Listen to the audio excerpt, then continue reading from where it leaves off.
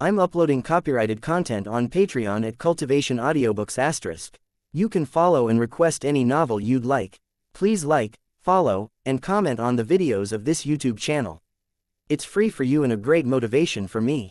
Han Sen used Bladestorm to slash the diamond sword at the creature. The spear and the sword clashed. Han Sen was blown away with the sword in his hand by the magnificent strength of the creature.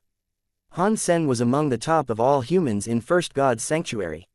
However, he could not block a strike from the sacred blood creature. After being thrown a couple of feet up in the air, he rolled in the water meadow for quite a while before he could stop himself. Lu Weinen, who was trying to launch a sneak attack at the unicorn horse, was dazed. He knew very well about Han Sen's strength, and even Han Sen was blown away. Lu Weinen quickly ran away when he saw that the sacred blood creature had made a turn to face himself. While running, he shouted, "Brother, let's run. This is beyond our capability." The sacred blood creature quickly stabbed Lu Weinen, but Lu Weinen's footwork was incredible. He wiggled away like a fish and summoned his iron-feathered bird to carry himself into the sky. The sacred blood creature did not chase after Lu Weinen, but turned to Han Sen. The unicorn horse was so fast that it was immediately in front of Han Sen and the spear was about to reach the guy. Boom! Han Sen suddenly summoned Bloody Slayer and quickly shape-shifted. The diamond sword again clashed with the spear with a loud noise and sparkles. Even using the shape-shifting beast soul, Han Sen still had to step back before he could steady himself. The two fierce monsters started a huge fight. Lu Weinen, who was up in the sky, was dumbstruck. He never thought the sacred blood creature would be so strong. Dollar was absolutely a celebrity in steel armor shelter. Just a while back, he killed the sacred blood creature on the Mystery Island alone, beating Son of Heaven to it. Such a strong man was not able to beat this creature at all, which was beyond Lu Weinen's imagination. Han Sen was also shocked. This sacred blood creature was not weaker than Holy Angel at all. Its skills to use the weapon was also so incredible that Bladestorm seemed weaker. Although Han Sen had seen the Sly Fox King and Black Feathered Beast King, as well as the powerful Holy Angel, he still marveled at the spear skills of this sacred blood creature. He believed that few in First God's Sanctuary could match the creature in spear skills. "Brother, let's go now," Lu Weinen cried to Han Sen in the sky. Although Han Sen was no match to the creature, he did not want to retreat. It would not be that easy for the sacred blood creature to kill him right away, so he wanted to test what is the weakness of the creature. Very soon, Han Sen was attracted by the odd spear skills of the creature. Although it seemed that the creature would only stab and sweep with the spear, Han Sen discovered that both the stabbing and sweeping carried a strong spinning force. When the creature was stabbing, the spinning force would turn the spear into a drill that could penetrate anything, even a suit of sacred blood armor. When the spear was used in the sweep, it would make the perfect shield, in that anything touched the spear would be blown away. Magnificent spear skills, Han Sen was observing as he fought. However, he was still not able to tell how the sacred blood creature was making it work. As Han Sen was not able to continue fighting the creature, he summoned Meowth in its transformed state. Meowth threw itself at the creature, while the unicorn horse suddenly gave the pet a kick. Meowth did not anticipate this at all and was suddenly sent into the air. Fortunately, Meowth was very strong and the kick did not really hurt it seriously. With some blood on its mouth corner, it growled and ran toward unicorn horse. Han Sen took Meowth back and flapped his wings to fly up, leaving the creature alone. "OMG, that was so scary. How come there would be such a formidable sacred blood creature in the dark swamp?" said Lu Weinen, controlling the iron-feathered bird to fly near Han Sen. "I was right, it was not one sacred blood creature, but two." Han Sen was still staring at the sacred blood creatures from above. "You mean the mount was an independent sacred blood creature?" Lu Weinen suddenly understood what he meant and cried, "Then how can we ever win?" Han Sen regarded the sacred blood creature and remained silent. It was still possible. He had Meowth, which could be used to distract the unicorn horse. However, Han Sen was not great at riding a mount, and could not fight on Meowth's back. Also, the spear skills of the sacred blood creature were so strange that Han Sen had not thought of a solution. He was only able to fight that long using Sparticle, which helped him dodge many key attacks from the creature. If he were on Meowth's back, he would not be able to use Sparticle, which would make him vulnerable to the creature's attack. In addition, he had to borrow the strength of Bloody Slayer, which made him unable to use a mount. He thought about it, and decided that Meowth could only function as a distraction, and he had to be the one who did the fighting. You are not able to fly anyway, so there is nothing you could do to me. If I cannot beat you this time, I will come 10 more times. One day, I will definitely kill you, thought Han Sen to himself. He then found a place to rest with Lu Weinan until they were ready to fight the creature again. When he had recovered, Han Sen went to the water meadow. Before he reached the destination, Han Sen saw the sacred blood creature emerging from a lake, which puzzled Han Sen. Han Sen did not find anything peculiar about the lake, which was quite shallow. There were a lot of grass growing in the water and around the lake. Otherwise, there was nothing special about it. Maybe the guy is a neat freak and went down for a shower. But then it should have left its mount. Han Sen could not tell the reason and decided to forget about it. He took up the diamond sword and summoned Meowth, charging the creature in the form of Bloody Slayer. Han Sen and Meowth fought the creature together, but they could only last for about 20 minutes. The spear skills of the creature were so great that Han Sen's arms were only still functioning thanks to Jadeskin and Sparticle. Even his sacred blood armor was broken.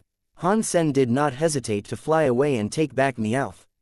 If it were not for Meowth, Han Sen could not even last 20 minutes. With his wings saving him each time, Han Sen fought the creature once in a while for a week. Brother, it doesn't make sense to continue. How about we seek other people's help? Lu Weinan saw Han Sen continue to fail, and became worried. Although Han Sen would not die, it was clear that he was not the creature's match. Although Han Sen kept failing, he started to understand the weird spear skills of the creature. Now he was even more interested in the spear skills than the creature itself. The spear of the creature would not only spin, but it could spin both clockwise and counterclockwise. When it was spun clockwise, anything touching it would bounce off. When it was spun counterclockwise, anything touching it would be drawn in. This was similar to Yin-Yang Blast, which could reach the same effect by combining the Yin force and Yang force. Like Yin-Yang Blast, the clockwise and counterclockwise spin also depended a lot on understanding the opponent's psychology, which was similar to black and white boxing. The sacred blood creature was formidable in that it could always use the spinning force spot on, which puzzled Han Sen. Han Sen was a master of tricking his opponent, yet the creature could always predict his movements and use the corresponding force. Can it really read my mind? Thought Han Sen. Lu Weinan was very upset and said to Han Sen, "Brother, you keep trying. I will hunt some mutant creatures nearby and try to spot other sacred blood creatures." These days, Lu Weinan had seen countless failures of Han Sen's and now he had given up. Even with more help, these two sacred blood creatures could hardly be killed. With their speed and strength, even a large group of people could not block them from running away. Han Sen agreed and was still thinking why the sacred blood creature could see through his mind. He thought over all the fights with this creature in these days and was even more certain that the creature could see through his mind. Otherwise, it was impossible for the creature to make the right decision every single time. If it really could read my mind, then regular attacks would not work, thought Han Sen, touching his chin. If he wanted to beat the creatures, the only way was to conceal the actual force he was using. Even if the sacred blood creature could see through one's mind, the best it could do was to tell the target of the attack, instead of what kind of force would be used. In order to achieve that, Yin-Yang Blast was a great option. With the same strike, the Yin force and Yang force would create completely different effect, which was perfect to beat this creature with. However, Han Sen was still worried. Unfortunately, I have just started with the Yin-Yang Blast, and could not even use it to its full potential. In the next 2 days, Han Sen fought with the creatures multiple times, and was even more certain that the creature could tell what his target was. Han Sen had to start practicing Yin-Yang Blast, which was the only method through which he could kill the creatures alone. More people would not really be a help, because the creatures could always manage to run away. Not to mention Han Sen was not really willing to share with other people such special sacred blood creatures. It was fairly easy for Han Sen to practice Yin-Yang Blast because he had already accumulated a large number of Geno points. However, to switch between the Yin force and Yang force was not easy. Han Sen had gained some experience in switching forces during his fight with the creatures and made some progress. However, it still took him more than half a month to reach the first phase of Yin-Yang Blast and use the forces properly. In the beginning, Lu Weinan would come back at times. Recently, however, Han Sen rarely saw him. Han Sen did not know if Lu Weinan had given up or gone to seek others' help. With no one around, Han Sen thought about using his bow and arrows to shoot at the sacred blood creatures. However, he did not even have a sacred blood beast soul arrow. Even if he could hit the creature, a mutant arrow could not cause enough harm anyway. Luckily, Han Sen had reached the first phase of Yin-Yang Blast and was ready to try it out. Taking a deep breath, Han Sen carried the diamond sword on his back and shape-shifted into the Bloody Slayer. Clenching his fists, he threw himself at the sacred blood creatures. The reason why he did not use the diamond sword was not that he did not want to, but that his level in Yin-Yang Blast was not enough for him to integrate the forces in his weapon. This time, Han Sen was completely focused. Without the sword, he could get seriously hurt once he made a mistake. Han Sen was not sure why the creatures were lingering here. Han Sen had been here for almost a month, and the two creatures did not mean to leave at all. They were always around the lake, and sometimes in the lake. Seeing Han Sen was here again, the creatures were not surprised at all. The knight immediately charged Han Sen with its spear, which reached Han Sen's neck almost instantaneously. Han Sen growled and used Sparticle to dodge the spear with his forehooves moving rapidly. Then Han Sen threw his fist at the knight, who immediately used its spear to block his strike. The fist clashed with the spear. The spear suddenly spun clockwise and was about to bounce Han Sen's fist away. Han Sen was overjoyed in that now he could see that this creature could only tell his target to attack, but not what kind of force he was using. The clockwise spinning force did not drive his fist away, but drew his fist faster toward the creature's chest. Han Sen wanted to hit the knight in the face, but did not control his strength very well, which was why the blow ended up thumping the creature in the chest. Han Sen quickly moved backward after the blow, because the unicorn horse had already come toward him. Fortunately, in nearly a month, Han Sen had seen how the mount fought many times and was prepared for it. I used the yin force, which should have some effect on him. Han Sen was not certain about the result. The creature stared at Han Sen with a pair of bloodshot eyes and did not charge again. A second later, blood began to flow from the corner of its mouth. Han Sen was pleasantly surprised. He did not realize that the yin force had such a great penetrating effect.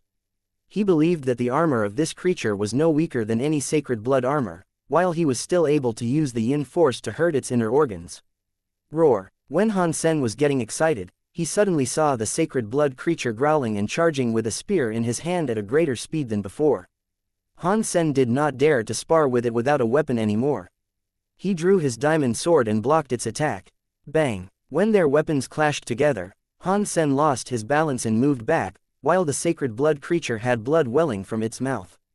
Using fierce spear skills, the creature was unstoppable. This is so weird. How come it became even stronger after getting hurt? Han Sen decided to give up after taking 2 hits from it. He quickly summoned Meowth to distract the knight so that he could fly away himself. When he was up in the air, Han Sen took Meowth back and thought he was safe. Feeling a chill all of a sudden, he tried to fly higher, but it was too late. A black lightning bolt went across the sky and hit a wing of Han Sen's with a strong spinning force. Crack! Although the wings were also covered in sacred blood armor, it could not stop the spear carrying a strong penetrating spin. A wing was pierced by the spear. Han Sen was covered in cold sweat. He was fortunate that the spear merely hurt his wing. If it were his body, he would be dead by now. His instinct and experience gained in all his fighting and hunting saved his life. Han Sen had to drag his injured wing and tried to maintain his balance in the air. He could not fall down, or the sacred blood creature would definitely catch him. For some reason, the sacred blood creature decided to let him go and left to pick up its spear. Han Sen let out a sigh of relief, took back his wings, and landed on the grass. I hit the sacred blood creature, and it was spitting blood. I believe when my flying beast soul is recovered, I could then beat it. Han Sen got excited inwardly. Before his wings recovered, he took a sneak peek at the sacred blood creature at night and discovered that the creature seemed to be well again. What? Does this creature have such a strong ability to recover? Han Sen was dumbstruck. If the creature could heal itself overnight, it would be impossible for him to kill it. Soon Han Sen discovered that something was wrong. The sacred blood creature seemed to be just out of the lake. With such a serious injury, it was unlikely that it decided to have a bath. It is just a creature. I don't believe it enjoys bathing so much. Something must be different with that lake, thought Han Sen, gazing at the lake. Han Sen wanted to explore the lake, but the sacred blood creature would not leave the area, giving Han Sen no chance. In addition, Han Sen did not want to take the risk in case there were anything dangerous in the lake. I should finish off the sacred blood creatures first before exploring the lake. Han Sen had made up his mind to kill the sacred blood creatures. Now he had a better command of Yin-Yang Blast. As long as he practiced it more, it would be easy for him to kill the creatures. Very soon, Han Sen came to realize that it was not easy to kill the creatures. Although in repeated fights with it, Han Sen could cause damages to the creatures with different uses of the force, the creatures could always recover after soaking in the lake no matter how badly injured they were. Unless Han Sen could kill them directly, he hardly stood a chance. It was almost impossible to kill the creatures directly, which would become faster and stronger after getting hurt. Han Sen did not dare to stay around them at that point. It seems that I have to understand what's going on in the lake before I can ever kill them. Han Sen flew in the sky and watched the lake from above. The lake was around 6 feet wide, shallow and clean. In daylight, it was easy to see the aquatic plants growing on the bottom. When the knight rode the unicorn horse to enter the lake, the head of its mount would still be above the water. Han Sen looked around and did not see anything but some aquatic plants. He had also watched the sacred blood creatures healing in the lake. They basically did nothing and became healed after a little while. Is the water special? And that must be why the creature would not leave here. Han Sen guessed, but did not believe that was the reason. There were so many lakes like this in Dark Swamp. All these lakes were formed through rain. Since other lakes did not have any special features about them, Han Sen did not think that this lake would be different.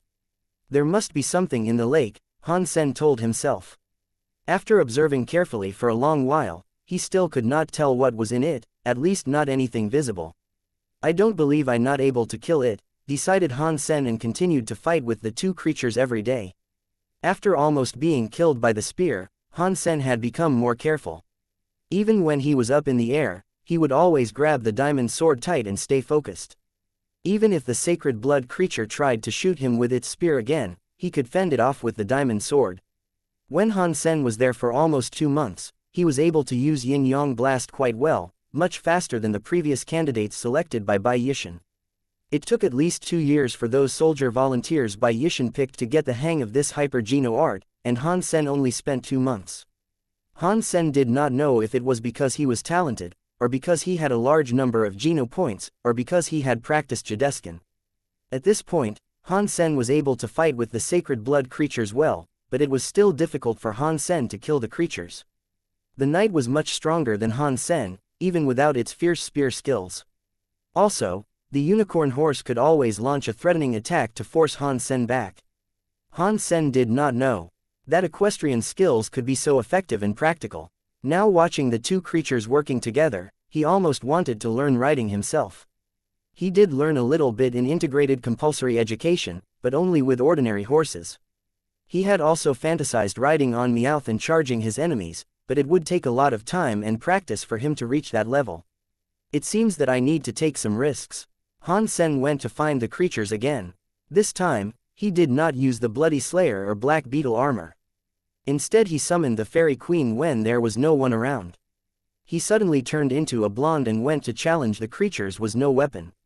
The creatures had hated Han Sen's guts at this point.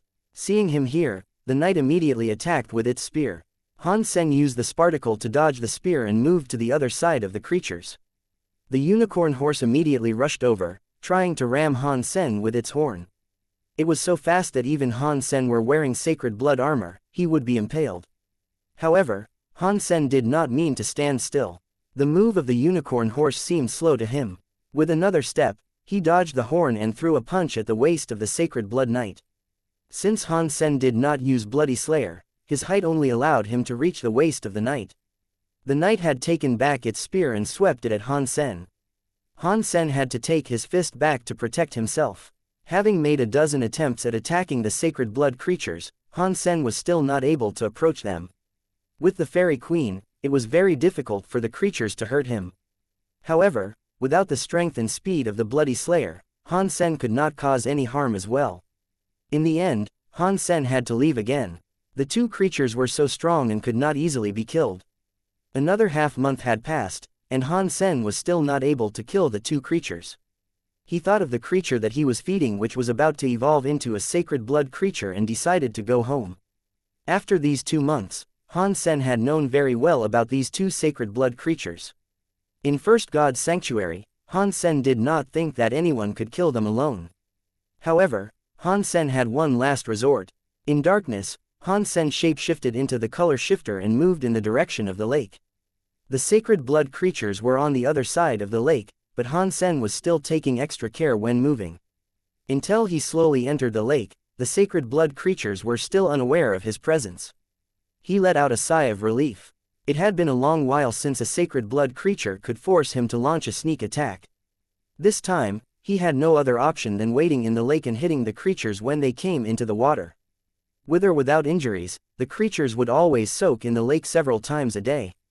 Han Sen was not sure what the ritual was for. Han Sen sensed nothing special about the weather.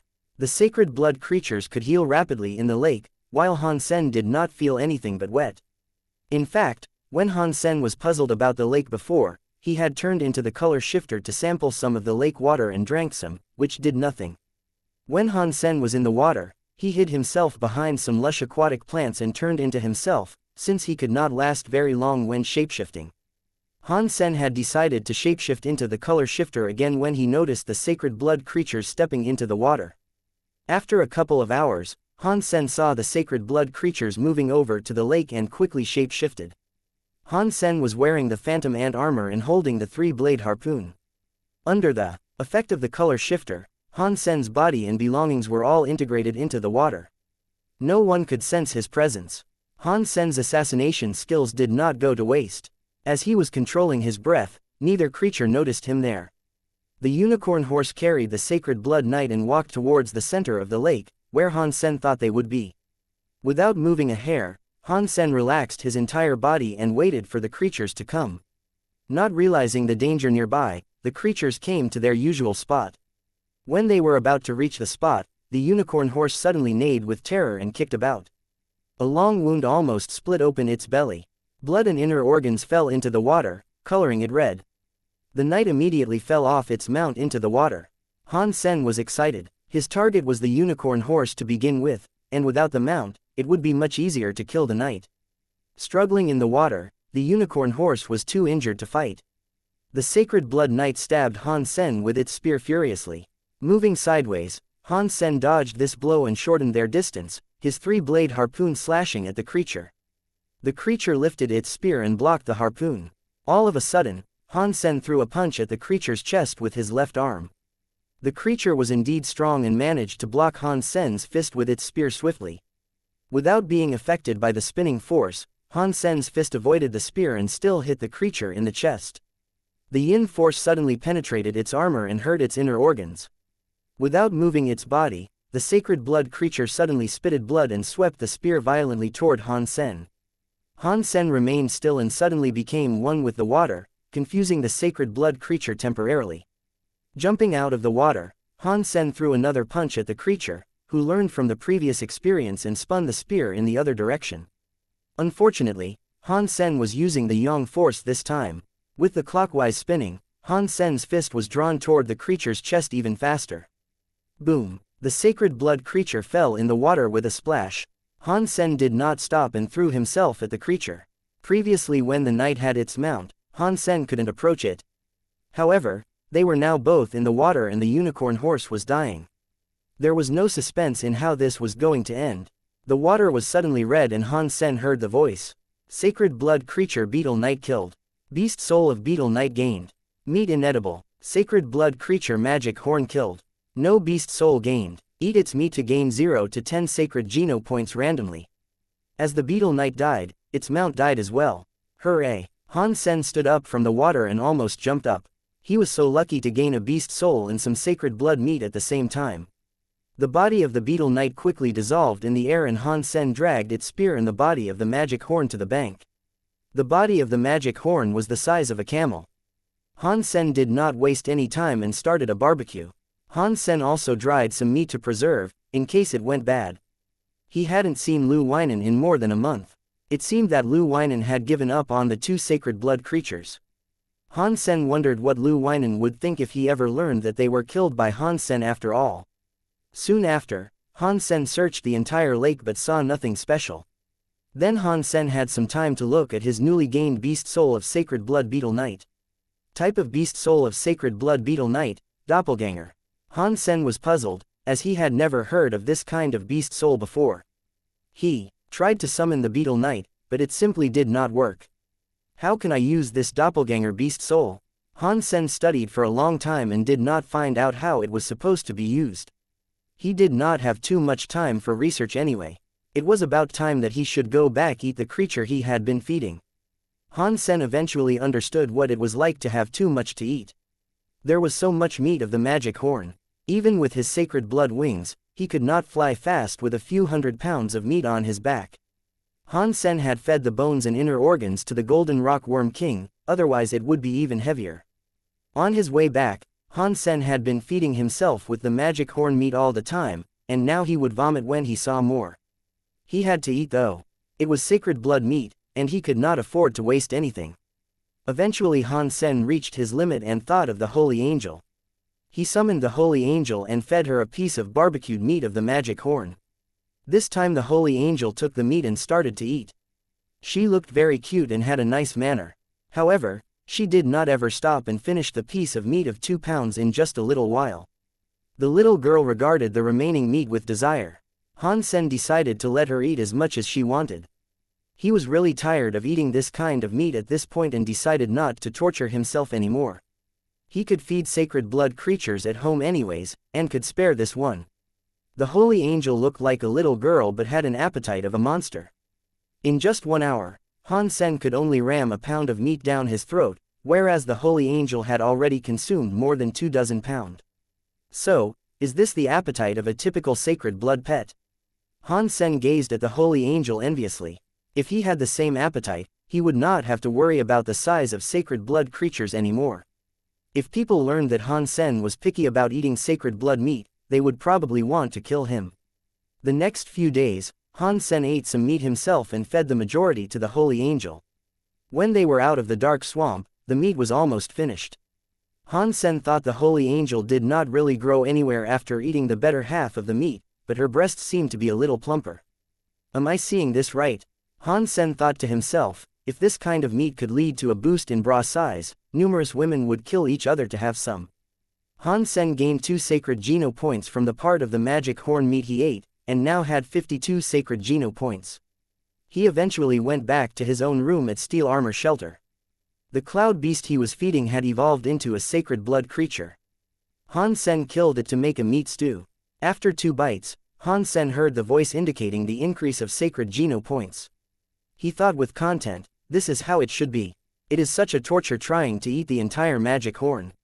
The sacred blood cloud beast added 5 more sacred Geno points and made the count 57.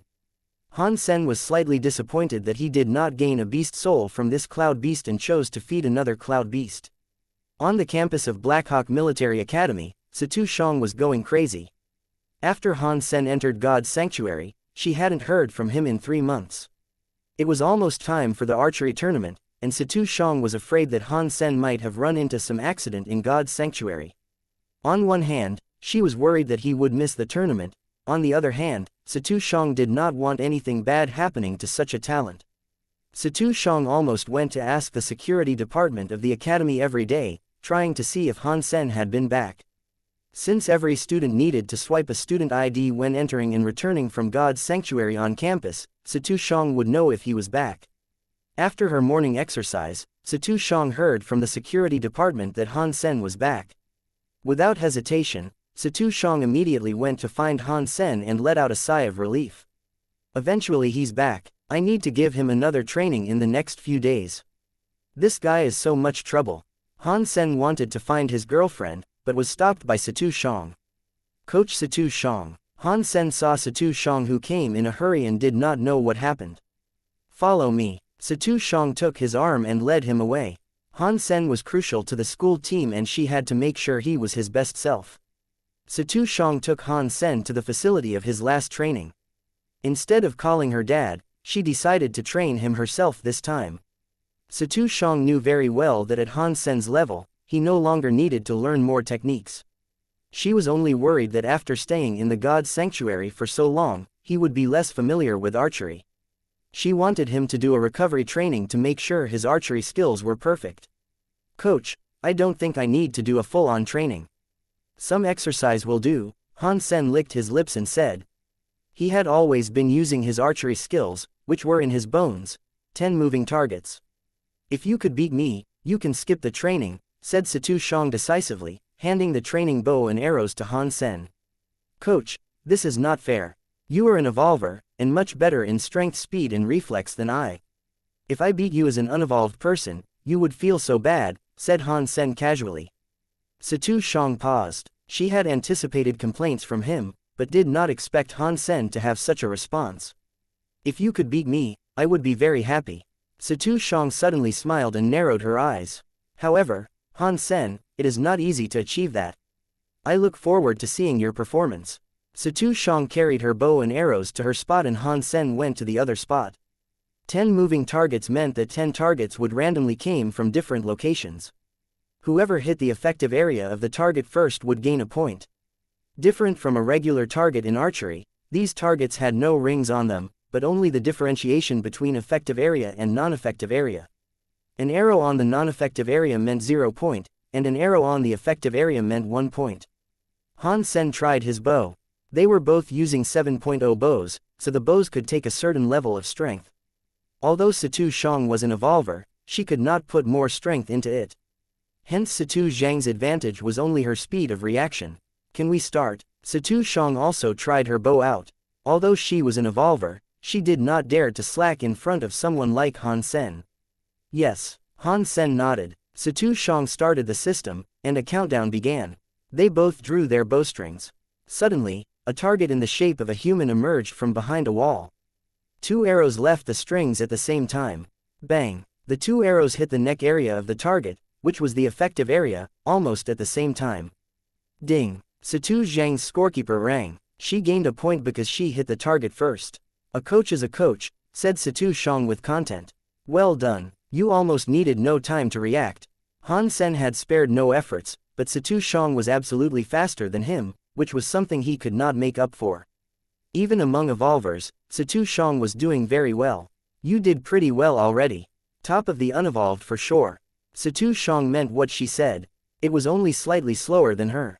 She had never seen this kind of speed among Blackhawk students. Situ Shang was even more satisfied with Han Sen after this round. He was also able to hit the target right in the neck, which showed that he was dexterous. I believe that there's no point for us to continue, decided Situ Shang. She had already tested his ability and thought it would be needless for them to continue. Competing as an evolver with him, she was not being fair in the first place. 9 rounds left. I believe I still haven't lost, Han Sen said with a smile. If they were both in the battlefield and Situ Shang were using a bow that could match her strength, Han Sen would not stand any chance. However, in a game like this, things were different. Situ Shang was only using a 7.0 practice bow, and all Han Sen was lacking was his reflex. Normally speaking, Han Sen would definitely lose because of this difference. In Han Sen's eyes, however, he believed he could still manage to win. Sure, let's continue then. Situ Shang was considering losing to Han Sen on purpose in the next round, otherwise Han Sen might end up with too bad a score to maintain his confidence. As the two were talking, the game was still on. Suddenly a fox-shaped target jumped up from the floor. All the targets appeared randomly in this game. Because Situ Shang needed less time to react, she could always hit the target first. Situ Shang shot her arrow with confidence and saw Han Sen shooting slightly slower than her. Although she was pleased with Han Sen's performance, Situ Shang believed that she had won. Just when her arrow was about to hit the target, Han Sen's arrow knocked hers away from the target and ended up hitting the target. Ding! As Situ Shang was dazed, Han Sen gained 1 point. 1 now coach. It seems that I'm rather lucky. Han Sen smiled at Situ Shang.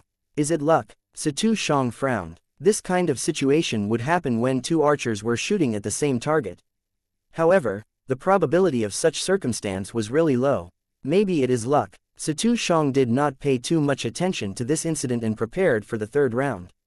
After all, even she could not guarantee hitting the effective area of the target after knocking another arrow away. Soon, Situ Shang was shocked. She could not believe her eyes. 3 rounds in a row, Han Sen's arrow knocked hers away and hit the effective area of all the targets. Situ Shang thought it was incredible and widened her eyes. Did you do it on purpose? She was not questioning him, but confirming. If Han Sen could really accomplish this, his archery skills were simply beyond her imagination. Other than this, I could not think of any other method to win, Han Sen shrugged and said. He had already wasted too much time and would like to see his dear girlfriend as soon as possible. Hearing him admit doing it on purpose, Situ Shang asked the student with complex emotions, how did you do that? It is rather easy. To knock your arrow away, the hardest part is to determine the trajectory of the arrows. Since we are aiming at the same target, it is easy to make the judgment, explained Han Sen casually. Maybe Blackhawk will have a monster as well, someone like Jing Jiwu, thought Situ Shang to herself, gazing at Han Sen. Han Sen wanted to find his girlfriend, but had no chance at all. The moment she came out of the training facility, he was summoned by Qin Zan to the steel armor shelter. Qin Zan was supposed to enter Second God's sanctuary a month ago and had delayed until now just to wait for him to make the transition in the leadership of the special squad. Qin Zan called Han Sen over and handed to him all the documents he needed to have. Yang Manli was still the deputy head of the special squad, and other people were also staying. Han Sen was familiar with them all. After the transition, Qin Zan told Han Sen in private, Yang Manli is proud, but she's a good and capable person. Do trust her with important things. As a leader, it is more important how you delegate. For example, Yang Manli cannot make a good leader because she has to do everything herself. Yes, Captain, said Han Sen. Qin Zan stood up and said with a smile, from now on, you will be the captain. I'm leaving the special squad to you. Do well but no need to linger here. Evolve as soon as possible. Second God's sanctuary is where you truly belong. After leaving the shelter, Han Sen could not wait to log in the online platform of the special squad. It took several authentication procedures before he could access it. After entering the platform, Han Sen searched his name and found he was indeed already the new head of the Steel Armor Special Squad. Under him were 8 members including Yang Manli. The Special Squad system was very selective about the members' qualifications. Thanks to Qin Zan, Han Sen did not run into too much trouble in joining the Special Squad in the past. The missions accomplished by the 8 members would not only bring rewards to themselves, but also points to the head, which could be used to exchange for some internal resources.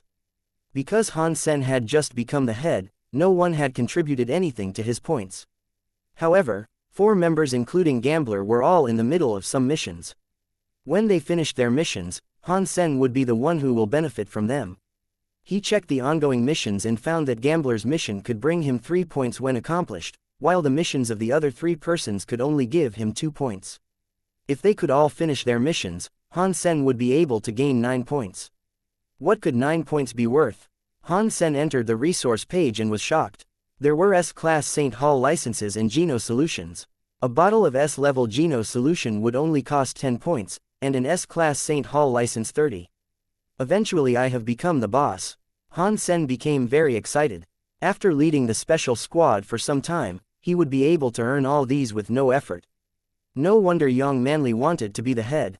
This is so good. Han Sen celebrated secretly. He immediately checked the available missions to take, and saw that only one mission was available in Steel Armor Shelter, which was submitted by Yuan. The content of the mission was to assist Yuan to kill a specific sacred blood creature with the condition that the last strike must be made by Yuan. The reward for this mission was a bottle of S-level Geno solution. Also, as the head of the special squad, he would be able to gain 10 points, which equaled another bottle of S-level Geno solution. So generous. I wonder if anyone would take this mission. Han Sen now had many subordinates and did not want to work so hard himself. He printed out the information of the sacred blood creature provided by Yuan and entered Steel Armor Shelter again. Calling Yang Manli over, he said, Manli, who do you think could finish this task in our squad? Captain, please refer to me using my full name. Yang Manli saw the documents, but did not reach out. She said, this one is beyond our ability. How would you know that if you did not look at the file? Han Sen frowned. Qin Zan had determined that even with the entire squad, we will not be able to kill the sacred blood creature, and that was why she did not take it. If you need, there are more detailed reports on the sacred blood creature in the cabinet on your left, explained Yang Manli calmly. Han Sen got up and walked over to the cabinet. He found Qin Zan's report on the sacred blood creature, which was quite detailed. It seemed that Qin Zan had tried to kill it but given up. After reviewing the files, Han Sen smiled at young Manly. Manly, if I remember correctly, you have a duty to assist me. Only in the squad, also please don't call me. Han Sen cut in. Okay then, go back and pack. You're coming with me. Where? Young Manly paused. Wherever the sacred blood creature is. Han Sen knocked at the files on the table with his knuckles and added, tell Yuan that we will take the task and ask him to lead the way. Qin Zan said that. Young Manly wanted to argue. I am the head and you are the deputy. Now I have decided to accomplish this mission. Do you have any question? Asked Han Sen. No. Young Manly saluted him and did not argue any longer. Please bring Yuan here then, Han Sen said with a smile. Young Manly went to execute the order, but deep down she did not believe that Han Sen could really finish this task. After all, Qin Zan had told her that it was impossible. As the top in First God's Sanctuary, Qin Zan was of course stronger than Han Sen. The mission that she deemed impossible was definitely too difficult for Han Sen. As a soldier, young Manly still obeyed her order and called Yuan over. Qing also came with Yuan. When Qing saw Han Sen, he immediately said, Han Sen, I knew you could make it. Look at you, the head of the special squad now. You must look out for Yuan and me in the future. We are counting on you. Captain, it is a sacred blood creature we are going to hunt. I don't think we could bring any irrelevant person, objected young Manly when hearing Qing was also coming. Han Sen, this is such a good opportunity. I really would like to see how you hunt. Please bring me with you. The condition was not a compulsory one written in the mission, so Qing had to beg Han Sen. I'm only suggesting because of safety concern, said young Manly. It is fine, let's go together. Han Sen knew that young Manly was right that they would save a lot of trouble without Qing. Although Qing and Yuan had maxed out on all other Geno points except for sacred ones with money, they were still lacking in real combat experience and would not be very useful when fighting a sacred blood creature. Han Sen had his own plan, which was why he agreed to take Qing. Ha ha, Manly, you should learn more from your boss, said Qing contentedly. Young Manly gritted her teeth and did not speak. This was something she had never experienced when Qin Zan was the head. Young Manly was even more skeptical of Qin Zan's decision to choose Han Sen. Such an unreasonable person, could he really make a better head than her? The team of 4 were on their way, all riding mutant mounts. It only took them 2 days to reach the destination. Han Sen, the sacred blood creature is in that forest. It looks like an ape and is incredibly flexible. The scariest thing was its speed. Last time, if Gambler were not there to protect us, we would have been dead, said Qing with lingering fear. Han Sen nodded, as he also heard that Gambler was severely injured. Due to the non-disclosure agreement, he did not know why he was hurt. And it turned out to be about this sacred blood creature. Young Manly said seriously, last time Qin Zan and I had checked. The sacred blood creature is too fast and sly. In the forest, it was extremely difficult to kill it, unless with a large group. In this mission, we are not allowed to kill it directly, which makes the task even harder. Han Sen looked at the forest, which was quite lush. The trees were all more than 10 feet tall, and even the sun could not shine through. To fight a sacred blood creature in darkness was indeed difficult. Qin Zan had also written that this sacred blood creature was very fast and strong. She could match its strength but not its flexibility. Even Qin Zan said that it was easy to tell how hard it would be to kill the sacred blood creature. Qing, Yuan, please wait outside. I will enter with young Manly and call you over when we had disabled the sacred blood creature, Han Sen said to the 2 boys and led Yang inside the forest. Yang was good at archery, which could not be of much use in such an environment. However, as Han Sen's deputy, she had to obey Han Sen's order and follow him into the forest. When they were at the border of the forest, Han Sen stopped and said to young Manly, Manly, you go ahead and lead the sacred blood creature out. I will cover you with bow and arrows. Do not worry, I will kill the creature immediately when it's out. Young Manly was dumbstruck, her mind filled with the word, revenge. With trees everywhere, what good will a cover do? Archery could barely be of any use here. Young Manly thought that there was only one possibility for Han Sen to do this, trying to kill her. You're trying to get even with me in the name of public interest, Young Manly gritted her teeth and said. Han Sen did not explain himself, but smiled and said, you can also choose not to execute my order. Young Manly gave Han Sen a fierce stare and walked into the forest. Different from Han Sen, she was from a service family and valued order. The trees were so dense in the forest that it was very dim. Young Manly summoned a broadsword and walked carefully. As she was walking, she thought she would definitely apply for a transfer if she could get out of here alive. Qin Zan, you did make the wrong choice. The minute you leave, he is turning on me. Is this what you call a talent? Young Manly felt sadness and anger at the same time. As Young Manly turned back, she did not see Han Sen at all, and was even more certain that Han Sen was trying to get a revenge. When she turned her head, a black ape jumped out from the thick fallen leaves on the ground. The ape was so fast that it was in her face in an instant. Because she turned her head back, Young Manly did not discover the creature in time. It was too late for her to dodge or run. She had to hack her broadsword at the ape. Although she had nice broadsword skills and decent strength, she was not able to match a sacred blood creature in anything but archery. The sacred blood creature grabbed her weapon with one paw. The mutant weapon couldn't even hurt its skin. The ape's other paw quickly snapped at Young Manly's neck. Watching the nails as sharp as daggers, Young Manly could no longer fight back. She sighed inwardly, damn, I'm going to die under the bastard scheme. When she was almost desperate, she saw a silver flash cutting off the paw next to her neck. As the paw fell, blood sprayed out. Han Sen quickly rushed from the side and moved to the screaming sacred blood creature. Young Manly watched Han Sen's figure and did not know how he appeared. With complex emotions, she did not move. Didn't he want to get even with me? Where did he come from? Young Manly saw Han Sen's figure moving swiftly, a silver weapon dancing away. The sacred blood creature lost all 4 limbs in an instant and was about to die. On her way back, Young Manly rode her mount following Han Sen, watching her boss with mixed feelings. Young Manly suddenly felt that Han Sen had become someone she did not know. The guy who she used to despise had grown so strong. When she lost in the archery competition against him, she was a little bit unconvinced. However, now she felt ashamed for how she looked at Han Sen, who had grown to be someone she needed to look up to. Qin Zan does have better judgment than I do, thought Young Manly. Yuan and Qing marched together with Han Sen. Although Yuan did not get the beast soul after killing the sacred blood creature, he was still praising Han Sen, in the future we can live with ease. With you in steel armor shelter, we don't need to worry about hunting anymore, Qing said excitedly. I am not able to kill every sacred blood creature, Han Sen smiled and said. This time, it was such an easy kill for him because the environment was perfect for an assassin like himself. Also, Qin Zan had already left him with detailed information, which helped him a lot. After returning to his office at Steel Armor Shelter, Han Sen said to Young Manly, Deputy, your performance today was not professional. With your ability, you should have done better. Blushing, Young Manly moved her lips but failed to mutter a word. Indeed, as Han Sen said, she could have done much better even though she could not beat the creature. The reason why she acted poorly was that she was distracted by her grudge. Young Manly had no argument to make. As a soldier, you should trust your comrade.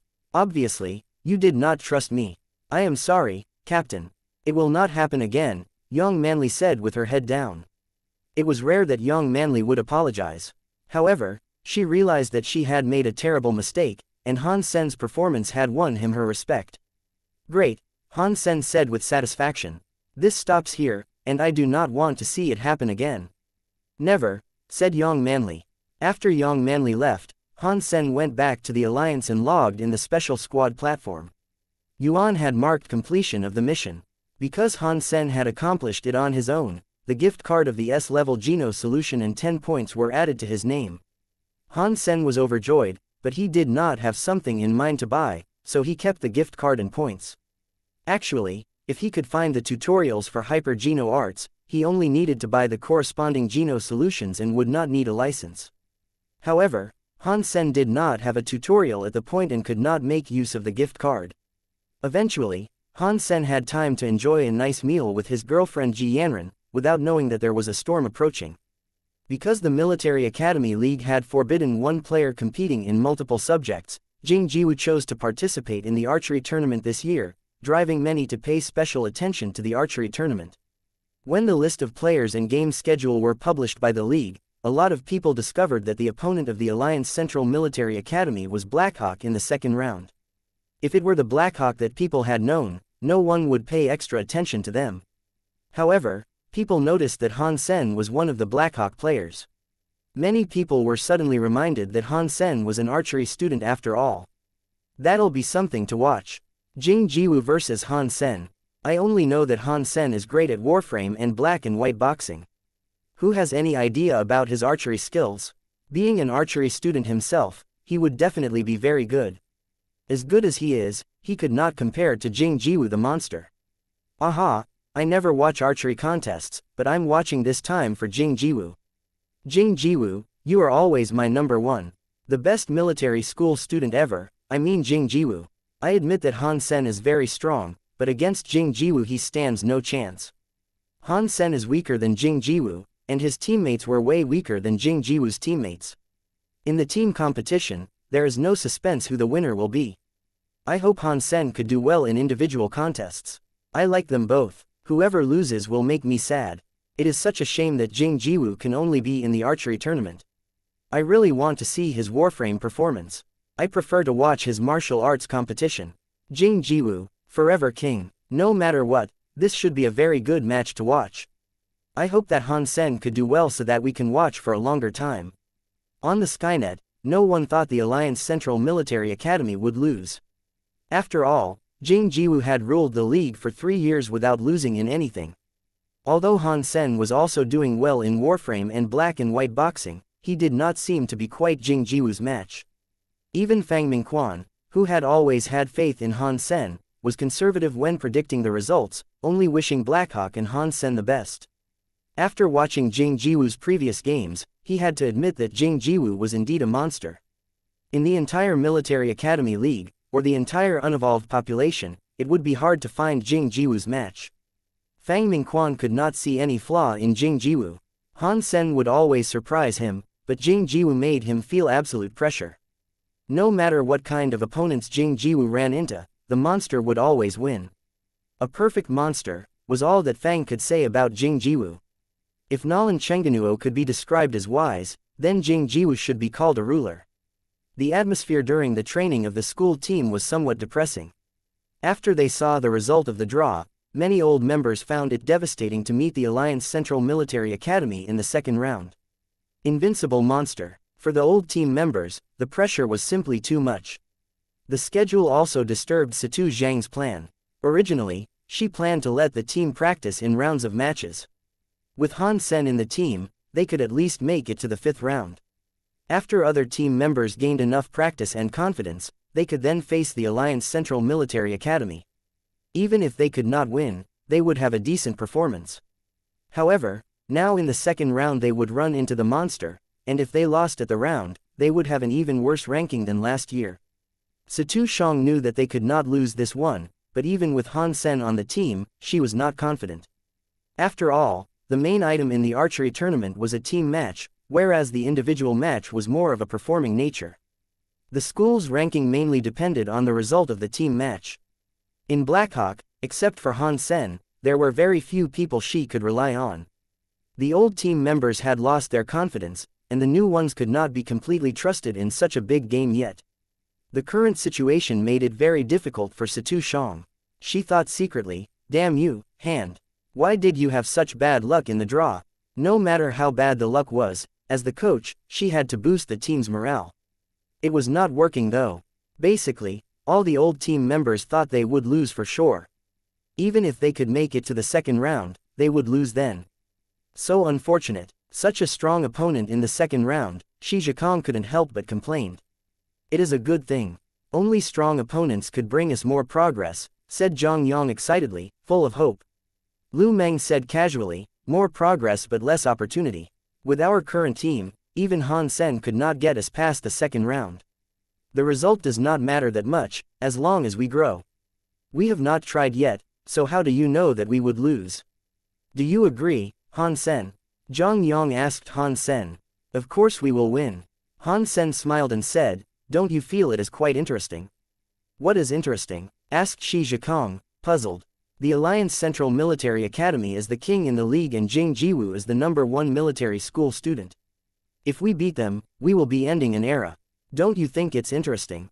Asked Han Sen, smiling. I don't feel as interesting at all. I would rather have a weak opponent. Shi Zhikong smiled bitterly and said. Han Sen, do not take Jing Jiwu lightly. He is a formidable man, said Lu Meng solemnly. I never take anyone lightly, but I do feel it is very interesting. To end a dynasty and bury it in history, I cannot think of something more exciting than this, Han Sen said seriously. Exactly, Han Sen, I support you. Zhang Yang had fires burning in his eyes, and it looked like he could not wait to fight. You are not normal, but since we are roommates, if you decide to go, I will go with you. I am just afraid that the coach would not give us the opportunity, Shi Zhikong said worriedly. Lu Meng curled his lips. Relax, we will definitely go. The coach is clever and she would not use those old teammates who have lost all their confidence. It is very likely we will represent the school. As Han Sen was walking toward the cafeteria, his comlink rang. It was from Tang Junliu. When he answered the call, the holographic images of Lin Feng and Tang Junliu both appeared. Have you decided to participate in the archery tournament? Asked Tang Junliu hurriedly. I am in the archery department, and as a member of the school team, I will definitely be participating. Is there a problem? Han Sen did not understand why Tang Junliu would care about this. Tang Junliu did not speak but looked at Lin Feng. Do you think you could win? Asked Lin Feng. I'm not sure, replied Han Sen quickly. Jing Jiwu was so strong that he could not tell whether he could win before actually fighting the monster. I'll be watching your game, said Lin Feng calmly. Han Sen cast an odd look at Lin Feng, not knowing what he meant. Tang Junliu couldn't help but explain, Han Sen, Jing Jiwu used to go to the same school we went to. He was as strong as Lin Feng. Unfortunately, he transferred to the Alliance Central Military Academy later, and never had a chance to have a proper fight with Lin Feng. It will definitely be a difficult battle. You feel nervous now, Han Sen shrugged and said, I have never thought that I would lose, so there is nothing to be nervous about. If Jing Jiwu has heard this, he will definitely be very happy. Should I tell him you said that? Tang Junliu grinned. As you like, Han Sen said casually. Be very careful. Jing Jiwu is the most talented and hardworking guy the first have ever seen, Lin Feng suddenly cut in. Han Sen was surprised, and nodded seriously. Someone that was able to get such a remark from Lin Feng was definitely incredibly formidable. Well then, we'll go there and watch your game. Tang Junliu quickly hung up and called Jing Jiwu. Number 1 military school student, that sounds so much better than dollar. Han Sen touched his chin contentedly. However, to gain that title, he must get rid of the guy who was named the monster. When he came to the cafeteria, Ji Yanran had already took a table. Luckily her roommate was not here, and Han Sen felt he was about to get lucky. I heard that the archery school team will run into Jing Jiwu in the second round, said Ji Yanran. Yes, what about it? Han Sen was surprised that even Ji Yanran started to care about the archery tournament. If you could beat Jing Jiwu, I will treat you to a 4-day deluxe couples tour to the Aegean Sea, Ji Yanran blinked and said. Han Sen suddenly felt a strong desire to win. His eyes lighting up like a light bulb, Han Sen muttered, 4-day, deluxe, couples tour. Originally, Han Sen wanted to wait and see how it went. However, he now had every drive to beat the Alliance Central Military Academy. Thinking of the 4-day deluxe couples tour, and his sexy, beautiful girlfriend, Han Sen felt his blood was boiling. The reason Ji Yanran wanted Han Sen to beat Jing Jiwu was that last year when she led the team of Hand of God, they lost to Jing Jiwu and stopped before entering the top 16. Women were vengeful creatures, and Han Sen's team happened to be running into Jing Jiwu. Obviously, Ji Yanran did not want her boyfriend to lose to the same person. Eyes on the bonus, Han Sen researched many videos of Jing Jiwu's previous matches. Han Sen had to admit that Jing Jiwu was very strong. He could barely find any flaw. It was almost impossible to beat the guy through his weaknesses. However, Jing Jiwu was also absolutely among the top of all military school students in terms of strength. To overpower him was also out of the question. Han Sen compared himself to Jing Jiwu and found that he was worse in both strength and speed himself. Tang Junliu told Han Sen that Jing Jiwu had already maxed out on all Geno points. The reason Jing Jiwu had not gone to Second God's Sanctuary was that he wished to fight with Lin Feng in the next chosen contest. In addition, the hyper Geno art practiced by Jing Jiwu was also incredible. Even Lin Feng and Tang Junliu did not know what kind of hyper Geno art it was, but it worked very well in that an average person whose Geno points were maxed out was not Jing Jiwu's match at all. It is very difficult. If I have maxed out on my Geno points, I could definitely beat him fair and square. However, my Geno points are still not there yet. What Han Sen did not know was that he was studying his opponent was also studying him. Lin Feng had said that Jing Jiwu was the most talented and hardworking person. Jing Jiwu had a strong mind, but he never took any opponent lightly, especially someone that Lin Feng valued. Jing Jiwu had gathered all the information about Han Sen on the Skynet, including the video of the Warframe contest in the Starry Cup. He also watched the black and white boxing video in Han Sen's commercial. Jing Jiwu had found almost everything and watched them all carefully. "Jing, what are you watching?" Qin Cheng walked over and stood behind Jing Jiwu. Qin Cheng was number 2 in the school archery team of the Alliance Central Military Academy. Originally, Qin Cheng was not in the archery team, but the Warframe team. He used to be the captain of the Warframe school team and won the championship for the school. Because Jing Jiwu said, "I want you as my teammate," he transferred to the archery team. Even so, Qin Cheng was among the top in the Military Academy League. Even without Jing Jiwu, Qin Cheng could lead the team to win.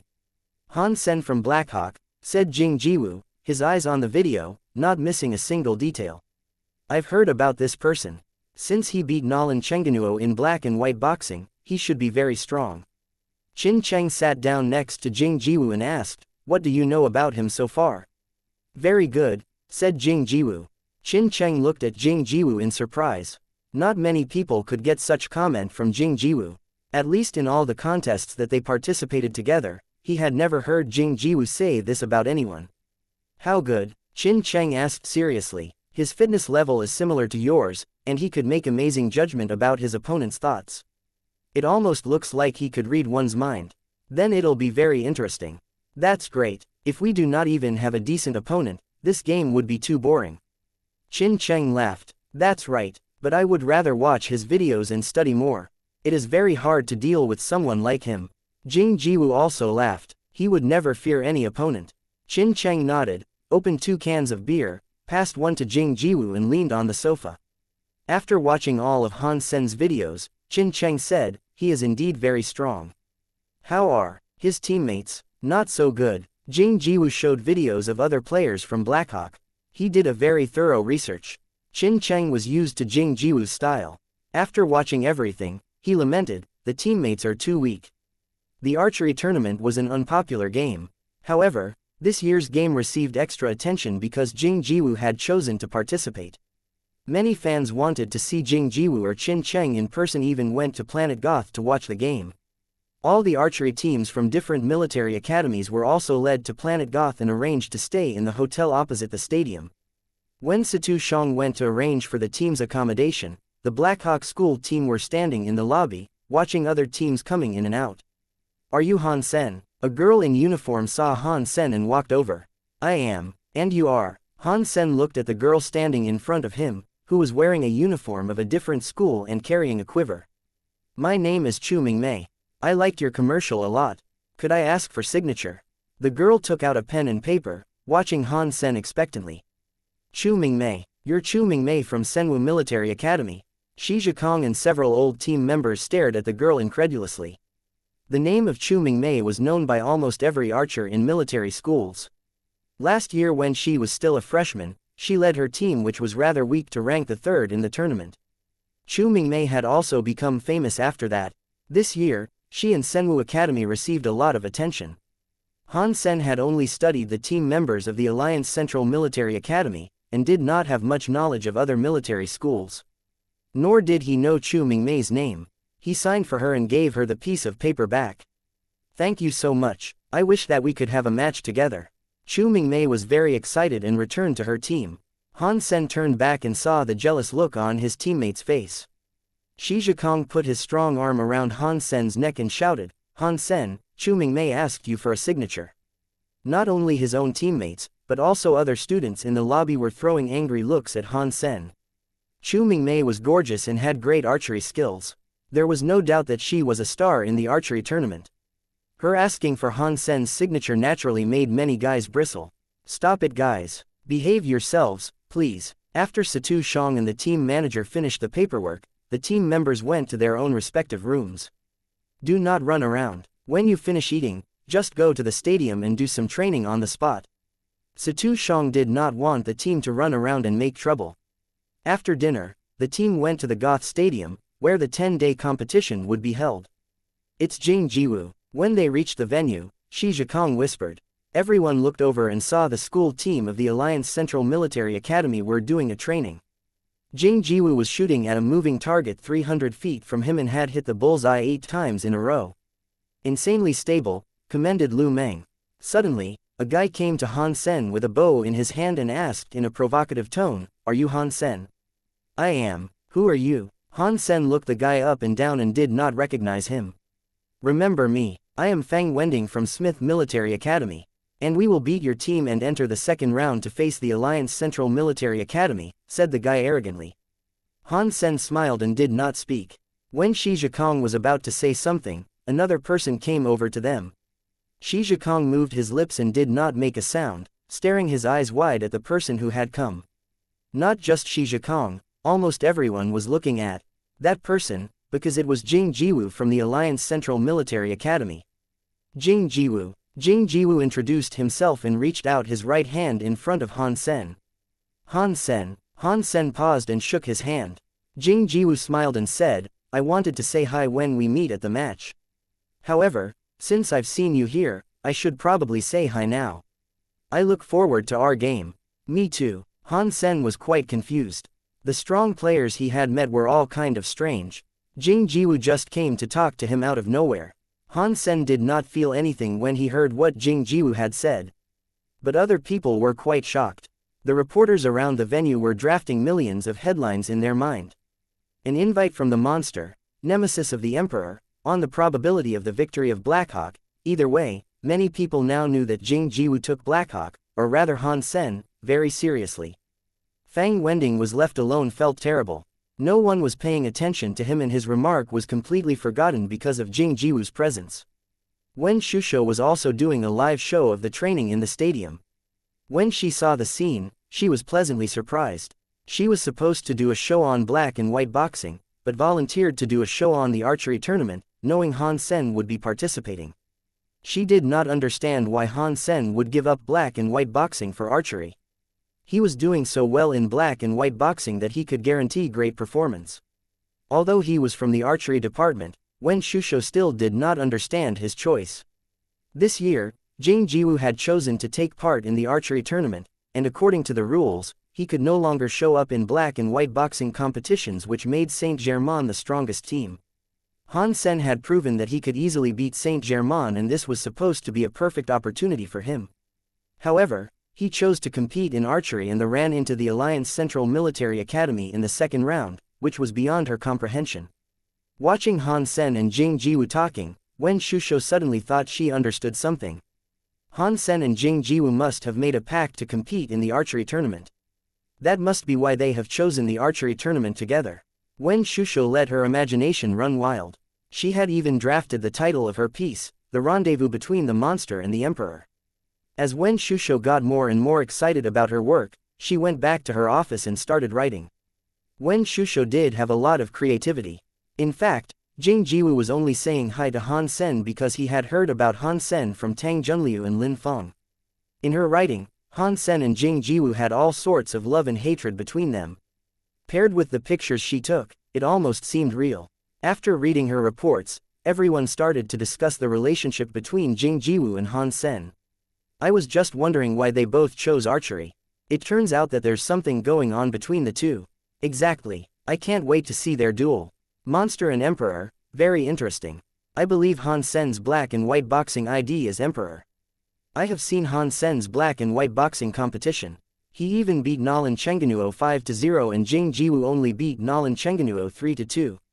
Must be a great show. So exciting. The Alliance Central Military Academy won their first round without any suspense. However, the team did not leave after the game, but changed outfits and sat on the stands to watch other teams' games, giving more evidence to those who were speculating about the relationship between Han Sen and Jing Jiwu.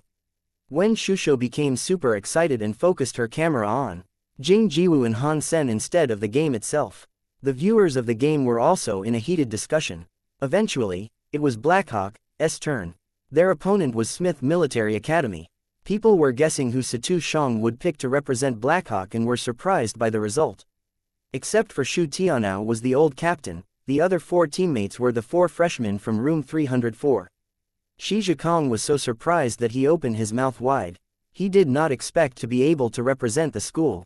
His level was only average and even slightly worse than those old team members. As for Lu Meng and Zhang Yong, they had been performing at top levels in the school team, so that it made sense the coach picked them. Carry on, I believe in you. Situ Shang smiled and patted Shi Zhikong on the shoulder. Like Lu Meng had predicted, Situ Shang was someone who valued morale very much. She would rather take Shi Zhikong than those who had lost their confidence. If the old captain Shu Tianao did not have faith, Situ Shang might even replace him as well. Don't worry, we'll be here for you, Zhang Yang patted Shi Zhikong and said. Shi Zhikong immediately exclaimed, what's to be worried about? This round we don't even have to face the monster. Even in the next round, Han Sen will win it for us.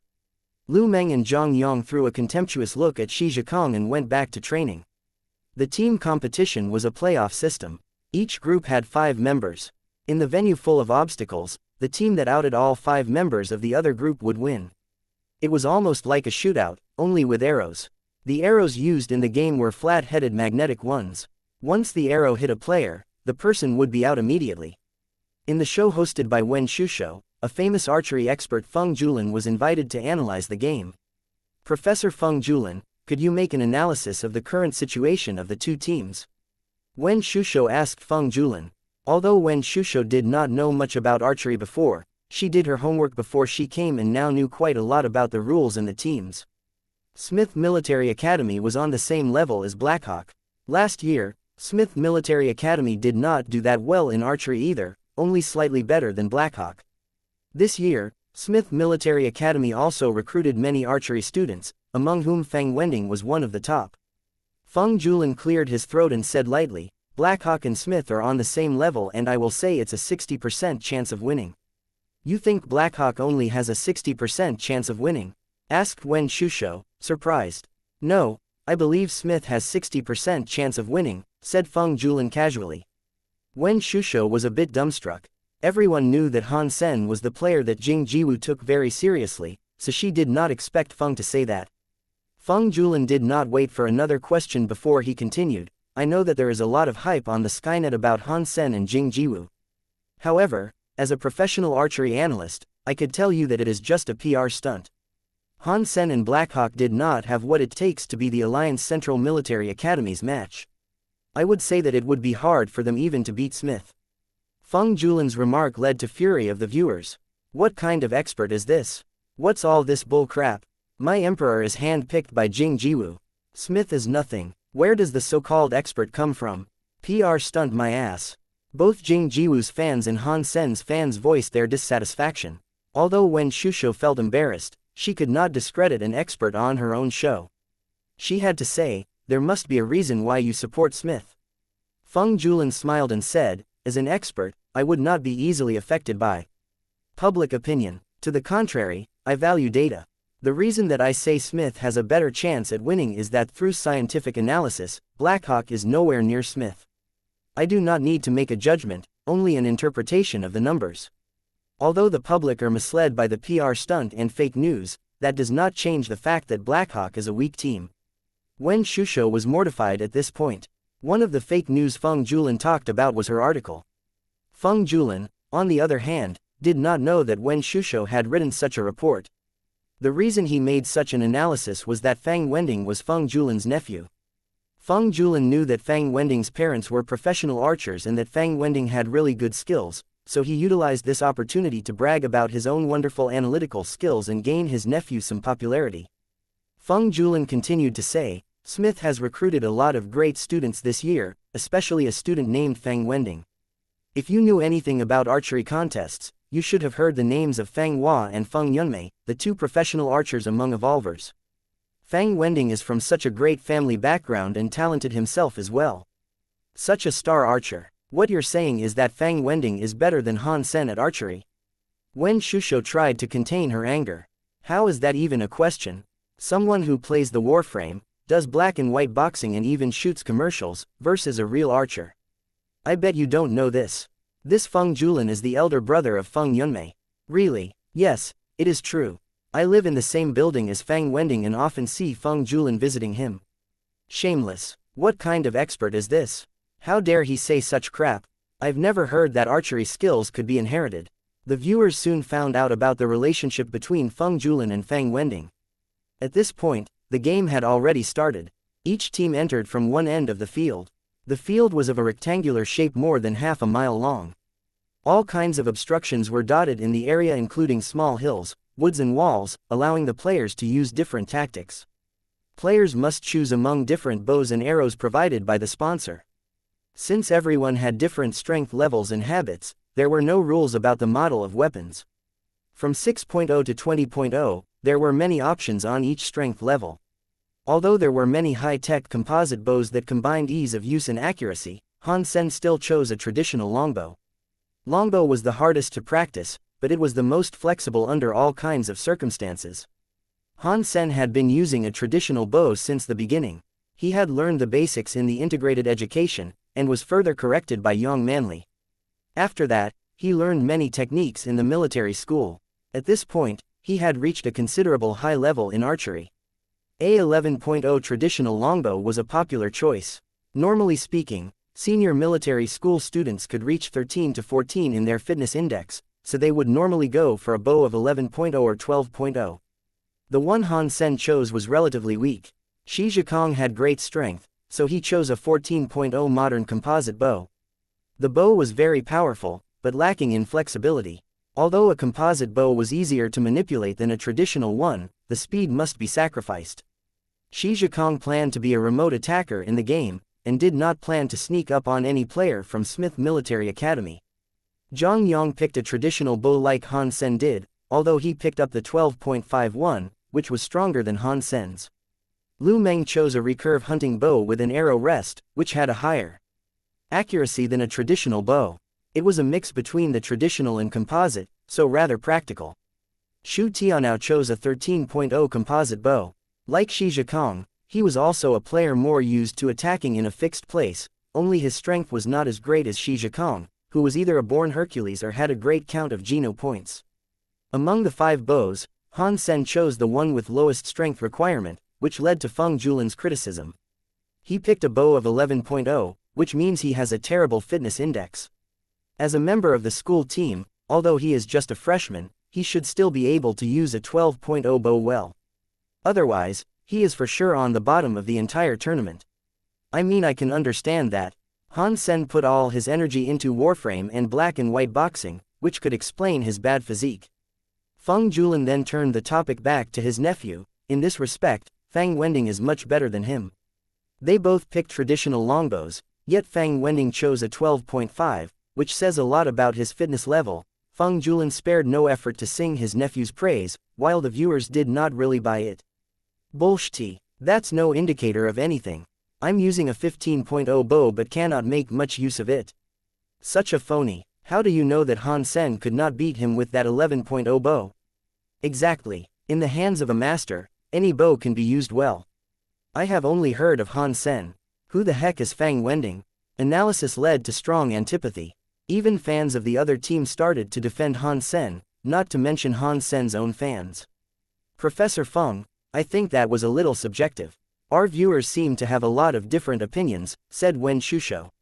Feng Julin glanced at the comments and said casually, the truth always lies in the hands of a few. I'm just stating a fact, which might not be easy to accept for those who have a weak mind. Very soon, I believe, they will see what I'm talking about, because the result of the game will prove everything. Words like this made the viewers hate this know-it-all even more. Ji Yanran and Ku Lily were also pissed off by his remarks. Ku Lily bristled, what kind of crappy expert is this? So unprofessional. Ji Yanran's face was grim. She curled her lips and said, he is right about one thing. The result of the game will prove everything, just not anything he said. Although the viewers had been complaining, Feng Julin managed to ignore all those comments and continued to talk about Smith's strengths. At this point, players from Black Hawk and Smith had used all kinds of obstructions as their cover to approach the other team. The fight was about to begin. Feng Julin did have his own reasons to praise his nephew, who was indeed a strong archer. Fang Wending had great techniques and was good at commanding the team. In the Military Academy League, he could absolutely be counted as a top player. If it was not for Han Sen, he could easily lead Smith to beat a good team. "Let's go occupy the heights first and seek opportunities to fight back," said Shu Tianao. "Captain, I don't think that's necessary. We are completely capable of fighting them head-on," Zhang Yang suggested. Lu Meng also said, "We haven't been practicing as a team for long. If we fight them far away, our teamwork would not be very impressive. We should go over there and keep them close. Han Sen is such a good archer that he could even finish them off himself." "What do you say, Han Sen?" asked Shu Tianao. "It's just Smith. We will win anyway." Han Sen smiled and said. Shi Zhikong suddenly became excited. "What are we waiting for? Let's go there right away. Let's go." Shu Tianao hadn't had this kind of spirit for 2 years in the school team since they had always been losing. Since the freshmen had all shown great courage, Shu Tianao was happy to oblige. The team of 5 used different objects as their cover and quickly ran towards Smith's half-court, without any intention to occupy the heights. Ha ha, Black Hawk went all in. They did not even take Smith seriously. Awesome. That seems a bit dangerous, doesn't it? Dangerous how? Han Sen does not need to worry about Smith at all. He is on the same level as Jing Jiwu. Awesome, I like this. Watching the 5 players of Blackhawk taking the risk, the viewers became thrilled. In an archery game, the most interesting was definitely a head-on fight, instead of a set offense. Originally Feng Julin was worried that Fang Wending would have some trouble winning the game. Seeing Black Hawk going all in, he was amused and said, "It seems that I still gave Black Hawk too much credit. In addition to their bad skills, they had no tactics either. There is no cover or cooperation. If they want to do this, why did some of them pick strong composite bows? Everyone should have chosen a flexible longbow. I'm sure that Smith would win more easily than I predicted." Watching the game, Wen Shusho also frowned.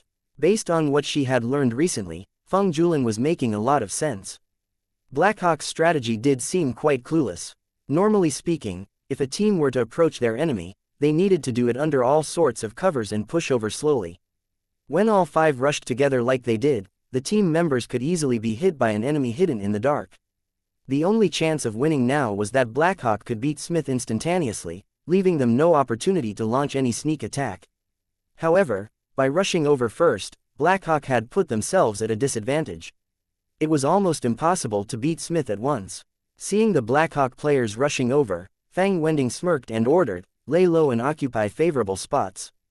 Shoot at my command, Captain. They have entered my shooting range. Should I start now?" A player holding a 14.0 composite bowl asked. "Hold it. When they entered the area of fallen trees, we will launch a serious attack," said Fang Wending, observing his opponents. The Blackhawk players seemed to be going all the way. Although the Smith players could shoot them right now, only one composite bow was close enough to them. As such distance, one bow could not make a huge difference. Since Han Sen and his teammates were still running, Fang Wending would let them get a bit closer to launch a better attack. The area of fallen trees was the most open area in the entire field, and within the shooting range of all the Smith players. Seeing the Blackhawk players moving into that area, even the viewers felt bad for them. This game should be ending in less than 5 minutes. Feng Julin saw that and smiled. Very soon, Feng Julin's smile froze on his face. When Han Sen and his teammates entered the shooting range of the Smith players, it also meant that the Smith players were now within the range of Han Sen's shooting range. When Fang Wending gave the order to fire away, arrow after arrow flew toward where the Smith players were hiding. 2 of the Smith players who thought they were hiding well were out immediately. Although Fang Wending and the other 2 reacted fast and dodged the arrows, they lost the opportunity to shoot back. Silence fell as everyone was shocked by Han Sen, who shot 5 arrows in the blink of an eye. The next moment, loud cheers sounded in the stands. What the heck? How did he know where the 5 persons of Smith were hiding? So fast, I did not even see him touch his bow. Such a strong player, no wonder Jing Jiwu takes him so seriously. He is not only the black and white boxing emperor, but also an amazing archer. Invincible. The field was so large that if players were hiding, it would be hard for them to be found. However, Han Sen's arrows were like missiles and located the Smith guys accurately, immediately pinned his enemies down. It was like a match between an adult and children. It was not that hard for Han Sen though. He was good at assassination and the field had a fixed map. Han Sen knew that the moment they reached the fallen trees area was the best opportunity for the Smith guys to launch an attack. And to tell where they were hiding was one of his strengths anyway. Let's go. No need to watch anymore. Jing Jiwoo got up first. He is indeed a formidable opponent. I look forward to fighting against him. It's such a shame that all his teammates are weak. Qin Cheng nodded. As a player who had a similar style to Han Sen, he was very impressed by Han Sen's ability to judge correctly. Life was full of competitions, but to find a rival on the same level was something worth celebrating. When Qin Cheng observed Han Sen, he kept thinking what he would do if he were Han Sen. And it turned out that he would do exactly what Han Sen did. Qin Cheng would have had the exact same speed, route, and timing. Although Qin Cheng had not met Han Sen officially yet, he had thought of Han Sen as his biggest enemy and strongest opponent. Now Qin Cheng wanted to beat Han Sen even more than Jing Jiwoo did. He even wished that Han Sen's teammates could be stronger, so that he and Han Sen could compete on the same level. The moment that the Alliance Central Military Academy team left the site, loud cheers exploded behind them. It seemed that Blackhawk had already won. In just 3 minutes, Smith had lost completely. It was like a nightmare for them. They did not have any chance to shoot. Even if they exposed themselves just a little, they would be shot immediately. Han Sen's arrows had eyes. Archery was different from firearms. The fastest archer would still need time and space to draw the string. That was why until the end Fang Wending still had no opportunity to make a comeback. It did end in less than 5 minutes. Professor Feng Julin knew it all. A genius is a genius. Fang Wending will definitely win. What a statement. Now archery is more interesting than I thought. Ji Yanran let out a sigh of relief and jumped with joy. Ku Lily waved her fist and ridiculed, "Well done, genius." The so-called expert had some nerve to sit there. If I were him, I would have killed myself choking on my own feces. Feng Julin could not say a word. He had praised Fang Wending so hard, but Fang had suffered such a loss. This victory once more put Blackhawk and Han Sen under the spotlight. All the media that covered the archery tournament published stories on this game. Although Smith was not a strong team, Han Sen's 5 arrows were simply outstanding. In addition, Jing Jiwoo had taken Han Sen so seriously, which added to people's interest.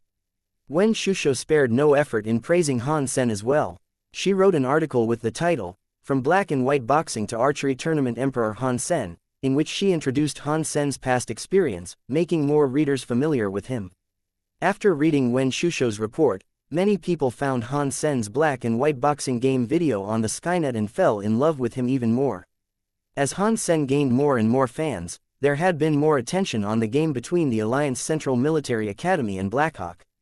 Most people hoped that Han Sen would do well, but believed that the Alliance Central Military Academy would still win. After all, Jing Jiwoo's image was more established, and he had the best teammates who were also well-known players and could each lead a team in any other military academy. On the Blackhawk side, there were no strong players except for Han Sen, and 3 of his teammates were freshmen. That was why most people were excited to see the match between Han Sen and Jing Jiwoo, but did not have much hope for Blackhawk winning. No one believed that Jing Jiwoo would lose. He was a monster after all, and the monster was invincible. Even the Blackhawk themselves did not have much hope. Before the match, when Situ Shang was explaining the tactics, she had also said doing their best was enough. The team members had the same mindset. No one dared to think about winning. Even Zhang Yang, who had always been positive, said it would be good enough to finish off 1 or 2 players in Alliance Central Military Academy. Han Sen frowned. If it were any other game, he would not care as much. However, this game meant a couple's trip with his girlfriend. He had to win. However, in a team competition like this one, even he needed support from his teammates to stand a chance in front of the Alliance Central Military Academy. If his teammates were convinced that they were going to lose, then no one could help them. No, I must inspire their fighting spirit. Han Sen looked at his teammates and gazed upon Zhang Yang. Without a doubt, Zhang Yang was definitely the one person that had most fight in him. However, he alone would not make much of a difference. Han Sen hesitated and laid his eye on Situ Shang. As the coach of the school team, Situ Shang was doing quite well. If Han Sen did not spend too much time in God's sanctuary and had more time to practice with his teammates, they could probably do even better. However, This would not make much of the difference in front of the Alliance Central Military Academy.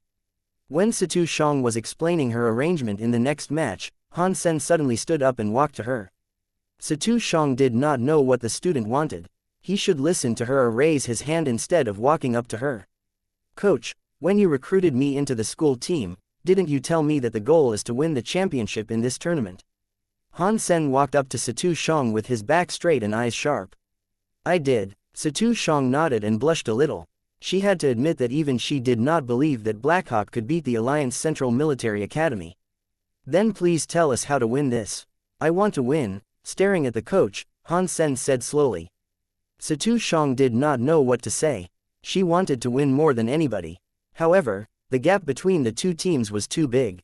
Situ Shang had no clue herself as to how to beat the strongest military school. But as a coach, she could not tell her team that they had no hope.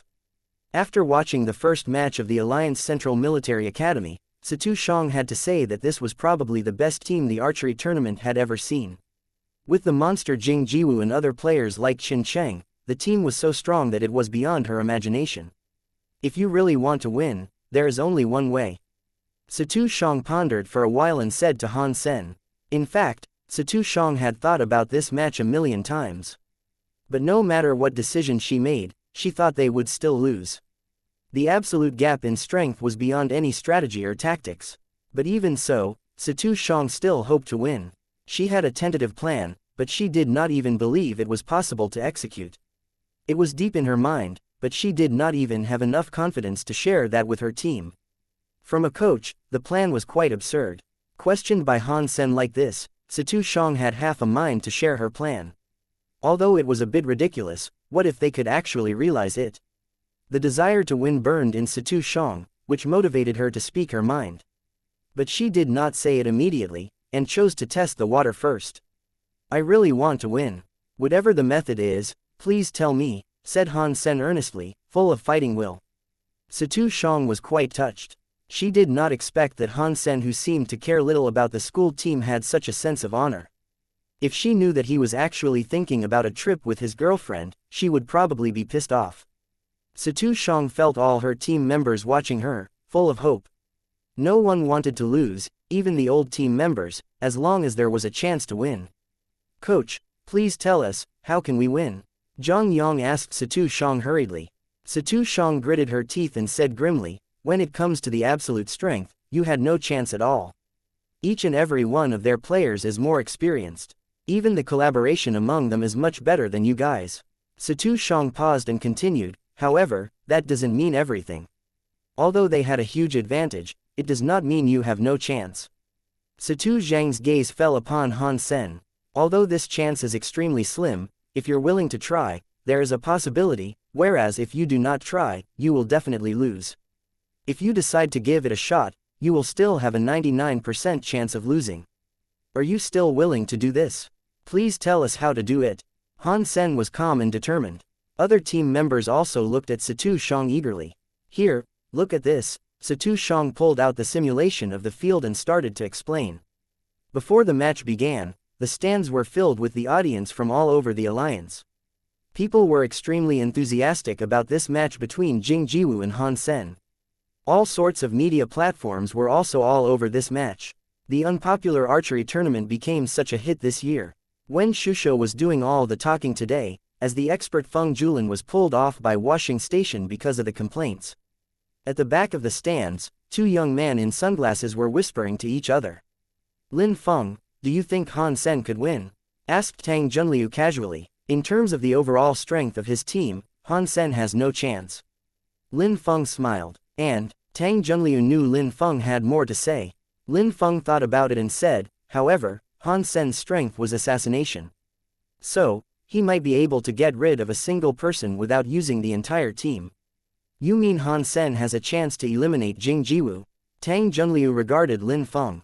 Very hard to say. Maybe there is a chance, whispered Lin Feng.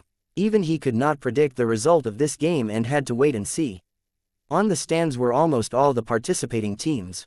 Even the teams that did not have a match this day were here. Chu Mingmei was also here with her teammates. Most of them were here to observe the Alliance Central Military Academy. In the first round, the the team's opponent was too weak to make them show their real strength. Although they did not believe that Blackhawk was the match of the Alliance Central Military Academy, they thought Han Sen would be able to force the monster to show what he got. In the waiting room, Shi Zhikong nervously rubbed his hands together and murmured to Zhang Yong, "You think coach's idea will really work?" "Why not? If we make every effort, there's definitely a chance," replied Zhang Yong calmly. "But this is beyond our efforts. It is simply too risky. Once they could tell what we're doing, we will definitely lose." Shi Zhikong was still nervous. "It is risky, but this is our only chance. Maybe you would like to share a better idea," said Lu Meng. "If I have a better idea, I will not be so nervous." "What do you think, Sen?" Shi Zhikong smiled bitterly. "This is the best way and our only chance. Let's just do what the coach said," said Han Sen calmly. The light was on and all the team members looked to Situ Shang. "It's time." Situ Shang took a deep breath and led her team out. The moment they appeared in the sight, they were greeted by waves of cheers. Less than 5 minutes until the game started, everyone opened their mouth wide. Even the online viewers forgot to comment and could not believe their own eyes. Because the entire field had a blocking system, the Alliance Central Military Academy players could not hear or see the audience, otherwise they would know that something was wrong. From the beginning of the game, the 5 players from Blackhawk lined up in a single file and ran into the half-court of the Alliance Central Military Academy. Because there were obstructions including hills and woods, normally speaking, the two teams were not able to see each other when the game just started. It was a common practice to occupy the heights to observe the other team. There were a few heights in each half-court so that both teams could utilize the terrain. Blackhawk players had given up on the heights and chose to enter their opponent's half-court following a route hard to be discovered, which was a risky move. Once they were noticed by their opponents who had occupied the heights, they would be finished off in the blink of an eye. Everyone was shocked by the daring move of Blackhawk. Normally speaking, when the Alliance Central Military Academy occupied a height nearby, they would notice the Blackhawk players and end the game once the Blackhawk players were in their sight. What kind of tactics is this? This is so risky. They are bound to be found. Of course, Blackhawk have made such a bad move. I thought this game would be excellent to watch. Now it seems it will end very soon. Even an average motor school would not overlook such an intrusion, not to mention the Alliance Central Military Academy. What trick is this? Those who had the slightest understanding of an archery game thought Blackhawk was committing a suicide.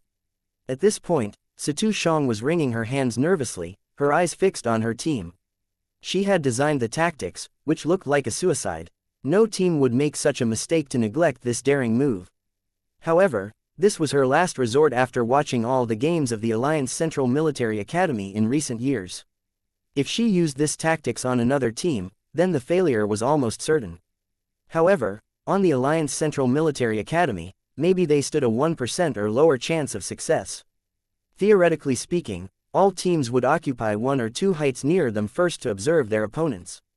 Most of the time, the Alliance Central Military Academy would do the same.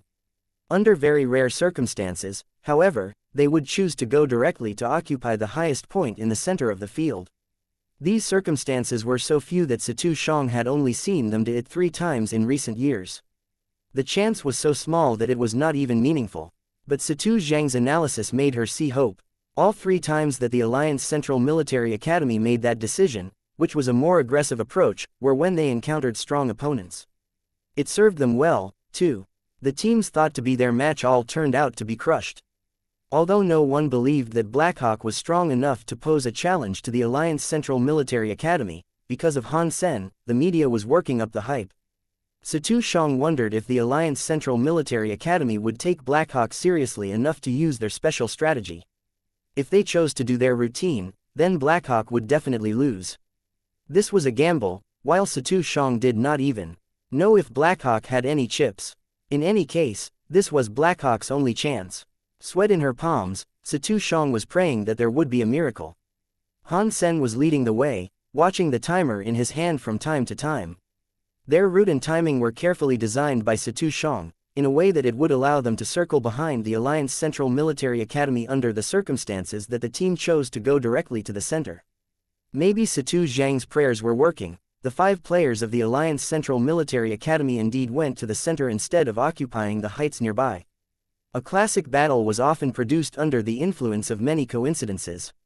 When the audience saw the players from each team went past each other from different routes, they were shocked. WTF, this must have been rehearsed.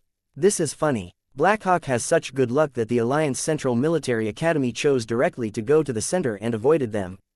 Incredible tactics. I cannot believe such tactics would work. The coach of Alliance Central Military Academy became very upset. No one could predict that Blackhawk would have such strange tactics. Even more unbelievable was he happened to be the one who made the decision to go to the center, which was part of the opponent's calculation. It was not a failure of the players, but the coach himself. At this point, he regretted so much that the plan to crush Blackhawk became the biggest crisis of the Alliance Central Military Academy. All the coaches from other school teams cast their eyes upon Situ Shang in awe of this woman. Such a daring and successful move. As the Alliance Central Military Academy was marching toward the center, the Blackhawk players had arrived at the woods behind the central mountain. The backs of all 5 players in the Alliance Central Military Academy were exposed in the sight of the Blackhawk players. An attack on the enemy's back was the most effective attack. In history, countless famous generals died under attacks from the flanks. Without knowing their backs were exposed, the 5 players from the Alliance Central Military Academy were still climbing the central mountain. All of a sudden, arrows were shot from their rear. Although there were 5 players on their team, the target of the arrows was one person. Qin Cheng, the number 2 in the Alliance Central Military Academy and the second star of the team. Maybe Qin Cheng was not as famous as Jing Jiwu, but his contribution to the team was no less than Jing Jiwu's. As a student Warframe commander, Qin Cheng had not only great archery skills, but also excellent leadership talent. With Qin Cheng on the team, Jing Jiwu could focus himself on getting rid of the opponents.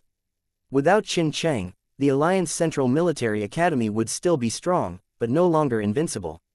From the very beginning, Situ Zhang's plan was to first get rid of Qin Cheng, who was the brains of the team, instead of Jing Jiwu. On one hand, Jing Jiwu's physique was so strong that a sneak attack like this might not work. On the other hand, getting rid of Qin Cheng meant more to Blackhawk strategically. Watch out! Jing Jiwu noticed the attack before the arrows even arrived. It was too late for him to fend off the arrows, so all he could do was to use his voice. Qin Cheng acted quickly. It was an archery game, so it was forbidden to use anything to touch the opponent's arrows. A player could either dodge or use his or her own arrow to fight back. The arrows blocked every direction Qin Cheng could move. Their intention to kick Qin Cheng out was clear. Qin Cheng grabbed his bow and shot 3 arrows in an instant, which shot down all the 3 arrows coming at his face. Qin Cheng, well done. The coach of the Alliance Central Military Academy waved his fist in the excitement, feeling lucky to have Qin Cheng on his team. Such skills and calm were next to nobody other than Jing Jiwu. Qin Cheng's teammates were also overjoyed. Awesome. Well done, Qin Cheng. Ha ha. Blackhawk spent so much effort to attack Qin Cheng and failed. Qin Cheng was indeed the king of Warframe. We have more than Jing Jiwu. Qin Cheng is equally good. As they were celebrating, Qin Cheng suddenly exclaimed as an arrow ended on his chest. Beep, beep. Alliance Central Military Academy, Qin Cheng, out, Archer, Blackhawk, Han Sen. Qin Cheng's clothes lit up and the voice of AI sounded in the field, shocking everyone including the coach of Alliance Central Military Academy. Qin Cheng looked down at the arrow on his body blankly. He only had seen 3 arrows. Yet when he fended off those 3, another arrow flew at him out of nowhere. He had no time to react again before being hit. Watch out for Han Sen. He's stronger than we thought, said Qin Cheng to Jing Jiwu. He already understood where that arrow came from. The first 3 arrows were just a cover, while Han Sen's arrow was hiding behind one of them. He had to fend off all 3 arrows before the last one showed. However, at that point he had no time to deal with the last arrow. It was easier said than done. He had never seen a single person who could do this in the entire archery tournament. As Qin Cheng was taken out by a smart machine, the game continued with the Alliance Central Military Academy at a disadvantage. The Blackhawk players were hiding in the woods, while their opponents were exposed on the slope with no cover. The players from the Alliance Central Military Academy were faced with 2 choices, either going up or down. Without hesitation, Jing Jiwu ordered everyone to go down, which was faster than going up and did not require them to expose their backs. It was not that easy to come down either. Blackhawk had made a thorough preparation for this part. None of them chose a strong bow. Everyone picked 11.0 bows for the speed. It was a very weak bow for these student archers, but they could shoot continuously. At the command of their captain Shu Tianao, a storm of arrows landed on one of the Alliance Central Military Academy players. Without any cover, that player was out immediately. Ha, it was me, Shi Zhikong waved his recurve bow in excitement. Watch out, Han Sen wanted to pull Shi Zhikong, but it was too late. An arrow hit Shi Zhikong immediately. Although the arrows all had flat rubber heads, Shi Zhikong still rolled over on the ground in pain. That bow must be a 16.0. Jing Jiwu is indeed a monster, said Shu Tianao after hiding behind a tree. Han Sen could also pull a 16.0 longbow, but could probably shoot no more than 2 arrows. There was no way he could make continuous shots like Jing Jiwu. The 16.0 bow looked like an 11.0 in Jing Jiwu's hands. Quick, do not allow them to come down, exclaimed Lu Meng at everyone. In another exchange of arrows, Jing Jiwu made a shot at Shu Tianao, who was out immediately. Luckily, Han Sen got rid of another opponent as well. The audience became thrilled. Since Jing Jiwu joined the school team, it was the first time that 3 players were out in the Alliance Central Military Academy. Amazing Blackhawk, amazing Han Sen, this is definitely an epic-making game. The Alliance Central Military Academy was never pushed this far before. Blackhawk is only 1 step from victory, but that 1 step is so difficult, because in front of them is the best player in the Military Academy League, Jing Jiwu, said Wen Shusho, thrilled. The viewers also became excited. At an absolute advantage, Blackhawk still lost 3 players to Jing Jiwu, who was indeed a monster. However, at this point, Jing Jiwu was the only one that had survived on his team. On Blackhawk's side, the remaining were only Han Sen and Lu Meng. They had every intention to eliminate Jing Jiwu, but all their attacks were in vain. He's no human, cursed Lu Meng behind a tree. Indeed, said Han Sen, also hiding behind a tree. Jing Jiwu had rushed down the mountain and entered the woods. It was almost impossible to see him at this point and both teams were reduced to the starting point. The viewers held their breath. Before the game, none of them had thought that the Alliance Central Military Academy would be pushed this far. Without a doubt, the tactics adopted by Blackhawk were extremely successful. However, Jing Jiwu was still there, and it was almost impossible to beat him. As they wished, they would see the duel between Jing Jiwu and Han Sen, because the 2 players were both there. Although Han Sen had some advantage with a teammate on his side. Ha ha, the coach of Blackhawk is really good. Lin Feng, you think Han Sen could win? Tang Junliu smiled and said, Han Sen's bow is too weak. His 11.0 bow is not enough to shoot someone like Jing Jiwu, unless they were really close to each other, said Lin Feng. That's right, because of the tactics they used, they all chose 11.0 bows. Although that was successful in the beginning, facing a player like Jing Jiwu, the weapon is their biggest weakness. Tang Junliu knowingly nodded. Jing Jiwu, who was moving freely, turned into a real monster, gliding quietly on the field. Neither Han Sen nor Lu Meng dared to move. Without knowing where Jing Jiwu was, they were faced with great challenge, although they were too. We cannot stay here, said Lu Meng, ready to get up. An arrow suddenly came to him. Move! Roared Han Sen, quickly shooting an arrow at the one threatening Lu Meng. Bang! Han Sen's arrow were bounced off immediately and Jing Jiwu's arrow only slightly turned, ending up on Lu Meng's shoulder.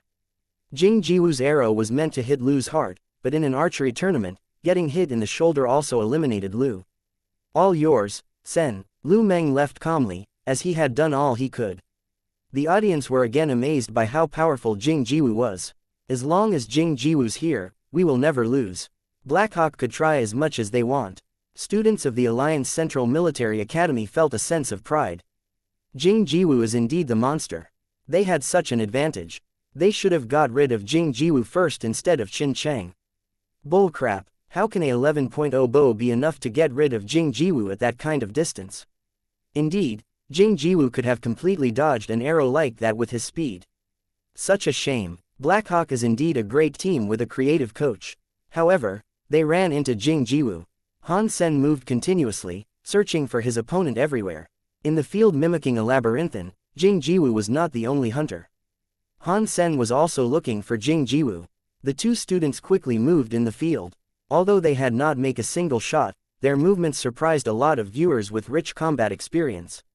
Without the help of any equipment, both Han Sen and Jing Jiwoo could always avoid the danger one step early and find a favorable spot. If it were just only one time, that would not be so impressive. However, after half an hour that you were still not able to make a shot, because either Han Sen or Jing Jiwoo could not find a good opportunity. It was like playing chess under blindfold conditions. Without seeing each other, the two masters competed psychologically using the entire field as their chessboard without a sound. People who really understood the game could hardly breathe when they watched this.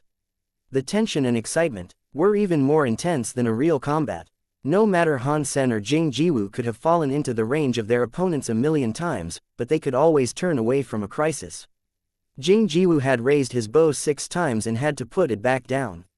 And Han Sen was the same. So impressive, both of them. Chu Mingmei's eyes lit up and murmured. This might be the greatest duel in the history of Military Academy League. No matter who loses, he is no loser, Wen Shusho said. The viewers on the Skynet agreed with her. Absolutely great. I'm afraid we could not see the same thing in the future either. It's a shame that they encountered each other so early. This should happen in the final. I wish to see Jing Jiwoo and Han Sen fighting each other again, but this year is Jing Jiwoo's senior year. Han Sen could participate again, but Jing Jiwoo will not. Such strong players. I don't want either of them to lose. One has to beat the other. It should be Jing Jiwoo. Han Sen's bow is too weak. If he uses a 14.0 plus bow, he would have a chance to beat Jing Jiwoo. However, for tactics, he chose a 11.0. Han Sen was born 3 years too late. If he's a senior student and has the same strength Jing Jiwoo does, the duel would be even better to watch. Almost everyone was lamenting for Han Sen that he did not get rid of Jing Jiwoo when he had the advantage. In the duel, with a 11.0 bow in Han Sen's hand, he stood a very slim chance of winning. Jing Jiwoo could threaten Han Sen from 600 feet away, while Han Sen could not even guarantee a shot at Jing Jiwoo at 150 feet. That was why people felt terrible for Han Sen. Next year we will be here again. Seeing Han Sen was forced into the area of fallen trees and had to face Jing Jiwoo, Shu Tianao felt a strong regret. He had lost for 3 years, and was never able to make it beyond the second round. This year, he was here again, and he really wanted to win. But their opponent was the Alliance Central Military Academy. Even they had worked so hard, they were still about to lose. As Shu Tianao was saying next year, he suddenly realized that he no longer had another year. This was his senior year and last year in the tournament. With mixed feelings, Shu Tianao's eyes went wet. Even I have to give 10 years of my life, please give us a miracle. Shu Tianao felt suffocated. Situ Zhang's eyes were also damp. She did not realize that Blackhawk could come this far. Her plan worked, and now it was king to king. The only thing was that Han Sen was holding a 11.0 bow. At this point, Situ Zhang wished she could enter the field and hand a strong bow to Han Sen, which was impossible. Han Sen followed her plan and took the best bow for the plan to work, which played out nicely. However, Situ Zhang regretted it so much that she did not ask Han Sen to pick a strong bow. Ji Yanran and Ku Lily were wringing their hands nervously and staring at the image of the game without blinking. Ku Lily, Han Sen will win, right? Ji Yanran wanted an affirmative answer from Ku Lily. Absolutely. He's the genius. Ku Lily said decisively. When Shusho saw Han Sen was forced into the area of fallen trees and sighed. Han Sen did really well. He was only holding a wrong bow at the wrong time. If he is also a senior student with a 16.0 bow, this would be a super duel. Most people agreed with Wen Shusho. Han Sen was indeed strong, but compared to Jing Jiwoo, he was still somewhat lacking. It will still be you who defeat Jing Jiwoo, it seems. Tang Junliu sighed. Although he was not great at archery, he saw Han Sen's disadvantages. Lin Feng said casually, not necessarily. He still hasn't given up. I can tell from his eyes. But I cannot imagine what chance he would have. In the duel in this open space, can he really win with a 11.0 bow? Asked Tang Junliu. In this world, the absolute strength doesn't represent everything. Lin Feng watched Han Sen and Jing Jiwoo quickly moving in the area of fallen trees and said, we can never tell when the two players are like these two. Tang Junliu knew that Han Sen was exceptional. However, under such circumstances, he did not see any chance for Han Sen to win. After entering the area of fallen trees, Han Sen did not try to run anymore. He had entered the range of Jing Jiwoo's bow, and there was no cover anyway.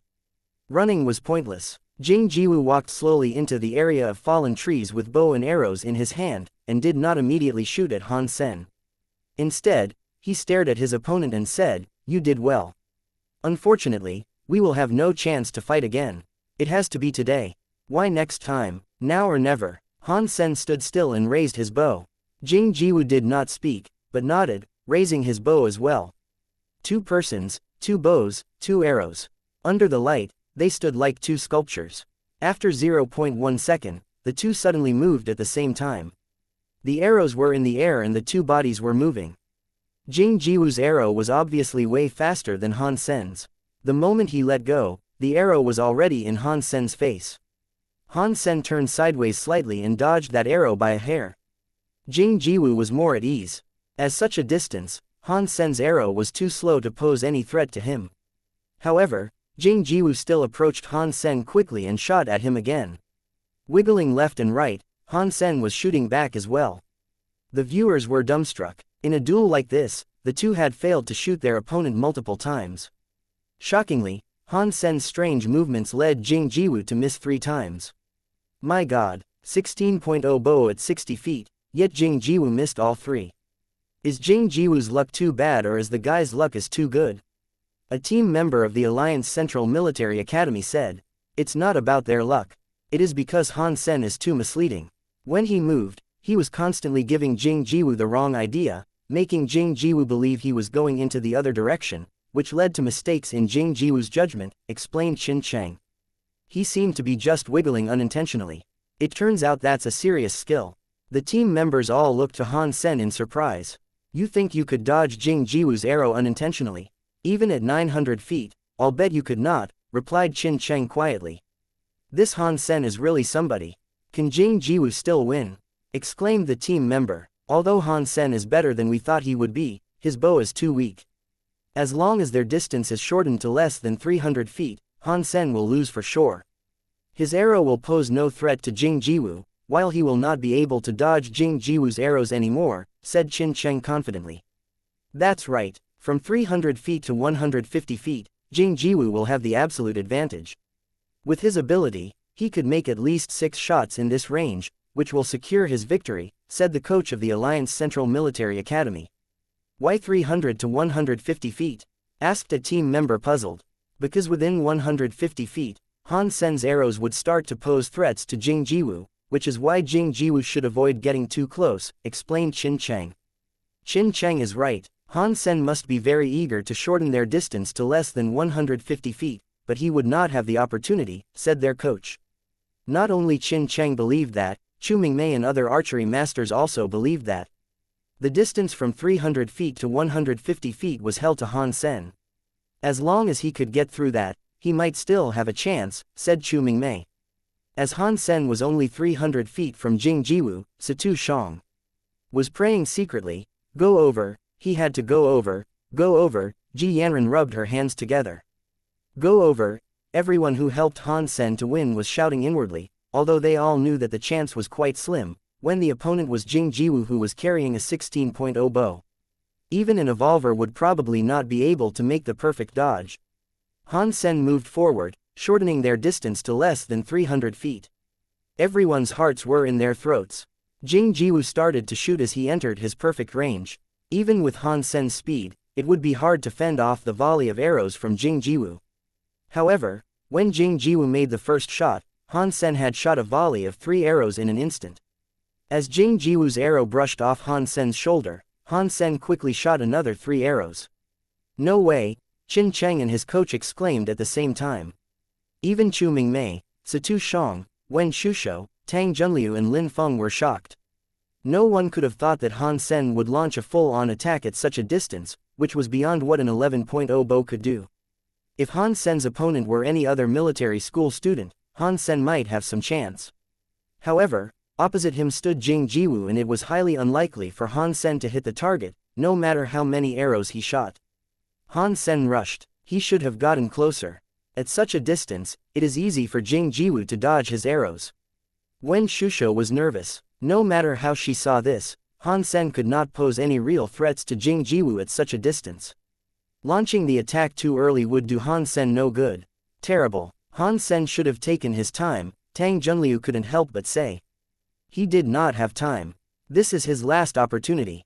With Jing Jiwu's ability, he could not get closer than 150 feet, and even if he could, he might still miss, replied Lin Feng. Although that's right, it is equally useless to launch an attack now. I believe he has only 20-something arrows left in his quiver, and when he uses them all, he will have no more supplies and then lose, said Tang Junliu. So, he has to win right here, said Lin Feng.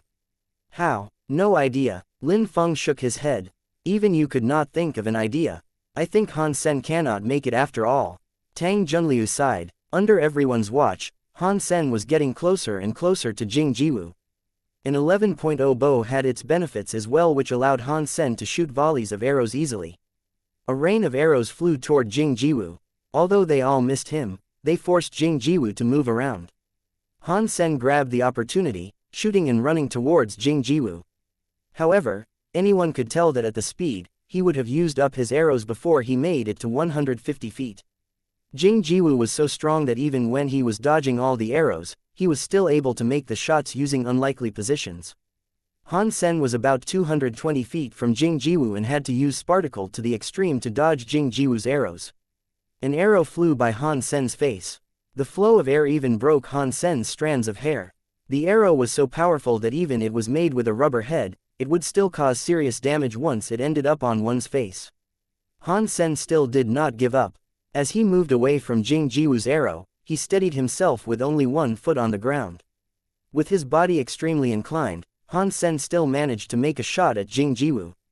After this shot, Han Sen completely lost his balance and fell to the ground. Han Sen's movements were provoking in Jing Jiwu's eyes. When Han Sen lost his balance, without trying to defend himself, he continued to attack. Jing Jiwu was not afraid of such a challenge. He made 2 shots at the same time. One went to hit Han Sen's arrow, whereas the other one flew to Han Sen's face, who seemed to have lost his ability to dodge.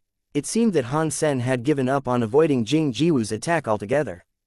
Before he fell, he shot twice at Jing Jiwu. Ah! The stands were filled with excitement. No one thought the duel would end so fast. At this point, it seemed that Han Sen had already lost. Han Sen's bow was so weak that his arrows could never hit Jing Jiwu. Even if they could, they would be much slower than Jing Jiwu's arrows, so he would still be eliminated first. Jing Jiwu's arrows were so strong that even the 2 arrows from Han Sen could hit Jing Jiwu's, they would never be able to stop them. It seemed that the result was already clear. Neither of Han Sen's arrows could touch Jing Jiwu's, while Jing Jiwu's arrow traveled between Han Sen's 2 arrows and was in Han Sen's face instantaneously like a lightning bolt. Damn, Ji Yanran did not want to watch anymore. It's over. Situ Shang was filled with regret. How she wished she could give Han Sen a strong arrow for a fair duel. Han Sen should not have lost the game like this. Even the Emperor did not beat the monster. Wen Shusho also lamented. Everyone thought Han Sen was about to lose. However, when that arrow approached Han Sen pulled the string when he completely lost his balance. The arrow in Han Sen's hand did not go out. Han Sen held the tail of the arrow and used its head to hit Jing Jiwu's arrow. This way, Han Sen was using the weight of his body to move the incoming arrow, which was knocked away, and Han Sen himself down to the ground. At this time, the first of the 3 arrows shot by Han Sen collided with Jing Jiwu's second arrow, while Han Sen's other 2 arrows flew toward Jing Jiwu.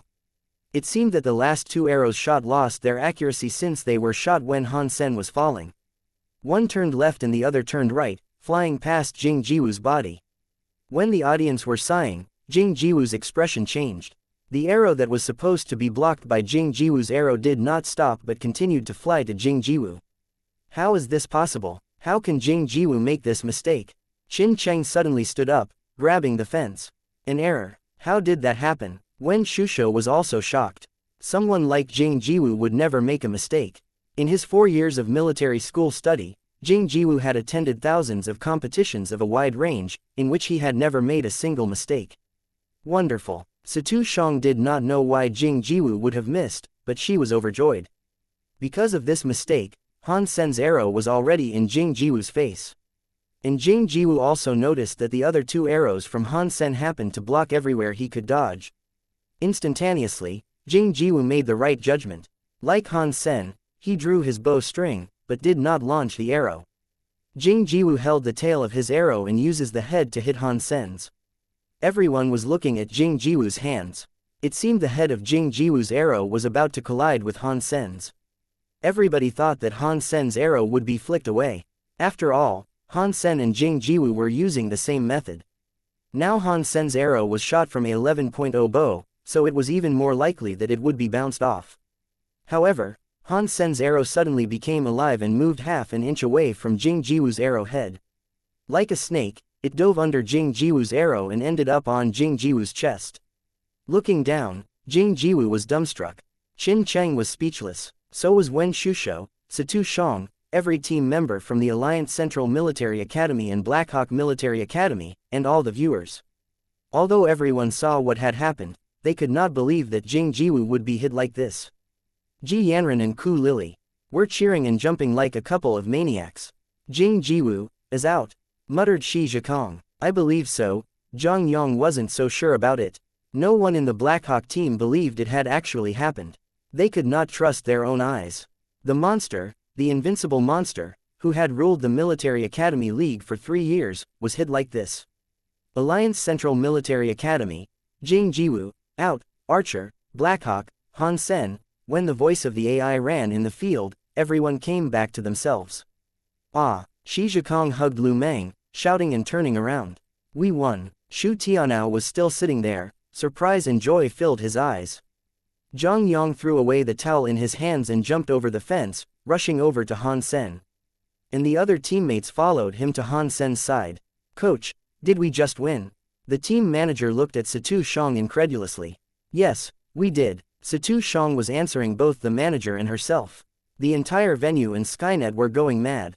Jing Jiwu lost. What's that arrow made of? Did I see it right? It dodged Jing Jiwu's arrow itself. An era has ended. The monster just lost. Unbelievable. Wen Shusho felt that her blood was almost boiling and her voice changing. Disregarding that, she shouted at the top of her lungs, Miracle, Blackhawk made a miracle, Han Sen created a miracle, the monster Jing Jiwu fell under the miraculous shot. Our new emperor has crowned himself with an arrow. If you are the emperor, let me crown you. If you are the emperor, please accept my faith and allegiance. If you're the emperor, I thank you for giving us a reason to cheer. If you are the emperor, please hold high your arrow of victory and guide us to a bright future. At this moment you are the emperor. At this moment you are our ruler. At this moment only you can bring us joy. At this moment we are your followers. We cheer for you. We take pride in you because you are our almighty emperor. Wen Shusho read aloud the prose she wrote to celebrate Han Sen's victory.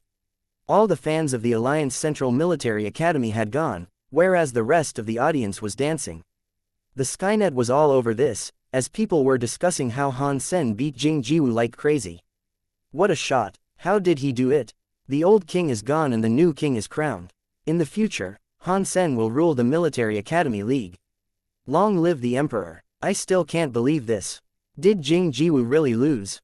This is the beginning of a new era. The monster died under an arrow of the emperor. That shot was so weird. Did he do anything to that arrow? Can he control it remotely? He only won an archery match. It is way too early to call him the emperor. Long live the emperor. What a weird shot. No one could sleep that night. The entire Blackhawk school team lost sleep, including Situ Shang. It was like a dream to beat the Alliance Central Military Academy with Jing Jiwu on their team. All the military academies had the same dream, while they were the only ones who realized it to beat Jing Jiwu in archery. Although there were coincidences and lots of luck, a victory was a victory. They were the winners. If they didn't have a match tomorrow and had to rest, they would have gone out and partied all night. Even lying in bed, they were too excited to fall asleep. Han Sen, did we really win? Shi Zhikong asked, lying on his bed. Yes, replied Han Sen. Zhang Yang, did we really win? Shi Zhikong asked Zhang Yang again. Yes, replied Zhang Yang. Victor? Before Shi Zhikong asked, Lu Meng said directly, if you keep disturbing us, we will suggest Coach Situ Shang put you on the bench tomorrow. Damn it, why would you do that? I beat even the monster and you won't let me go when we have a weaker opponent.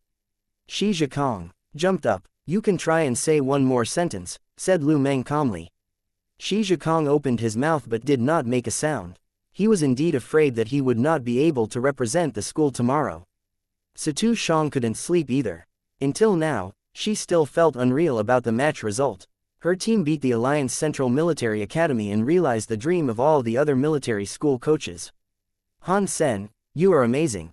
Satu Shang wished that Han Sen were in front of him so that she could give him a huge hug. The Blackhawk team members could not sleep, and all the media also went nuts. No one could have thought that the Alliance Central Military Academy would lose to Blackhawk. Everything happened so fast. All the media reported the match between Blackhawk and the Alliance Central Military Academy. The highlights were Blackhawk's tactics and the duel between Han Sen and Jing Jiwoo. Most media quoted Wen Shusho and called Han Sen the Emperor. Overnight the nickname was known in the entire alliance. Jing Jiwoo was so famous that Han Sen, the only person to beat him, became extremely popular quickly and was considered the new ruler of the Military Academy League. Suddenly, Jing Jiwoo seemed to be yesterday's news and Han Sen became the new hype. On the rooftop, 3 young men were looking at the night view of the city, leaning over the railings. How do you feel about the failure? Tang Junliu drank some beer and asked Jing Jiwoo next to him with a smile. Not bad. That Han Sen was beyond my expectation. I did lose. Jing Jiwoo smiled. So, what happened with the last shot? Tang Junliu couldn't help but ask. The arrow was spinning, Jing Jiwoo said casually. What do you mean by, the arrow was spinning? Tang Junliu paused and did not understand Jing Jiwoo. The arrow was shot from a bow instead of thrown by hand. Unless the arrow was special, it was impossible that the arrow would spin. In the tournament, all the arrows were ordinary arrows provided by the sponsor, so the arrow itself could not spin either. I don't know, replied Jing Jiwoo. How is it that you don't know? Tang Junliu looked at Jing Jiwoo in surprise. Jing Jiwoo was facing that arrow. With his skills, he would definitely know if the arrow was altered. Lin Feng cut in, indeed he does not know. There are ways to shoot a spinning arrow like that, using the flow of the air to make the arrow shift its direction. However, none of them could be realized by the unevolved. Interesting guy. Unfortunately, this is already my last year and I will never have a chance to fight him again. Jing Jiwoo threw the empty bottle into the trash can and walked to the staircase. Bye guys, I hope to see you again. What plan do you have now? Asked Lin Feng. Originally I wanted to go to the battlefield after the tournament. Now that is not necessary anymore. I will leave tonight, said Jing Jiwoo without turning his head. I will wait for you, Lin Feng said, watching Jing Jiwoo leaving. Jing Jiwoo paused, turned back and smiled. You haven't fought him either, right? You mean Han Sen? Lin Feng paused and understood. Jing Jiwoo smiled and walked away. What does he mean? Tang Junliu felt puzzled. He meant that if he did not beat Han Sen, I probably could not either, said Lin Feng casually. Hearing this answer, Tang Junliu couldn't even hide his surprise. Blackhawk's opponents in the next few rounds were not strong teams, which gave them more opportunities to practice. With their newly gained confidence in Han Sen's incredible spinning arrows, Blackhawk became the champion of this year's archery tournament. Every media was crazy about the new champion team and used all kinds of words like Blackhawk Miracle, New Emperor, and incredible archery skills, making Han Sen the new star among all the military school students. Now, all the military schools knew that Blackhawk had an archer as good as Jing Jiwoo. When the archery school team returned to Blackhawk, they received the utmost welcome and the school rewarded them handsomely. Their performance was also recorded in the school yearbook. This was the first time Blackhawk had won a championship in the Military Academy League. If the current rules allowed one player to participate in multiple items, the president of Blackhawk would want Han Sen to sign up for each and every item. The individual game in the archery tournament was not a real competition, but an exhibition match among the 10 most popular archers. With Han Sen's fame in spinning arrows, he won the first place without any doubt. Although this glory was much less than winning as the team, it gave Han Sen extra academic credits. The spinning arrow was a creation by Han Sen using the reference of the Beetle Knight's spinning spear, and the theory of yin-yang blast. During the 3 months when Han Sen fought the Beetle Knight, he learned nothing other than this skill, which led to his victory in the duel against Jing Jiwoo. Even so, he was very lucky to win. If he were to do it again, Han Sen was not sure if he could still beat Jing Jiwoo. The championship of Blackhawk was the one and only miracle. The sky was blue and the beach was warm. A beauty with skin as fair as milk, long legs and beautiful curves were dipping in the water wearing nothing but bikini. Lying under the beach umbrella, Han Sen could not move his eyes away from Ji Yanran in bikini. Life is good. Watching Ji Yanran's alluring figure, Han Sen felt that God loved him. Ji Yanran really kept her promise and took him on a vacation, which was beyond Han Sen's expectation. Ji Yanran even took care of asking for leave from school. I'm such a charming guy. Han Sen took off his sunglasses and looked at his own reflection in the lens, appreciating his handsome look. Why don't you go swimming? Ji Yanran returned to the beachside and asked Han Sen. Harry pulled her into his own arms, held her tiny waist, and whispered into her ear, we have 4 days and 3 nights, for which I need to save some energy. Ji Yanran suddenly blushed and pinched Han Sen's waist. While Han Sen was complaining, she ran away to another chair. Why is no one here? You didn't rent the entire beach, did you? Harry looked around and was curious why he never saw other tourists here. When have you ever heard such a thing as renting a beach? Ji Yanran rolled her eyes and said, this is a private beach, so of course there is no one here. You own the beach. Han Sen was surprised. I don't. Ji Yanran grinned and said, but this planet belongs to my uncle. Han Sen choked on the water he just drank. He knew that Ji Yanran was from a rich family, but did not imagine they would be so rich. Wonderful. As long as I'm with you, I would not need to work ever, Han Sen smiled and said. You wish. In my family, only sons can inherit family businesses. Now I can still use the family resources, but when I am married, it's all up to you. Ji Yanran curled her lips and said. You have such a strong desire to marry me. I haven't even decided if I want to do that yet. Han Sen pretended to be surprised by her. Ha! Ji Yanran suddenly became angry from embarrassment and threw herself at Han Sen. With a sly smile on his face, Han Sen grabbed her hand and pulled her back to his arms, kissing her alluring lips. Ji Yanran struggled a little and gave up, enjoying the kiss as well. Han Sen's hand moved between Ji Yanran's waist and butts, as he hesitated if he should have this gorgeous girl right here on the beach. Suddenly, with the sound of a whistle, Han Sen saw an ancient yacht sailing over. Han Sen had only seen such a thing in movies. Ji Yanran immediately stood up from Han Sen's arms. As the yacht came into the pier, a young man of about 25 years old came down with a few bodyguards and walked towards the couple. Smiling, the young man waved to Ji Yanran from afar. Ji Yanran, it's been a while since you visited us. Brother, I'm a military school student now and don't have too much time. Ji Yanran introduced Han Sen to the young man. This is my schoolmate Han Sen. Han Sen, this is my brother Ji Lingfeng. Brother, Han Sen called Ji Lingfeng directly. Ji Yanran blushed. Ji Lingfeng paused and smiled. Han Sen, are you the one who beat Jing Jiwu in the archery tournament? Yes, that's me, said Han Sen casually. So impressive. No wonder Ji Yanran would bring you back. Ji Lingfeng cast a glance at his sister. Ji Yanran blushed and pouted. Brother, did you come to pick us up or did you come to chat? We'll talk on the ship then. Ji Lingfeng took the couple on board, and then the yacht sailed away into the ocean. Han Sen, do you know any drinking games? Ji Lingfeng sat down in the lounge and put 2 bottles of wine in front of Han Sen. Some, Han Sen said with a smile. When the yacht stopped in front of a garden-like island, Ji Lingfeng came off the yacht on the back of his bodyguard. He was so drunk that he couldn't even walk himself. Ji Lingfeng went straight to bed when he reached the villa on the island. Han Sen and Ji Yanran had to have dinner without him. I remember that brother said there is a hot spring. Shall we go there? After dinner, Han Sen gazed at his girlfriend. Ji Yanran blushed as she knew what the guy was thinking.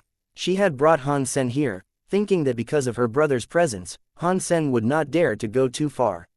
However, she did not expect Ji Lingfeng to get drunk so fast. In the huge pool of hot spring, Ji Yanran and Han Sen were the only 2 persons there. Within half an hour, Ji Yanran was pink all over in an alluring way. Han Sen could no longer control himself. He held the girl in his arms and walked quickly toward the bedroom. Her head buried in Han Sen's chest, Ji Yanran was limp as if she were drunk. Han Sen placed the Ji Yanran onto the white sheet. Ji Yanran's eyes were sparkling and her cheeks rosy.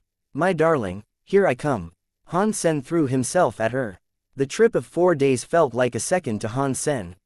When he got back to Blackhawk, Han Sen entered God's sanctuary and started to attend to the business of the special squad.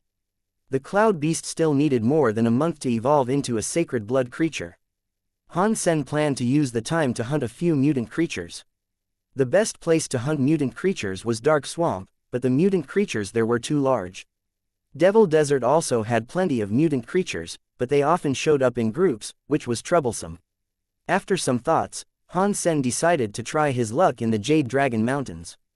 Before he became the head of the special squad, Han Sen only knew the names of some mountains nearby, but had no idea about the specifics. After he became the head, Han Sen read many useful insider materials, a lot of which were about the Jade Dragon Mountains. Although the Jade Dragon Mountains were discovered a long time ago, no one really dared to go hunting there. Even the 3 big gangs in the shelter did not dare to hunt creatures in the Jade Dragon Mountains. The main reason was the abundance of advanced creatures in the Jade Dragon Mountains.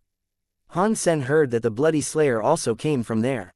According to the materials he read in the accounts of those who had been there, several sacred blood creatures would appear together on the edge of the Jade Dragon Mountains. Most people who had been there had died, and the few who had made it back did not dare to go there again. It was beyond the question of ability. Where there were too many sacred blood creatures, a large group would not even be useful. The survivors had described a 300-foot-long gigantic serpentine, a bird as large as a piece of dark cloud, and a giant beast like a hill, among others. What impressed Han Sen the most was that the survivors did not see any ordinary or primitive creatures. The least advanced creatures there were mutant ones. Although it was risky, Han Sen had a sacred blood color shifter beast soul, which could help him sneak in and seek opportunities. As for his scent, Han Sen uses 1 point of his special squad credits and purchased a bottle of vegetation water, which was a tried and true solution to cover up the scent of mankind. After all the preparation, Han Sen left for the Jade Dragon Mountains, carrying the diamond sword and the beetle knight's spear. Even with Miao's high speed, it still took Han Sen 8 days to reach his destination, without doing any hunting on the way. At the fringe of the Jade Dragon Mountains, Han Sen became extra careful. He took Meowth away and sprayed the vegetation water all over himself. Wearing his sacred blood armor, Han Sen walked toward the mountains. Although he had wings, Han Sen did not dare to fly around. A sacred blood flying beast soul was fast, but it fell short to a flying sacred blood creature. It would be a suicidal move if Han Sen decided to fly. Han Sen could not afford to use the color shifter beast soul right away, because he had a time limit to use a shapeshifting beast soul. Han Sen would not choose to shapeshift unless it was an emergency. The Jade Dragon Mountains were different from other places. Even in Devil Desert, ordinary and primitive creatures could be spotted everywhere. However, since Han Sen entered these mountains, he had not seen a single creature. The mountains were formed of black stones. There were hardly any plants on them. The landscape was desolate and bleak. Traveling for a long while, he eventually saw a creature, which was as big as a mammo beast. Just listening to its hoof beat, Han Sen could feel the earth was shaking. Although he did not know whether the creature was sacred blood or mutant, Han Sen had lost his interest in it just by looking at its size. As the creature ran around in the Jade Dragon Mountains, Han Sen followed it at a distance.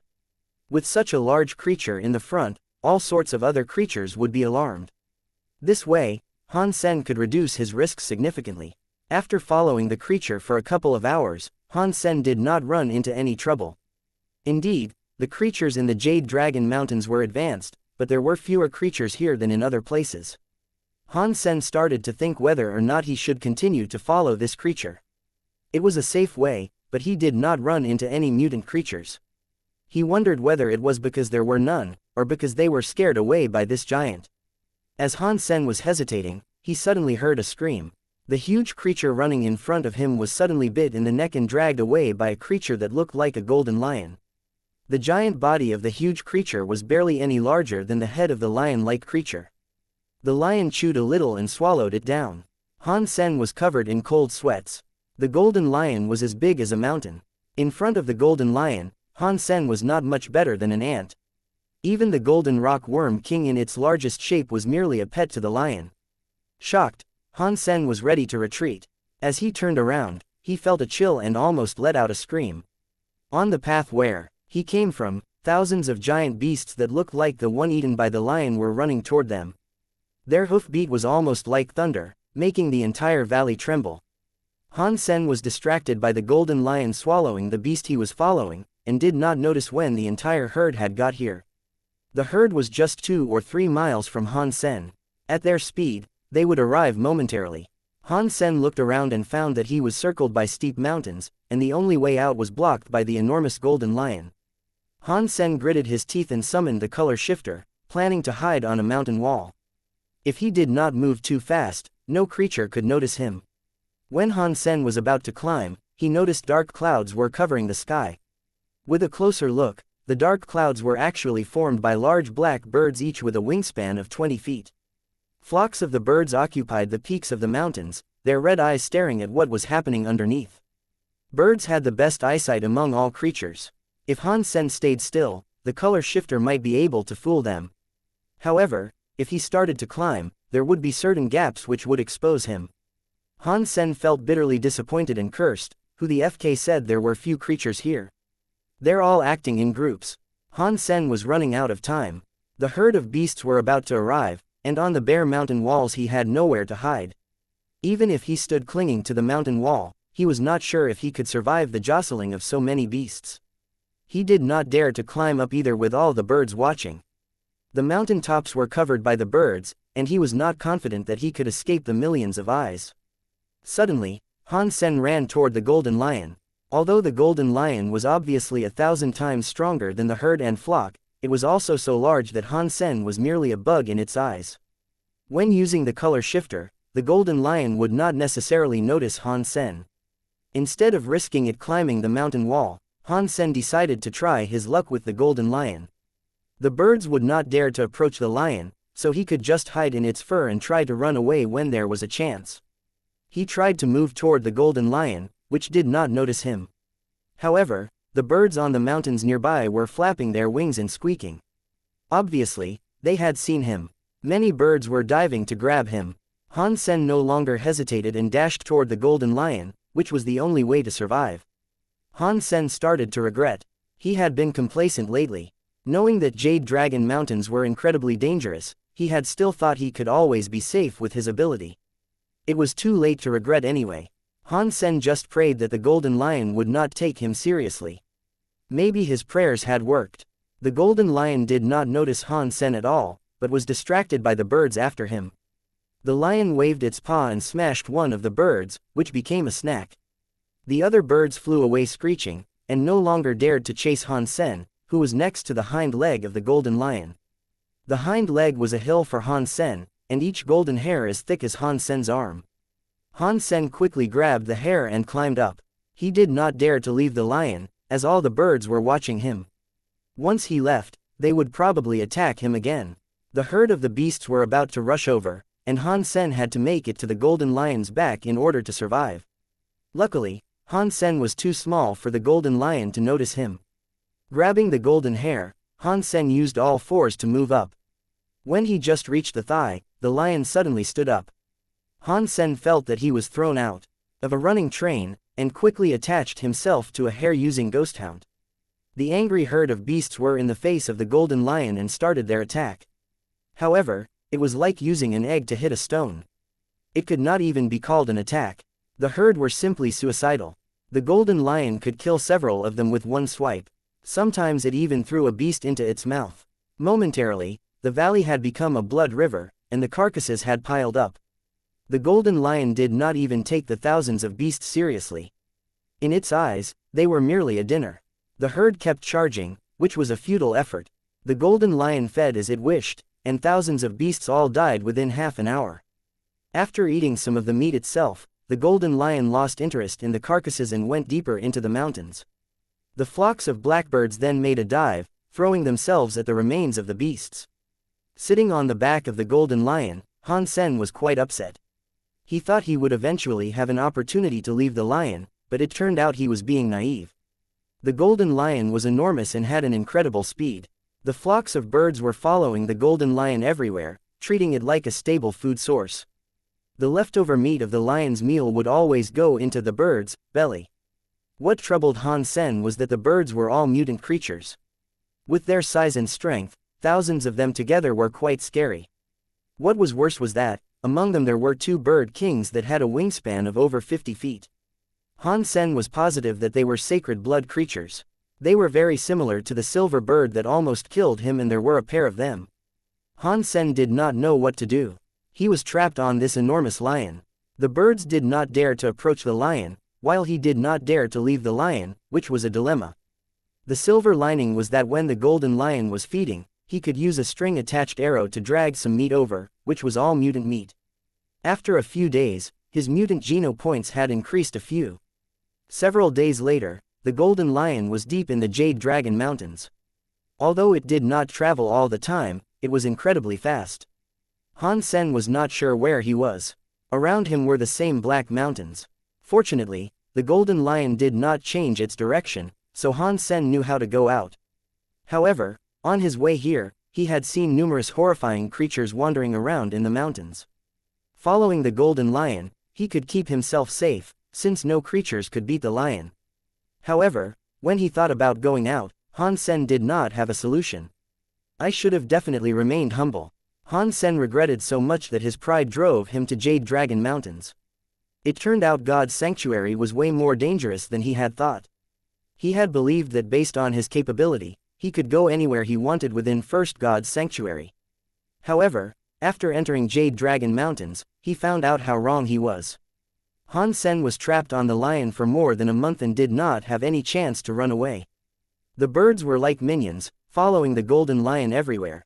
The Golden Lion had left the Jade Dragon Mountains and entered a plain following a wide river.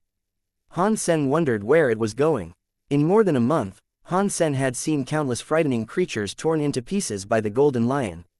One time, he used a threaded arrow to draw back a piece of meat from a giant snake and heard the voice saying 1 sacred geno point gained, which was shocking to him.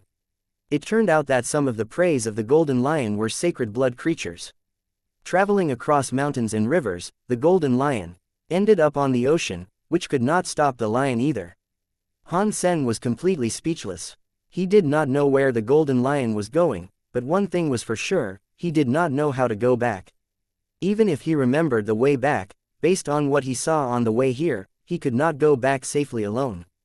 Han Sen thought about jumping into the ocean, but the giant figures swimming on the bottom of the sea made him give up the idea. One thing was rather odd. The enormous lion could always attract tons of creatures to give their lives and become its food. After observing for a long while, Han Sen discovered that it was not a coincidence. The creatures did not wish to commit suicide, but was attracted by the birds. The birds could make a sound similar to baby cries. For some reason, when creatures heard that noise, they would be attracted over like crazy and end up dead under the lion's paw. Han Sen then understood that the reason why the birds could follow the Golden Lion was not that the lion could not kill them, but that the lion wanted them to be there. Maybe the birds were indeed like what Han Sen thought, the minions of the Golden Lion, attracting prey for the lion and enjoying the leftover. Even the creatures in the ocean could not resist the sound of the birds. They would often come over, and when the lion needed to feed, the water nearby would become red. Although Han Sen had known that God's sanctuary was almost endless, he was still shocked by what he saw on the back of the lion. Now he understood why humans could not even make a full discovery of First God's sanctuary alone. Following the lion, Han Sen had benefited a lot from the leftover meat. At this point, his sacred geno points were increased to 61 and mutant geno points to 84. Han Sen did not know whether he should feel sad or happy. At this rate, although he could not go back to eat the sacred blood creature he was feeding, his progress was not slow. What made Han Sen felt desperate was that another 2 birds in the flock had evolved into sacred blood creatures recently. With 4 sacred blood birds following the lion, Han Sen felt that he really had nowhere to go. When he was about to give up, the birds suddenly scattered and disappeared. Han Sen thought they would come back, but he never saw the birds again. One day later, Han Sen saw a golden island appearing on the horizon. On the island stood a golden mountain connecting the ocean and the sky. Clouds were halfway up the mountain, and snow was covering the summit. At the foot of the mountain was a sea of red flowers. The entire island was covered by the same kind of flower, except for the mountain itself. The golden and red colors together made an astonishing landscape. When Han Sen had recovered from his surprise, the Golden Lion had stepped on the island. Han Sen did not know how to describe what he felt at the time. After crossing mountains, rivers, and the ocean, it turned out that the Golden Lion came to the desolate island just to give birth to its offspring. The Golden Mountain seemed to be a volcano with a large basin on top. The Golden Lion was crouching inside the basin, howling. Han Sen had got off the lion's back and watched the lion for 7 days. In the beginning, he thought the lion might have gotten sick from eating too many red flowers, and wanted to see if the lion was going to die. However, After crying for a week, the lion gave birth to an elephant-sized baby lion. It turned out the lion came here to give birth. So it just gave birth to its baby. End of story. Han Sen sighed and prepared to leave. The golden lion was so strong that Han Sen would not survive its attack even though it was weak from giving birth. As Han Sen turned around, he suddenly heard a shrill scream from the lion, which suddenly spit out a large amount of golden blood. Han Sen paused. There was no other creature here, so why would the lion suddenly spit out blood? Momentarily, the golden lion spit out more blood like a fountain. As Han Sen was surprised, he suddenly saw a golden crystal globe with a diameter of 3 feet. The crystal was as brilliant as a diamond and seemed to have the entire galaxy sparkling inside it. Han Sen gazed at it and thought, what is that? After spitting out the miraculous golden crystal, the golden lion stopped roaring and tried to separate the crystal from its blood with its paw. Because of its giant size, the lion had a hard time moving the golden crystal in front of the baby lion that it just gave birth to, which had not even opened its eyes. Roar. After doing all that, the golden lion regarded the baby lion licking the golden crystal and closed its eyes. It seemed that it had died. Han Sen was dumbstruck. He wasn't sure if the golden lion was really dead, but blood kept coming out of its mouth in the basin and became an inch-deep pool. There was no way the lion would live. The baby lion that was just born had no idea what had happened. With its eyes still closed, it was holding the golden crystal with 2 paws and licking it with its tongue. Let's do this. Han Sen was good at assassination and was very sensitive about how lively a creature was. It was obvious that the golden lion had died. The golden crystal it spit out seemed to be something quite precious. Han Sen watched the baby lion licking it became stronger after a while. Han Sen gritted his teeth, summoned wings and flew into the basin. He drew the beetle knight spear and stuck it between the baby lion and the golden crystal. Using the spear as a lever, he moved the golden crystal away from the baby lion's paws. The golden crystal rolled away toward the wall. The baby lion became upset. Being just born, it could not even open its eyes or stand up, and its paws were still weak. All it could do was to sniff in the direction of the golden crystal and make puerile growling. Han Sen had flown into the air, observing the giant golden lion from afar.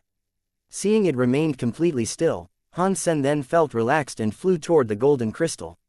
He first knocked at it with his spear. It sounded like a stone. Han Sen reached out to touch it. It did feel cool.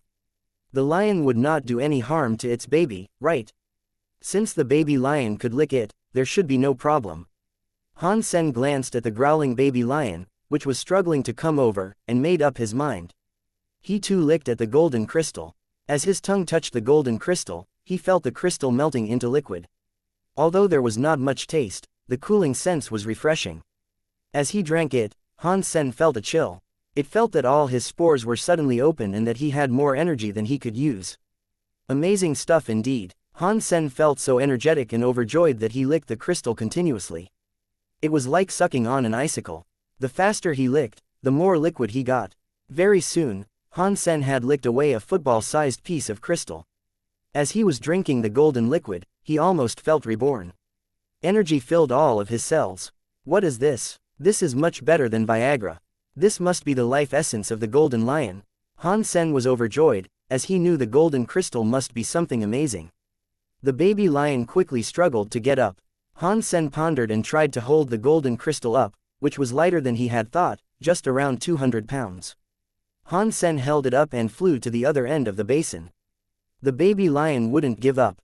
Sniffing around, it kept crawling, persistent to get the crystal back. I did not want to kill you because you are just a baby. But since you will not give up, I will have no mercy. Han Sen made up his mind and stabbed the spear at the baby lion. Ding! The spear did not even break the baby lion's skin.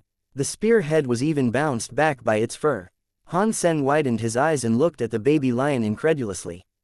The spear was from the beetle knight and could be compared to any sacred blood beast soul weapon, yet it did not even break the fur of a baby lion. How could that be? Even if the golden lion was a strong creature, the baby was just born and already had such a strong physique. Han Sen did not manage to hurt the baby lion, but irritated it. Stimulated by the pain, the baby lion opened its eyes. Although its eyes were not completely open, a fierce look had appeared in its golden pupils. Managing to stand up, the baby lion let out a tender roar, throwing itself at Han Sen. Although it was not steady, the baby lion was rather fierce. Han Sen clenched his fists and poked at the baby lion's eye with the spear. Han Sen was using the spinning force this time, and the spear head was jabbed into the lion's eye like an electric drill. Roar! The baby lion let out a painful cry and rolled over. Han Sen became even more shocked. The spear carried all his strength and was targeted at an eye, which was the most vulnerable part of the whole body. Even so, the baby lion's eye was still intact. It is impossible to hurt it. Han Sen fought the baby lion using the spear, which was like a toy in front of the baby. Although it could bring the lion pain, it could not really hurt it. Han Sen almost doubted that the spear was a fake, and changed to the diamond sword and the three-blade harpoon. However, no matter what weapon he used, where he attacked, the golden lion would only suffer a bit pain. The golden lion, on the other hand, became more and more fierce. Gradually, it could steady itself and became stronger and faster. Although the baby lion could not threaten Han Sen yet, it would be able to very soon. Since Han Sen could not harm it, the baby lion was undefeatable. When the baby lion got tired, it would lie down and rest. When it got hungry, it would feed on the golden blood. As time went by, the baby lion grew stronger and stronger. Han Sen felt terrible. He had used everything he got, but there was no way he could kill the baby lion. Eventually, Han Sen decided to take off with the golden crystal when the baby lion was still little. It was not because he did not want to kill the baby lion, but because he has no way to do that. He had tried everything but could not even break its fur. There was little point in staying there.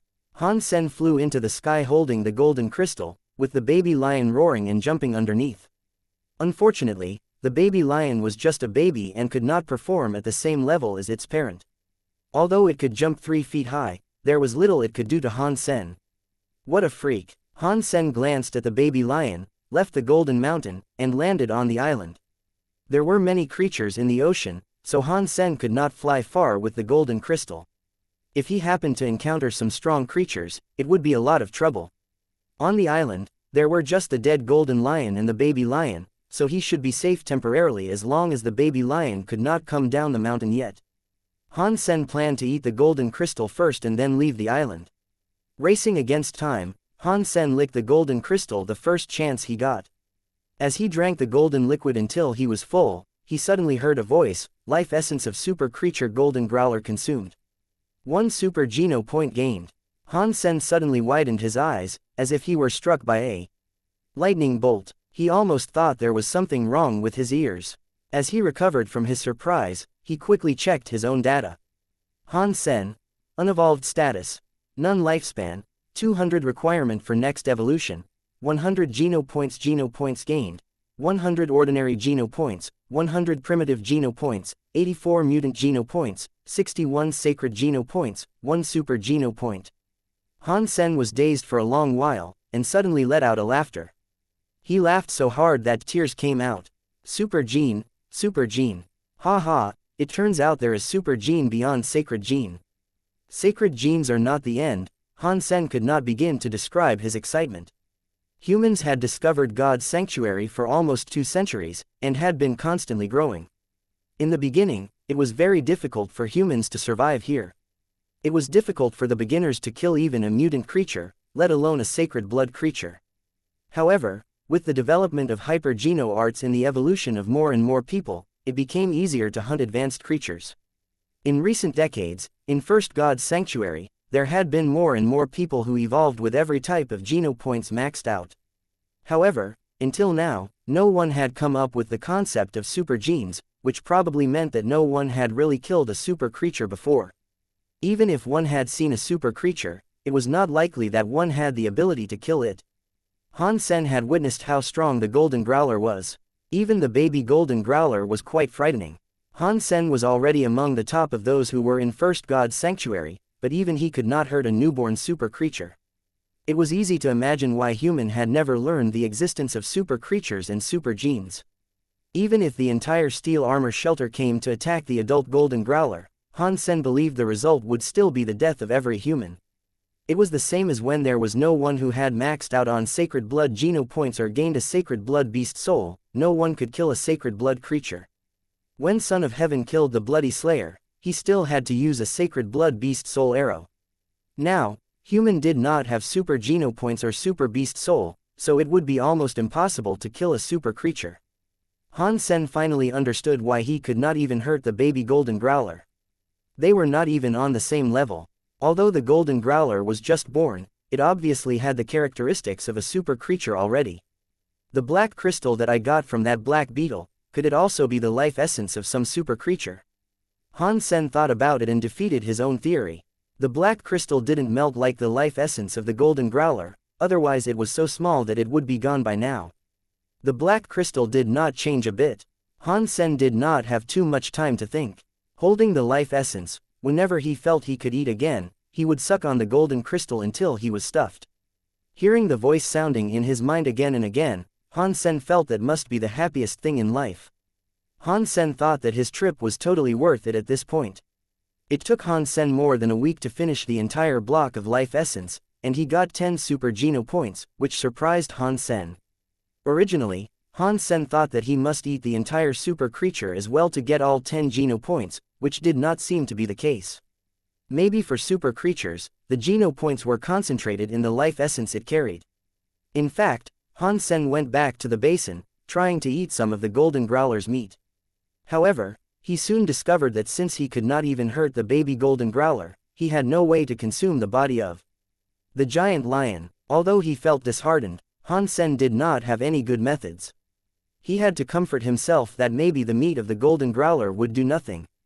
I wonder how humans were able to kill the first sacred blood creature. Han Sen was pondering, but had no conclusions. In God's sanctuary, there was no Skynet for him to consult. He hesitated and flew away from the island.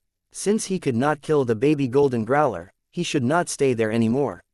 As the golden growler grew faster and faster, he might end up getting killed by it. Luckily, Han Sen had sacred blood wings. Otherwise, he would not even be able to cross the ocean. With his experience following the golden growler, Han Sen learned how big and complicated the God's sanctuary was. Now he was taking extra care wherever he went. Han Sen thought that his trip over the ocean might be highly risky. After all, he could no longer tell the directions on the ocean and there were plenty of marine beasts. Although those beasts could not reach him in the sky, the sacred blood birds might endanger him. Maybe it was luck. Han Sen flew for 2 days without running into any danger, and also killed a mutant fish, whose meat contributed 2 more mutant geno points. At this point, Han Sen had 86 mutant geno points. More fortunately, Han Sen even saw an island and a large modern ship next to it.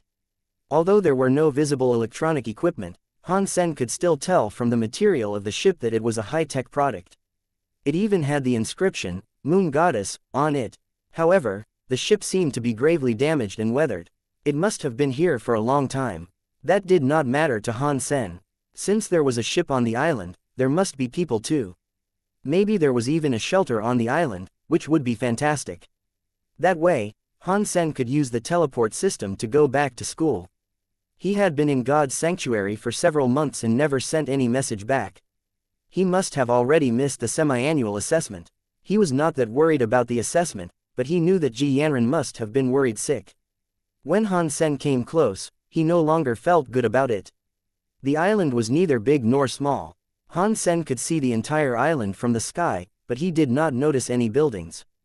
Landing on the island, Han Sen took back on his beast souls and was ready to find somewhere to have a rest.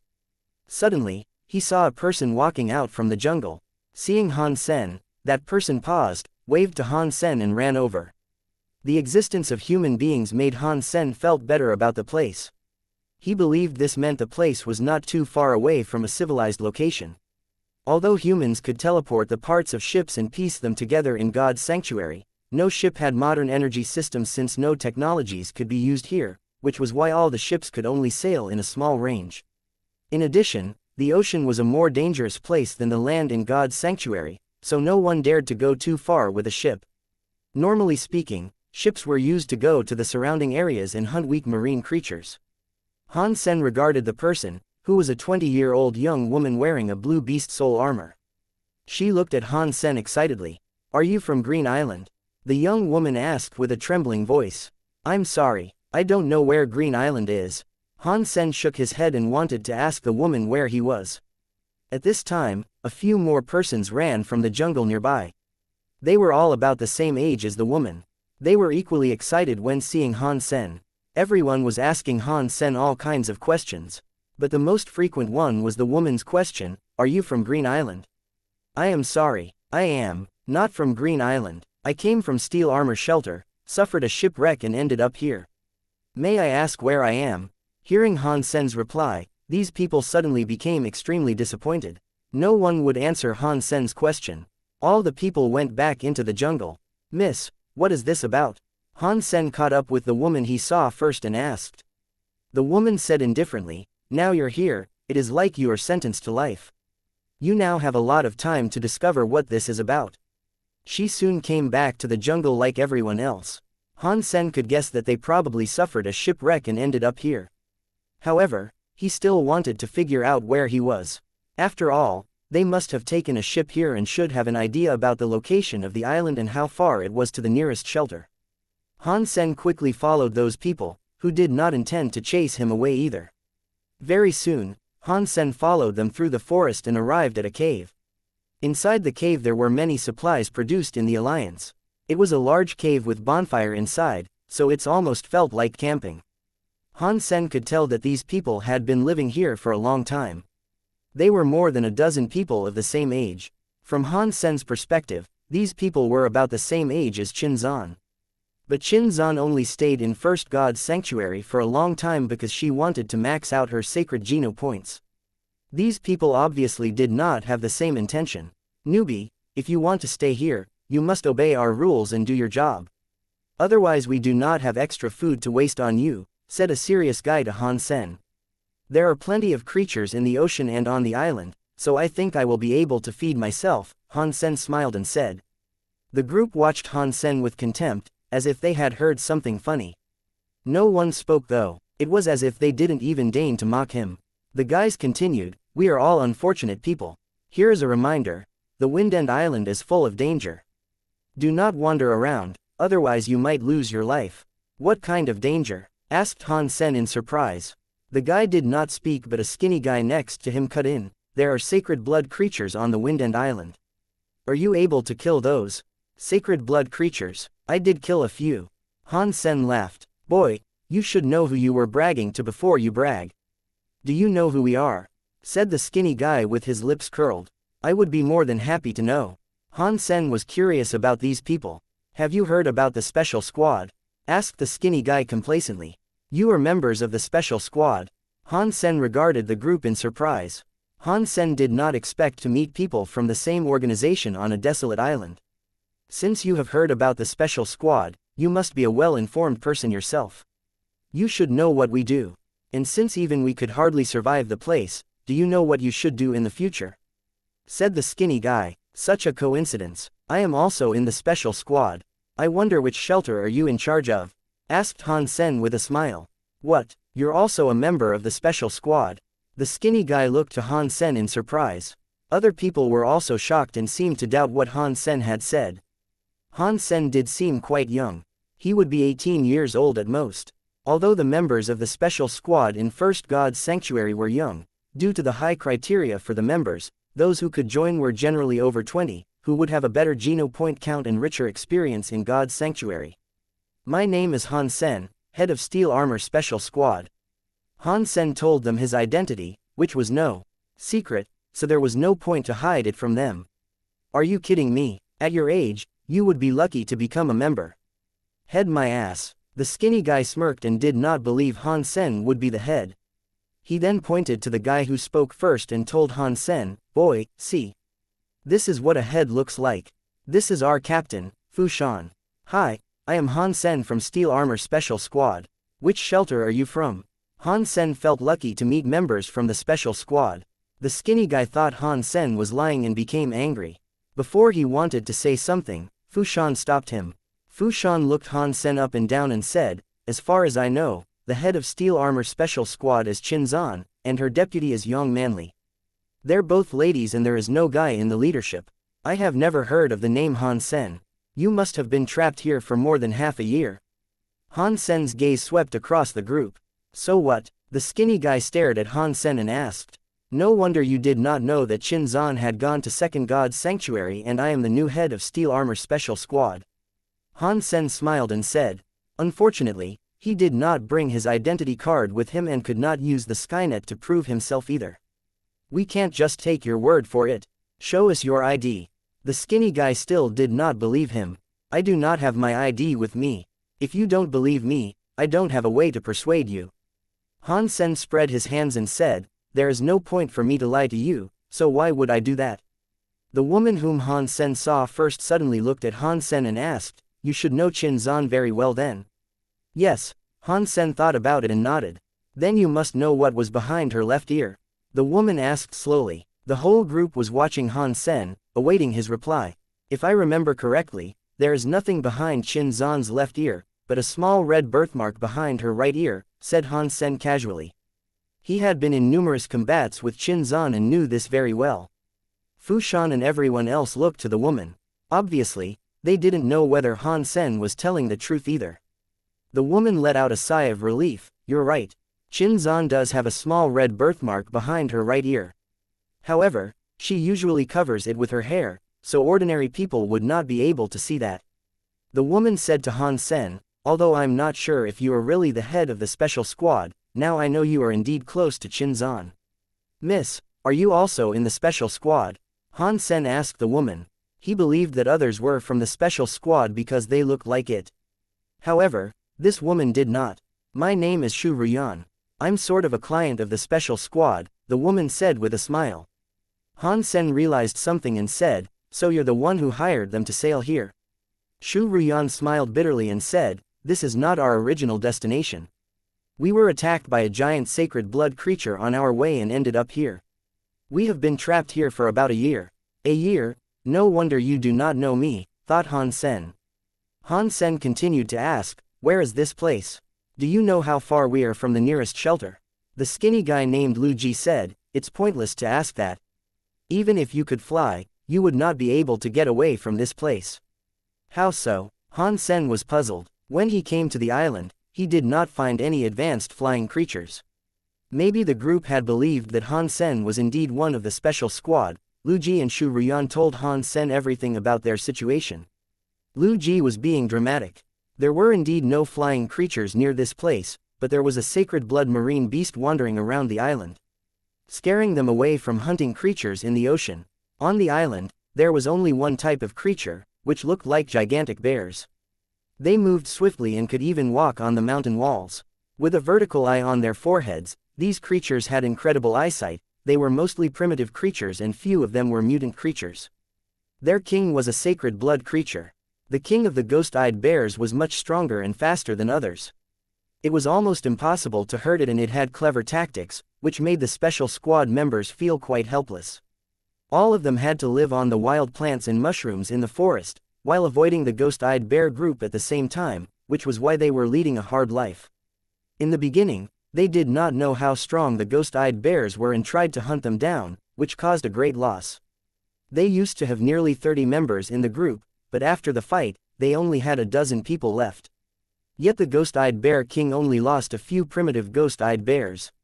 However, among the deceased, only one person belonged to the special squad. The squad used to have 10 members and now there were 9. As for the other deceased, they all worked for Shu Ruyan. What surprised Han Sen was the fact that Shu Ruyan was in the management of Starry Group. Han Sen also learned that they came from the Green Shelter on Green Island. Now they only knew that it took a ship half a month to arrive at Green Island from where they were.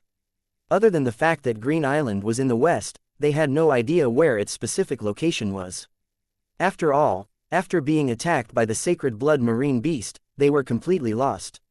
Shu Ruyan would not tell what they came here for, and being employed by Shu Ruyan, the special squad could not leak the details of their mission either. However, Han Sen could tell that Shu Ruyan was quite somebody, as they had been trapped on the island for a very long time, but others would still listen to her. Shu Ruyan, I am also in the special squad. How about you and I make a deal? Asked Han Sen after learning everything. We have ended up here.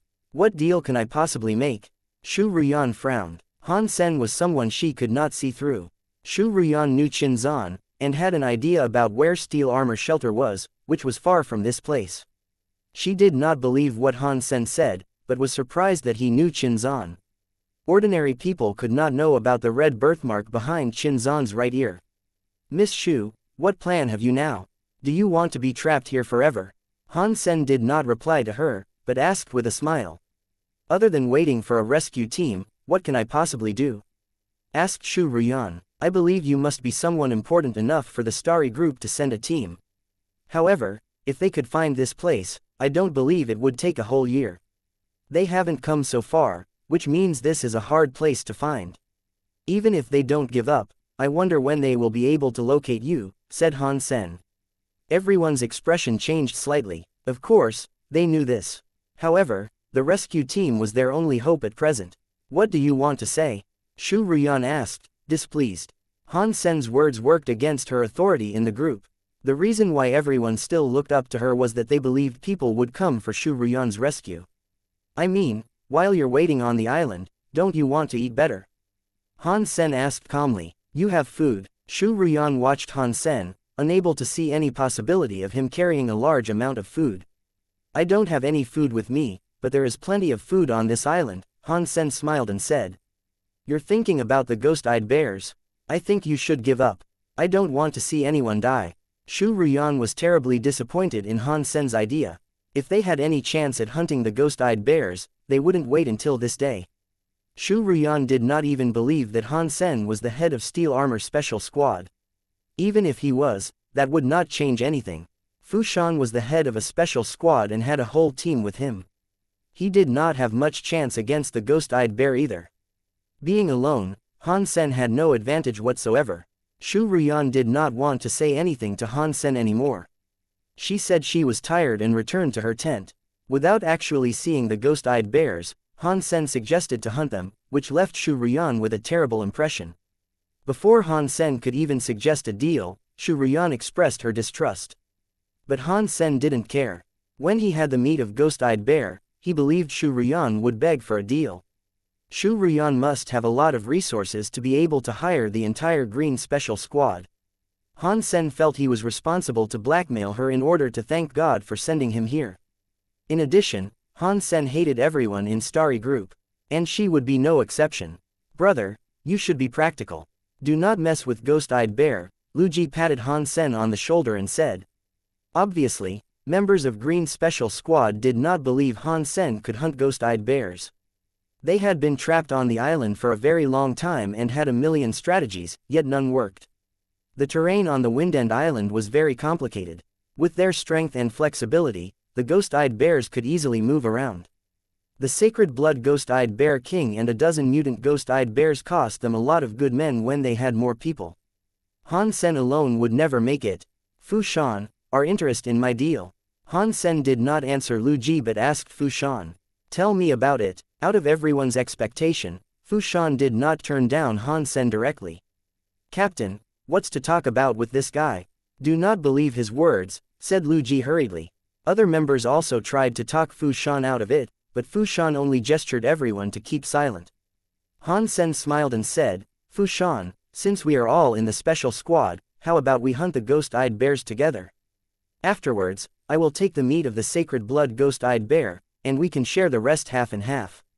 What do you think? Fu Shan frowned. Han Sen was being too arrogant indeed. He did believe Han Sen had something special about him, otherwise it would be impossible for him to come here alone. However, Han Sen's words still made him cringe. Boy, you have no place to talk like that, said Lu Ji impatiently. Really? Han Sen of course disagreed. When he just came to the island, he saw some of the ghost-eyed bears from the sky. Ghost-eyed bear was not a unique species to the island, and Han Sen had seen them before. On the way he came here on the back of the golden growler, Han Sen had seen a Sacred Blood Ghost-Eyed Bear from a large group swallowed by the lion alive. The Sacred Blood Ghost-Eyed Bear had no chance of survival in front of the golden growler. Han Sen did not even know it was called Ghost-Eyed Bear at the time being. Before being swallowed, the Sacred Blood Ghost-Eyed Bear tried to resist, and Han Sen had learned what it could do. It was indeed very strong in terms of speed and strength. The scariest part was its vertical third eye, which gave it an ability similar to the Fairy Queen. After it opened its third eye, it was even able to avoid a strike from the golden growler. However, That was all it could do.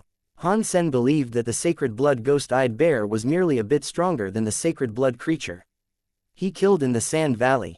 Because of the terrain and the number of the ghost-eyed bears, it was indeed difficult for them. Han Sen, on the other hand, had sacred blood wings and was a great assassin. He could use the color shifter beast soul to launch a sneak attack and did not need to fight the ghost-eyed bear head-on. If the members of Green Special Squad were willing to help, Han Sen was able to take out the entire ghost-eyed bear group.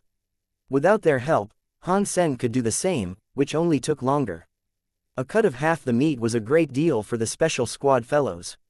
Also, Han Sen wanted to finish up the business here earlier in order to go back to the shelter sooner. However, since they would not help, Han Sen did not bring it up again. After resting for a night, Han Sen left the cave and decided to hunt a ghost-eyed bear to show the group, especially Shu Ruyan, so that he would be able to blackmail her. "Are you really going to hunt the ghost-eyed bears?" asked Shu Ruyan, standing in front of the cave. "You could expect a ghost-eyed bear for lunch, but do think about what price you are willing to pay." Han Sen waved at Shu Ruyan without turning back and marched into the jungle. "Fu Shan, what do you think?" Shu Ruyan looked at Fu Shan, as he did not realize Han Sen would dare to hunt ghost-eyed bear alone. "Just some brat. If he wants to die, let him. I do not believe he is from the Special Squad, let alone the head." Lu Ji had never seen someone like Han Sen in the organization. Shu Ruyan did not reply. She still believed Han Sen was someone special, although she could not tell how. "I could not see through this person. However, I could not risk the lives of my team members," Fu Shan pondered and said. He also believed that Han Sen was somebody, but as the head of the Special Squad, he could not take such risks on behalf of his team members. Shu Ruyan nodded. Same as Fu Shan, she was not willing to take more risks. "I hope that he will not die in the jungle." Fu Shan sighed. Although he thought Han Sen was special, it was almost impossible for someone to survive the attack of the ghost-eyed bear group. Once noticed by the ghost-eyed bears, one was unlikely to run away. Last time, they had to sacrifice a dozen lives before they were able to get away. Shu Ruyan saw Han Sen disappear in the jungle and had complex emotions. She did not believe that Han Sen could really hunt a ghost-eyed bear either. Other people thought Han Sen was either mad or arrogant to hunt the ghost-eyed bear alone. If Han Sen was not killed by the ghost-eyed bear, he would probably ask for food from them. After going into the jungle, Han Sen followed a trail and sneaked into the habitat of the ghost-eyed bears. Before the deal was made, Han Sen did not plan to wipe out the entire ghost-eyed bear group. He decided to kill one first and go back to negotiate. A ghost-eyed bear was around 6 feet tall and covered in brown fur like steel brush. With a vertical eye on its forehead, it was able to come and go easily on the mountain walls. In the mountains, Han Sen shape-shifted into the color shifter silently. The ghost-eyed bears were moving around, while Han Sen was lurking in the dark. His goal was a mutant ghost-eyed bear, which would make Shu Ruyan more willing to pay. No wonder they were not able to kill any ghost-eyed bear. The terrain does not work in anyone's favor. Han Sen looked around and saw cliffs everywhere. The ghost-eyed bears were able to run on the cliffs, which made them impossible to kill. Fu Shan and Shu Ruyan led different teams to collect food and left a few people to guard the cave. Although they had a lot of plants and mushrooms saved in the cave, it would not hurt to have more food supply around. After going out for a while, they suddenly heard howling from the ghost-eyed bear's habitat. "Did he really go?" exclaimed Lu Ji. They knew from the sound that the ghost-eyed bears had noticed the intruder. There was one howling after another, so it seemed that the entire group was chasing Han Sen. "It's a pity, he did not last too long." Shu Ruyan sighed. The howling stopped after a long while. The group did not dare to stay out for long. Since the ghost-eyed bear group had been provoked by Han Sen, it would be terribly dangerous for them to run into the bears. Shu Ruyan and Fu Shan discussed briefly and decided to give up on looking for food, ready to go back to the cave. A mutant ghost-eyed bear. Not far from the cave, they suddenly saw a huge ghost-eyed bear, which scared everyone. People quickly summoned their beast souls and then found out the ghost-eyed bear did not move and was actually on someone's back. The person carried the dead ghost-eyed bear and walked toward them. Watching the ghost-eyed bear moving up and down as the person walked, everyone widened their eyes. "It's the boy, he did not die, and really hunted a ghost-eyed bear, a mutant one," Lu Ji saw the person's face and exclaimed.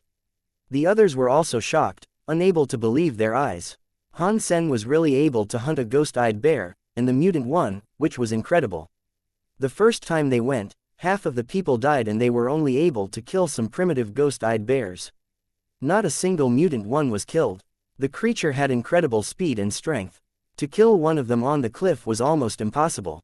However, Han Sen alone hunted a mutant ghost-eyed bear back. Fu Shan looked Han Sen up and down and did not see a single injury on Han Sen's body, which surprised him even more. It was obvious from the howling that the entire ghost-eyed bear group was alarmed, but Han Sen still came back safe and sound, taking the body of a mutant ghost-eyed bear, which made him wonder how strong Han Sen must be to be able to achieve this. Shu Ruyan also noticed that and was rendered speechless. Did you really hunt the ghost-eyed bear yourself? When Han Sen came close, Lu Ji asked. I believe so, unless this thing is not called a ghost-eyed bear. Han Sen smiled and continued toward the cave with the body of the ghost-eyed bear on his back. The body of the ghost-eyed bear was too big, and he was not very interested in consuming it himself. He intended to leverage this mutant ghost-eyed bear to negotiate a deal with Shu Ruyan, so he made sure that everyone saw it. When the people guarding the cave saw Han Sen come back with a mutant ghost-eyed bear, they were surprised as well. Miss Shu, are you interested in a deal now? Han Sen scanned everyone's face and asked Shu Ruyan. Very much so. Shu Ruyan's eyes lit up. They were all trapped here for more than a year. In the beginning, they had some meat jerky to eat, and after that they had to go vegan. It had been a while since they had any taste of meat. Seeing the body of the dead ghost-eyed bear, they immediately thought of barbecue. Of course, Shu Ruyan was thinking more than just this mutant ghost-eyed bear. Since Han Sen was able to kill a mutant creature so easily, it meant he could wipe out all the ghost-eyed bears. If he could do that, they could benefit from more than just the meat. In fact, they had been lying to Han Sen from the very beginning. Their destination was always this island because they wanted something here. They did, however, run into an accident on the sea. That part was true. After they got here, they were not able to get what they wanted because of the ghost-eyed bears. Surprisingly, Han Sen was strong enough to wipe out all the ghost-eyed bears, which was fantastic for Shu Ruyan. Shu Ruyan believed that someone would eventually come to their rescue. It was just a matter of time for the Starry Group to locate this island. If she was able to get what she wanted before they came, that would be the best. Otherwise, she would be no more than a failure. If she obtained that thing after the rescue team came, the credit would no longer be hers. Shu Ruyan watched Han Sen with desire. Although she did not know how Han Sen achieved that, she believed his presence would work in her favor. So, Sen, what's the deal? Shu Ruyan looked to Han Sen and softened her voice. It depends on how good your appetite is, Han Sen said, grinning. How much do you want for this mutant ghost-eyed bear? As calculative as Shu Ruyan, she would not easily expose her real objective. Shu Ruyan was secretly thinking that it would be fine for her to pay a high price for this mutant ghost-eyed bear. She could even pay more for Han Sen to hunt a few more mutant ones. There were in total a dozen mutant ghost-eyed bears. As long as Han Sen killed them all, one sacred blood ghost-eyed bear would not be such a big threat to the group. By then, her goal would be achieved. However, Shu Ruyan did not realize that Shu Ruyan was planning on the blackmail from the very beginning. I would not elaborate on the value of this mutant ghost-eyed bear. According to market price, you can have it for 100 million, said Han Sen, narrowing his eyes. When the group heard the phrase, market price, they were optimistic, because based on the market price, the meat of a mutant creature would be 2 to 3 million. Even he doubled it, that would be a small amount. However, Han Sen's price made her cringe. Lu Ji opened his mouth wide and thought, a mutant creature for 100 million, what kind of market price is that? Han Sen, this is a bit too high. Even a rare mutant creature would only be marked 2 to 3 million on the market. Even if I am willing to pay you 10 times that price, that would be 20 to 30 million. Don't you think 100 million is too much? Shu Ruyan frowned at Han Sen. You're right, outside this island, that is the market price. However, we are in a different place, so of course we have a different price. Here, the market price is 100 million each. If you think it's too expensive, that's fine as well. I will just keep it for myself. Han Sen remained calm and smiled. Han Sen, we are all unfortunate people and should help one another. Don't you think you're being too selfish? In addition, you're also the head of the special squad and a colleague of many people here. Would you sell them at the same price? Shu Ruyan suddenly had an idea. If Han Sen answered yes, then everyone would be mad at him. If he said no, then it would be the same whether he sold it to Shu Ruyan or Fu Shan. Shu Ruyan did not care if she cannot eat the meat. As long as Han Sen could wipe out all the mutant ghost-eyed bears, she would be achieving her goal. Of course, I always have the same and fair price for everyone. Han Sen then looked to the Green Special Squad, and I did invite them to cooperate before. It is not my fault that they turned me down. Lu Ji blushed when hearing Han Sen's words. He was the one who objected the most and thought Han Sen was a lunatic. Shu Ruyan heard Han Sen's words and was secretly excited. She kept a straight face and snorted, Han Sen, aren't you afraid that everyone will turn on you? Or are you not in the special squad at all? Since Han Sen came back, Shu Ruyan and her men were circling Han Sen and the mutant ghost-eyed bear. As Shu Ruyan made a long face, her people were also staring at Han Sen. Obviously, Shu Ruyan was trying to threaten Han Sen.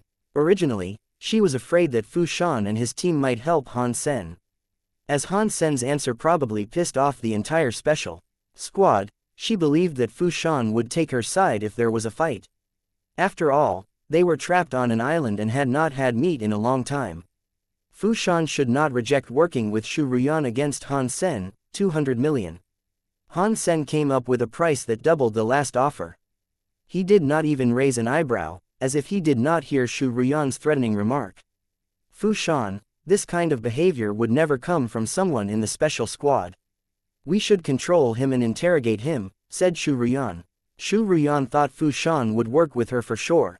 After all, the special squad members were also checking out the mutant ghost-eyed bear greedily, and they did not have any affection toward Han Sen either. To her surprise, Fu Shan shook his head and said, I have no idea whether he is in the special squad, and that doesn't concern me. Fu Shan ordered everyone on his team to step aside. It was obvious that he did not want to meddle in this matter. Although his team members wondered why Fu Shan made the decision, they had a lot of trust in their captain and followed his order. Shu Ruyan was dumbstruck. Based on her understanding, Fu Shan was a rational person. Even if he did not want to harm Han Sen, he would agree to take the mutant ghost-eyed bear first. Fu Shan's decision forced Shu Ruyan to reevaluate Han Sen. The only explanation for Fu Shan to make a decision like this was that Fu Shan did not believe they could beat Han Sen. So, it seems that you do not want to deal with me. Han Sen picked up the mutant ghost-eyed bear. What are you doing? Shu Ruyan did not dare to try to stop Han Sen. Since I'm not welcome here, I will find a place for my own. I have a mutant ghost-eyed bear anyway. If I eat it slowly, it could last me 3 to 5 months. Han Sen put the mutant ghost-eyed bear on his back. Fine, 100 million, I will purchase this mutant ghost-eyed bear, Shu Ruyan gritted her teeth and said. What she needed was for Han Sen to kill the ghost-eyed bears. If Han Sen really hid somewhere and enjoyed the food for himself, that would defeat the purpose. The price is no longer 100 million. It is 200 million now. Han Sen's reply made Shu Ruyan want to strangle him. 200 million is fine. However, it is impossible for me to bring so much money to God's sanctuary. I can write you a promissory note and the Starry Group will pay you in the alliance. After calming down, Shu Ruyan had a strong desire to kill Han Sen. It did not matter how many promissory notes she wrote Han Sen at this point, because the rescue team from the Starry Group would not let Han Sen live. Sorry, I only take cash. Han Sen turned Shu Ruyan down and looked her up and down, although, you could pay me with beast souls as well. Han Sen knew that they could not bring so much cash, and wanted their beast souls in the first place. What do you propose? Shu Ruyan felt a stronger incentive to kill him. The market price for a sacred blood beast soul would be around 100 or 200 million. So I would say a sacred blood beast soul for a mutant ghost-eyed bear, Han Sen said to Shu Ruyan. It seems that you have no intention to make a serious deal. Shu Ruyan became annoyed. There was no way for her to trade a sacred blood beast soul for a mutant creature. We're doing business, you could give me a counter-offer, said Han Sen, grinning. 5 primitive beast souls for the mutant ghost-eyed bear, suggested Shu Ruyan. 5 mutant beast souls are more like it, said Han Sen, blinking. After bargaining, Shu Ruyan was able to trade a mutant beast soul for the mutant ghost-eyed bear, which pleased Han Sen. Both from a mutant creature, a beast soul was worth a lot more than the meat. In other places, this would be an impossible deal.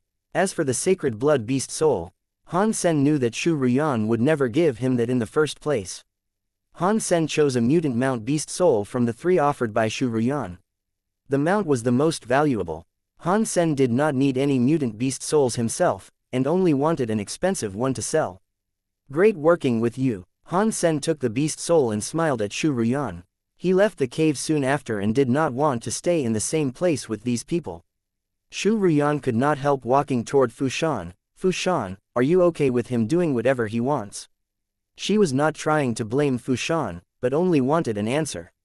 Look closely at the body of the mutant ghost-eyed bear, said Fu Shan calmly. Shu Ruyan was dazed and walked toward the body of the mutant ghost-eyed bear. The rest of the group also approached the body, trying to understand what Fu Shan meant. Very soon, they all became silent. Originally, they saw much blood on the body and thought there must have been fierce combat between Han Sen and the ghost-eyed bear. However, with a closer look, they noticed that the blood on the body all came from a single cut. The ghost-eyed bear was only cut in the throat and was not hurt anywhere else. It was obvious that it was killed with one blow, before it could make any struggle. Everyone was shocked. To kill a mutant ghost-eyed bear in such a clean way was something incredible. Going into the ghost-eyed bear habitat alone, killing a mutant ghost-eyed bear with one blow and coming back with the body safe and sound, he is not someone we should view as an enemy, explained Fu Shan quietly. He did not know whether Han Sen was indeed in the special squad. Even if Han Sen wasn't, Fu Shan did not want to antagonize him. If Han Sen was, then they belonged to the same organization and he had less reason to fight Han Sen. Shu Ruyan did not speak. As Fu Shan had explained, whoever could achieve that was awe-inspiring. Normally speaking, a mutant ghost-eyed bear would not stay too far away from a sacred blood one. Shu Ruyan could not imagine how Han Sen managed to do that. So what, he is also trapped on this island now. When the rescue team comes, he will not be able to fly away, thought Shu Ruyan cruelly. After leaving the cave, Han Sen flew to a high mountain and observed the entire island. When he tried to blackmail Shu Ruyan, he felt something odd in her reactions. Han Sen was asking for a ridiculous price, both to blackmail and to test her. Shu Ruyan's reactions and some details in her behavior made Han Sen believe that the island must be special. Han Sen did not believe that someone like Shu Ruyan would pay such a high price and be so tolerant just to have a nice meal. Very likely their destination was this island in the first place. She probably wants something related to these ghost-eyed bears, otherwise she should not be so interested in them. Han Sen was more and more confident in his guess. As a great assassin, he knew how to read people, and he could tell a lot from what Shu Ruyan had said and done. There was not much special about the habitat of the ghost-eyed bears. When Han Sen went to hunt the bears, he had explored the place as well. There was nothing other than the ghost-eyed bear group, which only had one sacred blood king among them. It was impossible for Shu Ruyan to make this trip just to hunt the sacred blood ghost-eyed bear. No sacred blood creature in the world was worth so much trouble.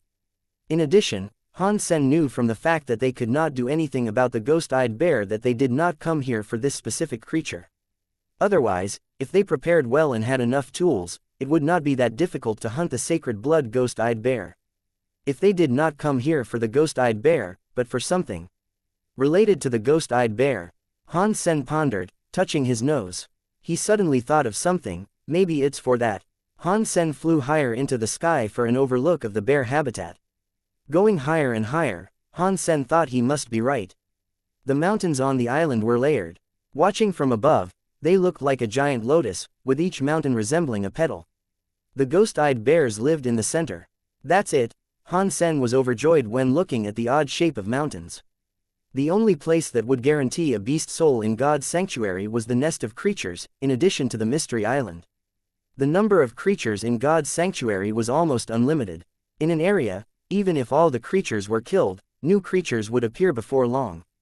Humans had done extensive research on this and concluded that most creatures did not come from their own reproduction, but somewhere humans called nest. These nests were usually hidden tens of thousands of feet underground. Once in a while, a large number of creatures would be born from the nest. Humans were still not sure how the creatures arrived at different locations in God's sanctuary.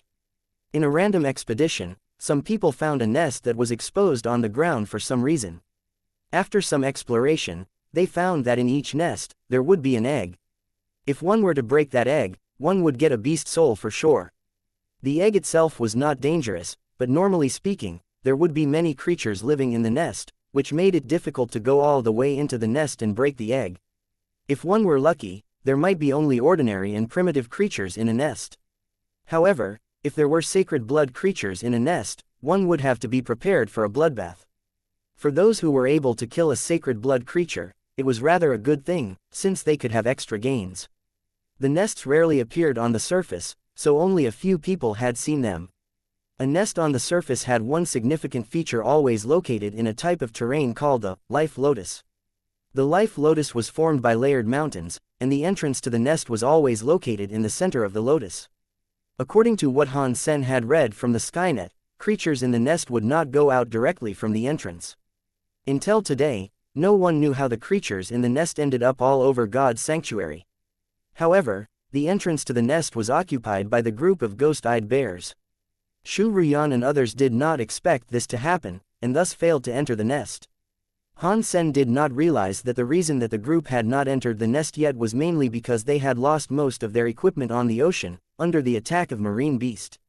Since you had failed, I should probably go first. Han Sen was considering how to enter the nest with great joy. Originally, he wanted to hunt some ghost-eyed bears and gain more mutant beast souls from Shu Ruyan. Knowing that this was a nest, he would not hurt the ghost-eyed bears anymore. Undoubtedly, these ghost-eyed bear were the best watchdogs. With them here, the group would never be able to enter the nest, and Han Sen could look for the egg peacefully inside. Well done, Shu Ruyan, you tried to lure me to kill more mutant ghost-eyed bears and you could enter this nest. Han Sen smirked secretly. Unfortunately, I already know your plan and you shall be disappointed. Han Sen landed on the mountain and sneaked toward the center of the life lotus. He had been there once, and would be able to enter the nest without alarming the ghost-eyed bears. As for the sacred blood ghost-eyed bear, Han Sen prepared to kill it after breaking the egg. Obviously, these ghost-eyed bears did not live in the nest. Their occupation of the surrounding area was merely a coincidence. Han Sen used the color shifter to move slowly to the entrance. After more than an hour, he was in front of the nest. Like what was described on the Skynet, the nest was a stone cave going straight down like a well. The stones were black and smooth, and the entrance was so narrow that only one adult could pass at a time. Han Sen did not hesitate before sliding down. With a fall of 12 feet, his feet touched the ground. In front of his eyes appeared a path zigzagging down. Surrounding him were black stones, among which there were many gleaming green crystals. Although they looked dismal, it was still much better than darkness. People called these crystals green gold, which could be seen everywhere in nests. They were not harmful to health, but were not useful in any way either. Han Sen decided to be careful and summoned his phantom ant armor, protecting himself thoroughly and slowly walking down the winding path. According to the Skynet, the length of this path should be around 8 miles. Normally speaking, there would be no creature on this path. Han Sen did not dare to fully trust the Skynet and was still being wary. However, the Skynet was right this time and he did not see a single creature on the way.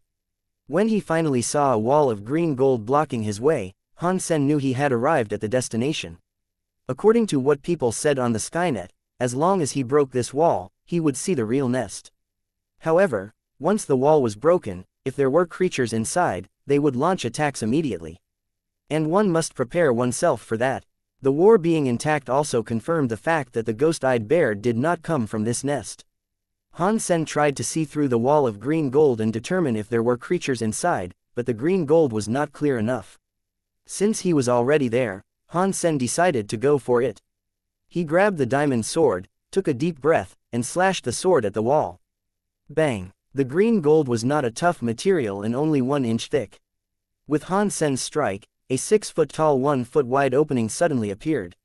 Han Sen looked inside the opening warily with the diamond sword in his hand and was dumbstruck by what he saw. It was an underground metropolitan bathed in green light. The roof was decorated with millions of pieces of gleaming green gold, like an entire green galaxy. All sorts of black rock cells crisscrossed like a labyrinth.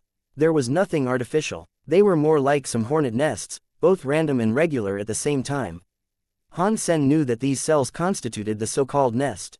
In each cell there might be a creature. Once the creature noticed his presence, it would try to kill him without a second thought. Han Sen saw that there must be tens of thousands of cells of all sizes, some as small as his hand, while some as large as palaces. They were all interconnected in a strange and natural way. All the deities in this world, please give me your blessings. I wish there would not be too many creatures. Some primitive creatures would do, prayed Han Sen as he tiptoed. Although there was enough space for him to fly across the nest, Han Sen did not plan to use his wings. When he flew up, all the creatures could see him clearly and would potentially attack him in groups. It was not like the roof was so high he could avoid all the attacks, so Han Sen decided against that. Creeping past a cell, Han Sen's eyes were fixed on it. If there were anything wrong, he would go back immediately. To his relief, the cell was completely quiet until he walked past it. It was only a beginning though. The black cells were like time bombs of different sizes. Han Sen did not know when a cell would explode suddenly. As Han Sen was almost scared to death, he had already passed more than 1,000 cells without seeing any creatures. Could this nest be empty? Maybe all the creatures had left. Han Sen wondered. It should not be. According to what I read, unless the egg is broken, the nest will continue to breed new creatures. Since the wall was still intact, I don't suppose anyone has been here. So, the egg must still be here as well. How come there is no creature? Han Sen did not dare to relax. Although it seemed everything was going well, he still remained alert. Every time he passed a cell, Han Sen would always stare at it, in case a creature would catch him off guard. However, after seeing tens of thousands of cells, he did not see a single creature. It seemed the nest was really empty. This is so weird. According to the Skynet, the nests discovered before would always have at least hundreds of creatures inside, and sometimes it could even be thousands. How come there is nothing here? Suddenly, Han Sen heard a crack. He immediately looked in that direction. It was a 9-foot-tall cell more than 30 feet away from him. It had cracked and the cracks were expanding. Finally, Han Sen did not get too nervous. He walked back a few steps and found a spot with more space, eyes fixed on the cell looking like a tomb. As the cell continued to crack, it was falling apart will stop bang. Suddenly the cell was knocked open by something and collapsed. A figure rushed out of the cell. A humanoid creature. After seeing the figure, Han Sen suddenly grasped the diamond sword tighter.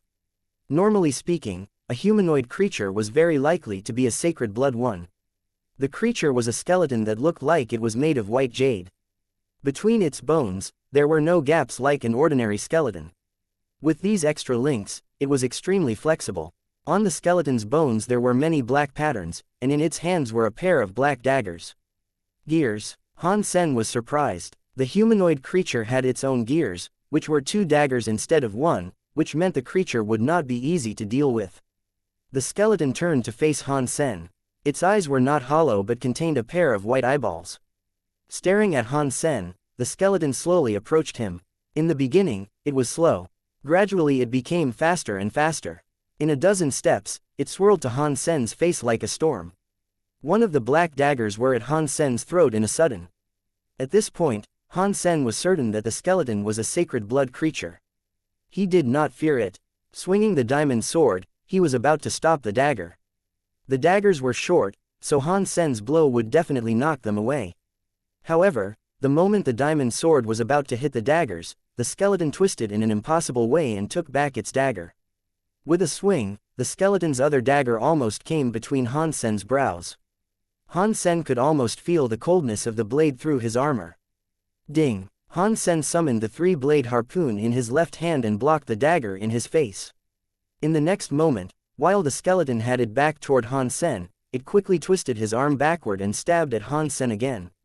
The suddenness took Han Sen at a disadvantage. He did not have time to take back his sword, or swing the harpoon. Whoosh! Han Sen used the sparticle and made a crucial step, dodging the dagger by a hair. The phantom ant armor was still scratched by the tip of the dagger and left with a shallow mark. Han Sen was shocked by how sharp the daggers were. Instantaneously, the other dagger in the skeleton's hand came from another incredible angle. Han Sen was also a master at short blades like these, but he had never seen someone could use these weapons in such a fascinating way. The skeleton's movements were as if they were all wrong. He could never predict the skeleton's next move, which made him feel very uncomfortable. It was like a musician hearing a song with all the wrong tempos. In addition, the skeleton was incredibly fast. Its attacks were almost continuous, making Han Sen almost desperate. This kind of close combat made the diamond sword a burden rather than a help. Han Sen did not even have time to put down the sword, because the skeleton's strikes were dazzling. The skeleton's footwork and dagger skills left Han Sen in a huge disadvantage. Suddenly, he was injured in the chest. If it were not for the sacred blood armor, Han Sen would have been dead by now. With goosebumps all over his body, Han Sen summoned Meowth, which turned into a black tiger and threw itself at the skeleton. The white jade skeleton almost glided on the ground, moved away from the tiger and stabbed at Meowth with its dagger. Meowth turned back and snapped at the skeleton, which quickly took back the daggers and moved away. With its back toward Meowth, the skeleton turned its arm around in an impossible angle and stabbed at Meowth's stomach. Han Sen seized the opportunity and slashed the sword at the skeleton, his other hand grasping the harpoon to block the attack toward Meowth. Fighting a man and a cat, the white jade skeleton still seemed effortless and constantly made threatening attacks at Han Sen and Meowth. Very soon, Han Sen discovered that it was not a great idea to summon Meowth, as the skeleton actually used its miraculous footwork to confine their movements. This creature is rogue, Han Sen cursed secretly. When Meowth was attacking the skeleton, he quickly ran away. At this point, both he and Meowth were injured, while the skeleton remained unharmed. There was no point in continuing the fight. Han Sen decided to retreat and think of a different method. Luckily, Meowth was distracting the skeleton so that Han Sen could run far enough before he took Meowth back. The white jade skeleton would not leave Han Sen alone and quickly ran after him. Han Sen did not dare to hesitate anymore and dashed toward the path where he came from. The skeleton would not give up. It was even faster than Han Sen. With Meowth's help, Han Sen retreated while fighting, eventually arriving at the broken wall. Han Sen quickly crawled through the opening, and the skeleton followed him. Drop dead, Han Sen was happy to see the skeleton moving into the narrow path, where its footwork would no longer work that well. Han Sen quickly drew the Beetle Knight's spear and stabbed it at the skeleton. In such a small space, a longer weapon was a lot better than a shorter one. The skeleton's daggers could not even reach Han Sen and the skeleton had nowhere to hide. It had to cross the daggers in front of its chest to block the incoming spear. However, Han Sen's spear carried a strong spinning force, and the skeleton failed to stop it. Han Sen thought he must have been successful, but the skeleton quickly glided back like a phantom, faster than Han Sen when he used Sparticle. The skeleton seemed to be quite intellectual. Knowing it would not be Han Sen's match in the narrow path, it no longer tried to follow him, but chose to stay and guard the wall. Han Sen had to leave the nest. He had to think of a way to get rid of this white jade skeleton. Otherwise he would never be able to reach where the egg was. Damn, there just happens to be a powerful sacred blood creature in this nest. Han Sen felt quite upset. He quietly crept out of the nest and killed a primitive ghost-eyed bear for food. Knowing that where the ghost-eyed bears lived was the entrance to the nest, Han Sen wanted to keep the sacred blood ghost-eyed bear and the mutant ones alive as watchdogs to keep other people out. Han Sen looked for a safe place in the mountains and collected some branches to make a fire. He then barbecued the primitive ghost-eyed bear, the paws of which were delicious. However, Han Sen's thoughts were on how the white jade skeleton fought.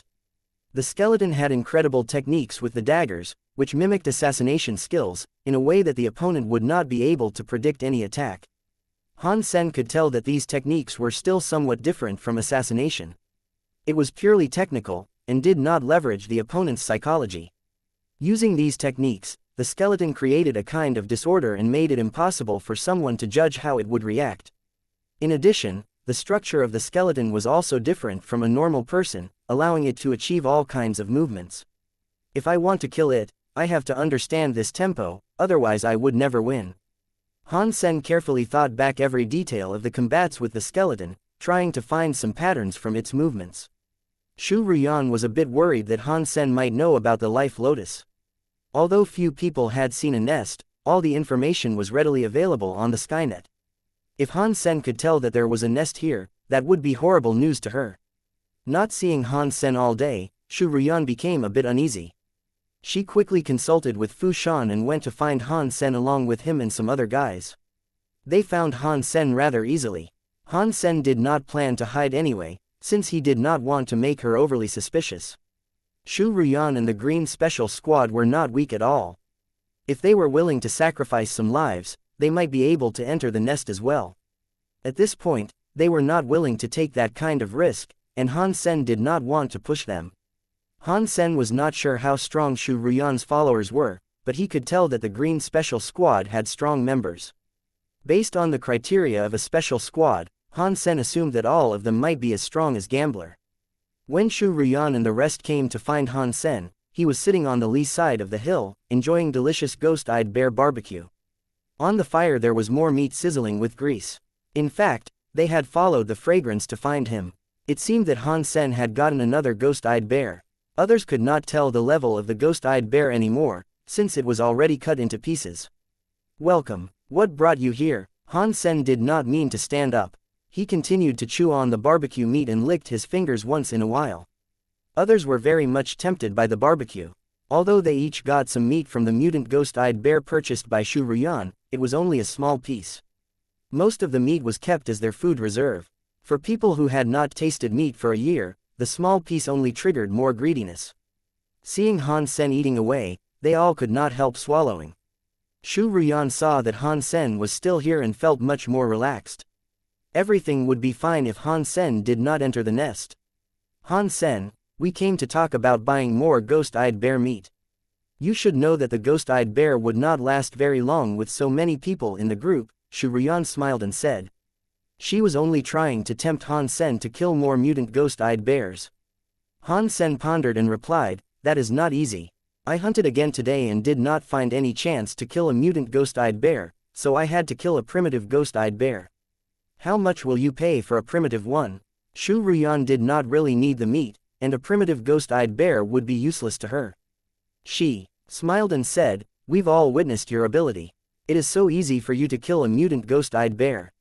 Now don't be humble. Yes, we maxed out on our primitive geno points a long time ago. We hope that you could get us a few more mutant ghost-eyed bears, and we would pay you well," one of the guys working for Shu Ruyan said.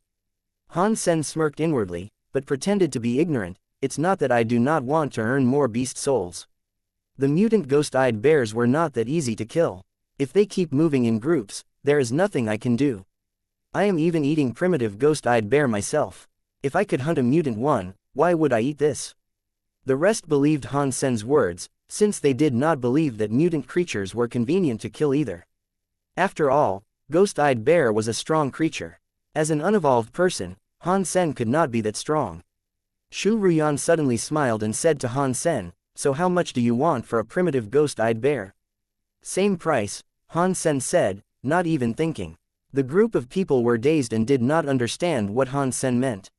Shu Ruyan looked at Han Sen and asked, "Sen, you did not mean that you want a mutant beast soul for this primitive ghost-eyed bear?" "Exactly," said Han Sen, nodding. "That makes absolutely no sense. A mutant ghost-eyed bear for a mutant beast soul, so why is a primitive ghost-eyed bear also worth a mutant beast soul?" asked Lu Ji. Lu Ji was planning to exchange one of his less advanced beast souls for a primitive ghost-eyed bear so that he could eat better. Who knew that Han Sen would ask for a mutant beast soul? Those who worked for Shu Ruyan immediately protested and wanted to bargain with Han Sen. Han Sen insisted on the price. "What I'm selling is meat, so it does not matter whether it is primitive or mutant. Same price, take it or leave it. I am trapped here anyways and have no use of your beast souls. As long as I can fill my own stomach, I would rather not to take any risks." None of them was willing to trade a mutant beast soul for a primitive ghost-eyed bear, so they all had to go back to the cave empty-handed. Han Sen did not mind that. Every day at lunchtime, he would go to the windward side of the cave and start a barbecue, trying to tempt the group. In the beginning, they could still hold it back and just eat pieces of the first ghost-eyed bear they bought. However, the taste of meat is addictive. After eating meat, they could hardly swallow the plants anymore. In addition, that first ghost-eyed bear did not last very long. Smelling the delicious barbecue every day, all of them wanted to kill Han Sen and take the meat for themselves. Han Sen was doing that every day both to keep them hooked and to reassure Shu Ruyan that he had no idea about the existence of the nest. In fact, Han Sen would enter the nest every evening to fight the white jade skeleton. However, the white jade skeleton was so powerful that Han Sen could not get rid of it anytime soon. In the process of fighting the skeleton, Han Sen gradually became familiarized with its dagger skills in footwork. He was obsessed with finding a way to beat the skeleton. Han Sen had carefully observed the footwork and dagger skills of the white jade skeleton. In addition to the skeleton's movements that could not be achieved by any human, its footwork and dagger skills alone were very impressive. Both its footwork and dagger skills were always out of order. Even Han Sen, who was great at prejudgment cannot capture, held the skeleton moved and attacked. Without a doubt, it was a special kill set, which Han Sen was very eager to imitate. You must know your enemy before you could beat him, and the best way to understand your enemy was to learn his special tricks. Also, the skeleton's trick would be a great supplement to Han Sen's assassination skills, which was also why Han Sen would like to invest a lot of time in learning it. If he could master this trick and create the same disorder, then his target would be less likely to have the chance to fight back. These days when fighting the skeleton, Han Sen could only use the three-blade harpoon single-handedly, which weakened his attacks. I wish I had a sacred blood dagger, thought Han Sen secretly.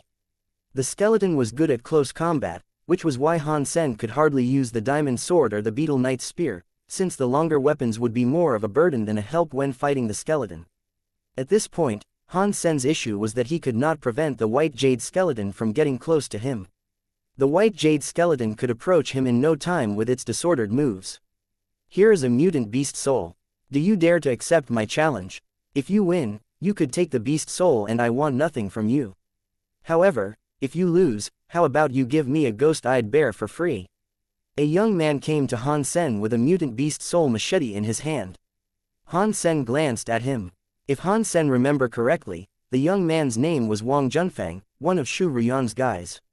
It seems that Shu Ruyan has become impatient and wants to test my true ability. Han Sen sneered and asked coldly, how will you challenge me? Hand-to-hand combat. Falling or admitting defeat will be considered losing, answered Wang Junfang. Han Sen curled his lips and threw a contemptuous look at Wang Junfang.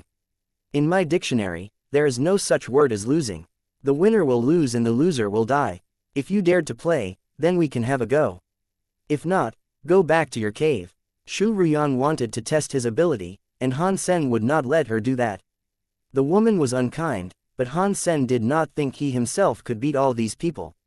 In addition, he was also in the special squad, so it would be inappropriate to kill a client of his organization, especially in front of his colleagues.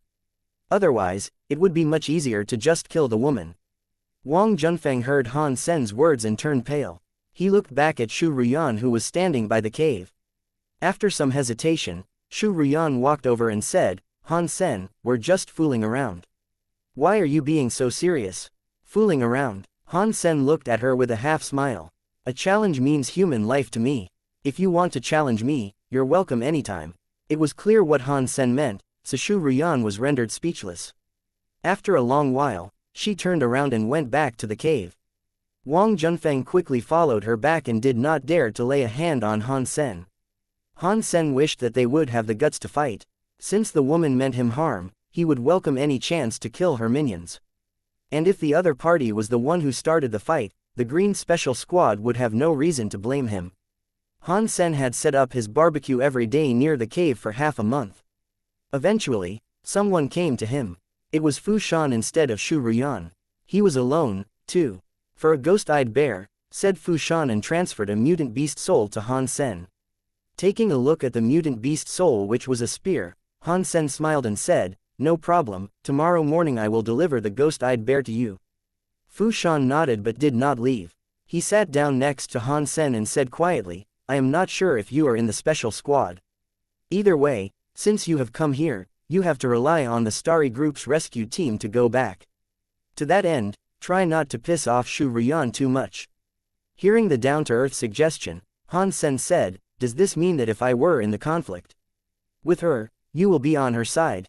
I brought my team members with me, and one of them has already died.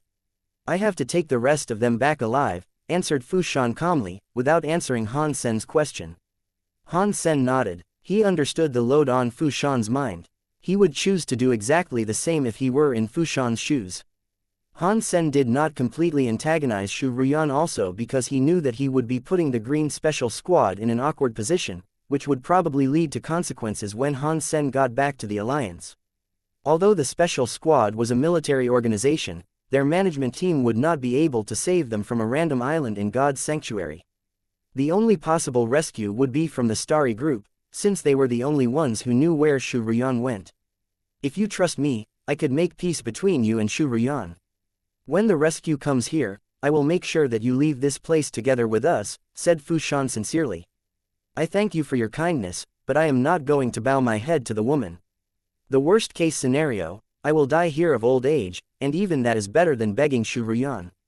Han Sen did not even need the Starry Group's ship to go back. Fu Shan gazed at Han Sen and got up. Think about it, if you need anything, come to find me. Han Sen watched Fu Shan leave and continued to think about the skeleton's footwork and dagger skills. Han Sen believed that Fu Shan meant well, but Han Sen would not consider his proposal. Han Sen hated Shu Ruyan and Starry Group. There was no way he would make peace with them. If I don't blackmail her enough, how could I thank Son of Heaven for what he had done to me? Han Sen thought with a sinister smile. As time went by, it had become harder and harder for the group of people to resist the temptation of meat. In addition, for most of them, a mutant beast soul was not very hard to come by. They all had several mutant beast souls and a lot of them even had sacred blood beast souls. The less important mutant beast souls were gradually transferred to Han Sen for the primitive ghost-eyed bears that he killed. Shu Ruyan had never visited Han Sen, but traded through Fu Shan. Han Sen knew about it but did not say anything. Han Sen's plan was to first use the primitive ghost-eyed bears to strip them of their less important mutant beast souls. After Han Sen broke the egg, he would start to kill the mutant ghost-eyed bears to trade for their key mutant beast souls. This way, he could benefit much more than simply killing these people. When Shu Ruyan paid a grand prize for entering the nest, she would discover the egg was already gone. Han Sen wondered what would be the look on her face at that time. In these 3 months, Han Sen had learned more and more about the weird footwork and dagger skills of the skeleton and saw the light. If it were not for the fact that Han Sen was interested in learning more about the skeleton's tricks, he could have killed it half a month ago. At this time, Han Sen had fully grasped all the tricks the skeleton had. It was time for him to kill the skeleton and break the egg. In darkness, Han Sen once again sneaked into the nest and was greeted by the skeleton's attacks per usual. Different from what happened in the past, Han Sen did not plan to retreat this time. He seized his 3-blade harpoon and calmly stared at the incoming skeleton. Han Sen now knew everything about the footwork and dagger skills of the skeleton. As the dagger almost reached him, Han Sen moved his feet slightly and stabbed his 3-blade harpoon from an impossible angle at the skeleton. Both Han Sen and the skeleton had an unpredictable style, but the difference was that Han Sen only had 1 weapon, while the skeleton had 2. Even so, Han Sen was still at an advantage. He knew everything about the white jade skeleton and felt like he could control the skeleton. Suddenly, Han Sen had an epiphany. The seemingly disordered footwork and dagger skills were actually of a unique order. It was because Han Sen's understanding of order was too shallow that he felt it was out of order. After 3 months of learning, Han Sen finally understood the order of disorder, and gained a deeper understanding of rhythm and order. With this epiphany, Han Sen had greatly improved his way of thinking. His opponent's footwork and dagger skills suddenly became boring in his eyes. Without any hesitation, Han Sen made a fierce step. The moment he brushed against the skeleton's skull flew up into the air. Its pair of daggers failed to hurt Han Sen, and its weird footwork did not bring it away from the 3-blade harpoon. Sacred blood creature skeleton king killed. No beast soul gained. Meat inedible. Han Sen was not disappointed that he gained neither beast soul nor meat, for what he had learned in the 3 months was much more valuable than a sacred blood beast soul or meat. In addition, the sacred blood skeleton king had a pair of gears. Different from the golden axe and iron hammer, the pair of bone daggers could be sold at an incredible price. They were on the same level as the diamond sword, not to mention they came in a pair. After appreciating his new weapons for a while, Han Sen put them away and kept going. In the entire nest, he did not run into another creature. After reaching the end of the nest, Han Sen saw a translucent ellipsoid set in the black stone wall. Inside the ellipsoid, there seemed to be a flickering light. The ellipsoid was taller than himself, and looked exactly the same as eggs portrayed on the Skynet. Han Sen regarded it and used the diamond sword to cut it open.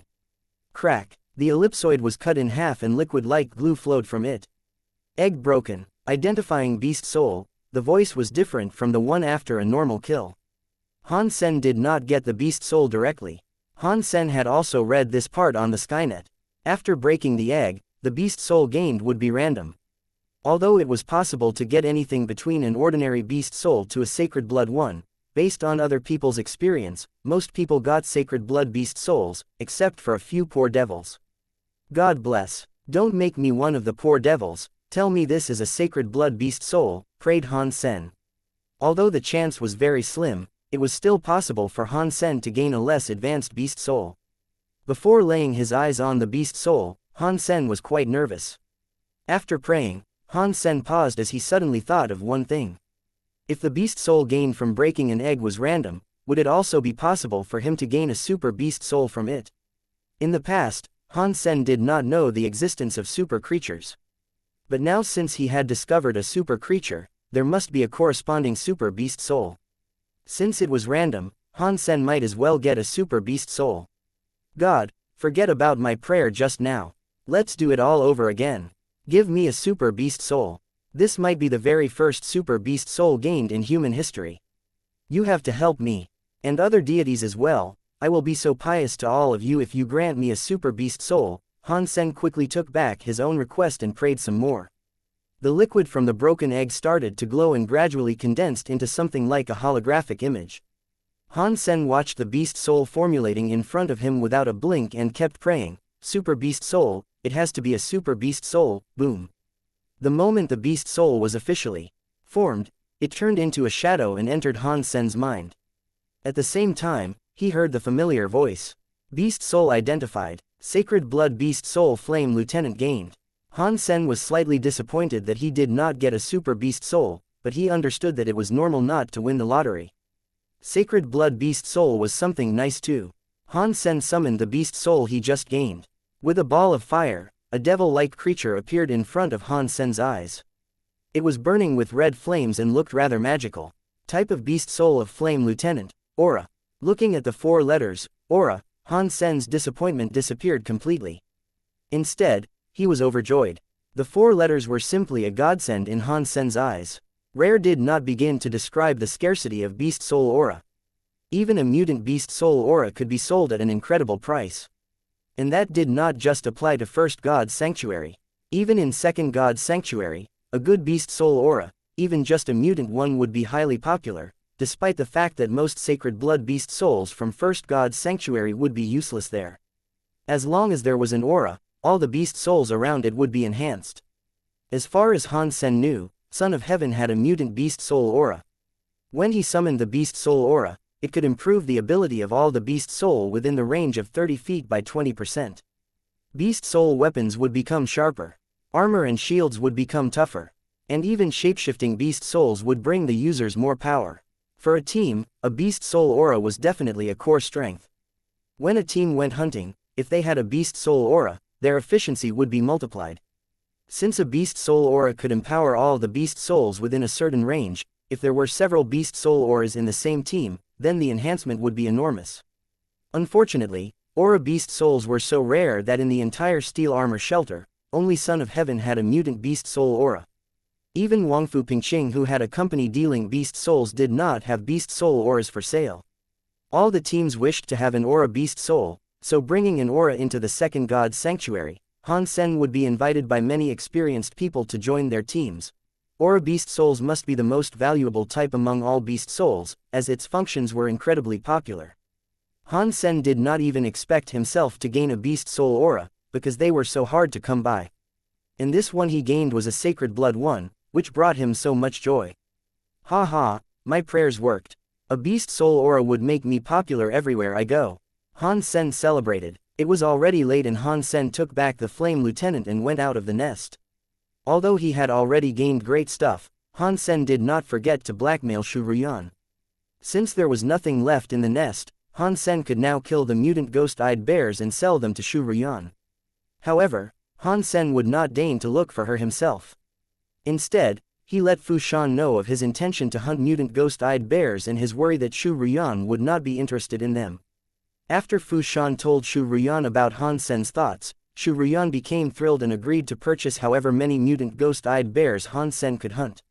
Although at this point everyone only had important mutant beast souls left, Shu Ruyan did not even care about the beast souls she owned when hearing the fact that Han Sen was about to kill mutant ghost-eyed bears. She promised that she would purchase all the mutant ghost-eyed bears that Han Sen would hunt. One mutant beast soul for one mutant ghost-eyed bear, and she would take them all. Although mutant beast souls were precious, they were nothing compared to what they would gain after entering the nest. So, her priority was that Han Sen killed as many as mutant ghost-eyed bears as possible. In addition, Shu Ruyan had her own thoughts. Since Han Sen was trapped on the island anyway, when the Starry Group's rescue team arrived, he would have to board their ship to leave the Wind End Island. At that point, if she asked him to give back all the beast souls, he would have to obey. No matter how strong he was, Han Sen would not be willing to die on this island of old age. Shu Ruyan had no idea that Han Sen was never counting on the Starry Group. So far, he did not fly away only because he was not sure about the location of the Green Island. When the ship of Starry Group came here, he did not need to go on board.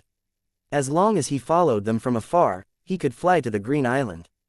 Han Sen's only concern at the point was that Starry Group would not send a rescue team. In that case, he would have to make a guess about the location of Green Island, which would be relatively riskier. Han Sen knew that if he killed too many mutant ghost-eyed bears at one time, then the ghost-eyed bear group would become too weak. Then, the others would not need to buy ghost-eyed bears from him and could just choose to hunt themselves. Since the Starry Group was not here yet, Han Sen could not leave the island anyway. He took his time and killed a mutant ghost-eyed bear once every few days to exchange for a mutant beast soul. After a month, when Han Sen had gained the 7th mutant beast soul from Shu Ruyan started to discuss with Fu Shan about going to the nest. As she estimated, it was about time that Starry Group finished training new staff and sending them over. She had to beat those people to the beast soul in the egg. Otherwise, she would have achieved nothing in this trip, which could harm her position in the Starry Group. Han Sen also felt it was about time that Shu Ruyan made the move, so he did not expect that she would order 3 more mutant ghost-eyed bears from him. The Starry Group is indeed full of wealthy people. Han Sen thought his source of income had already drained, and did not realize that Shu Ruyan was such a big spender. Han Sen killed 4 mutant ghost-eyed bears in one day. He sold 3 of them to Shu Ruyan and kept 1 for himself to increase his mutant geno points. On this day, Shu Ruyan and others enjoyed a meal of meat stew, after which they hurried to the nest. Han Sen was not at all worried and continued to enjoy his barbecue. He seemed to have no intention to follow Shu Ruyan. Shu Ruyan's only concern disappeared seeing Han Sen had not noticed them. She led the team and quickened her pace. In the mountains that formed the Life Lotus, there was no real path to walk on. They had to climb the rocks to get through many places. At many places where there were paths, it was also incredibly scary to go through. The paths were less than a foot wide, and with a slip, one would fall and die. For humans could not do the same as ghost-eyed bear. In addition, on the ocean, the group had lost their climbing equipment and one of the team members who had sacred blood wings, which made their situation extra hard. After entering the Life Lotus, they were soon noticed by the ghost-eyed bears, whose giant bodies came and went like wind on the steep cliffs. Seeing the group of ghost-eyed bears came to them fiercely, Shu Ruyan ordered everyone to find a secure spot and get ready to fight. The mutant ghost-eyed bears posed the most threat to them, while the primitive ones were not much trouble. At this time, since most of the mutant ghost-eyed bears had been killed by Han Sen, they could cope just fine. The group of people stayed on a relatively flat platform and killed all the ghost-eyed bears coming at them. Having been holding back for more than a year, the group lashed out all their anger on these creatures. With a shrill howling from the sacred blood ghost-eyed bear king, all the ghost-eyed bears retreated instantaneously to higher mountains, leaving the group of people alone. The group continued marching ahead and killed all the ghost-eyed bears they saw. Because the mutant ghost-eyed bears were too few in numbers, they were not much of a threat. The sacred blood ghost-eyed bear dashed to them from the cliffs fiercely, its white fur gleaming like silver. Han Sen had already landed on the top of a high mountain, watching the fight while eating barbecue. He had been curious how Shu Ruyan planned to deal with the sacred blood ghost-eyed bear. On mountains like these, there was not much room for people to move around. In order to fight a strong sacred blood creature, one would have to have sacred blood wings. As Han Sen was making different presumptions, he suddenly saw Shu Ruyan's body turning into a giant more than 12 feet tall. She raised a fist and threw a punch at the sacred blood ghost-eyed bear. Her fist was like a sledgehammer and landed on the sacred blood ghost-eyed bear hard. The body of the sacred blood ghost-eyed bear was very strong. Unless one were to use a sacred blood weapon, one could hardly hurt it. However, with Shu Ruyan's punch, the arms that the sacred blood ghost-eyed bear raised to defend itself were broken, after which the giant fist continued to hit the sacred blood ghost-eyed bear in its chest. The rib cage of the sacred blood ghost-eyed bear collapsed. Spitting out blood, the ghost-eyed bear fell off the cliff and was about to die. Shu Ruyan, on the other hand, quickly shrank in size and turned back to herself. She looked a little pale. Han Sen was dumbstruck and did not understand what kind of beast soul Shu Ruyan had used. Looking at her face, Han Sen did not think she could do that again. No wonder Shu Ruyan had never given any thought to the sacred blood ghost-eyed bear, but feared the mutant ones a lot. Since she could only use the miraculous beast soul once, she could not afford to waste it on the mutant ghost-eyed bears, but had to save it for the sacred blood one. Han Sen did not have more time to think. He quickly summoned the horn bow and the mutant black stinger arrow, aimed at the falling sacred blood ghost-eyed bear and made the shot. The black arrow went across the sky like a lightning bolt. As if it were equipped with a GPS device, it pierced the ghost-eyed bear's head through its open mouth. When Shu Ruyan, who had perfectly utilized the power of the beast soul, was secretly celebrating, she was suddenly dumbstruck by the arrow coming out of nowhere. She quickly looked to the direction where the arrow was from and saw Han Sen on top of the mountain with a bow in his hand. Bang! Under the cliff the sacred blood ghost-eyed bear fell to the ground. Shu Ruyan watched Han Sen with her eyes almost spitting fire. Since Shu Ruyan did not hear the voice telling her the sacred blood ghost-eyed bear was killed, it was obvious that the kill was counted on Han Sen's head. Han Sen was so happy that he almost laughed out loud. It seemed that every time he stole the last kill, he would always gain a beast soul. And this was no exception. Sacred blood ghost-eyed bear killed. Beast soul of sacred blood ghost-eyed bear gained. Eat its meat to gain 0 to 10 sacred geno points randomly. What a great harvest. It's a shame that they were not hurt. There is no chance for me to kill Shu Ruyan, Han Sen said with a sigh. Throwing a fierce stare at Han Sen, Shu Ruyan gritted her teeth and said nothing. They went all the way to the entrance of the nest and started going down. Shu Ruyan specifically arranged for several people to guard the entrance, so that Han Sen could not follow them inside. Han Sen did not have any intention to follow them into the nest, which he knew very well was basically empty. At this point, Han Sen had already come down from the mountain and ran away with the dead sacred blood ghost-eyed bear. Rushing to the nest, the group of people did not have time to think about Han Sen. On the other hand, they believed it was not that easy for Han Sen to go down the cliff. And even if he managed to leave with the body, he had nowhere to go but the island, so they could always find him later.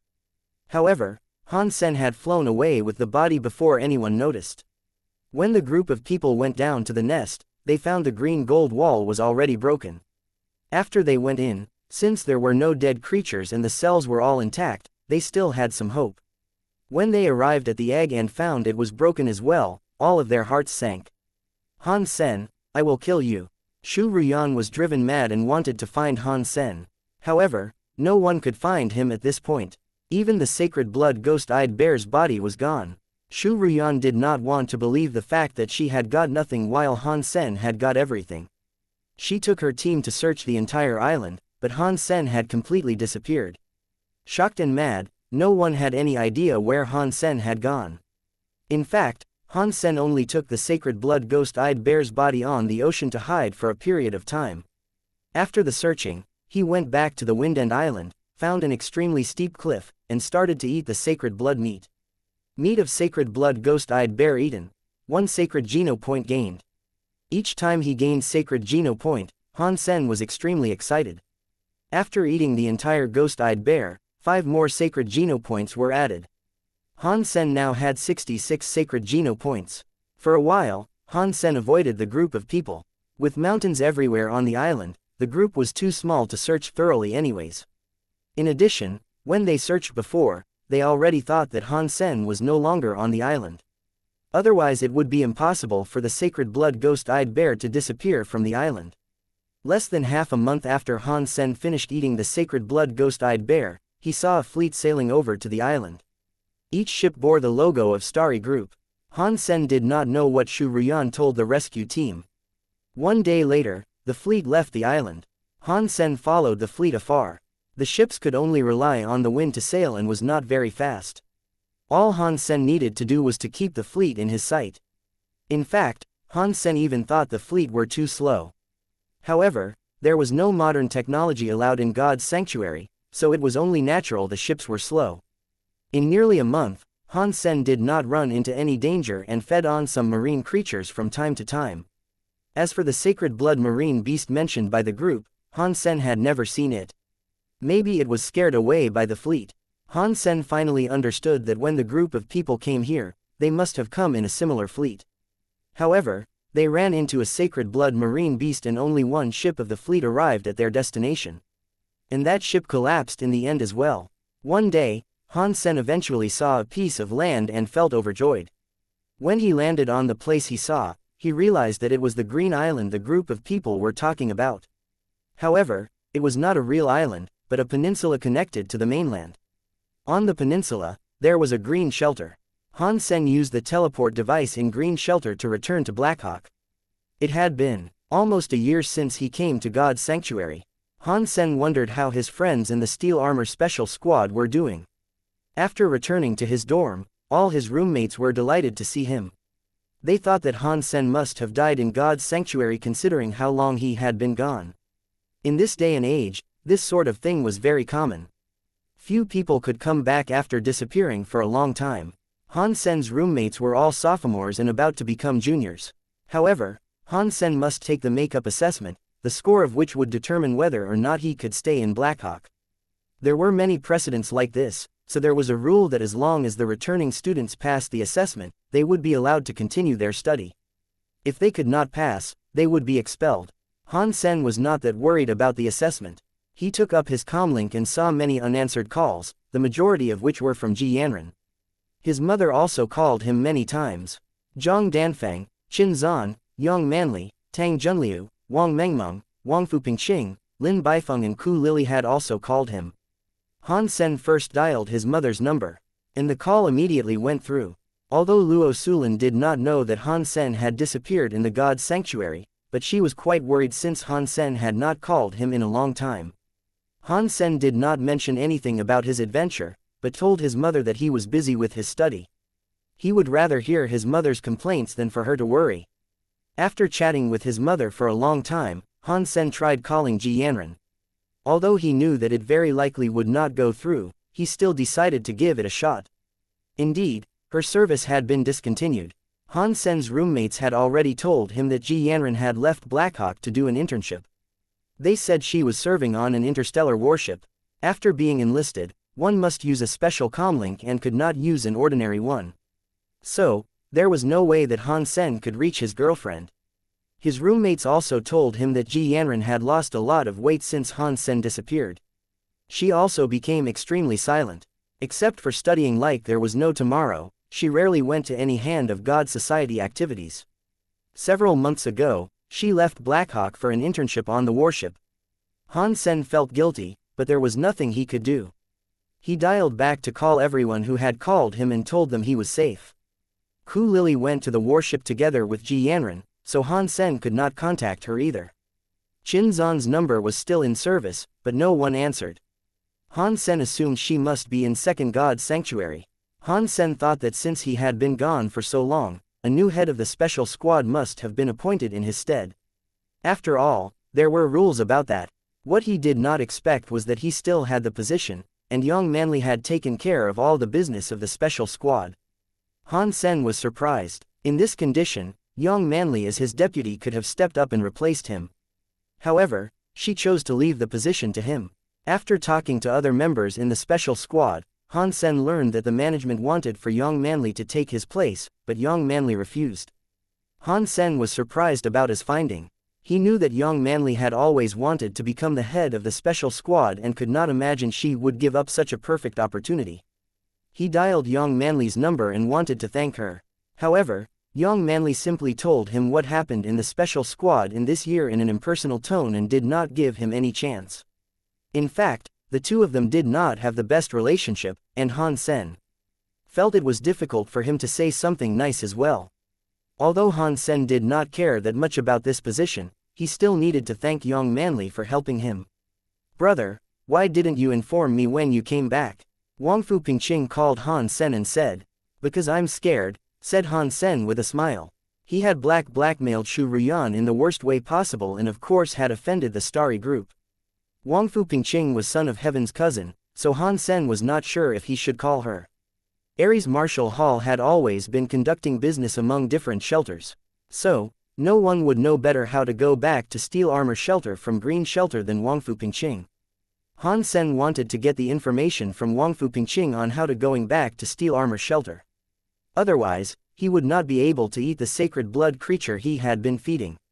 "Ha ha, how did you dare to blackmail Shu Ruyan like that since you're scared? If my cousin Son of Heaven is still in Steel Armor Shelter, I would advise you never to go back." However, he had evolved and gone to Second God's Sanctuary, and you wouldn't have any chance to see him there again.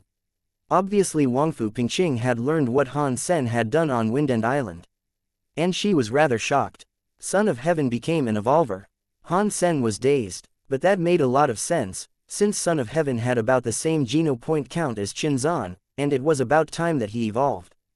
"Do you want to go back from Green Shelter?" asked Wang Fu Pingqing seriously. "Of course I do. Do you have any good ideas?" Han Sen did not expect Wang Fu Pingqing to bring this up first. "Of course. However, it could be very costly," Wang Fu Pingqing grinned and said. "How much?" Han Sen had blackmailed a lot of mutant beast souls from Shu Ruyan and had gained a lot of other stuff. At this point, he could afford spending some money. "If it were anyone else, I would not go through such trouble no matter how much I could earn. However, in your case, as long as you're willing to become a member of Ares Martial Hall, I would make sure that you go back safely." Wang Fu Pingqing blinked at Han Sen. "Please name the price first," Han Sen frowned and said. He did not want to be regulated. In addition, since seeing the super creature Golden Growler, Han Sen had a different mindset. At the time being, his goal was to hunt super creatures and gain super Geno points. Becoming a part of an organization would only slow him down. "How about the sacred blood beast soul you gained from the nest?" Wang Fu Pingqing was quite flexible. "This price is too high, isn't it?" Han Sen frowned. "You know that from Green Shelter to Steel Armor Shelter, you have to go through more than 5 other shelters. The trip would be highly unsafe. I will have to dispatch our guys in each and every shelter to take you back safely. The difficulties and cost were beyond your imagination. If it were not for you, I would not even do it for 2 sacred blood beast souls," said Wang Fu Pingqing seriously. "How about you give me a map, and I can travel on my own," Han Sen pondered and suggested. "Without someone leading the way, you might easily run into troubles. Think again before you choose to do this," advised Wang Fu Pingqing. "That's fine, I just need a map," insisted Han Sen. There was no way he would give her the sacred blood beast soul. However, the map, which was not even very detailed, was a trade secret. Han Sen used 5 mutant beast souls to buy all the data and map from Wang Fu Pingqing. Han Sen teleported to God's Sanctuary, made the deal with Wang Fu Pingqing's guys in Green Shelter, and obtained all the materials and map. However, Han Sen did not leave for Steel Armor Shelter immediately. He must pass the makeup assessment in Blackhawk first. If he entered God's Sanctuary and spent a lot of time there again, he might be expelled for real. The makeup assessment was quite smooth for Han Sen. He did not do that well in some theory courses, but his overall grades still met the requirements. Han Sen had also won many victories for the school before, so he successfully became a sophomore and could be a junior in a short period of time. Of course, Han Sen had missed all the Military Academy League contests and the chosen contest in God's Sanctuary, for which she did not feel sorry, since all he could think about right now was super creatures and super Geno points. Other things were of little meaning to him. However, it was impossible to kill a super creature with sacred blood beast souls alone. It was the same as a sacred blood creature could hardly be killed with just mutant beast souls. Sacred blood beast souls posed little threat to a super creature. Han Sen used everything he got and could not even hurt a baby golden growler, not to mention an adult super creature. With a lot of thoughts, Han Sen decided that in addition to maxing out all types of Geno points, the one thing that could significantly improve the possibility of success was Hyper Geno art. Only the strongest Hyper Geno art could lead to a breakthrough and allow him to hunt in super creatures. Maybe I would be able to become the first person who maxes out on super geno points in human history. Han Sen was completely focused on super geno points and could not be distracted by anything else. How to kill a super creature was the most important question in his mind. There was not anything about super creatures on the Skynet or the Special Squad Insider materials. It was very likely that humans had never killed a super creature so far. Maybe some people had encountered super creatures. But since they were not able to kill one, they would never know that it was a super creature, but took for granted that it was an especially strong sacred blood creature. When Han Sen first saw the golden growler, he also thought it was just a strong sacred blood creature and did not realize there was a higher level. Without any data, Han Sen had to rely on himself to kill super creatures. Without any way to gain a super beast soul, Han Sen had to practice some stronger hyper geno arts. Han Sen would max out on his sacred geno points one day, which was bound to happen. However, even with all 4 types of geno points maxed out, Han Sen did not believe he could be a threat to any super creature. Han Sen had to become stronger in order to kill a super creature. Having seen how powerful the golden growler was, Han Sen had an idea what kind of strength could be threatening to a super creature. Han Sen's only hope at the point was hyper geno arts. He had been practicing Jideskin, but it was not a hyper geno art that could be rushed. If Han Sen had started since his childhood, maybe he would have made more progress. However, he started quite late, and it took time for him to be significantly stronger. At the time being, Han Sen still had 5 S-Class Saint Hall licenses. In the past year, the Special Squad had provided him with nearly 100 points, which could also be traded for S-Class licenses or Geno solutions. However, Han Sen had no idea which hyper geno art could increase his strength significantly. Han Sen found Bai Yishan's number from his comlink. As a professor and maester in the Saint Hall, Bai Yishan was a part of many research programs of hyper geno arts. There should be no one that knew hyper geno arts better than him. Han Sen decided to ask for his help. Bai Yishan was glad to see Han Sen. He had always been paying attention to Han Sen, and more specifically, how Han Sen had practiced yin-yang blast and put it into use. When Han Sen first disappeared, Bai Yishan was constantly asking the president of Blackhawk about Han Sen. However, Han Sen had been gone for so long that Bai Yishan thought something had happened to him. Surprisingly, Han Sen came back, which made Bai Yishan very happy. He asked Han Sen many questions about his practice of yin-yang blast. Han Sen took his time and answered all Bai Yishan's questions. After that, Han Sen asked, "Professor, I have some questions about hyper geno arts that I like to ask you. Do you have a minute? What you want to ask?" Asked Bai Yishan. "I want to know, in all the hyper geno arts that could be practiced by the unevolved, which one had the most destructive power?" Han Sen asked. Destructive power is a vague term. Bai Yishan thought about it and said, "For example, the yin-yang blast you practice could be very destructive if you use it properly. You could even use a mutant beast soul weapon to kill a sacred blood creature with that hyper geno art. Isn't that enough? It is unfortunate that what I want to kill is much stronger sacred blood creatures," thought Han Sen. He smiled bitterly, organized his words, and said, "Say, is there a hyper geno art that would allow me to shred the shell of a sacred blood crystal shelled turtle with bare hands?" The sacred blood crystal shelled turtle was a creature known for its tough shell. People called it the toughest sacred blood creature in First God's Sanctuary. In Han Sen's opinion, the fur of the golden growler should be even tougher than the shell of the sacred blood crystal shelled turtle. However, he could not describe it to Bai Yishan, so he thought of an example. To tear apart the shell of the sacred blood crystal shelled turtle without the help of any tools was almost impossible, even for those who had maxed out on all types of geno points. Bai Yishan heard Han Sen's question and started to think.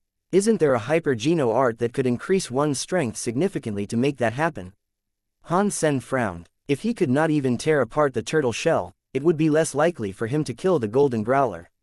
Bai Yishan thought about it and replied, "It would be easy to achieve that if you were to practice the hyper geno arts for evolvers. Many hyper geno arts that change your body cells could achieve the effect you described. However, the hyper geno arts for the unevolved, I could not think of any." Han Sen, why are you asking me this? You do not have to achieve that. With any sacred blood beast soul weapon, you could kill anything you see in First God's Sanctuary. When you evolve and go to Second God's Sanctuary, everything will become natural for you. Bai Yishan looked at Han Sen puzzled. It is just a personal preference. Is there really no hyper-geno art that could allow me to do that? Han Sen insisted. If there was no hyper-geno art that could help him to achieve that, all he could count on would be super beast souls. However, the source of the super beast souls remained an issue. Han Sen could only think of the nest so far, and he was not even sure whether there could be super beast souls in the eggs. In fact, you would not need to think about all that. If you practice yin-yang blast well, you could use the yin force to penetrate the turtle shell and break the inner organs of the sacred blood crystal-shelled turtle, suggested Bai Yishan, getting a kick out of the fact that he was the one who invented yin-yang blast. Han Sen secretly shook his head. If that could work, he wouldn't have to go through so much trouble. He was able to stab the baby golden growler in the eye, but could not even hurt it with yin-yang blast. Even the most vulnerable eyes were so tough, Han Sen could only imagine that the baby golden growler had tougher inner organs. If he did not have enough strength to begin with, even with the yin force, Han Sen would not be able to hurt its organs. Professor, isn't there a hyper-geno art that could fundamentally enhance one's strength to an incredible level? Han Sen had to ask. Seeing the disappointment in Han Sen's face, Bai Yishan touched his chin and thought for a long while before he said, I can't say there isn't, but, Bai Yishan paused and did not continue. Han Sen, on the other hand, was overjoyed. He thought there was no hope and did not expect to get a positive answer. He quickly asked Bai Yishan, Professor, do you have any hyper-geno art in mind? Bai Yishan hesitated and then continued, it's not exactly a hyper-geno art. You know that hyper-geno arts all came from ancient martial arts. More than 20 years ago, an incomplete version of Heresy Sutra was unearthed. Since it was incomplete, most ancient martial arts recorded in the book are no longer suitable for practice. Only an ancient martial art called Heresy Mantra was relatively complete. If you could practice this ancient martial art to a certain level, it would be easy for you to break gold with bare hands. Is the Heresy Mantra in the S-class section of the Saint Hall? Asked Han Sen excitedly. Bai Yishan shook his head and said, although many authoritative professors had done research about the Heresy Mantra and wanted to modify it into a hyper-geno art, they had discovered its problems after many experiments. So, is the Heresy Mantra not as powerful as they thought it would be? Asked Han Sen. Bai Yishan replied, it's not that. After practicing Heresy Mantra, the volunteers did experience incredible enhancement in their physique. However, they also went through something weird. Something weird. Han Sen looked at Bai Yishan. Bai Yishan pondered and organized his words, so, every volunteer who tried to practice Heresy Mantra would have too good an appetite. After hearing Bai Yishan's reply, Han Sen was dazed. He assumed it was some serious issue and did not expect it to be as simple as too good an appetite. Bai Yishan knew what Han Sen was thinking from his look. He said seriously, maybe you cannot imagine what it's like to have too good an appetite. I'll put it this way, normal people would feel full, but those who practiced Heresy Mantra would lose the sense of fullness. No matter how much stuff was already in his stomach, he would still feel hungry. Among the 6 volunteers who tried to practice Heresy Mantra, 2 were almost stuffed to death. When they stopped practicing Heresy Mantra, the sense of hunger slowly disappeared.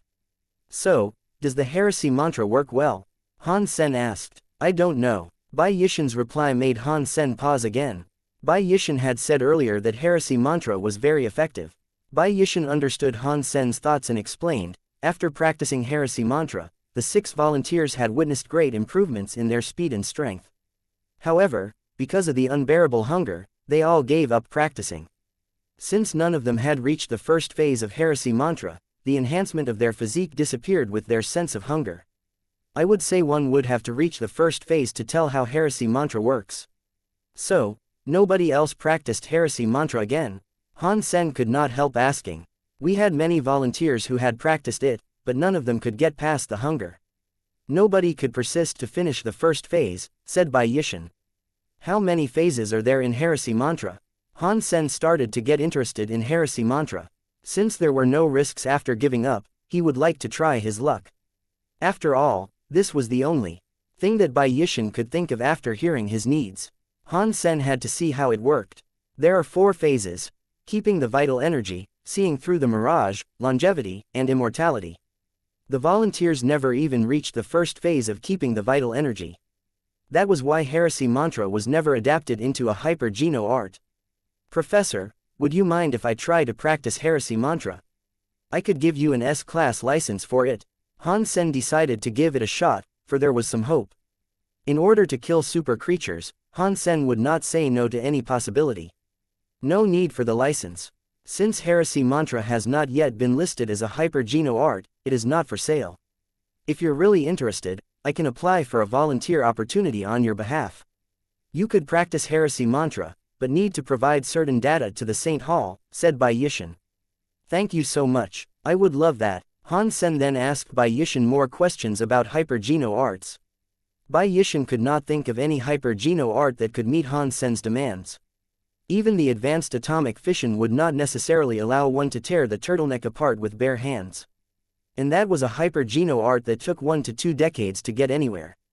Heresy mantra was different. According to Bai Yishan, if the volunteers did not give up, they could reach the first phase in about 3 months. Han Sen then asked Bai Yishan about other hyper-geno arts that could improve his fitness in general. When fighting super creatures, Han Sen not only needed to be strong but also need to be fast enough to dodge the super creature's attacks.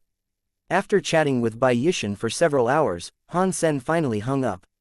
Bai Yishan went to apply for Han Sen's volunteer quota, while Han Sen went to the Office of Academic Affairs for some paperwork. He needed enough time to travel from Green Shelter to Steel Armor Shelter, so he must miss some activities on campus including archery competitions and a series of tests and examinations. Fortunately, Blackhawk had related regulations in this regard. After Han Sen provided enough proof, the school approved his application. Han Sen planned to leave Green Shelter when he got his hands on heresy mantra. He planned to practice it on the way, since it was not something dangerous to practice other than generating the sense of hunger. The worst-case scenario, he could just give up practicing, which would cause him no harm. Bai Yishan was very efficient and since Han Sen all the information of heresy mantra the second day. Since heresy mantra had not been adapted into a hyper-geno art, it was written in an ancient language and was very hard to read. It was an age when everyone practiced martial arts, most people knew some terms in the ancient language, and so did Han Sen. However, heresy mantra was still beyond his understanding. Luckily, the professors that studied heresy mantra before had left a lot of footnotes. And the previous volunteers had provided notes and data as well, which had helped Han Sen greatly. Bai Yishan also gave Han Sen some tips, which would help Han Sen avoid making mistakes when practicing heresy mantra. It seemed that Bai Yishan had also done profound research on this ancient martial art. Han Sen did not rush to start practicing. Instead, he memorized all the information first. He did not know how long it would take for him to reach the next shelter after leaving Green Shelter. Unable to use any electronic reading device, Han Sen decided to save everything in his mind so that he would not need to carry all the documents. Before he set out, Han Sen called Lin Baifeng. When learning Han Sen was to travel through 6 shelters or more, Lin Baifeng exclaimed, "Han Sen, how did you end up there?" "Never mind how I ended up there. Are you interested in doing the beast soul business again?" Han Sen felt it was hard to explain and skipped the whole story. "Yes, of course. Only a dumbass would turn down gold. When will you leave?" "Let me do some research on it first," said Lin Baifeng excitedly. "Tomorrow morning," replied Han Sen casually. In fact, Wangfu Pingqing also came to him, wanting to do the same business. However, with Wangfu, he must sign an official contract with Ares Martial Hall and stay for a while in each shelter to collaborate with Wangfu Pingqing's men. Feeling it was too much trouble, Han Sen turned down Wangfu's offer and decided to make money with Lin Baifeng. They probably stayed up all night and sent Han Sen the information he collected before dawn. He also transferred $1 billion to Han Sen's account. "Han Sen, I don't have enough time to raise money, and this is what's left in my allowance. Spend it however you like. I have collected the information of all the unique beast souls of each shelter you will pass, but it might not be thorough." Lin Baifeng had a lot of trust in Han Sen. "You're giving me so much money and once. Aren't you afraid I might disappear?" Han Sen did not expect so much money from Lin Baifeng. He thought Lin Baifeng might give him a dozen million or 100 million at best. "This is nothing. If I did not piss my dad off recently, I could invest 10 times this much." Lin grinned, "And of course I trust you. If you say the word, I could give you 10 billion for free as long as you remember me as a friend." Han Sen took the money and went to Green Shelter, deciding to purchase some beast souls before he went to the next shelter. Han Sen did not want to waste too much time.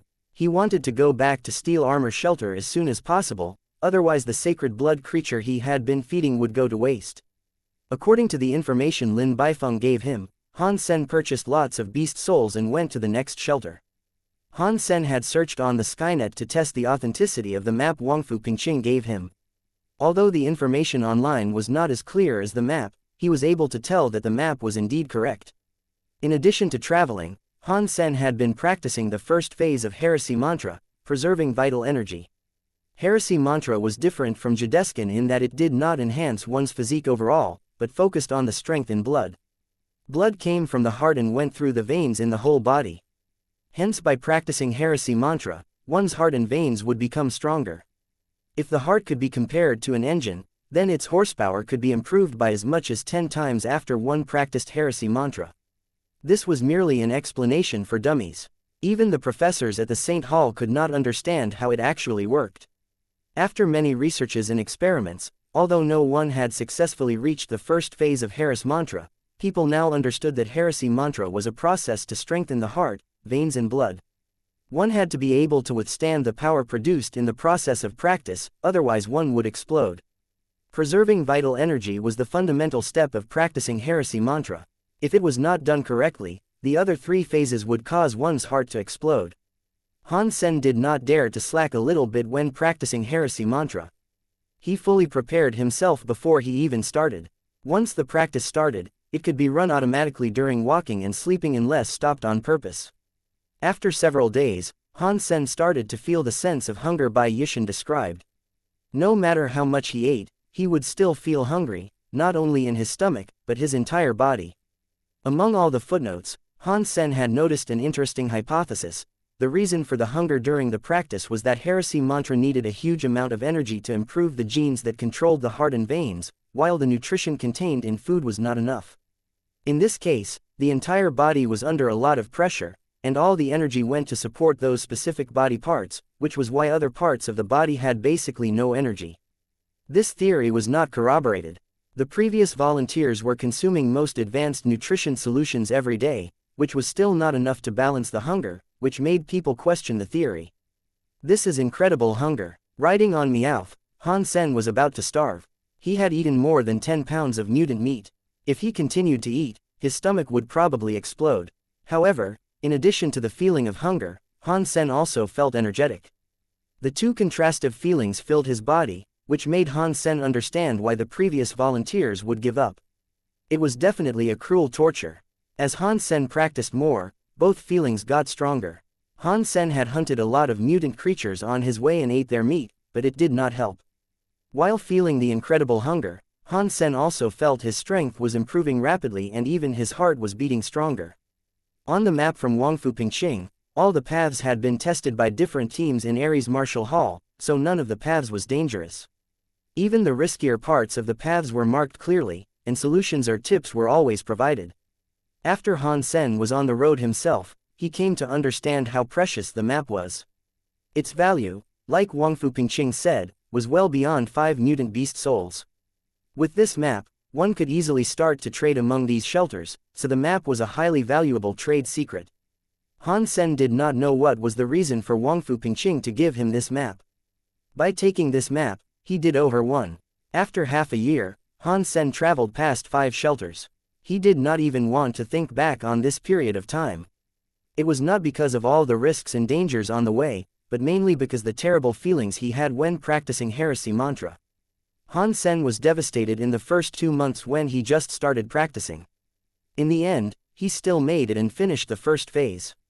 Both his heart and veins were strengthened significantly. The main reason for his success was that whenever he felt the hunger was getting unbearable, he would practice Jideskin. Then the coolness would flow in his body and ease his hunger. The hunger suddenly disappeared after he finished the first phase. However, in 3 months, Han Sen's weight dropped from 170 pounds to 110 pounds. Even his bones were sticking out. Because none of the previous volunteers had gone this far, Han Sen was not sure if his experience was unique. After finishing the first phase, Han Sen started to practice the second phase of Heresy Mantra, seeing through the mirage. Then, Han Sen felt his body was like a withered plant receiving water. After eating lots of mutant meat, he started to gain his weight back.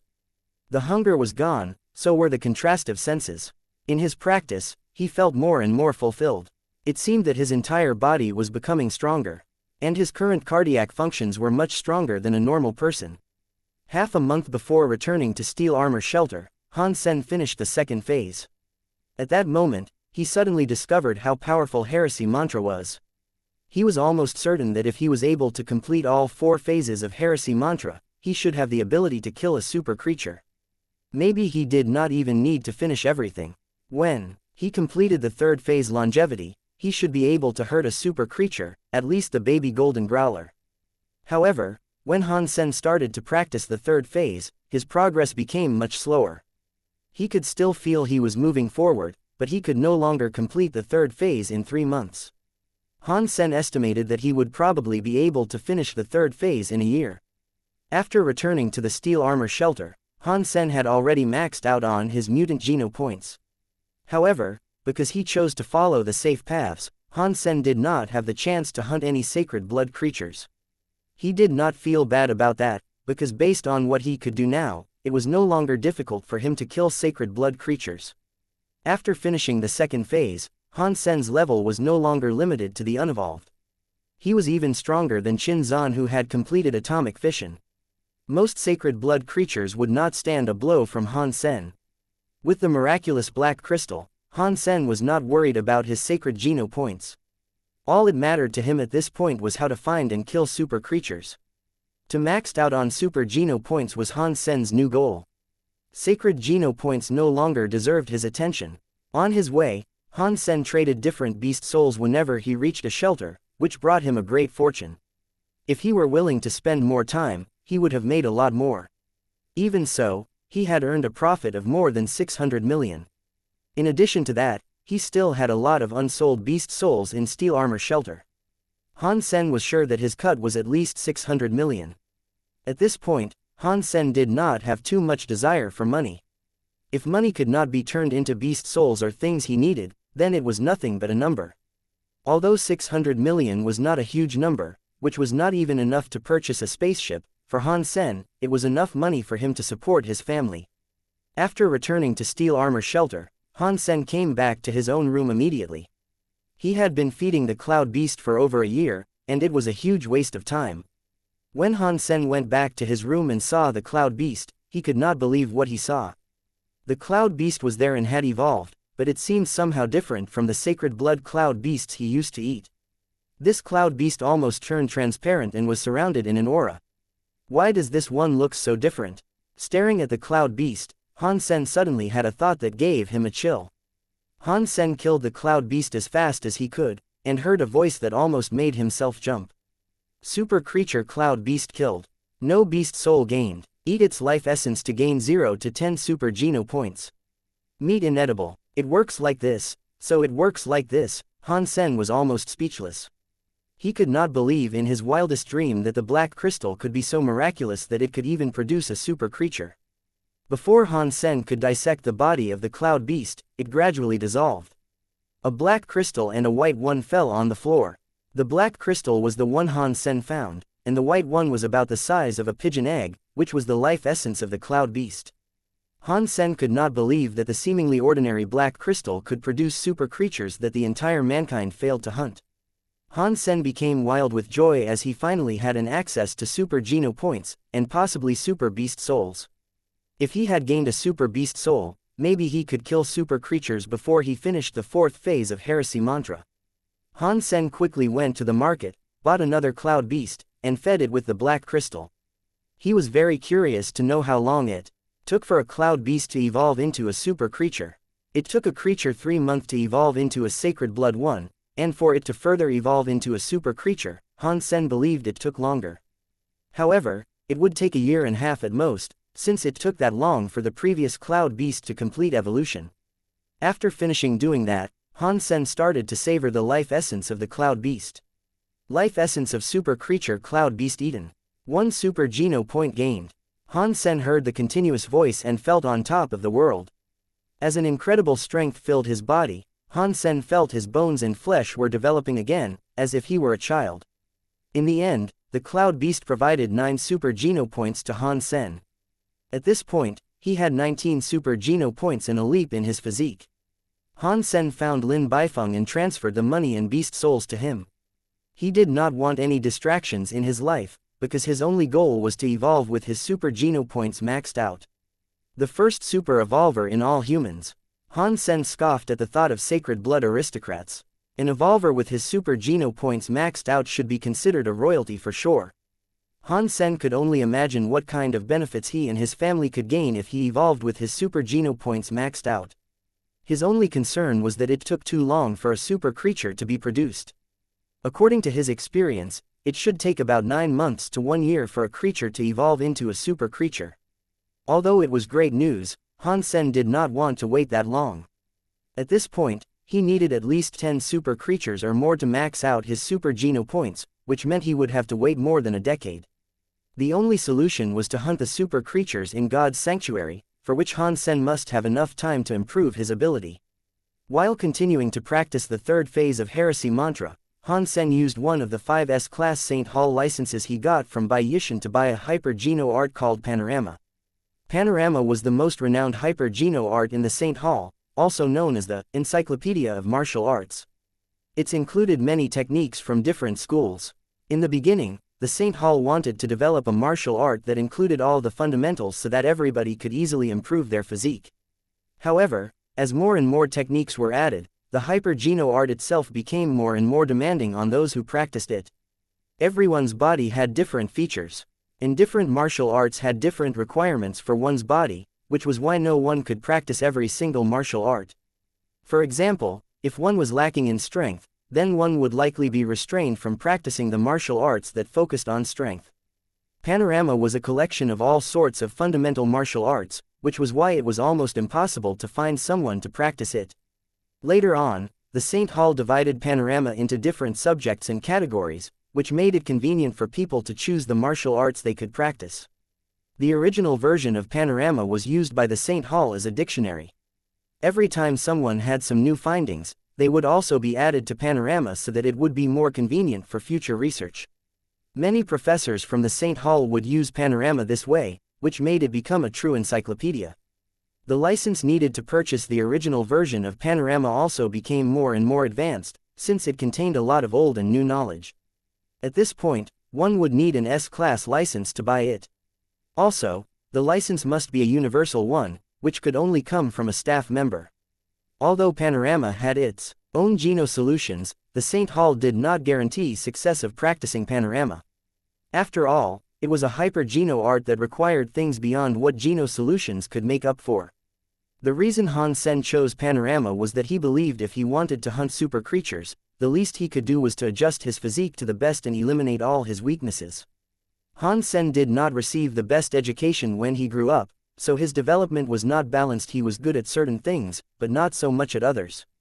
Therefore, Han Sen wanted to start from zero and achieve an ideal state in all aspects so that he could prepare himself for hunting super creatures.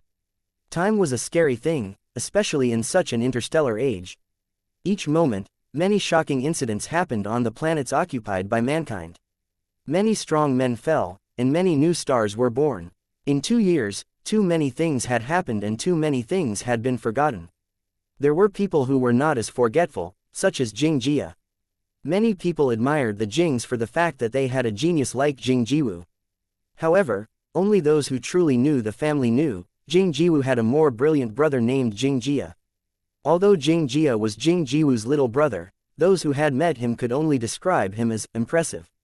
Jing Jiwu was a monster who could reach the top in every field, and his brother was someone who could reach beyond the top. The brother's grandfather had hired a lot of martial arts professors to instruct the two of them. Jing Jiwu was able to listen to and learn from all the professors, while Jing Jia could not have the same professor for over 3 months. Jing Jia had so many questions and thoughts that even the professor would be rendered speechless. All his professors quit within 3 months, because they believed they had nothing that they could teach the kid.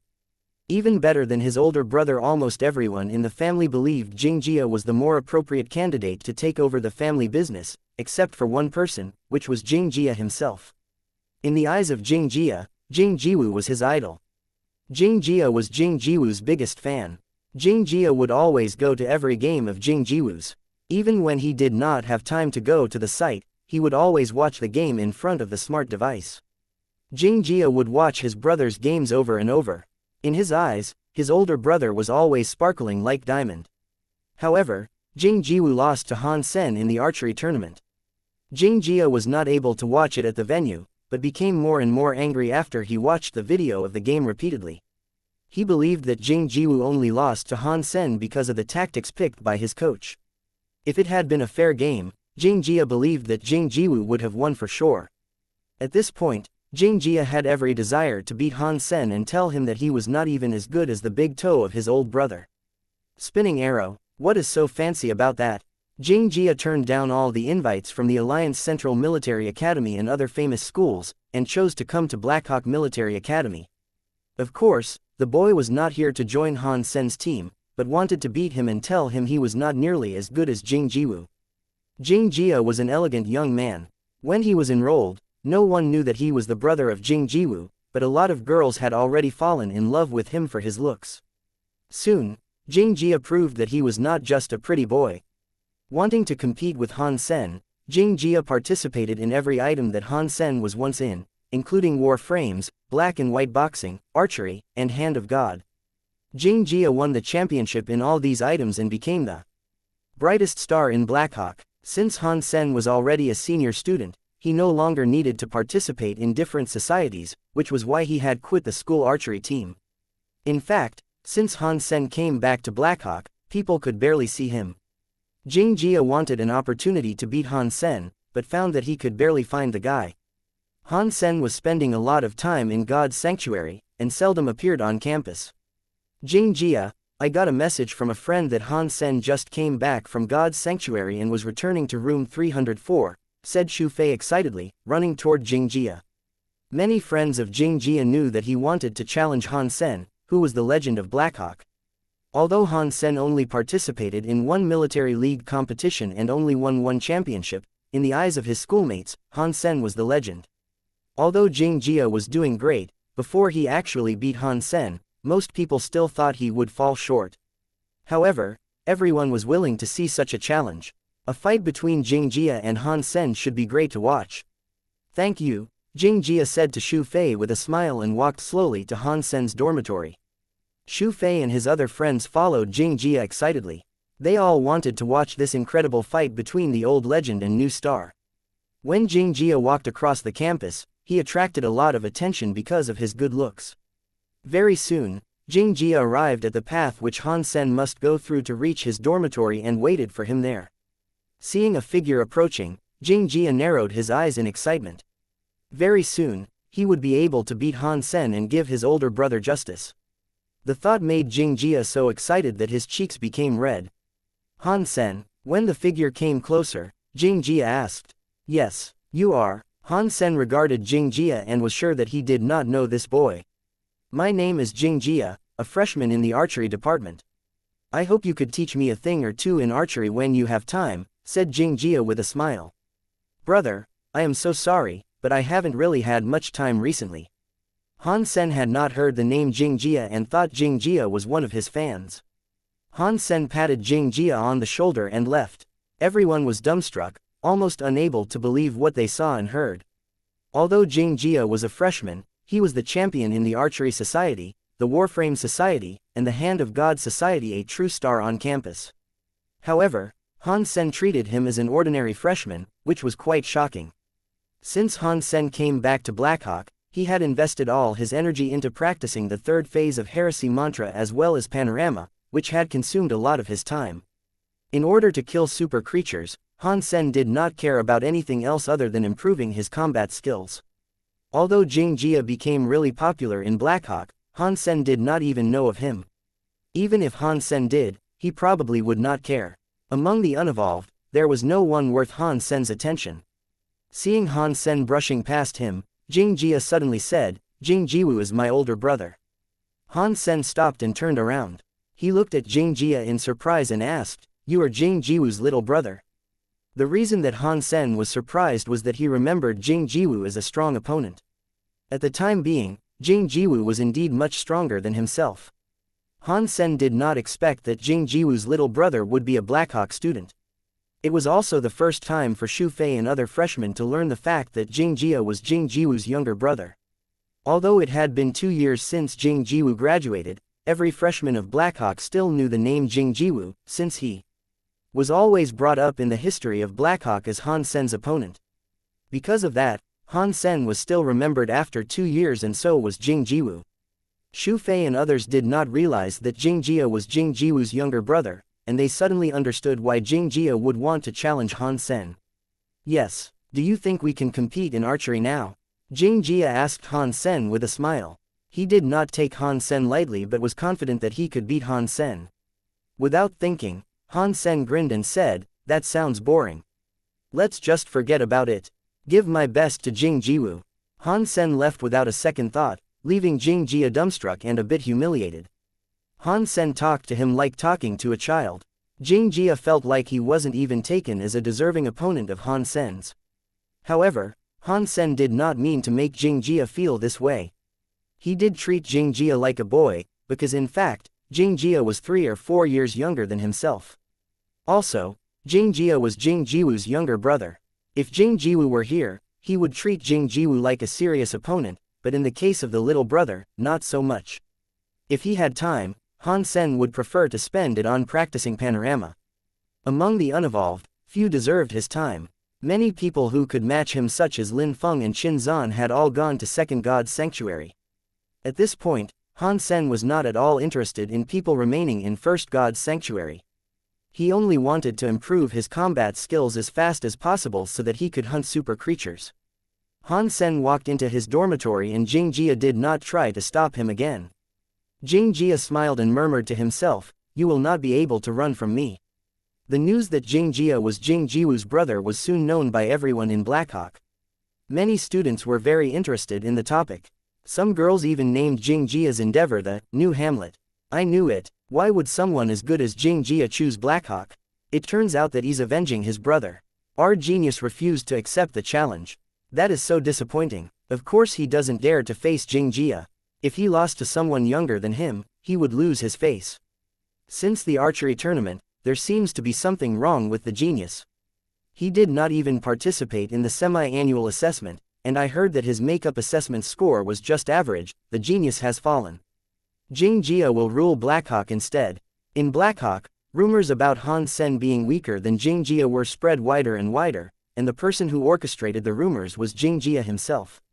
At this point, Jing Jia was playing Hand of God joyfully. Jing Jia did not care about his reputation, whether good or bad. However, he understood that some military school students would defend their own reputation with life. So, Jing Jia was merely doing what it took for Han Sen to accept his challenge. The game of Hand of God ended. Jing Jia's opponent was Tian Dan, the current president of Hand of God Society, who was also the best player on campus, after Han Sen and Jing Jia. 20 points. Doesn't seem that difficult. Jing Jia exited the game.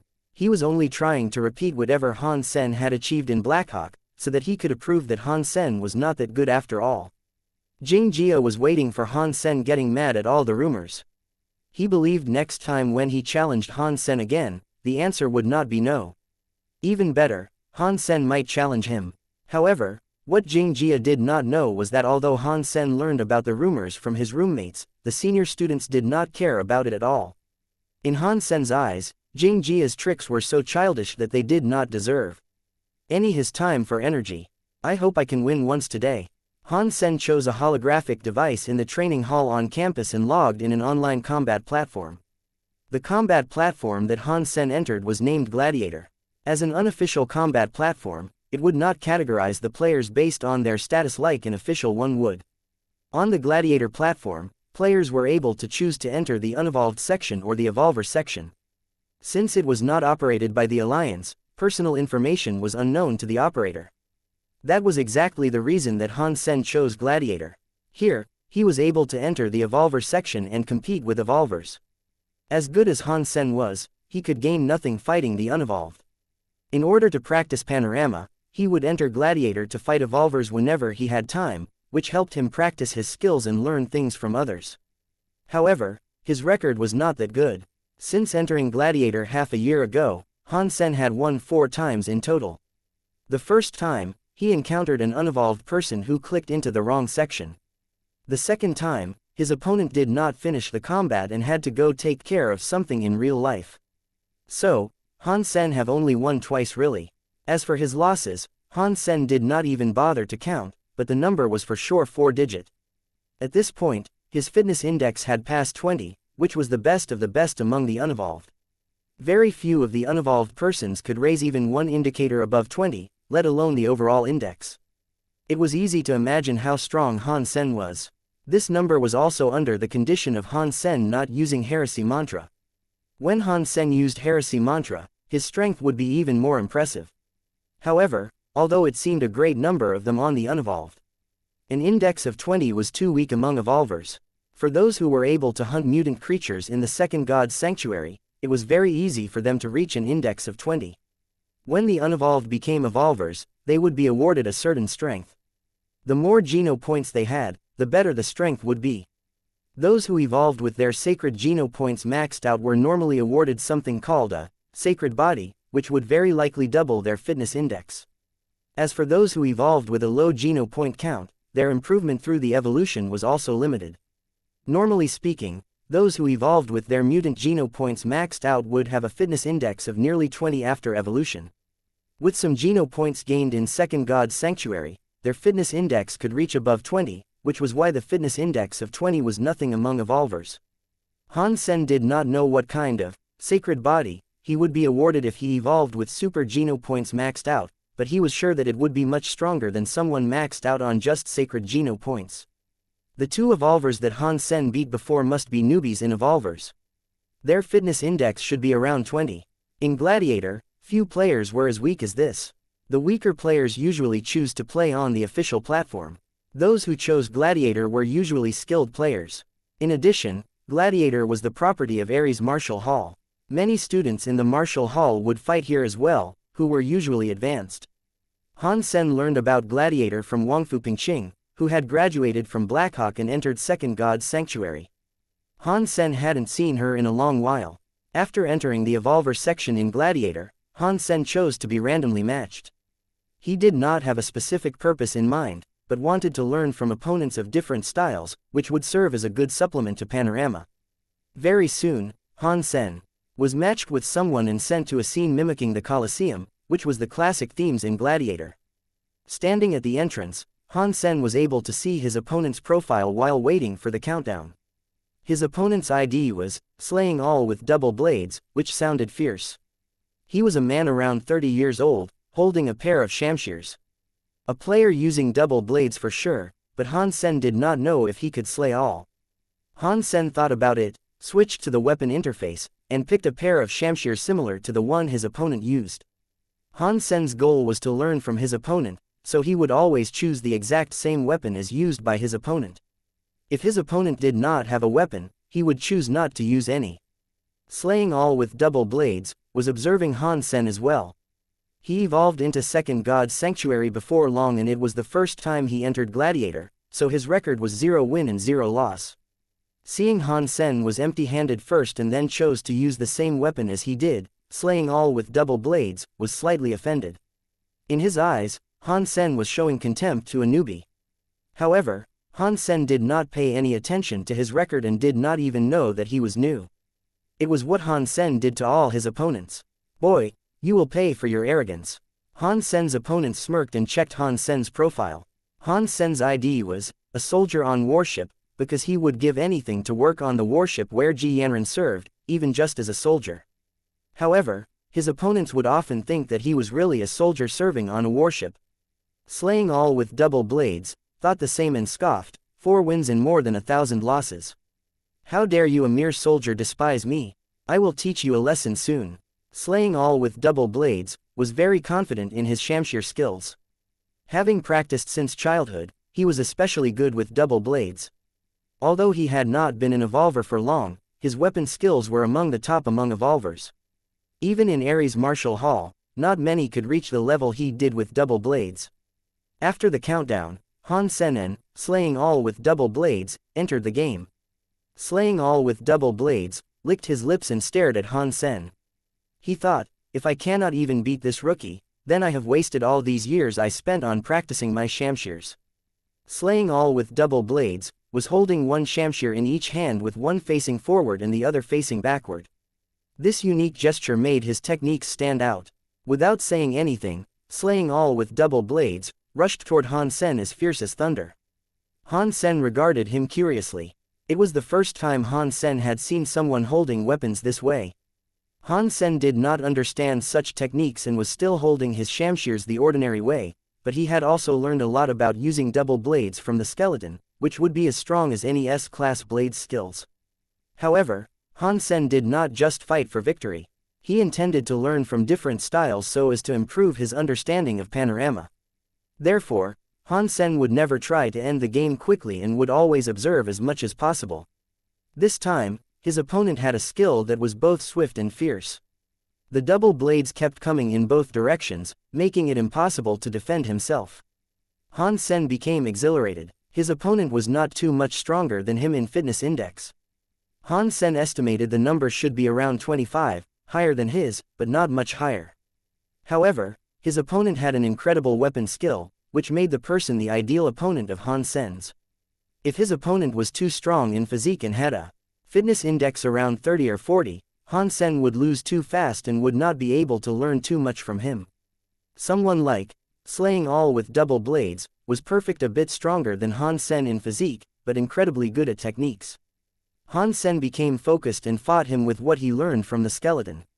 Although his opponent was at an advantage, he was never able to cause any fatal damage. Slaying all with double blades became more and more astonished. A soldier on warship was clearly inferior to himself in fitness index, but he had never seen such weird skills. Every blow from Han Sen and every step he took would cost his opponent lots of trouble. Slaying all with double blades felt that everything was disordered, which confused him as when to attack. Slaying all with double blades knew that he was stronger than his opponent and had better skills, but there was nothing he could do to win. Although he was at an advantage, he did not feel good. What kind of skill is this? He no longer thought Han Sen only picked the xianxias to mock him, but believed Han Sen was himself a double blades master. However, that was only the beginning. Although Han Sen was lacking in physique compared to his opponent, his incredible double blade skills made up for his speed and strength, making it impossible for Slaying all with double blades to beat him. I can't continue like this, otherwise I will really lose. I can't imagine how strong people are in Gladiator. Even someone with only 4 wins and more than 1,000 losses had such awe-inspiring skills. I have to show all I have now. Feeling shocked, Han Sen's opponents did not dare to reserve anything and turned the tips of both his xianxias backward. 13 slashes were one of the hardest techniques to learn. Very few people could actually use 13 slashes, which was one of the secret skills in Ares Martial Hall. The reason that Slaying all with double blades could learn 13 slashes was that his father worked as one of the administrator of Ares Martial Hall. As he used 13 slashes, Han Sen was suddenly under a huge crisis. The two xianxias kept getting faster and weirder. After fending off 7 blows, Han Sen could not block the 8th slash. He stepped forward and dodged the slash, but the 9th attack cut his skin open. They were both in a simulated system, so there was no blood. The system notified that Han Sen's health went down by 27%. If the health went down to 0, then the player would be kicked out of the game and deemed the loser. Unless the player was beheaded or driven through the heart by weapon, the game would end when one's health was drained. If it were in real life, Han Sen would have been killed by now. Han Sen's eyes lit up and used Sparticle to avoid the next attack from his opponent. The xianxias were like devil's fangs, dancing away in his opponent's hands, leaving one injury after another on Han Sen's body. However, his opponent did not even feel good about it. Although he had injured Han Sen, he still felt incredibly constrained. Each time he thought he was going to finish Han Sen off, he merely left a small cut on Han Sen. Very soon, he finished 13 slashes. Although he left many marks on Han Sen's health still only went down by 70%, so it would still be a while until Han Sen was kicked out. Damn it, if this is the real world, he would have bled to death by now, cursed Han Sen's opponent. This was exactly why Han Sen chose to practice in Gladiator. He would not need any time to heal before going into the next fight, which was ideal for him to accumulate combat experience. Since I could not kill you with 13 slashes, I will do it all over again, slaying all with double blades, decided. Han Sen only had 30% of his health left, so he would not be able to last another round. Holding the xianxias backward, slaying all with double blades, again used the secret skill, 13 slashes. Han Sen's eyes were as calm as a deep pool, reflecting each and every move of his opponent. Slaying all with double blades used 13 slashes the second time, intending to beat Han Sen as soon as possible. However, he very soon found out that it was not as simple as he thought it would be. Although Han Sen's speed and strength did not increase, slaying all with double blades felt like it became significantly more difficult for him to hit Han Sen. The first time he used 13 slashes, he managed to cut Han Sen on the 9th blow. However, this time, only the 10th slash started to leave a small cut on Han Sen, and the last 3 slashes did not work too well either. After the 13 slashes, Han Sen still had 11% of his health remaining, much more than his opponent thought. Slaying all with double blades could not understand why the second round was so much less effective. However, all he could think about at this point was to get rid of Han Sen as soon as possible. No matter what, after a third round, Han Sen would be out for sure. In the third round, Han Sen was able to block the first 11 slashes, and only 2 out of 13 slashes managed to hurt Han Sen, taking away another 5% of his health. Although Han Sen only had 5% of his health left, to his opponent's shock, none of the slashes could hurt Han Sen in the fourth round. Han Sen grinned. Panorama included all sorts of fundamental techniques. Despite that they were not advanced, they served as the basics of the more advanced skills. He had fought slaying all with double blades for a long time, so he had already gained much understanding of how his opponent used force. After that, Han Sen was even more excited to learn the ultimate double blade skill, 13 slashes. This fight was the best one for Han Sen in the last 6 months. Most of his opponents before were much stronger than him in the fitness index. A difference of 10 points in the index was decisive at this stage. In Han Sen's previous opponents, most people had a fitness index over 30, which made it very hard for Han Sen to learn from them. This time, Han Sen had the luck to encounter an opponent from whom he could learn a lot. In addition, their small difference in fitness level also bought Han Sen enough time to learn 13 slashes. The key to 13 slashes was its smoothness. There was hardly any pause between one slash and the next. 13 slashes seemed to be one. Once cut by one slash, it would be impossible to avoid the following. There were also some tutorials on how to achieve smoothness between movements in Panorama, which Han Sen had practiced before. However, before the fight, he was not sure how to execute the tutorial in real combat. Having watched his opponent using 13 slashes, Han Sen eventually understood what it took to achieve the smoothness. While Han Sen was learning, his opponent widened his eyes. Although Han Sen had only 5% of his health left, he could not hit Han Sen again whatsoever. He had used 13 slashes a dozen times, yet failed to harm Han Sen. After Han Sen forced his opponent to step back, he tossed the xianxias in the air and caught them with their tips facing backward like his opponent did.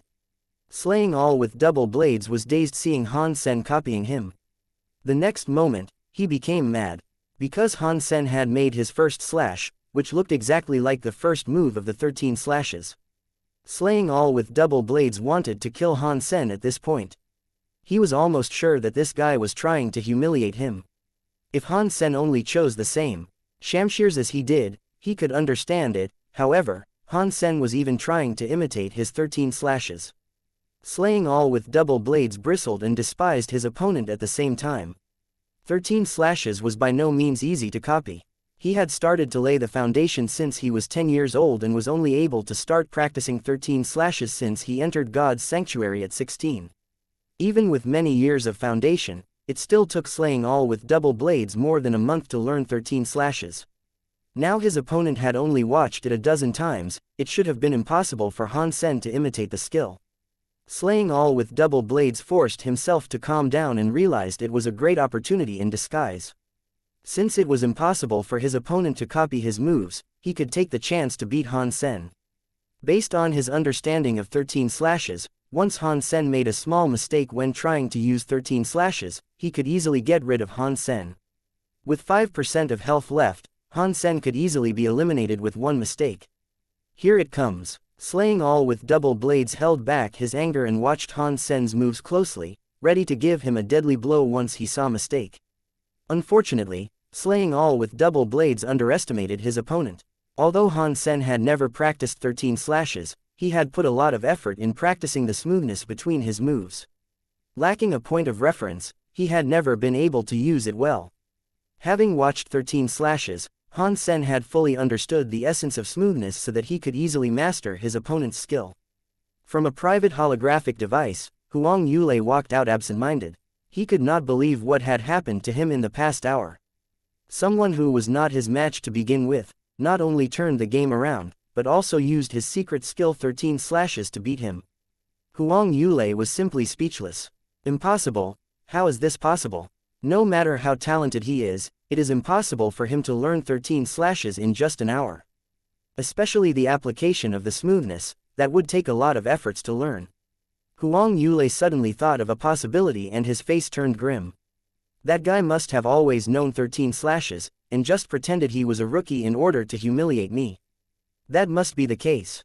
Otherwise how could he learn 13 slashes after watching a dozen times? Huang Yulei bristled. If he simply lost, that was fine. However, he felt someone was targeting him, which made him feel terrible. However, Huang Yulei knew very well that he was no match of a soldier on warship, who used 13 slashes even better than he did. Huang Yulei had no confidence to challenge the guy again.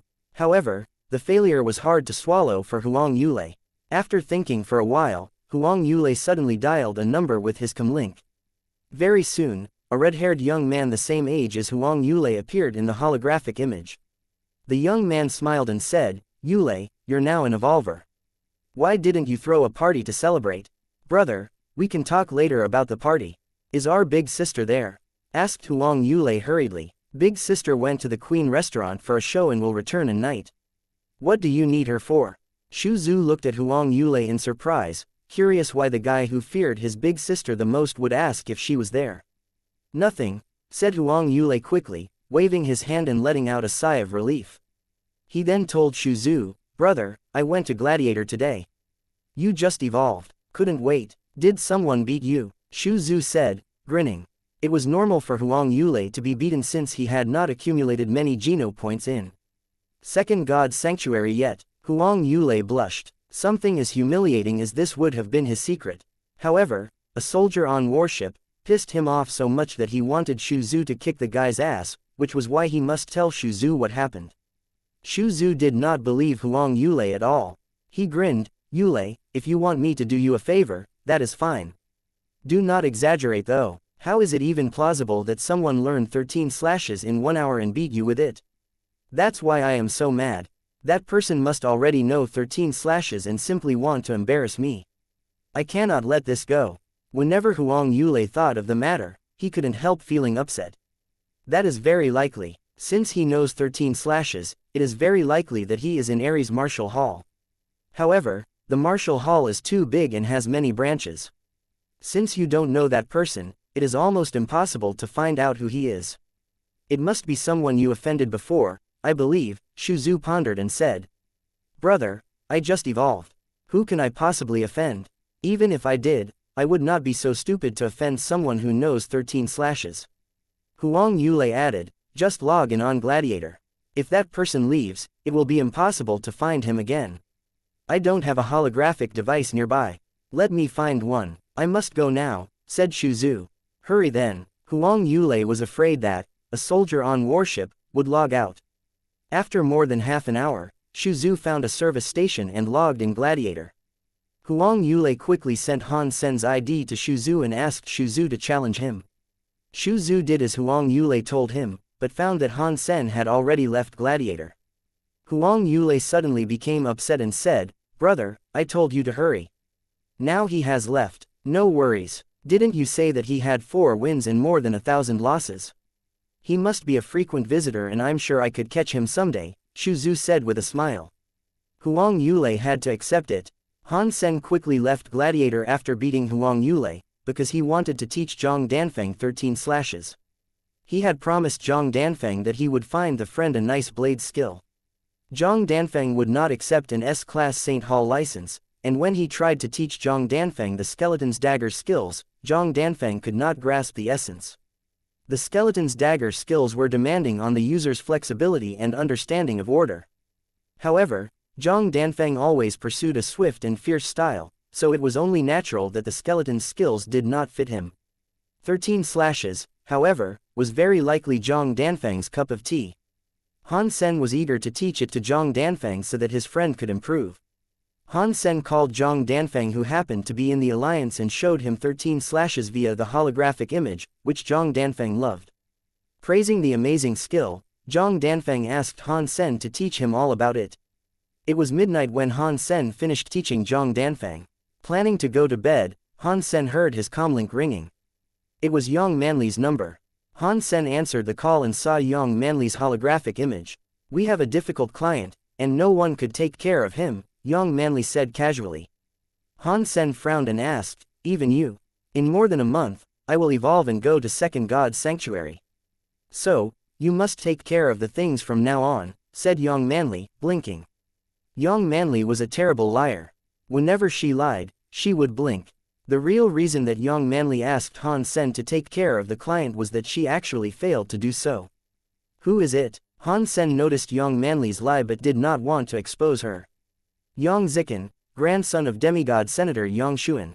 Yang Manli then told Han Sen everything about Yang Zikin. Joan had only turned 16 and entered God's Sanctuary 2 weeks ago. He was randomly sent to Steel Armor Shelter, and the Steel Armor Special Squad immediately received an order from the management to provide all the necessary assistance to Yang Zikin and keep him safe. Growing up in a prominent family, Yang Zikin was well educated and well-mannered.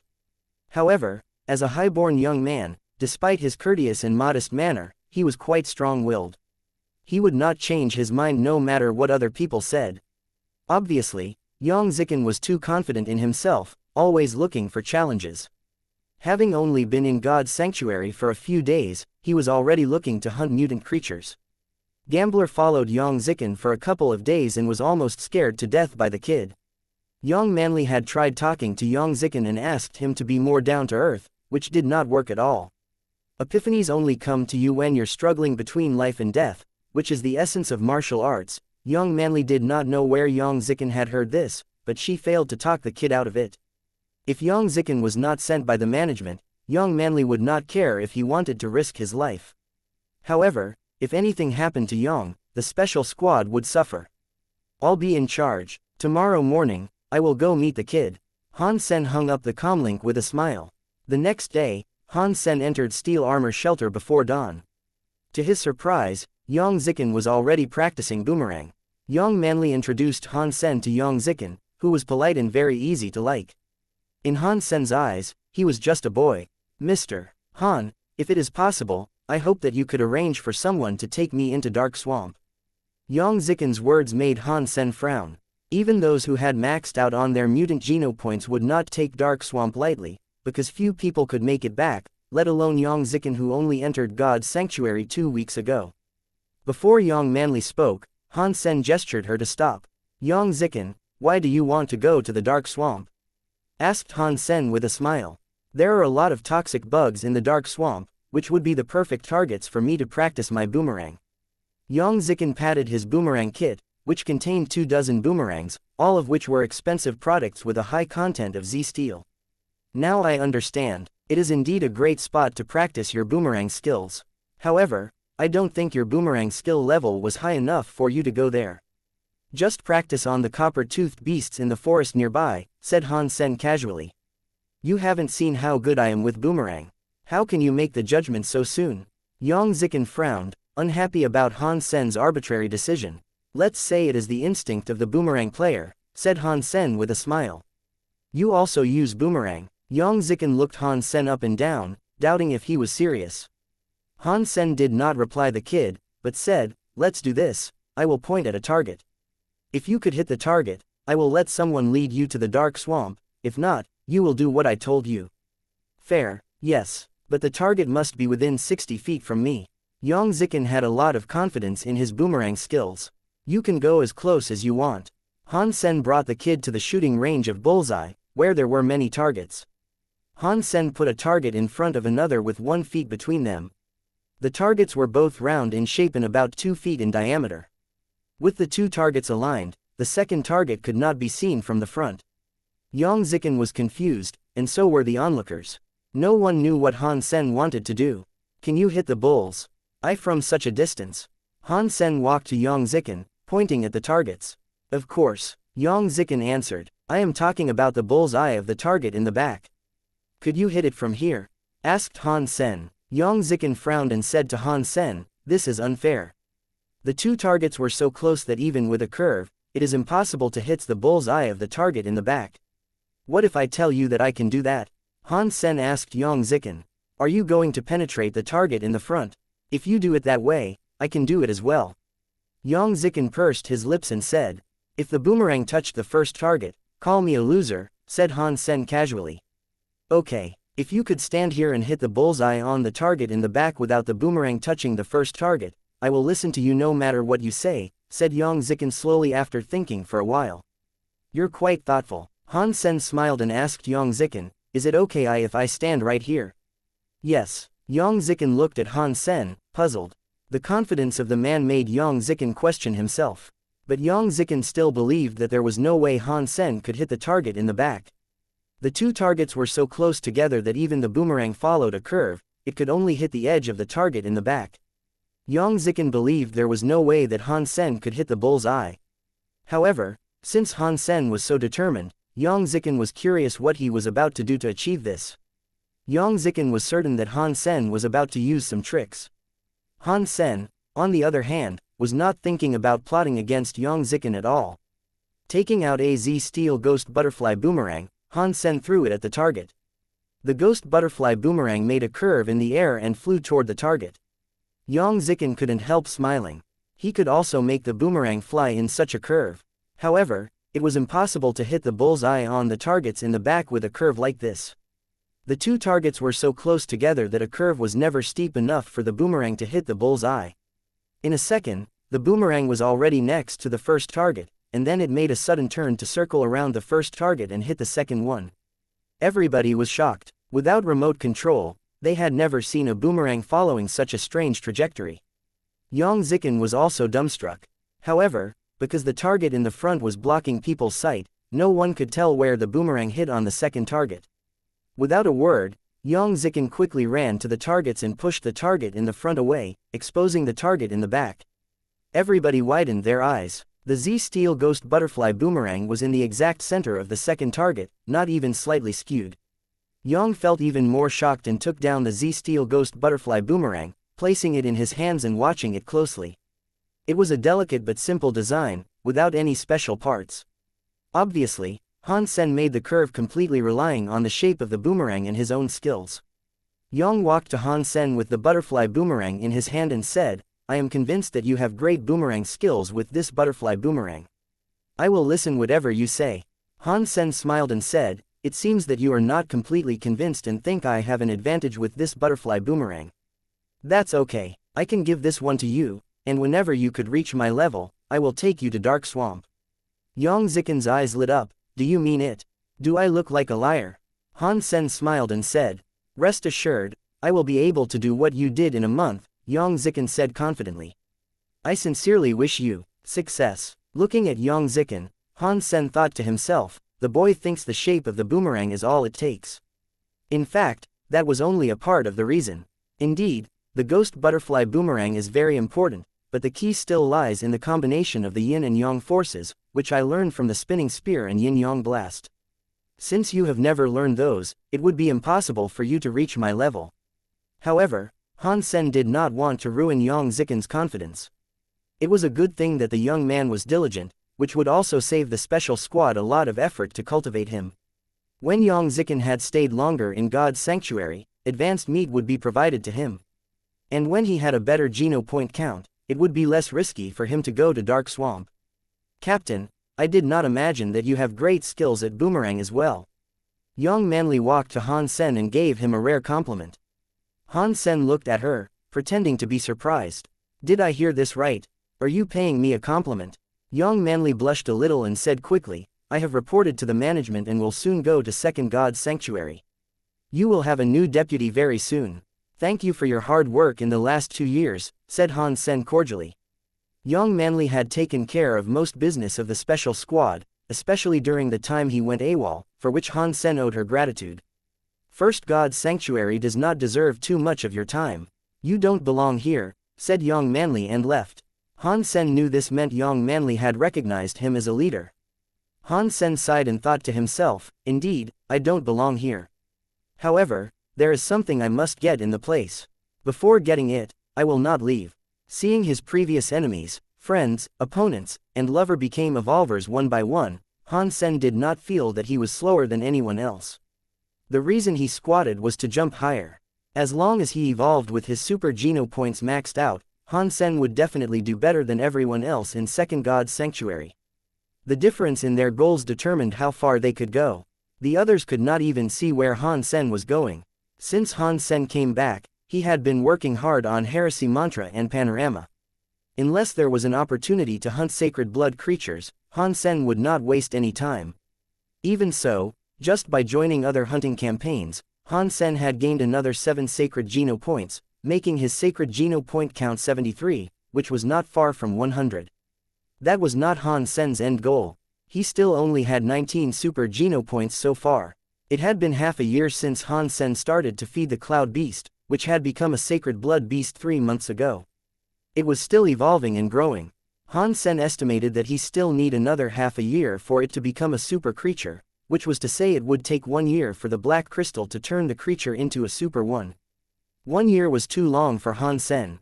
He did not want to wait for more than a decade to evolve, which was why Han Sen wanted to hunt super creatures.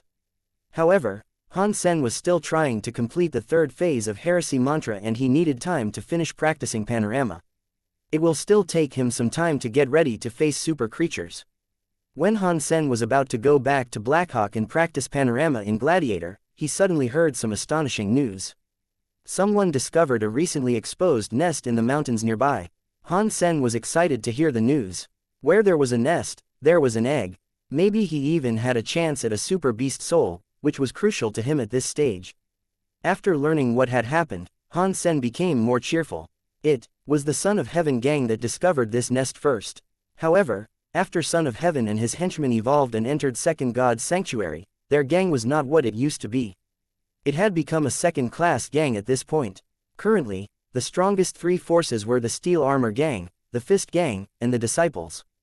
The Steel Armor Gang was backed by the Special Squad and recruited a lot of military school students randomly assigned to the Steel Armor Shelter. Therefore, Steel Armor Gang remained the strongest in the shelter. The Disciples was something established by Yuan and Qing. With many good men on their team, they were only second to the Steel Armor Gang. Many of the leaders of the Fist Gang had also evolved and left. Little Finger was the only one who was managing the gang at this point. With some fresh blood, the gang was still considered top 3 in the shelter, but it was not as strong as before. Although the Son of Heaven gang was the first to discover the nest, they did not gain any benefits after entering the nest. Instead, they suffered a great loss. According to the survivors, there were at least 1,000 creatures in the nest, some of which were sacred blood creatures. After getting the news, Young Manly organized the Steel Armor gang to march toward the nest, and on behalf of the Special Squad, Han Sen also brought Gambler and the other 2 Special Squad members. At this point, the Special Squad was basically constituted of new people, except for Han Sen and Gambler. When they reached the nest, the Disciples and the Fist Gang had also arrived. A bunch of people stopped at the center of the Life Lotus, and none dared to enter first. Seeing Han Sen, Yuan, Qing and Little Finger said hi. Brothers, we cannot stand here forever. How about we set some rules?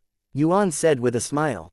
What kind of rules? Little Finger replied. Since the Fist Gang was the weakest at the moment, he did not want any conflicts. Yuan thought about it and said, how about we do a lucky draw to decide which group shall enter the nest first? It will be all about luck. Agreed, said Little Finger. After some discussion, Young Manly also agreed with Yuan. After all, the entrance to the nest was so narrow that even a large group like the Steel Armor Gang had to go in one by one. If they were attacked in the middle by the other gangs, it would be a lot of trouble. Since we all agree, let's do this, Han Sen shrugged and said. He had heard from the survivors that there were a lot of advanced creatures in the nest, so going in first might not be a good thing.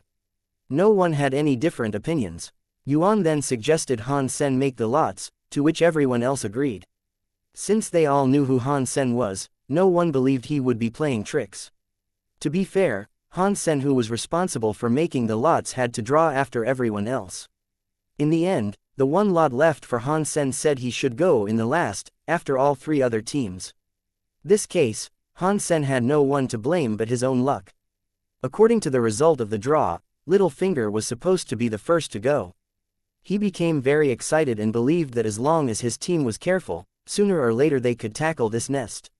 Yuan and Qing were quite disappointed, but they could do nothing but watch Little Finger leading his team down the nest. Originally, the other teams thought Little Finger would spend at least hours in the nest. However, their team emerged from the entrance with several people hurt and several people missing. The rest looked at the team in surprise, and Qing asked, "Little Finger, what happened?" Little Finger cursed, "The sons of bitch gang are horrible people. They attracted the attention of God knows how many creatures. A whole lot of mutant creatures and sacred blood creatures are blocking the way. Since it was very narrow, we could only go one at a time, and no one could fight off so many advanced creatures alone, so we had to come back. What bad luck, it is blocked, let's go and have a look." Yuan did not believe the creatures were so strong that people could not enter. Yuan and Qing's team went back even faster than the Fist Gang. However, they were clearly in better shape. Everyone was back, and they were only slightly injured. Damn the sons of bitches. It is completely blocked. We can't even tell how many creatures are inside. And the path is so narrow, muttered Qing after he came back. Seeing that Yuan and Qing also gave up on entering the nest, Young Manly was slightly surprised. She picked several strong guys from the Steel Armor Gang to go down with her. The result turned out to be the same. Young Manly also gave up on the nest. The advanced creatures made it impossible for everybody. If the nest had never been entered before, they could still choose to slowly kill off the creatures. However, at this point thousands of creatures were blocking the path, which meant the first person going down would walk into an ambush. Everybody looked to Han Sen. Han Sen had the least people, only 3 team members and himself. "Let's go there and check it out," Han Sen smiled and said to Gambler. Gambler and the other teammates nodded and followed Han Sen down the nest. After going through the winding path, the special squad soon arrived at the wall of green gold, which was already broken. Several Z-steel shields were put up to block the broken part of the wall. The thick fields were all deformed from attacks, which looked frightening. Through the gaps, they could still see lots of creatures jostling.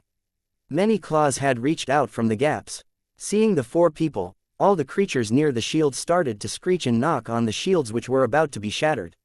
No wonder none of them went inside. This is goddamn mission impossible. Gambler shook his head after seeing what was behind the wall. Damn those sons of bitches. The 2 new members at the special squad, Zheng Kai and Zhou Qingyu, looked frightened as well. Han Sen, let's go back now. There is no way we can go farther. We have to wait for the creatures inside to come out, and by then we can kill them slowly. Afterwards, maybe we can find a chance to go in, said Gambler. All right, you guys go back, I can go inside alone, decided Han Sen. Zheng Kai and Zhou Qingyu widened their eyes and said, Captain, that is too dangerous. Han Sen smiled and said, although it is dangerous now, there is a chance to break the egg. After the creatures rushed out, everybody would have a chance at the egg then.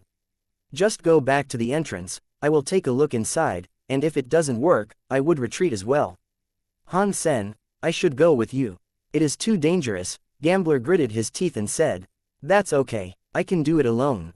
There are too many creatures inside, and I would be more efficient alone. I'll be back in a while after I break the egg. Han Sen then summoned the Sacred Blood Phantom Ant Armor and 3-blade harpoon. Seeing that Han Sen was determined, Gambler did not say anything. However, he insisted on waiting for Han Sen at the wall, so that it would be safer for Han Sen to come back.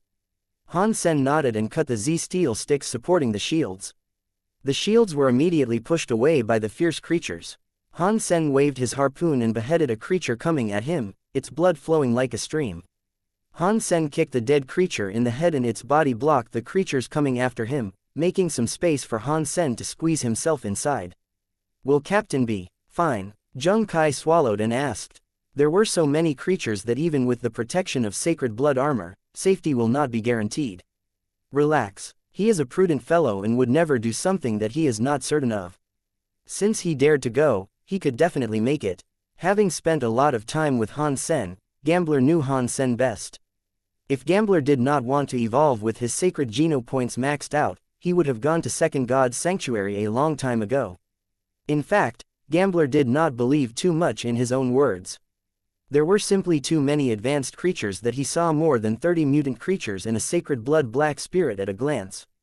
Gambler was not sure about the level of the creatures he did not recognize, so there might be more sacred blood creatures. Seeing Han Sen besieged by sacred blood creatures, Zhou Qingyu said with his voice shaking, "It is too risky." Captain did not even know what was going on inside. No one could tell how many sacred blood creatures there were. As they spoke, Han Sen had already disappeared in the group of creatures. His team members could only tell their captain was still fighting from the roaring of the creatures. "Don't just stand there. There are creatures coming out, fight them off," Gambler exclaimed and slashed his weapon at a creature coming toward the path. The risky situation in others' eyes was like a walk on the beach for Han Sen. Wherever he went, blood would bloom like flowers. One creature after another fell under his three-blade harpoon. Nothing could touch him other than the splashing blood. Golden Rock Worm King was summoned by Han Sen, which was already as large as a tank. Opening its mouth, the worm swallowed all the creatures Han Sen killed. Although the Golden Rock Worm King had not transformed yet, its shell was so hard that even a mutant creature could not hurt it. Except for its bean-sized eyes, it did not have any Achilles heel. It could only get hurt when a sacred blood creature launched an attack directly at it. In the beginning, Gambler, Zheng Kai and Zhou Qingyu felt some pressure trying to stop the creatures from coming at the path, but gradually, they found that the creatures no more came their way. When they looked inside, they saw a person covered in blood slaying away in the group of creatures, with piles of bodies stacked next to his feet. The devil-like figure was imprinted in Zheng Kai and Zhou Qingyu's minds. They would never forget about what they saw. They were new members of the special squad and had never seen Han Sen in a combat. The only time they saw Han Sen showing his strength was with the boomerang. When they just joined the special squad, rumor had it that Han Sen became the head of the special squad because of nepotism. Many said he had some special relationship with Qin Zan. Originally, they did not think too much of Han Sen, because since they came to the special squad, they had barely seen him. Yang Manli was the one who took care of all the matters in the special squad. Until this point, they came to realize how ridiculous the rumors were. If someone like Han Sen were a gigolo, they would both love to become gigolos as well. For the time they had entered God's sanctuary, they had never seen anyone killing creatures like this. Han Sen was slaughtering the creatures as if they were chickens. The slaughter was so thrilling that even Zheng Kai and Zhou Qingyu wanted to join him and feel the heat of the blood on their skin. Suddenly, they saw the sacred blood murky beast throwing itself at Han Sen from his back. The murky beast looked like a cross between a lion and a tiger, with 2 heads and 3 tails, covered in steel-like feathers. "Captain, watch," before Zheng Kai and Zhou Qingyu could finish their words, they suddenly froze. Han Sen moved as fast as electricity. Grabbing a lion-like head, Han Sen cut it off with the 3-blade harpoon. Throwing it on the ground, he walked toward the sacred blood murky beast with only 1 head left. The beast was scared away, but it was hardly able to maintain its balance with 1 head cut off. Zheng Kai and Zhou Qingyu were dumbstruck. They had never seen someone so powerful. Incredible. Seeing Han Sen killing the murky beast, Zheng Kai couldn't remove his stare from Han Sen. The slaughter continued. The creatures were killed by Han Sen one by one. He is becoming more and more awesome. Gambler leaned against the stone wall, lit a cigarette, and sighed. "Gambler, has the captain always been so strong?" Zheng Kai couldn't help asking. "What should I say? I used to teach him things." Gambler inhaled deeply and blew a cloud of smoke.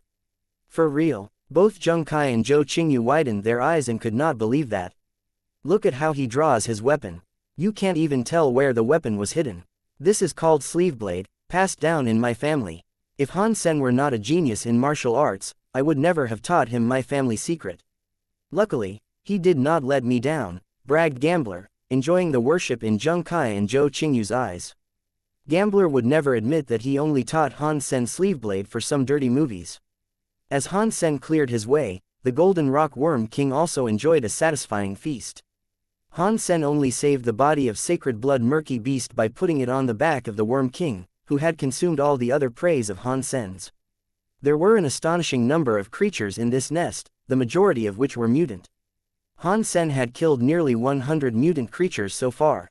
Mutant Darkness Beast killed. Beast Soul of Mutant Darkness Beast gained. Eat its meat to gain 0 to 10 mutant geno points randomly. It was the third mutant beast soul that Han Sen had gained. And he did not even bother to count how many primitive beast souls he had. The Golden Rock Worm King only picked out the mutant creatures for food. It did not even look at primitive or ordinary creatures. Even so, the Golden Rock Worm King still started belching. It was now as big as a minivan. Eventually, Han Sen had come to the egg. Looking at the giant egg, Han Sen slashed at it without hesitation. Identifying Beast Soul, as Han Sen cleared away the remaining creatures absent-mindedly, he again witnessed the formation of a Beast Soul, which turned out to be a long sword burning with black flames. Beast Soul identified. Sacred Blood Beast Soul Devil Sword gained. Others might celebrate this result, but Han Sen was slightly disappointed. Despite that a Sacred Blood Beast Soul was precious, what Han Sen needed was a Super Beast Soul. Since he had come thus far, Han Sen decided to wipe clean all the remaining creatures. For once, the Golden Rock Worm King could not eat any more. Although there were mutant creatures left, it stopped moving around. Han Sen had been feeding the Worm King for a long time, but it was the first time he had seen the Worm King stopped eating, which amazed Han Sen. This worked for him as well, as he intended to save some mutant creature meat to give Zheng Kai and Zhou Qingyu for their effort. As for Gambler, he had maxed out on mutant geno points a long time ago, and was not really interested in the meat. When Han Sen was fighting underground, Yang Manli, who was waiting outside, became a bit worried. Since Han Sen had spent too much time in the nest, she wanted to check on him and make sure he was safe. Let's go and have a look. Yang Manli led people down the nest. The other people knew that Yang Manli was Han Sen's deputy in the special squad and did not doubt that she might be plotting against him. Shall we go down as well? If something goes wrong, we can be of some help, said Yuan, leading the team to join Yang Manli. Littlefinger hesitated and also took a team member with him. He had suffered quite some loss and did not dare to bring too many people. The group went under the nest and were shocked by what they saw. In the giant's nest, dead creatures were lying around. Almost the entire nest was painted with blood. Under the light reflected by the green gold, it looked strange and cruel. The four of them had killed all these creatures. Qing widened his eyes and asked, "No one is here except for the four of them." Littlefinger was also shocked and could not believe that the four of them could have done such damage. Littlefinger thought that even if the entire Fist Gang were here, they could not be so efficient. Incredible. People in steel armor gang were also dumbstruck. Stepping on the blood and dead bodies, they soon spotted Han Sen, Gambler, Zheng Kai and Zhou Qingyu handling the bodies on the ground. It seemed that they were trying to pick out all the mutant creatures. Han Sen, in the entire shelter, you're my only idol in addition to Dollar. Qing gave Han Sen a thumbs up. Impressive, Han Sen, said Littlefinger with complex feelings.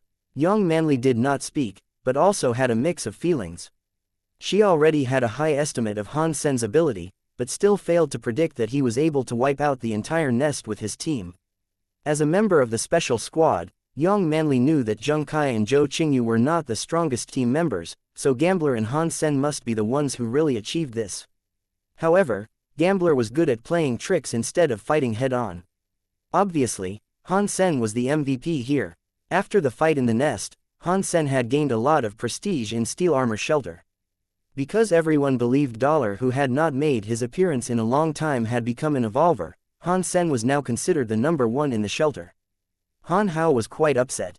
He could not understand, for the love of God, why Han Sen, who was the pariah in Steel Armor Shelter, had become a military school student, a movie star in a commercial, and now the number one in the shelter. The disciples and the Fist Gang both respected Han Sen a lot. Even their leaders called Han Sen brother. Han Hao had also heard that Yang Manli, who was leading the Steel Armor Gang, turned out to be Han Sen's deputy. At this point, Han Hao started to regret what he used to do. Had he maintained a better relationship with his cousin, he would have done much better. Han Hao did not even know when he could max out on his mutant geno points. Struggling alone in the shelter is so difficult, and the Son of Heaven gang that he depended on was getting weaker and weaker, making it impossible for him to catch up. You can't imagine how fierce Han Sen was. He only had 3 people with him and they wiped clean the entire nest that none of the gangs were able to tackle. Hearing the discussion of Han Sen's bravery, Han Hao felt worse and quickly went back to his own room. At this time, Han Sen was appreciating his newly gained Sacred Blood Beast Soul Devil Sword. Type of Beast Soul of Sacred Blood Devil Sword, Sword Add-on. Han Sen had seen an add-on Beast Soul before, which was the Sacred Blood Water Spirit Beast Soul owned by Qin Zan. However, the Weather Spirit worked together with a shapeshifting Beast Soul to enhance the user's physique, while the Devil Sword could only be used on another sword. For Han Sen, this was a very useful type of Beast Soul. If Han Sen was not able to gain a Super Beast Soul weapon, he could only choose to use a Sacred Blood weapon when hunting super creatures, which would be very difficult. With this Devil Sword, a Sacred Blood Sword could be enhanced. Although the enhanced weapon might still fall short to a Super Beast Soul, it would be undoubtedly much stronger than an ordinary Sacred Blood weapon. Taking up the Diamond Sword, Han Sen used the Devil Sword on it. Black smoke suddenly filled the Diamond Sword, making the crystal clear sword look like it was made of onyx, exuding brilliance. Han Sen brandished the sword and tested it on a piece of Z steel, which was cut in half instantaneously like it was tofu. Impressive. Han Sen became overjoyed. The Devil Sword was indeed a fantastic add-on. Unwilling to test it on any Sacred Blood weapons, Han Sen was not sure how strong it actually was. Both the Flame Lieutenant and Devil Sword will be great help for me to kill super creatures. These nests are indeed full of treasures. I wish there were more. Although Han Sen did not gain a Super Beast Soul, he was not too disappointed. Taking back the Beast Soul and putting down the Diamond Sword, Han Sen teleported back to Blackhawk. The Sacred Blood Murky Beast brought 5 more Sacred Geno points to Han Sen. Now he had 78 Sacred Geno points. At this point, unless there was a hunting campaign for Sacred Blood creatures, Han Sen rarely went out. He spent most of his time on practicing Panorama, trying to reach a balance of all kinds of abilities. This way, it was easier for him to hunt a super creature while protecting himself. Han Sen rested for a night and went to the training hall in the morning. He picked a holographic device and logged in Gladiator again. Huang Yulei and Shu Zhu had waited for him for 2 days. They were about to give up since Han Sen was never online. This day when Shu Zhu logged in, he sent another invite to a soldier on warship. This time, he did not hear the prompt tone of the system. Shu Zhu quickly sent a voice message to Huang Yulei. Huang Yulei, the soldier is online. Ah, where are you? Did he agree to fight? This time we must teach him a lesson, said Huang Yulei hurriedly. When Shu Zhu was about to answer, he found himself in the Colosseum already. Obviously, his opponent had agreed to the challenge. He agreed. Hurry over to watch. Shu Zhu quickly sent Huang Yulei an invite to observe. Huang Yulei clicked yes and found himself on the stands of the Colosseum, and he was not alone. Huang Yulei was surprised to find someone else there, and he knew that person as well. Desperado, how come you're here as well? Huang Yulei quickly asked the person next to him. I was about to ask you the same thing, said Desperado. Shu Zhu asked me to watch. Did he invite you as well? He didn't tell me that. Desperado paused and asked. Shu Zhu is the opponent of a soldier on warship. Yes, so, you're not invited by Shu Zhu. Huang Yulei looked at Desperado, puzzled. Desperado shook his head. Shu Zhu did not invite me. A soldier on warship is in my friend list. I saw him entering a fight and chose to watch. Huang Yulei was shocked and asked, how come you are his friend? Do you know him? Desperado was one of the more advanced evolvers in Ares Martial Hall. He was only second to Queen. If Desperado was the soldier's friend, then it was very likely that the soldier was also a big shot in Ares Martial Hall. No, I do not know him. I was only randomly matched with him a couple times. I added him because I found him interesting. Desperado then asked Huang Yulei, so what is this about? Huang Yulei did not answer but asked, this person is on your level. No wonder Huang Yulei was surprised. No evolver could beat Desperado in Ares Martial Hall, except for Queen. Desperado said he had fought the soldier several times, which meant the soldier was on the same level as Desperado. In this case, there was no way that Shu Zhu could beat him. He is not. I was able to beat him each time in a very short amount of time. His fitness is just so, but, Desperado paused. But what? Asked Huang Yulei hurriedly. This person gave me a strange feeling. Even I was able to beat him easily, I did not feel good about the win. So I added him as a friend and wanted to see his other fights. Just now, I saw him entering a fight and chose to watch. I didn't realize that I would meet you guys here, said Desperado. Not feeling good about the win, Huang Yulei did not quite understand what he meant by the expression.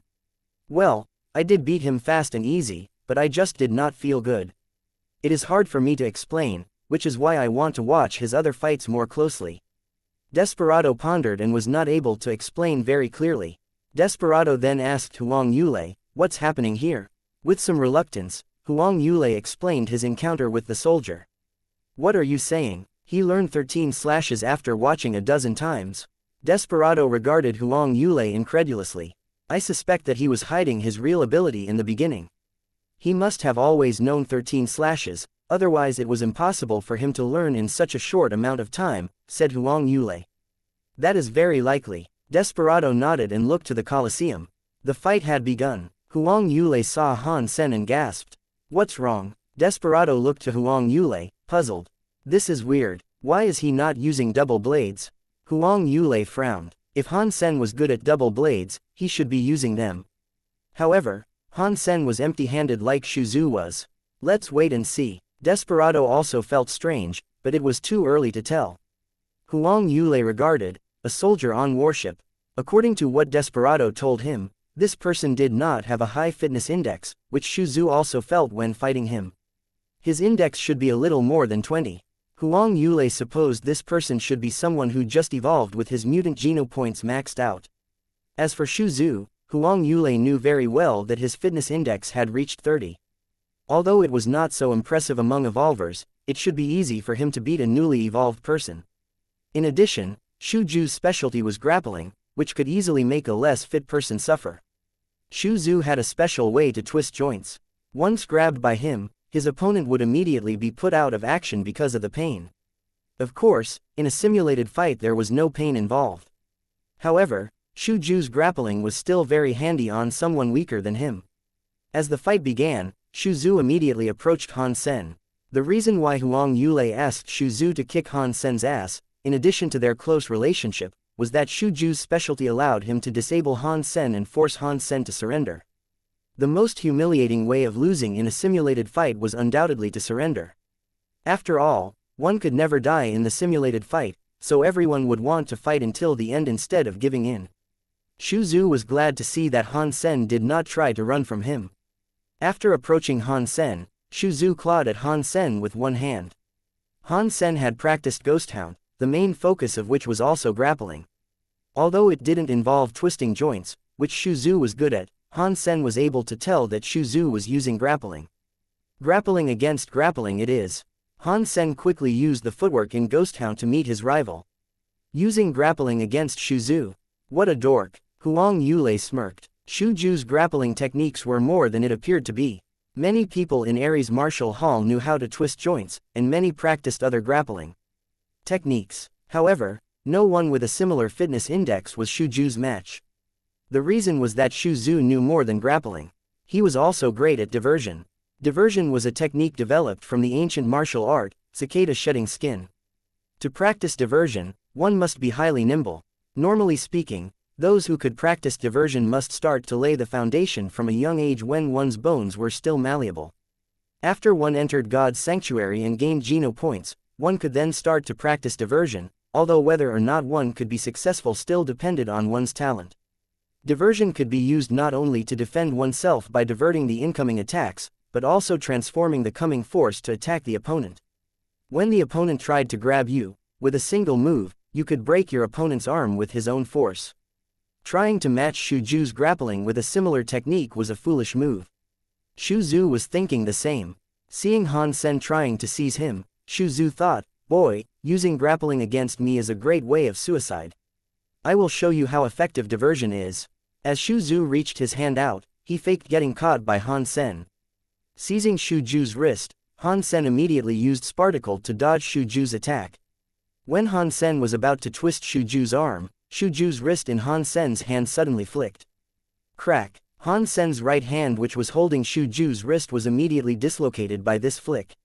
Shu Zhu's left hand then wound around Han Sen's right arm and put his shoulder out. With his wrist and shoulder both dislocated, Han Sen had lost all movability of his right arm. If they were in reality, only the pain would make Han Sen scream. However, this was just a simulated fight. Han Sen was not significantly hurt and was only taken off 7% from his health. Han Sen stepped back and dodged Xu Zhu's following attacks. Regarding Xu Zhu calmly, Han Sen felt somewhat surprised. He had been in Gladiator for a long time. Because of his low winning rate, barely anyone would invite him to fight. He almost always chose to be matched randomly. However, someone invited him this time. Han Sen thought his opponent must be a newbie trying to find someone even weaker. However, as the fight started, Han Sen found that his opponent was great at grappling and even better at diversion. The way he used the incoming force to hurt Han Sen was a very smart way of fighting. Panorama also included similar techniques, which Han Sen had practiced in the recent half-year. If he was able to accomplish the same, it would be impossible for his opponent to catch him. This technique was very useful when it came to fighting the creatures with lots of arms or tentacles. However, diversion was very hard to practice. The key to practice diversion was to do it in real combat.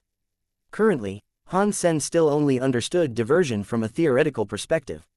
Luckily, Han Sen had practiced Ghost Hound before, so he was no stranger to such techniques. Even so, it would still take Han Sen quite a while to perform diversion in the real combat. Seeing Xu Zhu's diversion, Han Sen felt very impressed. The evolvers indeed all have great techniques. Fortunately, we are using simulated bodies. Otherwise, if they use the hyper-geno arts that could change their body cells, there is no way I could be their match. Han Sen thought to himself. Seeing Han Sen trying to retreat, Xu Zhu immediately followed up.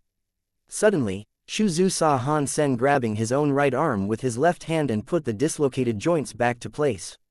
Xu Zhu couldn't help frowning. Han Sen was very skilled at it, that he must be someone who had practiced similar skills before. However, Xu Zhu did not pay too much attention to that. Han Sen was so much worse in fitness than Xu Zhu that even if Han Sen had practiced diversion, he would not be able to compare to Xu Zhu. Xu Zhu threw himself at Han Sen one more time. The two were 10 points apart in their fitness index. Even if Han Sen wanted to run away, it could not be done. Without moving a muscle, Han Sen's heart suddenly started to beat much stronger and faster than a normal person's. Motivated by the heartbeat, the qi and blood in his body started to flow at a high speed, pushing Han Sen's fitness to a high level. Although Han Sen's fitness index was still lower than 30, but his strength and speed must be around 28. It was rare that Han Sen met someone good at diversion, whose fitness index was not too much higher than him either. Han Sen did not want to lose too fast. He wanted to see how diversion worked more closely. Indeed, he was faking it. His fitness level is not that low. Huang Yulei exclaimed when he saw Han Sen's speed and strength got much better. Watching Han Sen, Desperado remained silent. He felt Han Sen's behaviors were strange, but he could not tell how so. Han Sen and Xu Zhu were once again at each other's throat. Although Han Sen had used Heresy Mantra to enhance his fitness level, he was still much less stronger than Xu Zhu. In addition, Xu Zhu's grappling and diversion techniques were both much better than Han Sen's. Therefore, Han Sen was still at an absolute disadvantage. Han Sen's arms were dislocated by Xu Zhu a couple more times, but he survived each time using Ghost Hound and the disordered footwork of the White Jade skeleton. Although he was caught multiple times by Xu Zhu, he always managed to run away. Although Ghost Hound was not as advanced as diversion, it was taught to Han Sen by a veteran who had survived many battles. Many of the techniques were extremely practical, and helped Han Sen in this extreme situation. Although Xu Zhu was always at an advantage, he was never able to truly lock Han Sen down. In addition, in a simulated fight, grappling could cause much less damage than other attacks. After more than half an hour, although Han Sen was hurt many times, he still had about 40% of his health left. As Huang Yulei watched the game, he started to feel familiar. In his fight with Han Sen, he was also at an absolute advantage in the beginning, but lost to Han Sen under his own 13 slashes. No way, there is no way he could learn diversion from Xu Zhu. Huang Yulei shook his head and denied his own speculation. Diversion was much more demanding on the user than 13 slashes. One must lay the foundation since little. He had hardly heard someone could succeed starting as an adult. Huang Yulei did not believe that Han Sen could learn diversion during this fight, as he did not even believe that Han Sen learned 13 slashes on the spot when fighting himself. As the fight continued, Huang Yulei's face became stiff. Indeed, Han Sen was making incredible progress. He could tell that Han Sen was less likely to be caught by Shu Zhu and faster when trying to wriggle free. No way.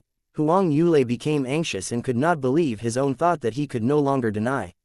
Desperado knitted his brows and did not say anything, watching Han Sen's every move closely. In the Colosseum, Shu Zhu was also shocked. As even Huang Yulei was able to tell Han Sen's progress, Shu Zhu felt stronger as Han Sen's opponent. He could clearly sense that his opponent was getting better at grappling so fast that it frightened him. Shu Zhu found that there was little he could do against this opponent. Although he was still at an advantage, it was hard for him to beat Han Sen. A soldier on warship was like a soldier in opponent's territory, fighting fearless and looking death calmly in the face. And he could do nothing to the soldier, but watch him getting stronger and stronger. Diversion. Impossible. Huang Yulei's pupils contracted as he saw Shu Zhu's arm broken at a flick of Han Sen's wrist. Shu Zhu was shocked as well. He did not expect his opponent could really use diversion well. Shu Zhu still did not believe Han Sen could have learned everything in such a short amount of time. Putting his arm back in place, Shu Zhu once again tried to grab Han Sen. This time, however, his target was not Han Sen's arm, but leg. The reason why it was hard to practice diversion was that one must be able to perform diversion in each body part. Indeed, Han Sen was not able to perform diversion with his other body parts. However, to Shu Zhu's shock, as Han Sen became familiarized with the technique, he learned to do it with more and more body parts. Huang Yulei was rendered speechless. A soldier on warship did learn diversion from Shu Zhu in this combat. Huang Yulei now somewhat believed that maybe he also learned 13 slashes in their fight. However, this did not even make sense to him. Although he had heard of geniuses who could learn others' martial arts while watching, he had never seen anyone could actually do it. I know why I would feel bad when beating him, exclaimed Desperado suddenly. He was copying my moves. When he fought me, he did the same thing. No wonder I felt bad, he wanted to beat me with my own techniques. After watching Shu Zhu and Han Sen's fight, Desperado finally understood why he had that feeling. When he was fighting Han Sen, although Han Sen used a seemingly disordered footwork, it was not the root of his discomfort. He was upset because Han Sen wanted to use his own moves against him. Because Han Sen lost too fast, Desperado thought it was a coincidence that the guy practiced the same type of martial arts. Now thinking back, it was not at all a coincidence. Han Sen was copying him on purpose. This guy, Huang Yulei, looked at Han Sen with complex emotions. Han Sen was always trying to learn from his opponent's tricks. No wonder he had lost so many times. It must have something to do with this. In the Colosseum, Han Sen was gaining momentum. Shattered psychologically, Shu Zhu found harder and harder to cope with Han Sen's attacks. Crack. When Shu Zhu clawed Han Sen's chest, Han Sen dislocated Shu Zhu's wrist with a shrug. Then he quickly threw himself at Shu Zhu. At this point, Han Sen had edited Ghost Hound with Shu Zhu's techniques, so it was now even stronger than diversion. Locked down by Han Sen, Shu Zhu found him unable to divert Han Sen's force since Han Sen's hunting techniques prevented him from doing that. Unable to wriggle free, Shu Zhu had to surrender and end the game. Having learned the tricks of diversion, Han Sen was exhilarated.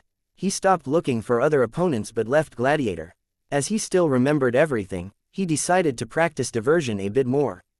Although the simulated body moved exactly how he did, he couldn't feel anything, so it was still different. Shu Zhu came out chagrined at his failure. Seeing Desperado together with Huang Yulei, he was dazed. Huang Yulei quickly asked, "Brother, you think he learned diversion during your combat?" Shu Zhu smiled bitterly and nodded. "He did learn it from fighting with me. There is no question in that. This person is such a fast learner. I think he also learned 13 slashes from you and did not know how to use it before your fight. Indeed, this person learns so fast. I wonder who he is," said Desperado. "Desperado, aren't you his friend? Send him a text and ask him," said Huang Yulei. "I'll try, although I added him, I have never talked to him, so not sure if he will reply." Desperado checked and saw Han Sen had already left. "Gladiator. He is offline now. I'll do it next time," said Desperado. Shu Zhu nodded absent-mindedly. Beaten like this, he was devastated. Huang Yulei's eyes suddenly lit up. He suggested, "Do you think that person would be interested in him?" "Which person?" Shu Zhu and Desperado both looked to Huang Yulei, not sure who he was talking about. The person who is the apple of the eye of our president, said Huang Yulei with his lips curled downward. This is a great idea. That person might really be interested in this soldier guy. Then we can all be freed. Shu Ju's eyes also lit up. The person they were talking about was Qian Hejun, the youngest students of the president of Ares Martial Hall Daniel. Qian Hejun was gifted and learned everything fast, which was why Wangfu Shangcheng saw his youngest student as his successor. Qian Hejun did not abuse the president's confidence in him either. He had just evolved and already succeeded in practicing several secret martial arts of Ares Martial Hall. However, Qian Hejun was not satisfied with what he had achieved but kept challenging the renowned students in Ares Martial Hall. Even a master like Desperado was annoyed to death by him. The students could not turn Qian Hejun down because he was backed by Hungfu, which was why their heads hurt whenever seeing Qian Hejun. After Han Sen left the training hall, he felt extremely sore. Blue veins stood out all over his body, which looked frightening. Han Sen knew that it was because he had used heresy mantra for too long, which was a heavy burden on his body. Had his heart and veins not been strengthened during the first phase of heresy mantra, his organs would probably have exploded. Even after the enhancement, his body still couldn't stand the tremendous burden. At this time, Han Sen became so exhausted that he could barely stand.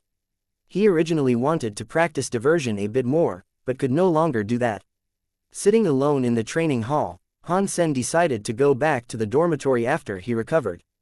News was playing in the training hall, most of which was about God's sanctuary, such as someone had gone to the fourth God's sanctuary, someone had become a demigod, and someone had become a sacred blood aristocrat.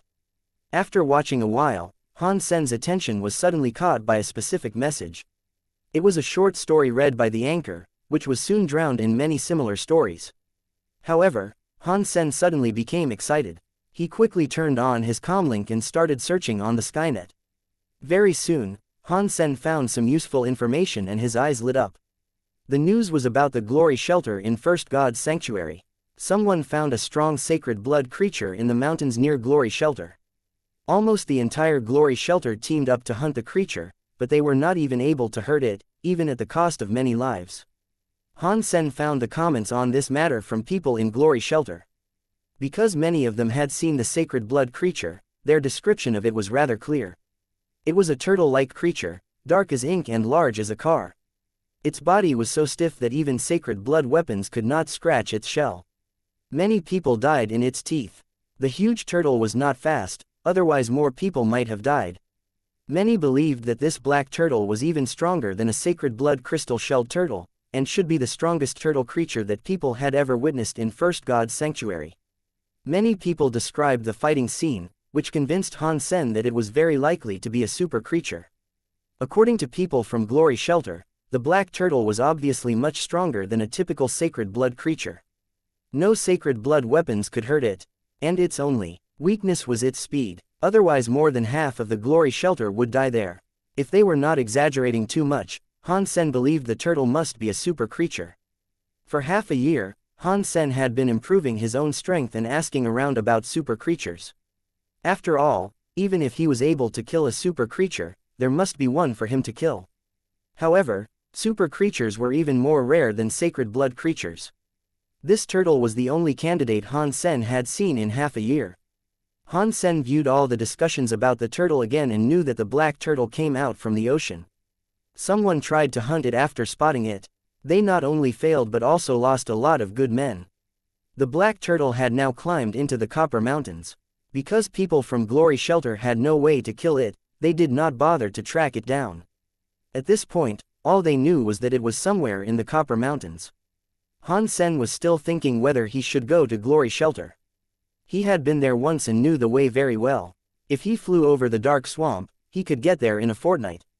However, he had not yet completed the third phase longevity of heresy mantra. Han Sen was not sure if he was strong enough to kill a super creature, which was why he was still hesitating. Brother, you spent a long time using the holographic device and you are soaked. Keep hydrated. Someone suddenly appeared next to Han Sen, throwing a bottle of water to him. To his surprise, it was Xianxia.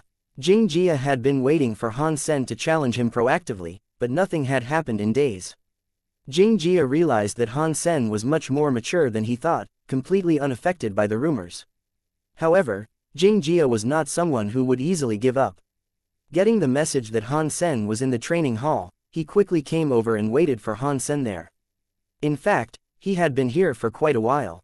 After Han Sen came out from the device, he was sitting near Xianxia, but Xianxia did not come to him right away. The freshman first went to purchase 2 bottles of water before he sat down next to Han Sen. "Relax, I did not poison the water," said Xianxia with a smile. "Thank you then." Han Sen opened the bottle and drank more than half of the water. He did sweat a lot and was dehydrated. Because of his exhaustion, Han Sen did not bother to get up and buy water. Now that Xianxia was handing him a bottle, he gladly accepted it. Xianxia looked at him, interested. "You're really not afraid that I might poison the water?" "The younger brother of Jingjiwu would not use that kind of scheme," said Han Sen casually. In fact, he would not even be scared if there were poison in it. In addition, it made no sense for Xianxia to do it in public, since cameras were installed everywhere, and he would have no way to exonerate himself. Han Sen's words made Xianxia pause. The freshman did not realize that Han Sen would have such respect for his older brother. However, Xianxia was someone who had to reach his goal. He smiled and said to Han Sen softly, "I am not my brother. Just because he won't use these schemes, it does not mean that I will not. If you are not willing to accept my challenge, then I will have to use some dirty tricks even if I don't want to." "Such as?" Han Sen took another sip of water and asked. "I know that your mom's name is Luo Sulin and the shelter she belonged to in Second God's Sanctuary. And you have a sister named Han Yan. She is very cute and studies." Xianxia always had a faint smile on his face and looked harmless. When girls saw him, their hearts would race. Hearing Xianxia's words, Han Sen smiled and patted him on the shoulder. "Xianxia, if you want to threaten someone, you'll have to be smart. When you speak, try to act like a tough guy so that I might be scared." Xianxia's face became grim. He said, "Brother, I am not joking." Leaning against the back of his chair, Han Sen stretched and said slowly, "Since you have investigated my family, you should know who I am. Do you dare to touch them? Now tell me again you're not joking." Xianxia smiled and said, "Brother, you're right. I do not dare to touch your family, but your friends might not be as lucky. I don't dare to do anything to Wang Mengmeng or Lu Meng either, but Shi Zhikong and Zhang Yong were under no one's protection. I would be interested to know how you plan to hurt them in Blackhawk," said Han Sen. Xianxia was still smiling. "It will not be easy for me to injure them on campus, and it's gonna be a waste of time to hurt their family. But do you think I could seduce their girlfriends? You think I'm going to succeed?" "Xianxia, there are things that you should never do," replied Han Sen solemnly. Whether Xianxia could succeed or not, he will not let it happen. "If you're angry, you can take it out on me during our duel anytime," said Xianxia with politely. "As you wish then." Although Han Sen did not want to waste his time, he no longer wanted to tolerate the kid's provocation. He would take care of what should be taken care of. Xianxia appeared to be exhilarated. "I will be waiting for you. Please keep your words, otherwise." Xianxia did not finish his sentence, but even an idiot could understand him. Han Sen smiled and said, "Xianxia did not teach his brother well, so I will be a good friend and do that for him." Xianxia was a bit upset hearing that, but he did not talk back. Since Han Sen had agreed to his challenge, all he needed to do was beating Han Sen. It was pointless to win an argument. Xianxia had always thought that only by defeating Han Sen could he avenge his brother. Seeing Xianxia left, Han Sen immediately moved on to consider his trip to Glory Shelter. Although he might still be a bit weak, maybe he could give it a shot.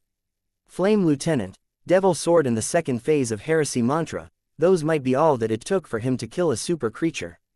Most importantly, the black turtle was not very fast, so he could always run away. "It seems I should make the trip. Tomorrow after I kick the kid's ass, I'll leave for Glory Shelter." Han Sen did not want to miss the opportunity. After all, super creatures were so rare that he did not know when he would see the next one if he missed this turtle. After Xianxia left, he spread the news that he was about to challenge Han Sen the next day on the archery range. In order to clear his brother's name, he would like for everyone to know how he beat Han Sen. Xianxia had even thought of his line after beating Han Sen, "Although you are quite good, you're still nothing compared to me, and even less than nothing compared to my older brother. Your one win was just based on pure luck." Soon the entire Blackhawk knew about the duel. Almost everyone hearing the news became excited. Han Sen was the legend of Blackhawk, and Xianxia was another monster after his older brother, so their duel attracted a lot of attention. Even many professors decided to have a look after hearing about it. The next morning, before Han Sen and Xianxia got there, the stands around the archery range was packed with audience. Who do you think will win? The genius, of course. Even Jing Jiwoo was not his match, let alone Xianxia. The senior students who had witnessed how strong Han Sen was mostly supported him. I don't think so. You have all seen Xianxia's record, which is probably even better than Jing Jiwoo when he was at school. Han Sen only beat Jing Jiwoo because of good luck, and he had not done much in recent 2 years. I'm afraid he will lose to Xianxia. Among freshmen, more people supported Xianxia, especially the girls. Xianxia's good looks won him a lot of popularity. Ms. Chen, you're also here to see the duel? Situ Shang looked at Chen Ling in surprise. Yes, Han Sen once represented the martial arts society and I have come to support him, said Chen Ling with a smile. Come and join me. The view is better here. Situ Shang brought Chen Ling to the coach's bench. Coach, who do you think he has a better chance, Han Sen or Xianxia? Chen Ling asked. It is very hard to say. So many things had happened to Han Sen in the recent 2 years, and I can say that Xianxia has even surpassed his brother, replied Situ Shang with a bitter smile. Chen Ling knew what the coach was saying, so she nodded and did not speak again. Han Sen's roommates also came to cheer him up, and Wang Mengmeng came with them as well. However, the stands were so full they had to watch on their feet. Can Han Sen win? That Xianxia kid is quite something, said Shi Zhikang with his brows knitted. He had seen Xianxia's match and the kid was indeed quite talented. Xianxia was also in the archery department, so Shi Zhikang had competed with him a few times. Shi Zhikang sensed even more stress facing Xianxia than when he met Jing Jiwoo. Zhang Yang and Lu Meng did not speak. In fact, they both had fought Xianxia and suffered terrible losses. They felt the same as Shi Zhikang did. Xianxia was even more formidable than Jing Jiwoo. Brother Han will definitely win. Wang Mengmeng was Han Sen's diehard fan and believed in him as always. Han Sen waved at his friends and entered the archery range. At the same time, Xianxia also entered the range. Han Sen, there is something that I should probably tell you beforehand. Xianxia walked over to Han Sen and said with a smile. If you want to tell me, then tell me, said Han Sen casually. Xianxia smiled and said nothing. He walked to the bow rack, took a 16.0 practice bow and a quiver full of arrows, and returned to Han Sen. The next second, Xianxia straightened his back, knocked an arrow, and made a shot casually. That was only a start. He then quickly shot 9 more arrows, between which there was almost no gap. The 10 arrows were like a straight line, flying toward the target 60 feet away. Students were dumbstruck. If it was very hard to believe that with a 16.0 arrow, Xianxia was able to shoot a succession of 10 arrows. His strength was beyond their imagination. He is indeed even stronger than Jing Jiwoo at his age, mumbled Situ Shang. Chen Ling was also amazed. Among the unevolved, very few people had this kind of strength, not to mention Xianxia was just a freshman. As people were shocked by what Xianxia could do, they found the bigger surprise was yet to come. As the first arrow hit the bull's eye, the second arrow suddenly made a strange turn when it was about to hit the first, which was the same case with the remaining 8 arrows. When all 10 arrows were on the target, people found that only the first one hit the bull's eye, while the other 9 arrows formed a circle with the first arrow as the center. Everybody widened their mouth. Someone yelped and said, "Spinning arrow. Isn't that Han Sen's spinning arrow? How come Xianxia can also do that?" At this point, even Situ Shang cannot believe her eyes. Xianxia used a 16.0 bow to shoot a succession of 10 arrows, 9 of which were spinning. Judging from the way that the arrows were aligned, she knew that Xianxia was already an archery master. Monster. A monster more formidable than Jing Jiwoo was, lamented Situ Shang. She had hoped that Han Sen would win, but did not have much faith after watching Xianxia's performance. Han Sen's most impressive skill was spinning arrow, with which he beat Jing Jiwoo. However, Xianxia seemed to be even better at that, and he even had a higher fitness index than his older brother. There was simply no way that Han Sen could beat Xianxia. Xianxia also knows spinning arrow, and it looks like he has mastered it. Han Sen is in trouble now. What great archery skills! I'm afraid Han Sen will not be better than him. Using a 16.0 bow at will, Xianxia is more formidable than Jing Jiwoo was. At this point, Shi Zhikong, Zhang Yang and Lu Meng all became pale. Shi Zhikong exclaimed, "How come this guy also knows Han Sen's spinning arrow? I've heard that it is almost impossible for an unevolved person to do that." "Almost, but not completely impossible. Jing Jia and Han Sen are both exceptions," said Lu Meng calmly, looking worried nonetheless. The crowd were in awe of Jing Jia's archery skills, and few people believed that Han Sen could still win. "What do you think my spinning arrow, brother?" Jing Jia asked, amused. "Jing Jia, it is quite impressive for your age. Good job," said Han Sen in appreciation. He did appreciate what Jing Jia could do.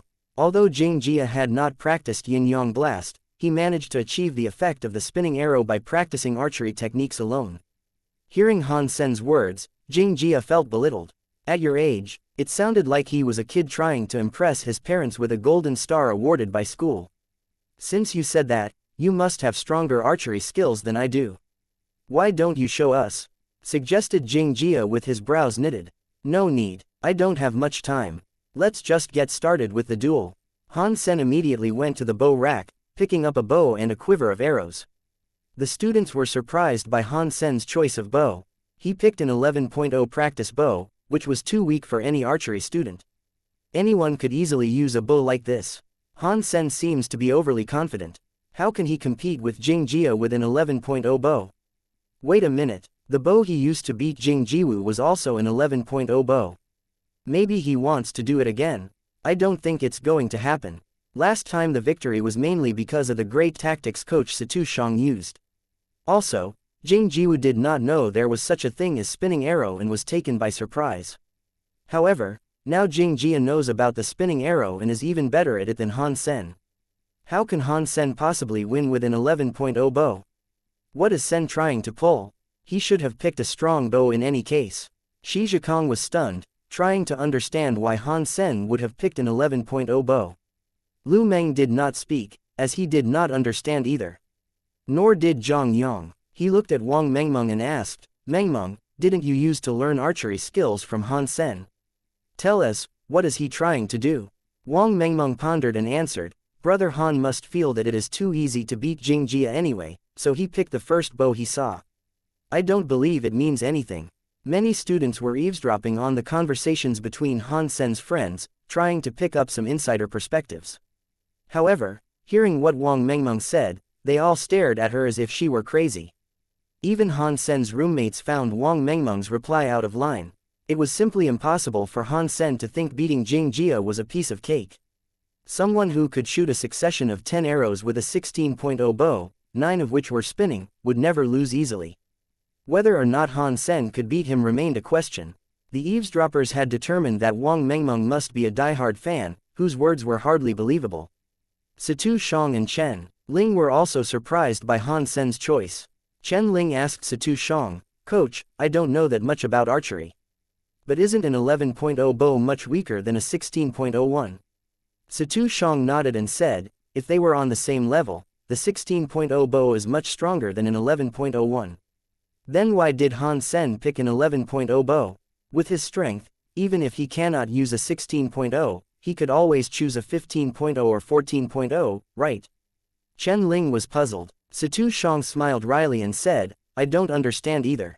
If there is any reason, maybe he wants to beat the two brothers with the same kind of bow.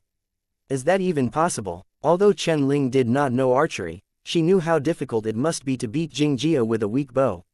"I can't tell." Situ Zhang's words were rather conservative, because in her view, Han Sen was doomed. Seeing Han Sen's bow, Jing Jia's face darkened. He could no longer keep up his good manners and asked sharply, "Brother, are you really going to use the bow?" "Can't I?" Han Sen said quietly. "Sure." Jing Jia took a deep breath and tried to calm himself down. He knew that being flighty and impatient was a big no-no before a duel. Although he had no doubt that he would win, he did not want to take his opponent lightly. No matter what bow Han Sen had picked, Jing Jia decided to go all in and leave Han Sen no chance. "Since you're okay with it, let's start." Han Sen did not want to waste more time. After the duel, he must leave for Glory Shelter. The trip would take him at least a month, and he must hurry. "Okay," replied Jing Jia. He walked away from Han Sen and stopped when they were 220 feet apart. Xianxia turned back and said to Han Sen with a smile, "You beat my brother at this distance. How about we have the duel under the same condition?" Xianxia had thought about this a long time ago. He wanted to avenge his brother at the same distance. "As you like," said Han Sen indifferently. "Coach Situ Shang, would you do the honor and blow the whistle?" Xianxia asked Situ Shang with a smile. Situ Shang nodded, gave a pause, and blew her neck whistle. All eyes were on Han Sen and Xianxia. The moment the whistle was blown, Xianxia shot the exact same succession of 10 arrows at Han Sen. Because the bow was strong, the 10 arrows were in Han Sen's face in no time. Xianxia knew very well that although the 10 arrows seemed to be aligned, they would scatter into a storm in Han Sen's face and block every direction, thanks to the spinning techniques. Xianxia had worked hard on spinning arrow in order to beat Han Sen this way. He had to beat Han Sen with Han Sen's own tricks to clear his brother's name. Han Sen saw what Xianxia did, but only shot one arrow in a languid manner. It seemed that he did not even pull the string to the fullest. And he did not make a second shot either. Putting the bow down, Han Sen stood there and watched. Looks like Han Sen has given up. He didn't even want to win. No wonder he picked an 11.0 bow. The genius has fallen. This is such a boring duel to watch. It's such a shame that Xianxia treats him seriously. He not only disrespects his opponent, he disrespects himself as well. It is the same genius I used to worship. It seems he's not the same person after the accident. Situ Shang was also very disappointed. According to what she remembered, Han Sen was not someone who would easily give up, let alone make a move that equals surrender. However, she had seen it happen with her own eyes. Situ Shang thought to herself, is the archery emperor gone forever? Even Xianxia was dumbstruck by Han Sen's attitude. He wanted to beat Han Sen, but not like this. Such a loser and such terrible skills, what point would he be making even if he could beat Han Sen? It would probably bring his brother Jing Jiwu more shame. If Jing Jiwu had lost to a genius, Xianxia could accept it. However, it seemed that Jing Jiwu had lost to a scum. Han Sen, on the other hand, was very satisfied with the shot he made. The power of the spinning arrow did not lie in its speed or strength, but how it span. Although Xianxia's spinning arrow seemed impressive, in Han Sen's eyes, those arrows were barely spinning. Although Han Sen's shot was not fast, but it carried a spinning force that Xianxia could not even imagine. In addition, Han Sen's shot also represented his understanding of the spinning force and yin-yang blast in the recent 2 years. Although it was not fast, Han Sen was quite satisfied with what he had done. Xianxia's arrows had arrived, the first of which was about to clash with the arrow Han Sen shot. All the audience just saw what Xianxia could do and knew that his arrows could make strange turns and avoid Han Sen's arrow. Therefore, even if Han Sen had also made his arrow spin, it would not change anything. When Xianxia's arrow was about to hit Han Sen's, something unbelievable happened. Xianxia's arrow did not move aside, but was leaning toward Han Sen's arrow like it was a magnet. Bang! The two arrows clashed. Han Sen's slow arrow knocked Xianxia's away and then became faster. Bang bang bang, Han Sen's arrow clashed successively with all 10 arrows shot by Xianxia and knocked all 10 away. Its strength was not weakened but enhanced after the cracking sounds. Whoosh! The arrow ended up on Xianxia's chest. Taking the hit, Xianxia staggered back a few steps and fell to the ground. Xianxia looked down at the arrow on his chest incredulously with his mouth gaping. Silence fell on the entire range. No one anticipated this result. No one could believe that an effortless shot made by Han Sen using an 11.0 practice bow could carry such miraculous power. Han Sen walked to Xianxia, patted him on the shoulder and said, "Xianxia, if you want to learn the real spinning arrow, come find me when you have time. I'll teach you." Then Han Sen took down the practice arrow on Xianxia's chest and put it back in the quiver. Putting the bow back on the rack, Han Sen left the range. Xianxia watched Han Sen leave and sat there like death. The genius is the genius. This is what spinning arrow really looks like. I know it was not that easy to mimic the genius. It seems Xianxia just learned some tricks and did not master the skill. Awesome. Han Sen never took Xianxia seriously. He did so well with just an 11.0 practice bow. Imagine what he can do if he had picked a 16.01. Impressive. The spinning force of the arrow is what beat Jing Jiwu. How did he do it, using a weak bow to make such a strong shot? And the arrow seemed to become faster and faster after it clashed with other arrows. It took Xianxia a long while before he recovered from shock. Watching Han Sen walking away, Xianxia suddenly smiled wryly with complex feelings. He suddenly discovered how ridiculous his schemes were. He had always believed that Han Sen was afraid of accepting his challenge and losing to him. But after seeing what Han Sen could do with that arrow, he suddenly understood that Han Sen never took him seriously, which was the only reason why Han Sen did not accept his challenge in the first place. A casual shot from an ordinary bow had such an unbelievable effect. He deserves to be the one who beat my brother. Xianxia got back on his feet and did not feel upset. Instead, he was burning with a passion that he had never felt before. As the prodigy in his family, he had the gift like nobody else. He did not need to have a passion, because he had never met a deserving opponent. However, Han Sen made him feel that it was not blood that flew in his body, but fire. Beat him, that was all Xianxia could think of. Han Sen went back to his dorm and said goodbye to his roommates before he teleported to God's sanctuary alone. Beating Xianxia was miraculous in other people's eyes, but for Han Sen, who just wanted to teach the boy a lesson, it was nothing. Inspired by the spinning spear, the arrow shot by Han Sen generated a centripetal force, drawing all the arrows in. Using the combination of yin and yang forces, Han Sen was also able to borrow the speed of other arrows. The 10 clashes did not affect Han Sen's arrow, but empowered it, making it 10 times stronger than when it left the string. So, Xianxia was hit before he could even realize what had happened.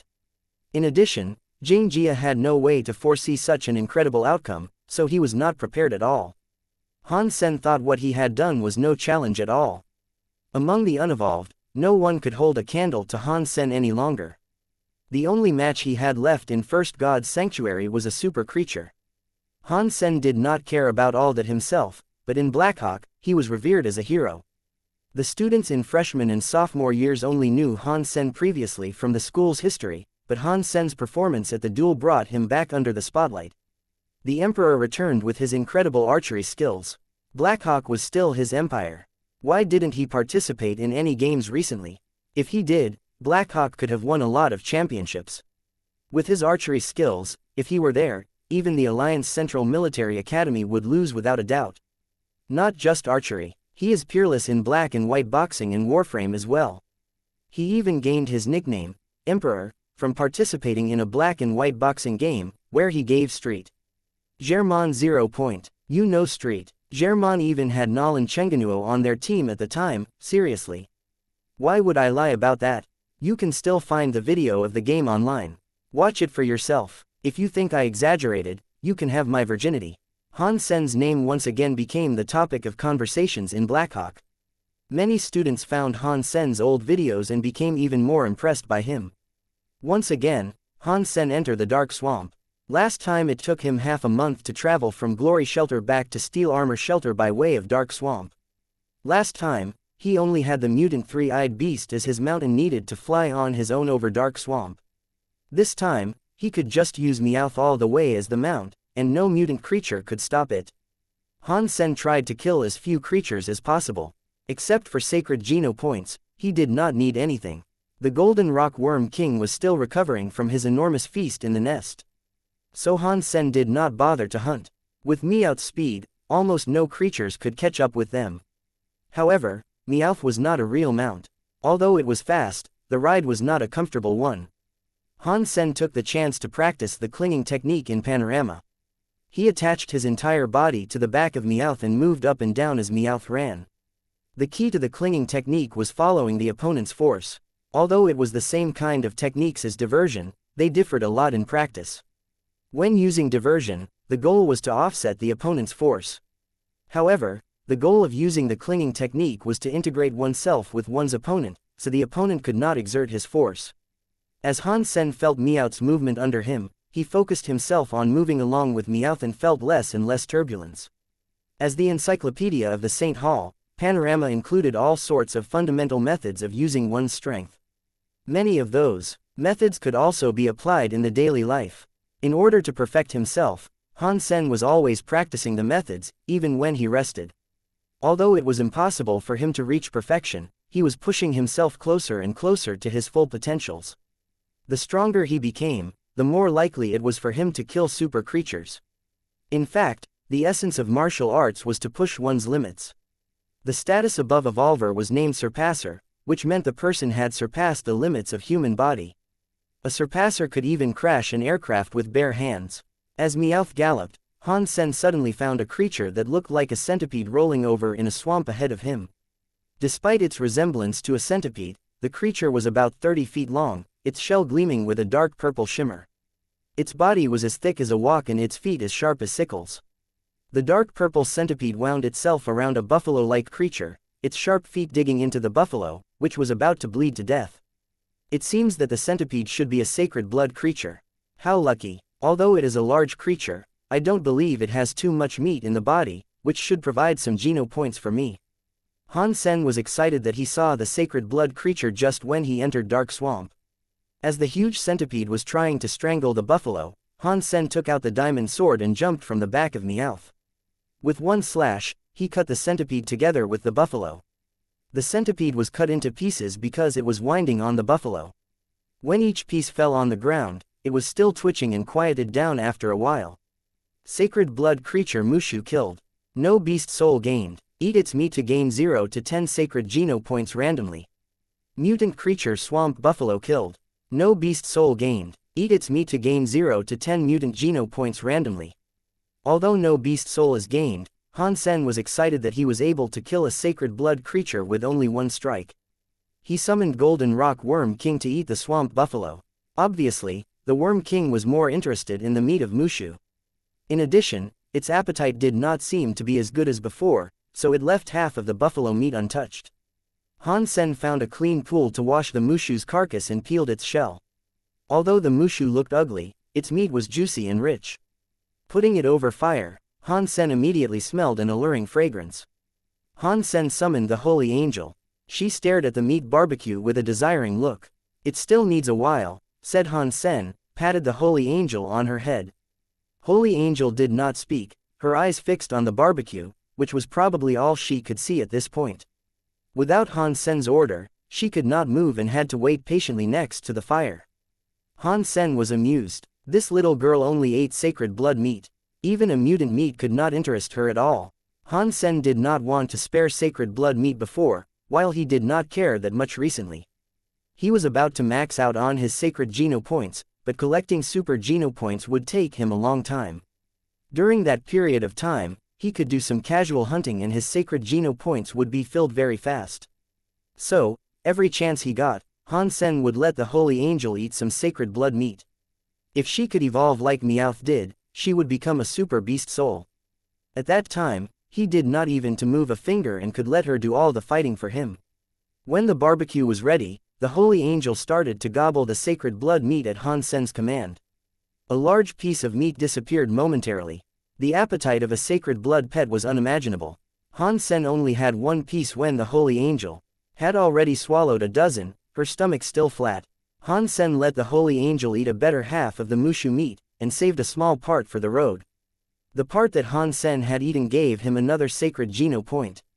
Han Sen now had 79 sacred geno points and it will not be long before he maxed out. The second day he spent in Dark Swamp, Han Sen saw from afar that an island was floating in the sky. He was suddenly thrilled and thought, there is a mystery island in Dark Swamp.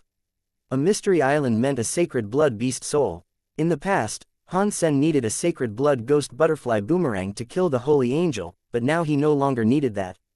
In the entire First God Sanctuary, there was hardly any sacred blood creature that he could not kill. Dark Swamp was remote and dangerous, it is not very likely that someone happened to be here. Therefore, Han Sen believed he would not have a lot of competitors. Having summoned his sacred blood wings, Han Sen flew toward the mystery island. The strong wind could not stop him at all. This time, Han Sen only used the wings of the purple feathered dragon. He did not look exactly like Dollar, but he did not mind either. No one had seen the wings without the black beetle armor. In addition, all those who had seen these sacred blood wings had evolved, including Son of Heaven. When Han Sen landed on the mystery island, he frowned as he heard noises of a combat. Someone still beat him to the mystery island in Dark Swamp. Han Sen saw that it was a man and woman fighting a giant wolf with silver fur. Han Sen thought the wolf must be the sacred blood creature on the mystery island. Han Sen could not tell who the man and woman were. It seemed that they were not from Steel Armor Shelter. Maybe they are from Glory Shelter. Steel Armor Shelter and Glory Shelter are the closest to Dark Swamp, Han Sen guessed. Both the man and woman had a fabulous set of beast souls. They not only had sacred blood wings, even their weapons and armor were sacred blood beast souls. In addition, the two of them had both shape-shifted with sacred blood humanoid beast souls. The level of the beast souls they used were shocking even to Han Sen. However, with their luxurious beast souls, they were not able to beat the Silver Wolf. The Silver Wolf was so fast that when it ran, it became a blur. Han Sen could tell that the Silver Wolf was a huge threat to the man and woman. After watching for a while, Han Sen smiled and did not hurry to go over. Standing afar, he decided to watch them fight. At this point, he was able to tell that the man and woman were not the wolf's match. He had no intention to fight with them and wanted to kill the wolf after they retreated. It looks like Lady Luck is still on my side, thought Han Sen. Indeed, a man and woman found it was more and more difficult to parry with the wolf. They also seemed to have noticed Han Sen, and did not want to fight anymore. Fighting while retreating, the man and woman approached Han Sen. "Friend, I am Ma Mingjun from Glory Shelter Gang. How about we work together to strike down this sacred blood creature?" exclaimed the man when he approached Han Sen. "If we work together, Hole gets to keep the meat and beast soul." Han Sen asked. "Whoever makes the fatal strike gets to keep them." Ma Mingjun was 150 feet from Han Sen. "All right." Han Sen smiled and joined the two. The spinning spear and the diamond sword are both kept in Han Sen's backpack. Of course, Han Sen will not use them. He summoned the three-blade harpoon and threw himself at the Silver Wolf. Ma Mingjun and Su Xinmei exchanged a look and quickly joined Han Sen. They did not expect Han Sen to be so decisive and were suddenly a bit scared that Han Sen might snatch the beast soul.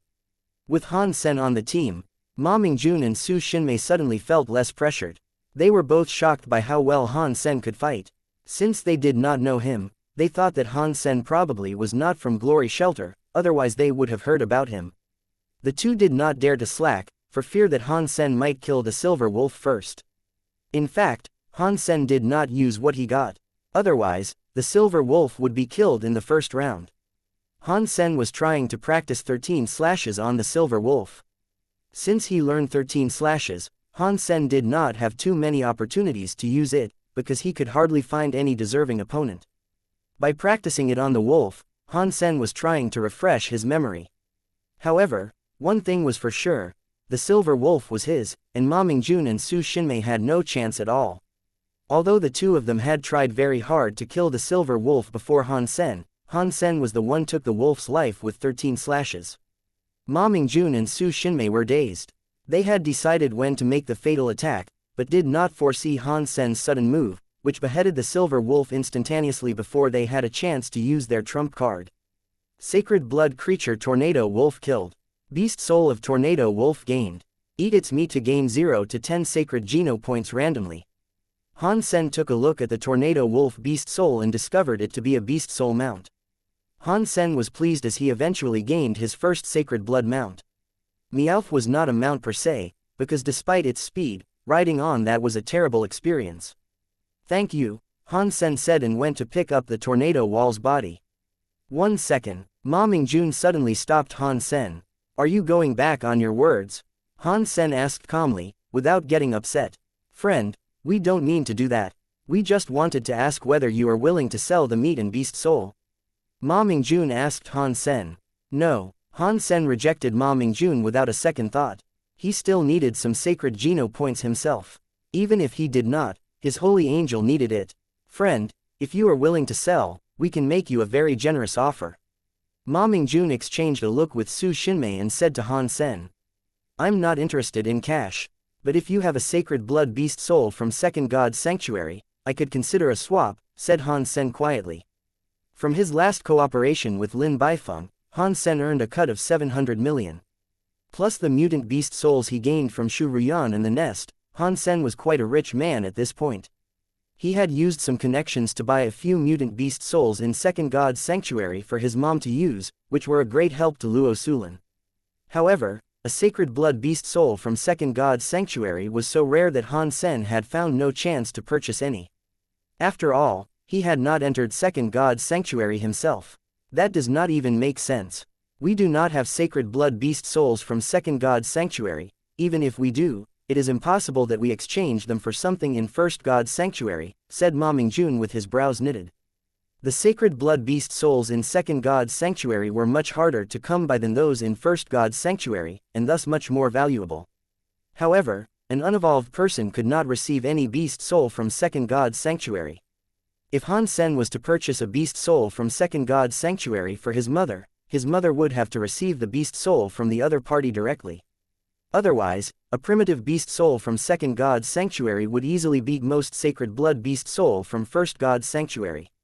Because the beast souls from a higher phase could not enter a lower one, the sacred blood beast souls of first god's sanctuary were still very valuable. However, using a sacred blood beast soul of first god's sanctuary to exchange for one in second god's sanctuary was still out of the question. Forget about it then. Han Sen was very casual about the deal. Since Ma Mingjun was from Glory Gang, it was very likely that his gang was like Steel Armor Gang and had military affiliations, which was the only reason that Han Sen even considered a deal with them. Ma Mingjun and Su Shinmei whispered to each other, and then Su Shinmei said to Han Sen, who had already put the silver wolf on his back, "What is your name? Are you from Steel Armor Shelter?" "Yes," replied Han Sen and quickly left Mystery Island with the silver wolf's body. Su Shinmei bristled. "Should we just let him go like this? We had fought the sacred blood creature for a long time, and he basically took advantage of us." Ma Mingjun shook his head and said, "This person was using the secret skill of Ares Martial Hall. Not a lot of students could use the skill. He should be a very important person in the Martial Hall." After Han Sen returned to the ground, he summoned Meowth and put Tornado Wolf's body on its back. They traveled a long way to find a clean lake, and Han Sen made a barbecue out of the wolf. The Tornado Wolf was the same size as a bull. Han Sen could not finish it himself, so he summoned Holy Angel to join him. It was too heavy for him to travel with anyway. Holy Angel had been in the great mood these 2 days as she was fed first the Mushu and then the Tornado Wolf. She became so excited that her eyes were sparkling. The Tornado Wolf had a lot more meat than the Mushu. Even with her shocking appetite, Holy Angel could not finish it in a short amount of time. It took Han Sen and her 3 days to finish the entire Tornado Wolf. As for the bones and inner organs, Han Sen fed them all to the Worm King. The Worm King was exhilarated. It was never fed sacred blood meat before, and was happy to taste some bones and gut. Han Sen gained another sacred Geno point from the Tornado Wolf and now had 80 sacred Geno points.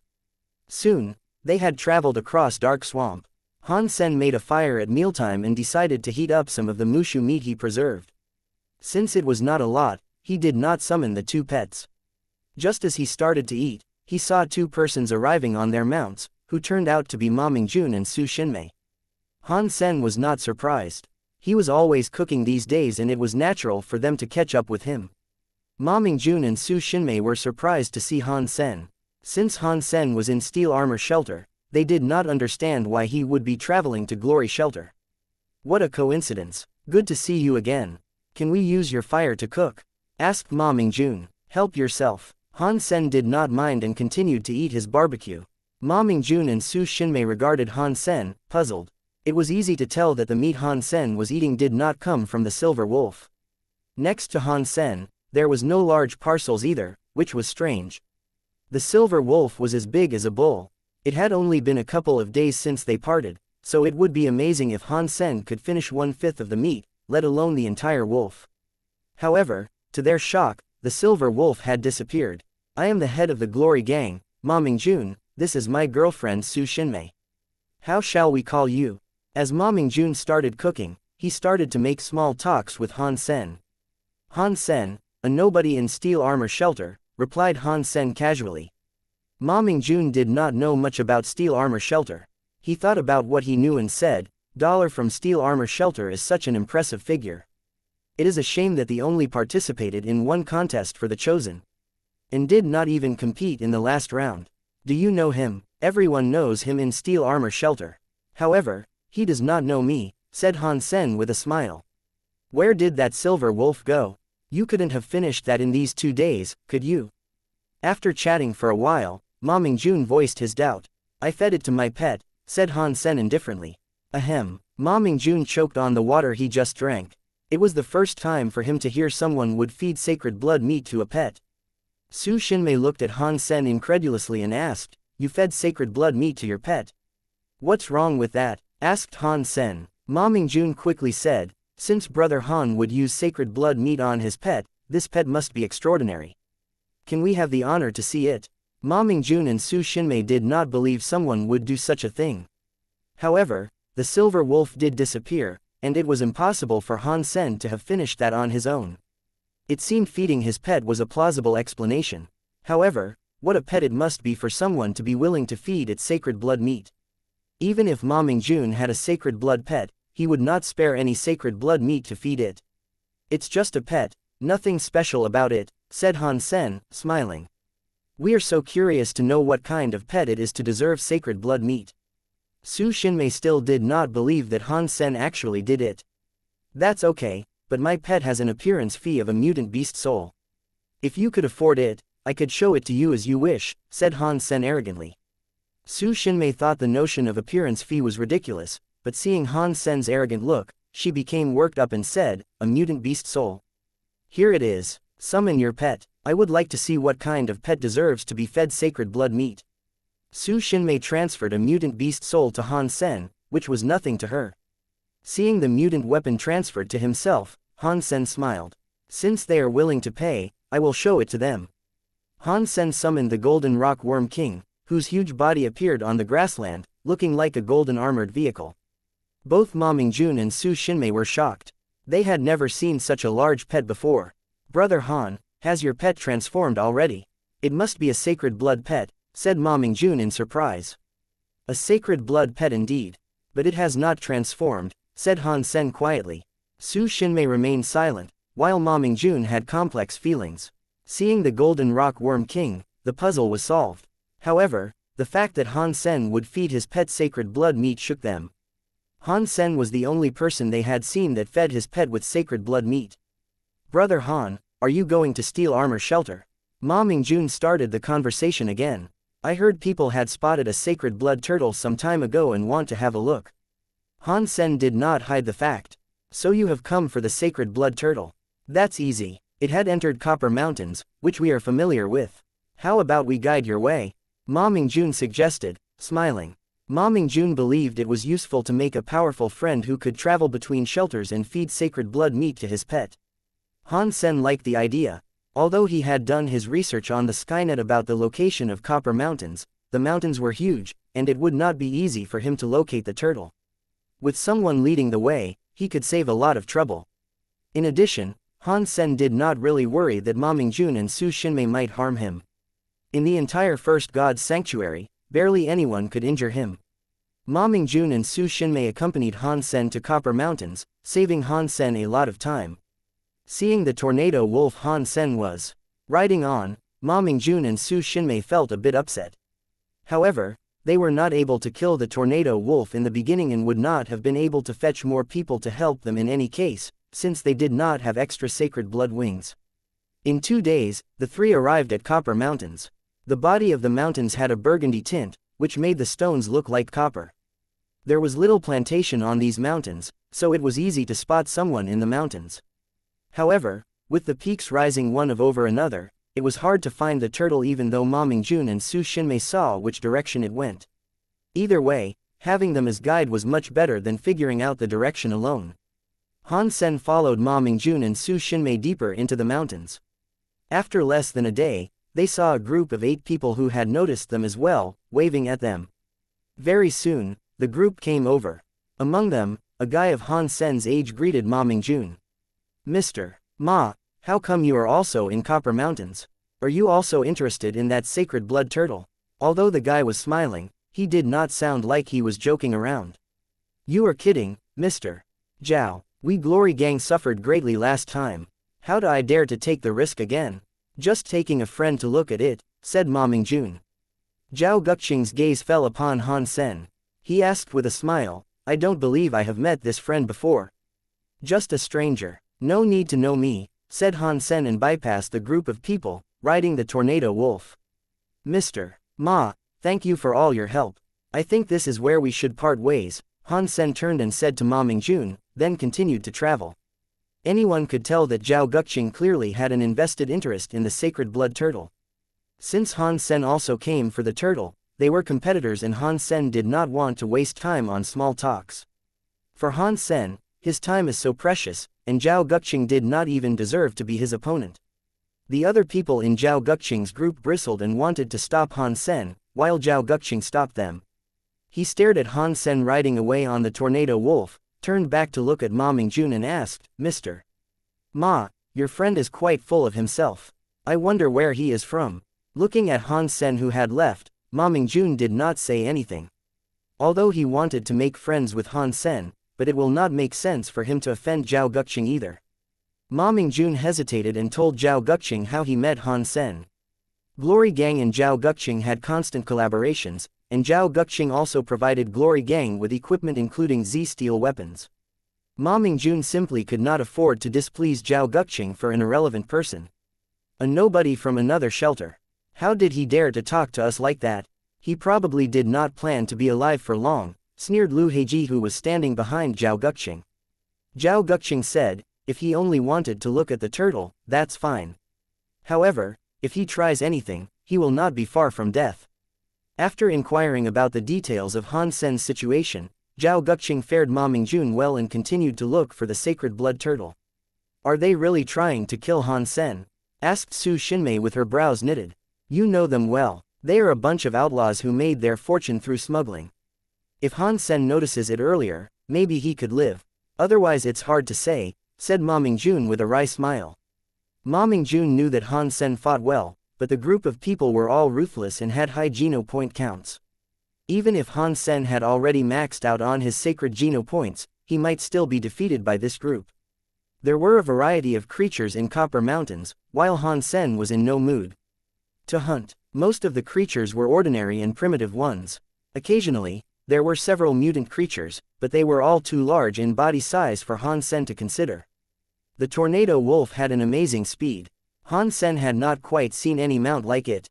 Almost no creatures could catch up with the wolf. According to what Ma Mingjun had told him, Han Sen rode the tornado wolf and searched around. Maybe it was good luck, or maybe it was how fast the tornado wolf was. Han Sen found the legendary turtle after one day. The turtle was too big for anyone to ignore. It was a black turtle as large as a car, climbing on the copper-colored mountain. Although the slope was steep, the black turtle was climbing at a high speed with all 4 feet. Han Sen did not hurry over, but decided to observe it. The turtle has a black shell and dark green neck and limbs. With a closer look, there were burgundy patterns on the dark shell, which were hardly noticeable. On the turtle's head, there were a pair of ram's horns. And its limbs were covered with dark green scales. After a while, the turtle was about to reach the mountaintop. Oddly, despite that the Copper Mountains barely had any plantation, a lush fruit tree was growing on the top of that mountain. The fruit tree was about 15 feet tall and had many white flowers. Some flowers had already faded, and fruits as red as rubies were growing. When the turtle reached the tree, it managed to stand on its hind legs and put its forelegs on the tree trunk. Stretching its neck, it tried to bite the fruits. Is it because it wants to eat the red fruits that it came out from the ocean? Han Sen was dumbstruck. During the compulsory education, Han Sen had learned that the plants in God's sanctuary should not be eaten, especially the fruits and roots. Maybe it was because of the difference between human genes and the creature genes. Eating plants from God's sanctuary might have more harm than benefits on one's body. There were edible plants as well, but one must be an expert in the area to tell. In this era, hardly anyone would try the plants for themselves. Since scientific testing did not work in God's sanctuary, normally no one would eat the plants in God's sanctuary. Last time when Shu Ruyan and people from Green Shelter were trapped on the Windend Island, they had tried a lot of times before finding the edible plants and fungus. The turtle could eat these fruits, but it did not mean the fruits were safe for human. The turtle was gobbling away, sometimes swallowing the leaves and white flowers together with the fruits. Very soon, all the fruits were gone. The turtle smacked its mouth, looking like it wanted more. Then it turned slowly and went down the mountain. As Han Sen was still deciding if he should test whether the turtle was a super creature, he suddenly heard hoofbeat from afar. Han Sen turned and saw Zhao Guqing leading his group in this direction. Seeing Han Sen and the turtle, Zhao Guqing's face became grim. The group of people rode to Han Sen and hemmed him in. Sitting on the back of a giant tiger, Zhao Guqing said coldly to Han Sen, "Do you want to live or die?" "What if I want to die? And what if I want to live?" asked Han Sen calmly. "It is easy for you to die. We can kill you right here," Zhao Guqing said and scoffed. "If you want to live, you need to let us lock you down and kick you out of the Copper Mountains." Han Sen was not even upset, because these people did not deserve any of his emotions. He looked at Zhao Guqing and smiled. "Don't you think you're being ungrateful to someone who had done you a favor?" "Boy, what are you talking about? When have you ever done us a favor? If you want to, you can try licking our shoes," Lu Heiji bristled, pointing at Han Sen. Han Sen did not even deign to reply him. He continued in a quiet tone, "Don't you know what the favor is?" "What?" Zhao Guqing frowned and was alarmed by Han Sen. Han Sen was too calm. It looked like he did not even fear them. Zhao Guqing threw a look at someone next to him. Two persons immediately searched around, but found no ambush except for Han Sen himself. Han Sen sighed and said, "The favor is to not kill you. I haven't killed you yet, which is a huge favor. Instead of considering how to repay me, you are trying to harm me. If you are not ungrateful, what are you? Damn it." The group of people raged and threw themselves at Han Sen with long weapons in their hands. Although Zhao Guqing remained skeptical, there was indeed no one but Han Sen himself. Without thinking any further, Zhao Guqing summoned the spear and stabbed it at Han Sen. Seeing the weapons coming at him, Han Sen reached back and drew the spinning spear from his backpack.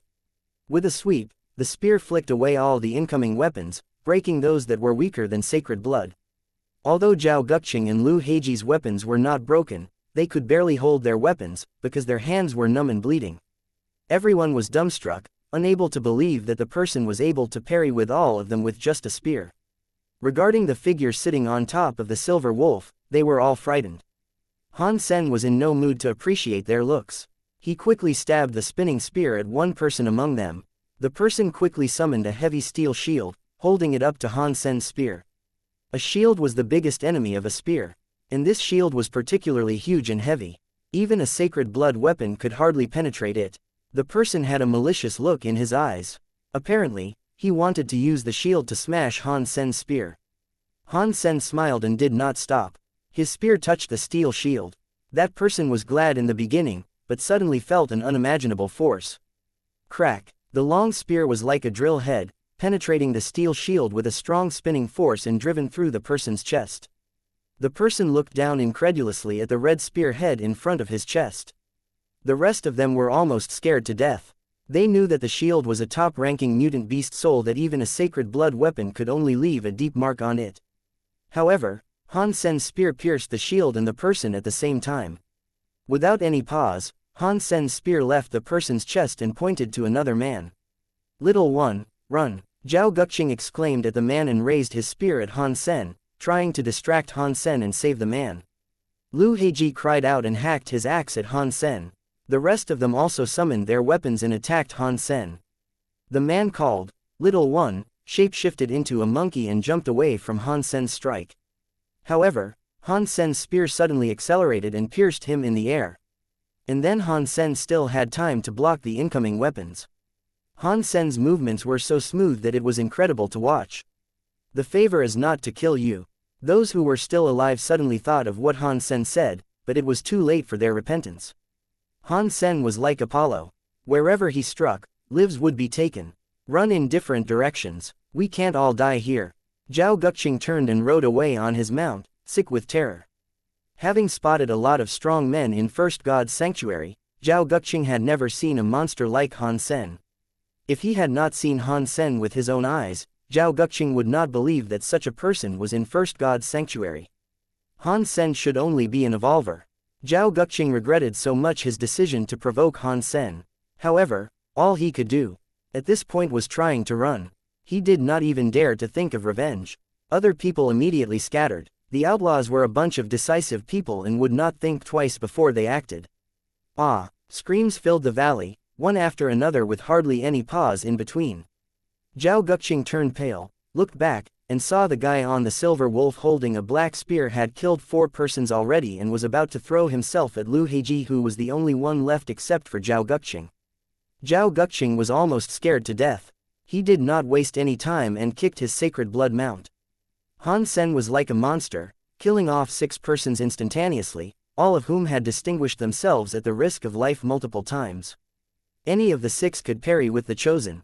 However, under that person's spear, they all died in the blink of an eye, even when they were scattering. Ah! Zhao Guqing was shaken by another scream. Since he started running, his sacred blood mount only made it to 30 feet away, while all his 7 brothers were killed. Zhao Guqing could not even imagine what a formidable person this must be. Urging the sacred blood mount, Zhao Guqing thought his only hope was that he had a head start. In addition, his mount was a sacred blood beast soul, so it would not be that easy for Han Sen to catch up with him. Just when Zhao Guqing had the idea, he heard Han Sen catching up. Counterintuitively, Zhao Guqing glanced back. With this glance, Zhao Guqing's legs went limp as he saw the silver wolf was narrowing the distance at an incredible speed. In the blink of an eye, the man with a calm look was only 10 feet away. Please, before Zhao Guqing finished his sentence, Han Sen and Tornado Wolf brushed past him and the black spear run through his head and stuck out from his mouth, silencing Zhao Guqing forever. Without looking at the dead bodies, Han Sen followed the turtle on the Tornado Wolf.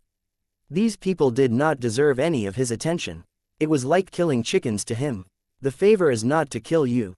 However, that group of people failed to understand what Han Sen meant. A few days later, someone found the dead bodies in Copper Mountains, which shocked the entire Glory Shelter. The group of people represented a large gang in Glory Shelter. However, all 8 of them died in Copper Mountains, each with only 1 strike, without any exception. It was hard to imagine what kind of gang could have killed them this way. After hearing about the deaths of the group, Ma Mingjun and Su Xinmei quickly went over to take a look. Ma Mingjun suddenly became pale after seeing the bodies.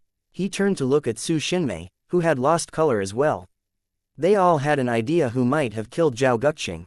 In Han Sen's backpack, there was obviously a long weapon, and the group of people were going in the same direction as Han Sen. Su Xinmei, do not say a word about this to anyone, said Ma Mingjun slowly, fear growing in his heart. Everyone else thought it must be a gang that killed Zhao Guqing's group. However, Ma Mingjun knew it was Han Sen alone.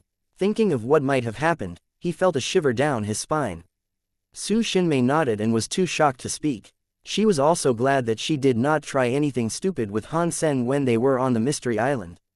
In Copper Mountains, Han Sen was chasing the turtle. Feeding on the roots or fruits of certain plants, the turtle continued its way in Copper Mountains. Sometimes, where there were no plants at all, the turtle still managed to dig out some mushroom-like stuff to eat. Han Sen became more and more shocked. Most creatures did not need to eat, while those that did eat were always extraordinary. Among all the creatures that Han Sen had seen, the most extraordinary one must be Golden Growler, and the second would be the turtle. In a way, the turtle was even more odd. The Golden Growler would only feed on creatures of other species. However, the turtle would find plants to eat in the mountains, and it was obviously selective about what to eat. Following the turtle into a valley, Han Sen decided it was time to test whether the turtle was a super creature. There was only one way into the valley. Han Sen took back the Tornado Wolf and put on the Black Beetle armor. He then drew the Diamond Sword and summoned Devil Sword to strengthen it. Han Sen also summoned the Flame Lieutenant, which floated next to Han Sen and added a red tint to all Han Sen's beast souls. Shapeshifting into the Bloody Slayer, Han Sen used Heresy Mantra and turned his heart into a strong engine, pumping blood fast and fierce. This was the best Han Sen could do at this point. Facing a turtle that was possibly a super creature, Han Sen did not dare to slack a little bit. Even a newborn Golden Growler could fight him, let alone an adult super creature. Holding his sword with both hands, Han Sen rushed to the turtle. The turtle was vigilant and had noticed Han Sen a long time ago. It suddenly turned to him, with its emerald-like eyes fixed on him. Roar! Han Sen made a slash with the diamond sword in an incredible speed. This was the best Han Sen could do so far. Even if Qin Zan was here, she would not be able to parry this strike. However, halfway through Han Sen's attack, the turtle had suddenly stretched out its neck like a dragon left its lair. Instantaneously, the mouth of the turtle bit at the diamond sword. Han Sen lost his color and tried to draw the diamond sword back. However, he could not move the sword either way. The mouth of the turtle was like a wrench, holding the diamond sword in place. The next second, Han Sen heard a crack.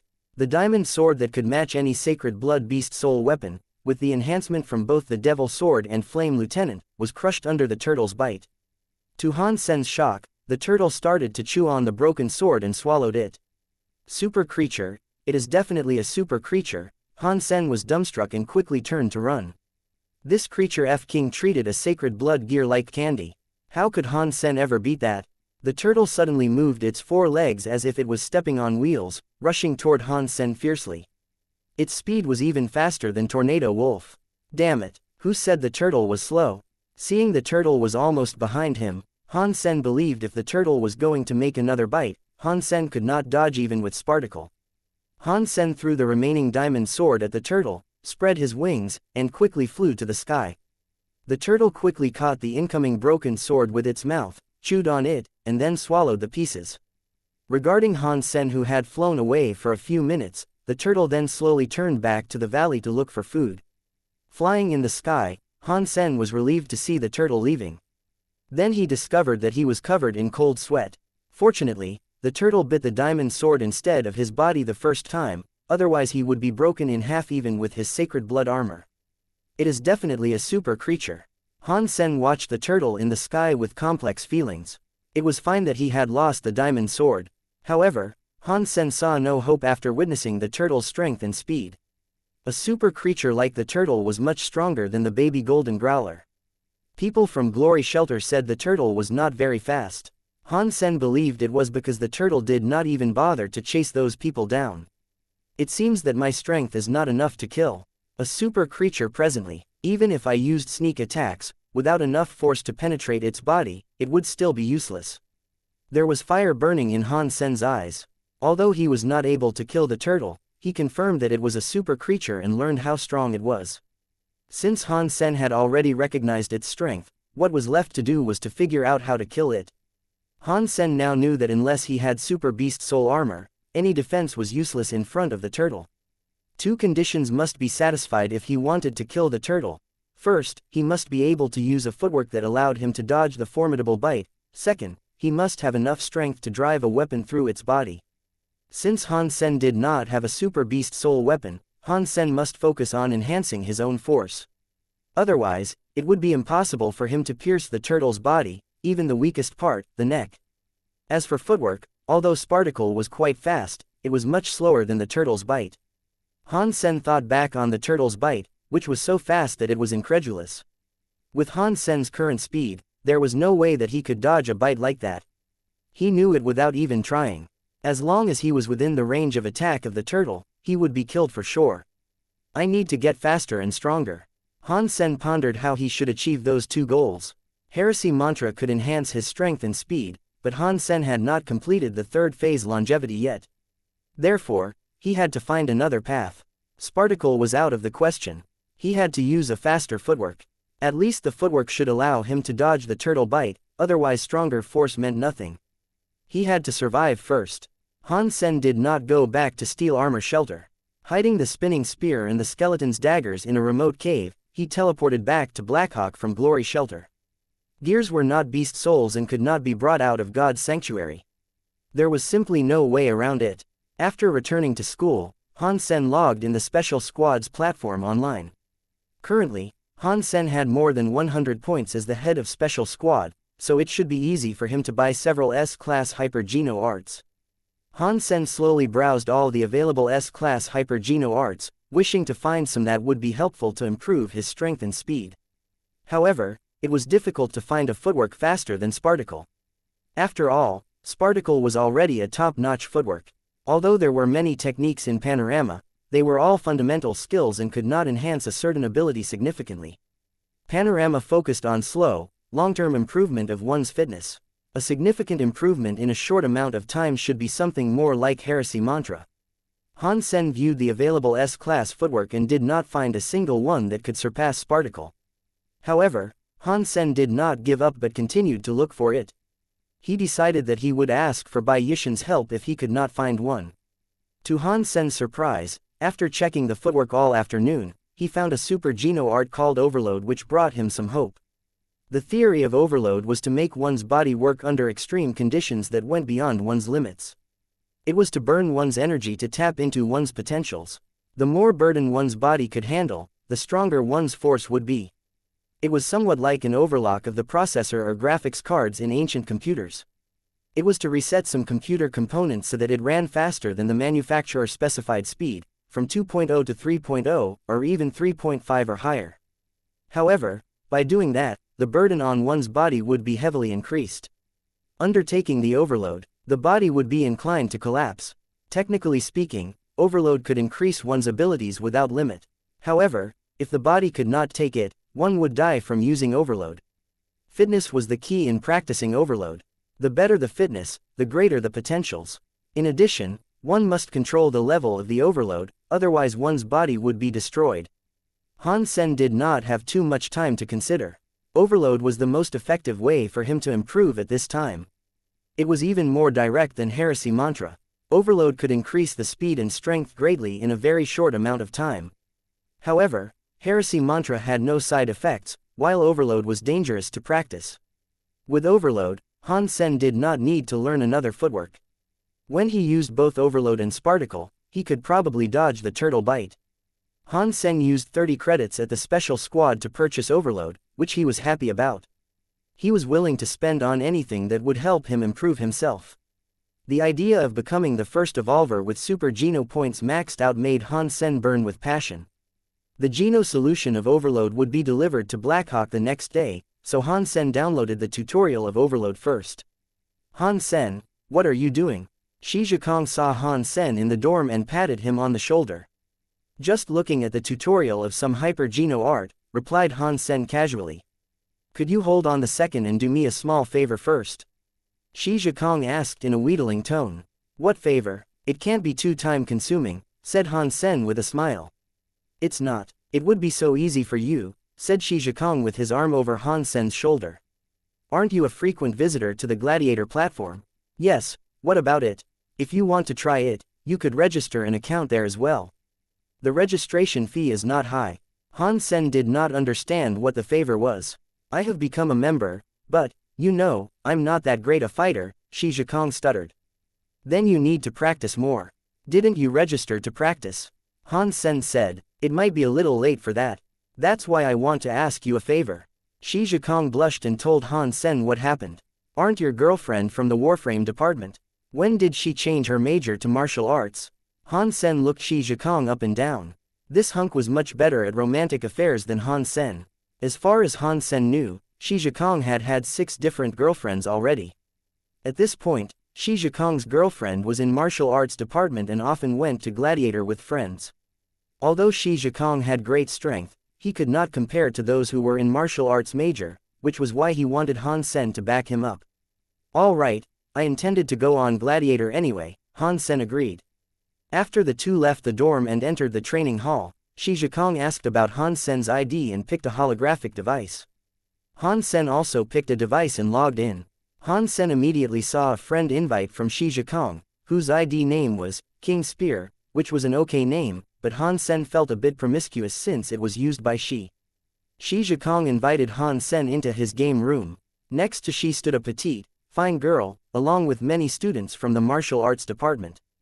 The students were excited when they saw Han Sen, clearly interested in talking to him. The way Han Sen beat Xianxia a while back was so impressive that all the Blackhawk students were deeply in awe of Han Sen. Shi Zhikong felt a bit upset. Initially he wanted to brag about his close relationship with Han Sen, while his girlfriend and friends simply ignored him after seeing Han Sen. After chatting with the students briefly, Han Sen threw a glance at the two were in a combat and asked, are they also Blackhawk students? Huang Jianqiu is in my department, but I don't know the other person, said Yu Qinchin, Shi Zhikong's girlfriend. Han Sen, do you think Huang Jianqiu could win? Asked a girl, worried. Han Sen pondered and said, it seems that Huang Jianqiu's level is lower than her opponent. It'd be hard for her to win. Nice, at least someone knows his stuff, said a frivolous voice. The Blackhawk students turned to look at the speaker, who was a tall and slim young man with a contemptuous look on his face. He seemed too old to be a military school student, so he should be the friend of Huang Jianqiu's opponent. Han Sen looked at the person, did not bother to speak, and continued to watch the combat. The result was as Han Sen had predicted. Huang Jianqiu lost the combat and returned to the stands with a wry smile. I'm sorry. Wins and losses go hand in hand. You can win next time. Huang Jianzhou's friends tried to comfort her. Huang Jianzhou's opponent ridiculed, it seems that the military school students are not that much different from ordinary people like us. We thought you were stronger than this, given you come from a famous institution. These words made the students bristle. The feverish ones even sent him invites to fight. Great, I happen to have a minute to teach you a lesson, and show you that the so-called elites are nothing, said Huang Jianzhou's opponent arrogantly and accepted an invite. The Blackhawk students were cheering their schoolmate up, while the tall, slim young man sneered, a bad fighter is a bad fighter, no matter how loud you cheer. He will lose anyway. It is still hard to say who the loser will be, Yu Qinchin bristled. Ha ha, I said you will lose, so you will, no matter which one of you come up. The young man laughed brutally. Although the Blackhawk students wanted to talk back, their friend was already at a disadvantage, hence they did not have any grounds for the retort. Very soon, the students lost the fight and returned to the stands with his head down. The tall and slim young men squinted at Yu Qinchin and said, "Little girl, am I right? I said you will lose, so you will. You think you're somebody after being admitted by a military school, but in fact, you're just a bunch of stupid kids. This is it, no one is my match here. I should just stop playing." The man who won the fight looked bored. Looking at their hateful faces, the Blackhawk students wanted to challenge them again. "Let me do it." Han Sen suddenly stopped their challenge and said calmly. He then sent an invite to the winner of the last round. Han Sen did not let his schoolmates continue to challenge these two, because he saw clearly that the students could not win. It was not to say that the Blackhawk students were not good, but the two young men were cheating. In Gladiator, one could choose to enter the unevolved section and evolver section regardless of one's status. Normally speaking, evolvers were not interested in entering the unevolved section. However, there were some exceptions, such as these two young men. They were nothing among the evolvers and would lose to basically anybody. However, they pretended to be the unevolved and tried to gain confidence from their unfair victories against the unevolved. Most evolvers would not deign to stoop so low, but these two were smug about it, as if they had become true masters. Although they were on the bottom in the evolver section, they probably had maxed out their mutant geno points before they evolved. Thus, for an unevolved person, they were almost invincible. No matter how good the students were, they could not beat an evolver at this stage, which was why Han Sen stopped them. Otherwise, the two scums would be even more elated. Initially, Han Sen would not bother to deal with this kind of weak evolvers. However, he would not stand and watch his schoolmates bullied like this. The young man clicked yes and entered the game with Han Sen. "Carry on, genius, carry on," all the students were cheering for Han Sen. "Genius my ass, every one of you is rubbish in front of us," the tall, slim guy said pretentiously. He did not believe that any of these unevolved military school students could beat them. They were, after all, the evolvers. The least they could do was to bully a few military school students. And he thought even less of the genius they mentioned. It would be great to make an example out of this genius. As the countdown ended, Han Sen and his opponent entered the arena. The guy pretended to be a master and curled his finger at Han Sen. "Come on, use all you got. Don't say I never gave you a chance. Thank you for the chance." Han Sen smiled and threw a punch at the young man. The young man looked at Han Sen's fist, curled his lips, smiled contemptuously, and countered Han Sen's strike with his fist. With his fitness level as an evolver, he was much stronger than a normal unevolved person. He could bully his opponents as he wanted using his advantage in fitness, the satisfaction of which made him linger in the unevolved section. As long as they did not use those hyper-geno arts that only evolvers could practice, there was no way for anyone to tell they were evolvers. People would only think that they were strong unevolved persons. Seeing the two fists were about to clash, the young man was even more excited. Fist against fist, he could break all the bones in his opponent's fingers, and sometimes even the entire arm. As the two fists were about to bump, Han Sen turned his fist into a claw, twisted the young man's wrist, and dislocated it. The young man's arm was twisted back and had to turn his back to Han Sen. Twisting his arm, Han Sen kicked the young man in the knee pits and made him kneel. With one arm controlled by Han Sen, the young man could not even stand up, otherwise his entire arm would be wasted. As an evolver, the young man did have some remarkable abilities. He quickly hit back and tried to get rid of Han Sen's hand. However, Han Sen had improved his grappling skills tremendously since his combat with Shu Zhu. An evolver with a fitness index just above 20 was not comparable to Han Sen at all. Han Sen released the young man's arm and followed the young man. Putting his arm around the young man's neck, Han Sen threw his opponent in the air head down. As his opponent was falling, Han Sen's fists hit the young man's body as fast as lightning bolts, from the face to the stomach. When the young man was about to touch the ground, Han Sen kicked him in the chest with a knee, throwing him into the air again. Sweeping up and down, Han Sen's legs became a blur, kicking the young man as if he were a punching sack. Before the young man landed, his health value was burned up. His body exploded in the air, and he was eliminated. His friend, the tall, slim guy, became dumbstruck, unable to believe that the young man would be kicked to the point of explosion by a military school student. Even though the students did not know that they were evolvers, he knew very well that it was impossible for his friend to lose. The students started to cheer and welcomed Han Sen back to the stands as if they were receiving a hero. Han Sen stared at the tall, slim young man and asked, "Do you want to fight me as well?" "No need, no need." The tall and slim guy became pale. He was not even as good as his friend. Since his friend exploded, of course he did not have the nerve to fight Han Sen himself. "Why, didn't you enjoy this game very much?" Han Sen said calmly. Feeling nervous, the tall and slim guy exclaimed, "We are out of form today. Doesn't mean we won't win next time. Will you use your evolver's identity to fight next time, or the unevolved?" Han Sen asked. Hearing Han Sen's words, the students were dazed. "Han Sen, you're saying that they are evolvers?" Shi Zhikong looked at the two young men incredulously. "You are evolvers?" All the students were mad at them.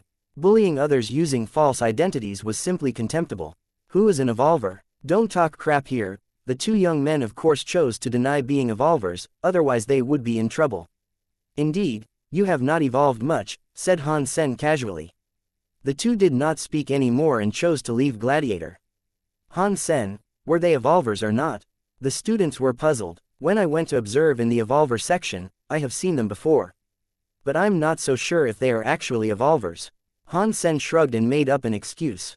"I think they are evolvers, but the scum type. Otherwise they would not have pretended to be an unevolved person to bully others." "Garbage, shameless, genius, your movements were awesome, especially the last round of kicks. You need to teach us when you have time." All the students were impressed by Han Sen. Even scum evolvers were evolvers. It was still difficult for an unevolved person to beat them. After fighting the students a few rounds and giving them some suggestion, Han Sen entered the evolver section, because he was not the least interested in the unevolved opponents. As soon as possible he received an invite to fight.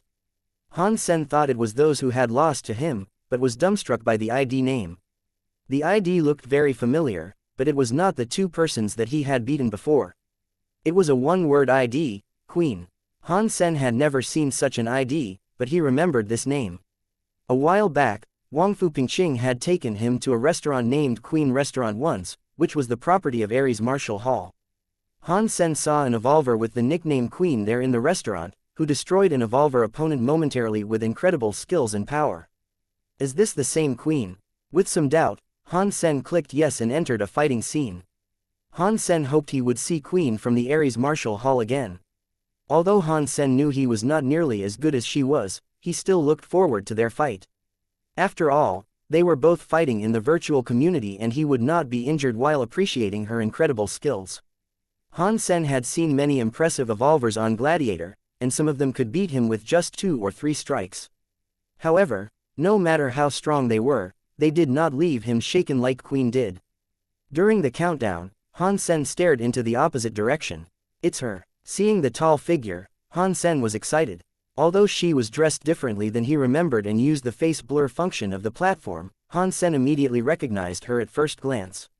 There were some people in the world that were recognizable by their special air, instead of the face or a certain body part. Queen is such a unique person. She was cold, proud and aloof, absolutely indifferent to everything in the world, like a real queen. It was not a disguise or result of training, but a testament to her mental strength. Although Han Sen did not know why Queen would invite him to fight, her invite made him jump with joy. To win or lose was not important. Han Sen cherished the experience to fight such a strong opponent. The reason that Queen picked Han Sen was not because she saw something in him. In fact, Queen did not even knew Han Sen existed. No one could make Queen do anything if she doesn't want to.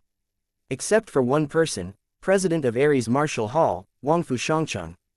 Because Ken recommended a soldier on warship to Qian Hejun became interested in the soldier. However, Wangfu Shangcheng had strict rules about Qian Hejun's training. If Qian were to fight a student from Ares Martial Hall, that would be fine. But if he were to look for someone from Gladiator, he must get Wangfu Shangcheng's approval beforehand. After hearing Qian Hejun's request, Wangfu Shangcheng did not stop him, but asked Queen to determine whether Han Sen was qualified to be Qian Hejun's opponent. Wangfu Shangcheng had high hopes for Qian Hejun, and did not want anything to go wrong in his training. Wangfu Shangcheng did not want Qian Hejun's opponent to be too strong or too weak. And if Qian Hejun's opponent was not on the right path, that might affect Qian as well. Wangfu Shangcheng would not allow that to happen and trusted Queen to make the decision whether Han Sen was fit to be Qian Hejun's opponent. That was why Queen had sent the invite to Han Sen. Queen was a frequent visitor to Gladiator, so she would occasionally send an invite to Han Sen to check if he was online. Although Han Sen did not know the story behind the invite, he very much looked forward to the fight with Queen. After the countdown was over, Han Sen entered the arena. Without any hesitation, Han Sen used heresy mantra to strengthen the functions of his heart, blood and qi. His fitness level was increased substantially. Without a word, Han Sen threw a punch at Queen. He was afraid that if he did not make a strike soon, he might never have an opportunity to do so. Queen was definitely much stronger than most super creatures in First God's Sanctuary. Therefore, Han Sen's punch almost carried all his strength, and would take most people by surprise with his sneak attack skills. Originally, Han Sen thought Queen would fight back fiercely, which was her style. However, Queen simply dodged Han Sen's punch and did not fight back. Han Sen was dazed. Without much time to think, he threw a second punch. Facing such an opponent, it would be ideal if he could survive more rounds. The punch that cost all his strength only took Queen one step to avoid. None of his skills worked. Han Sen decided to use the skeleton's disordered rhythm. He summarized Queen's rhythm and hit her when her defense was down. However, she suddenly changed her rhythm and made his attack end up in vain. Han Sen had never met an opponent who could change her own rhythm as abruptly as this, which surprised him. No matter how good he was at prejudgment, he must base his prediction on his opponent's rhythm. Queen was able to change her rhythm as she wished, which meant it was impossible for Han Sen to determine her movement pattern. Any prejudgment was thus pointless. Although Han Sen was shocked, he remained calm and tried to use all the methods he knew to attack Queen. Although Han Sen did not know why Queen did not fight back at all, he was glad that he had this opportunity to spar with an opponent of this level. Normally speaking, evolvers of her level would not accept his invite, but this time, Queen even sent him an invite. Han Sen did not care about the reason why she did not fight back, as long as he had the chance to practice with her. However, no matter what kind of skills Han Sen had used, from sneak attacks to the skeleton skills, from 13 slashes to bladestorm, nothing worked on Queen. He could not even touch the corner of her clothes. What was even more scary was that only by dodging Han Sen's attacks, Queen managed to force Han Sen into a corner. And he did not notice that until it happened. Han Sen was dumbstruck. He was the one who was making all the attacks, while Queen managed to force him into a corner simply by avoiding his attacks. He could not imagine how wide the gap was between the two of them. Eventually, when Han Sen was forced into the corner, Queen made her first attack. Jumping in the air, she kicked her legs at Han Sen's chest. Han Sen did not have any room to run.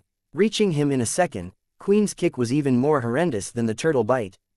Han Sen immediately tried to block Queen's incoming leg with both hands, using diversion and clinging technique, hoping that he could borrow Queen's force. But it was useless. In order to use diversion, he must understand his opponent's force. To cling to his opponent, he must follow Queen's force. However, Queen's kick was so sharp and fast that Han Sen had no time to do either of that. Bang! Her leg kicked on Han Sen's hands and then his chest. He felt like his entire body was smashed into pieces. Then his simulated body suddenly disappeared. Killed with one strike, and not even in a vital body part. There was only one possibility for the system to make such a judgment. The two parties were too far apart in strength that they were not on the same level. Han Sen returned to the waiting area and sent a friend request to Queen. If they could meet again, Han Sen wished to fight Queen at a different time. If she would not add him, he had nothing to lose. Unexpectedly, Queen accepted the request and Han Sen was delighted to see Queen in his friend list. As he was about to send Queen an invite to fight again, her name became dark. Obviously, she had left Gladiator. What a shame, but since she has already added me, I believe I will have another chance in the future, thought Han Sen, licking his lips. Queen was much stronger than the super creatures. If he had more chance to practice with her, it would be great for him to prepare himself for the future hunting. Han Sen did not bother to think why Queen would fight him. He did not use his real identity to register and even use the face blur function. No one should know who he was, and Queen should not be able to find out. Before Han Sen left the platform, he paid to download the video of the combat to his comlink. Han Sen decided to study the video and find out how Queen managed to force him into the corner.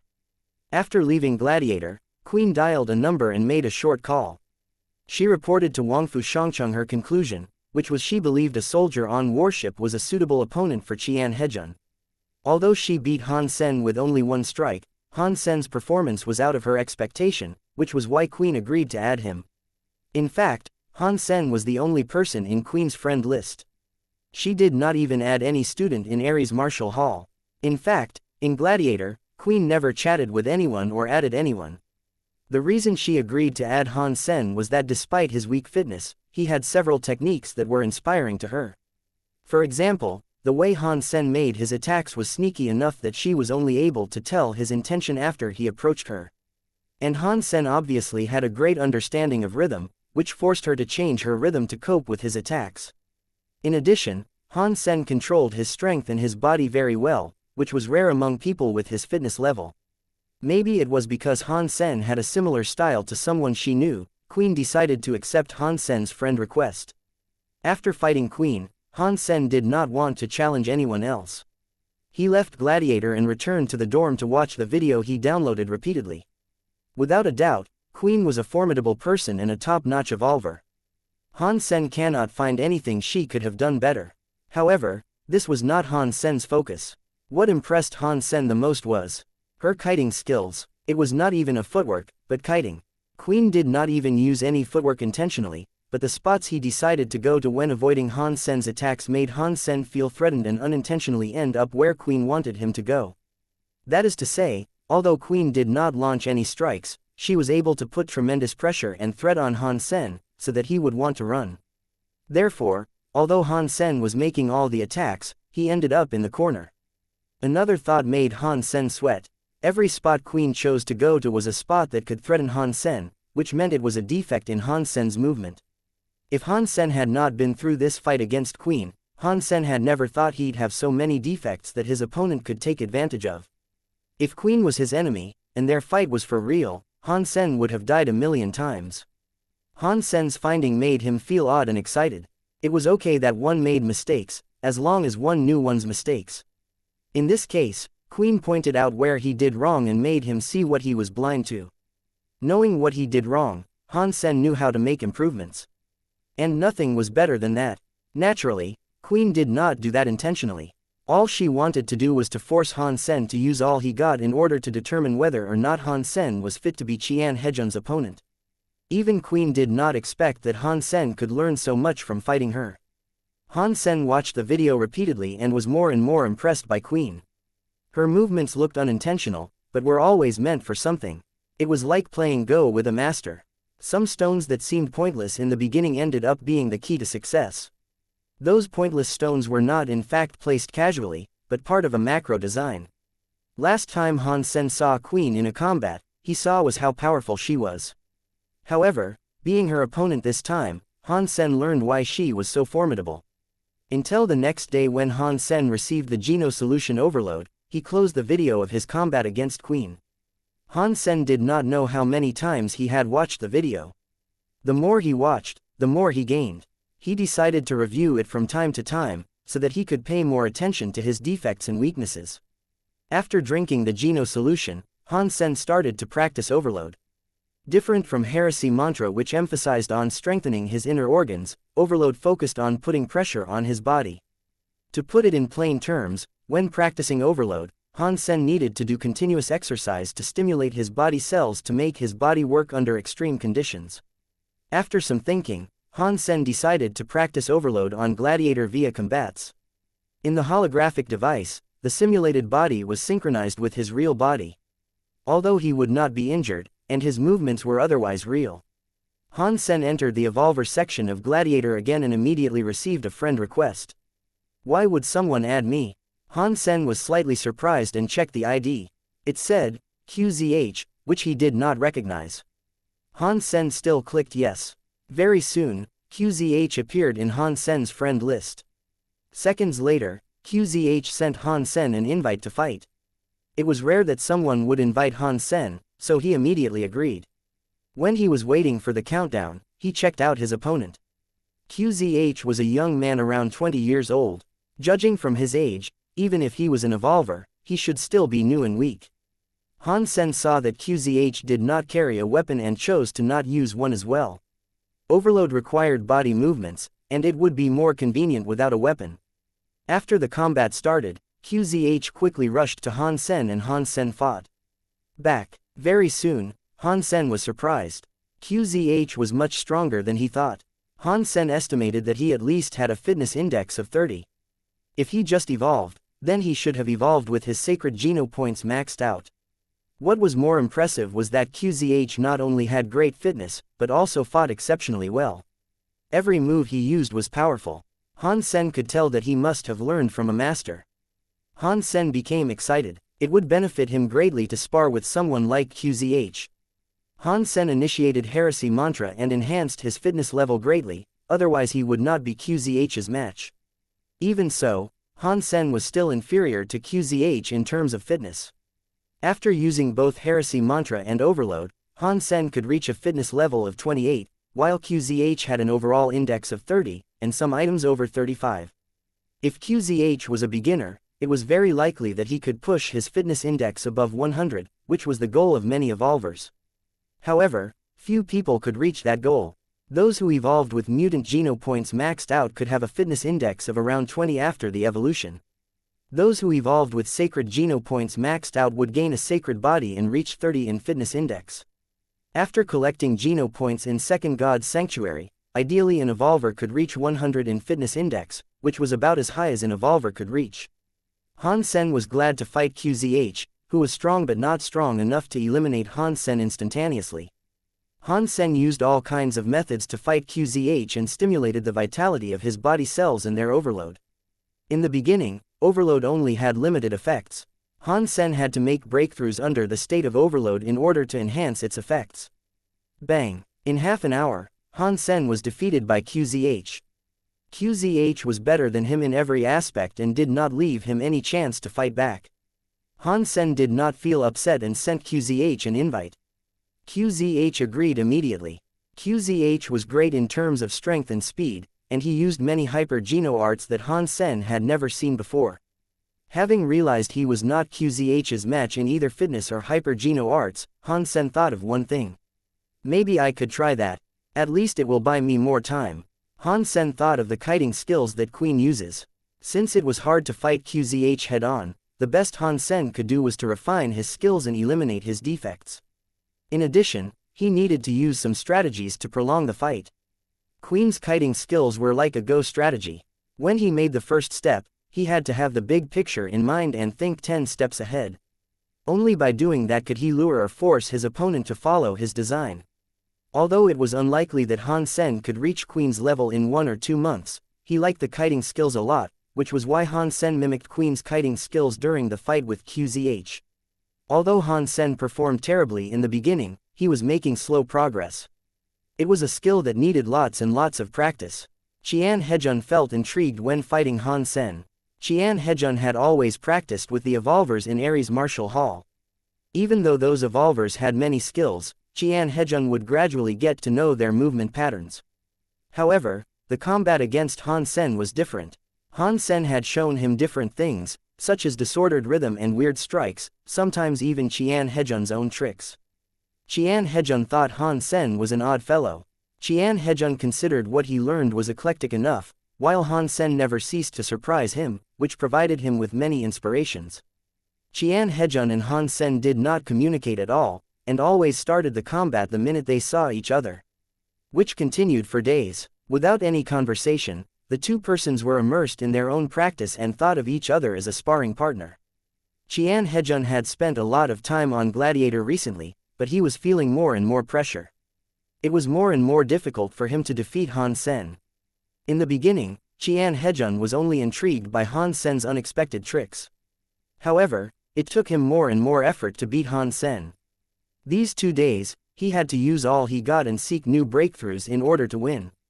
The main issue was that Han Sen's fitness was getting better and better, which made Qian Hejun lose his advantage. In fact, it was not due to the actual improvement of Han Sen's fitness, but the progress he made in practicing overload. Now, Han Sen could perform better under overload, which made Qian Hejun feel Han Sen was getting a better physique. Under overload, the combat was dangerous to Han Sen. Once overload surpassed his limits, there would be dire consequences.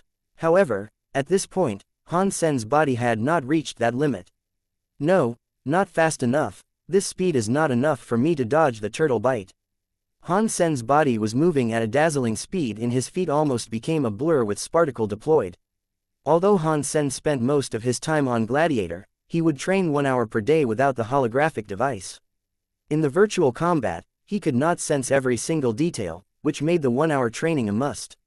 The location Han Sen chose to use for his training was the venue of Heavy Warframe Society, which continued to be an unpopular society.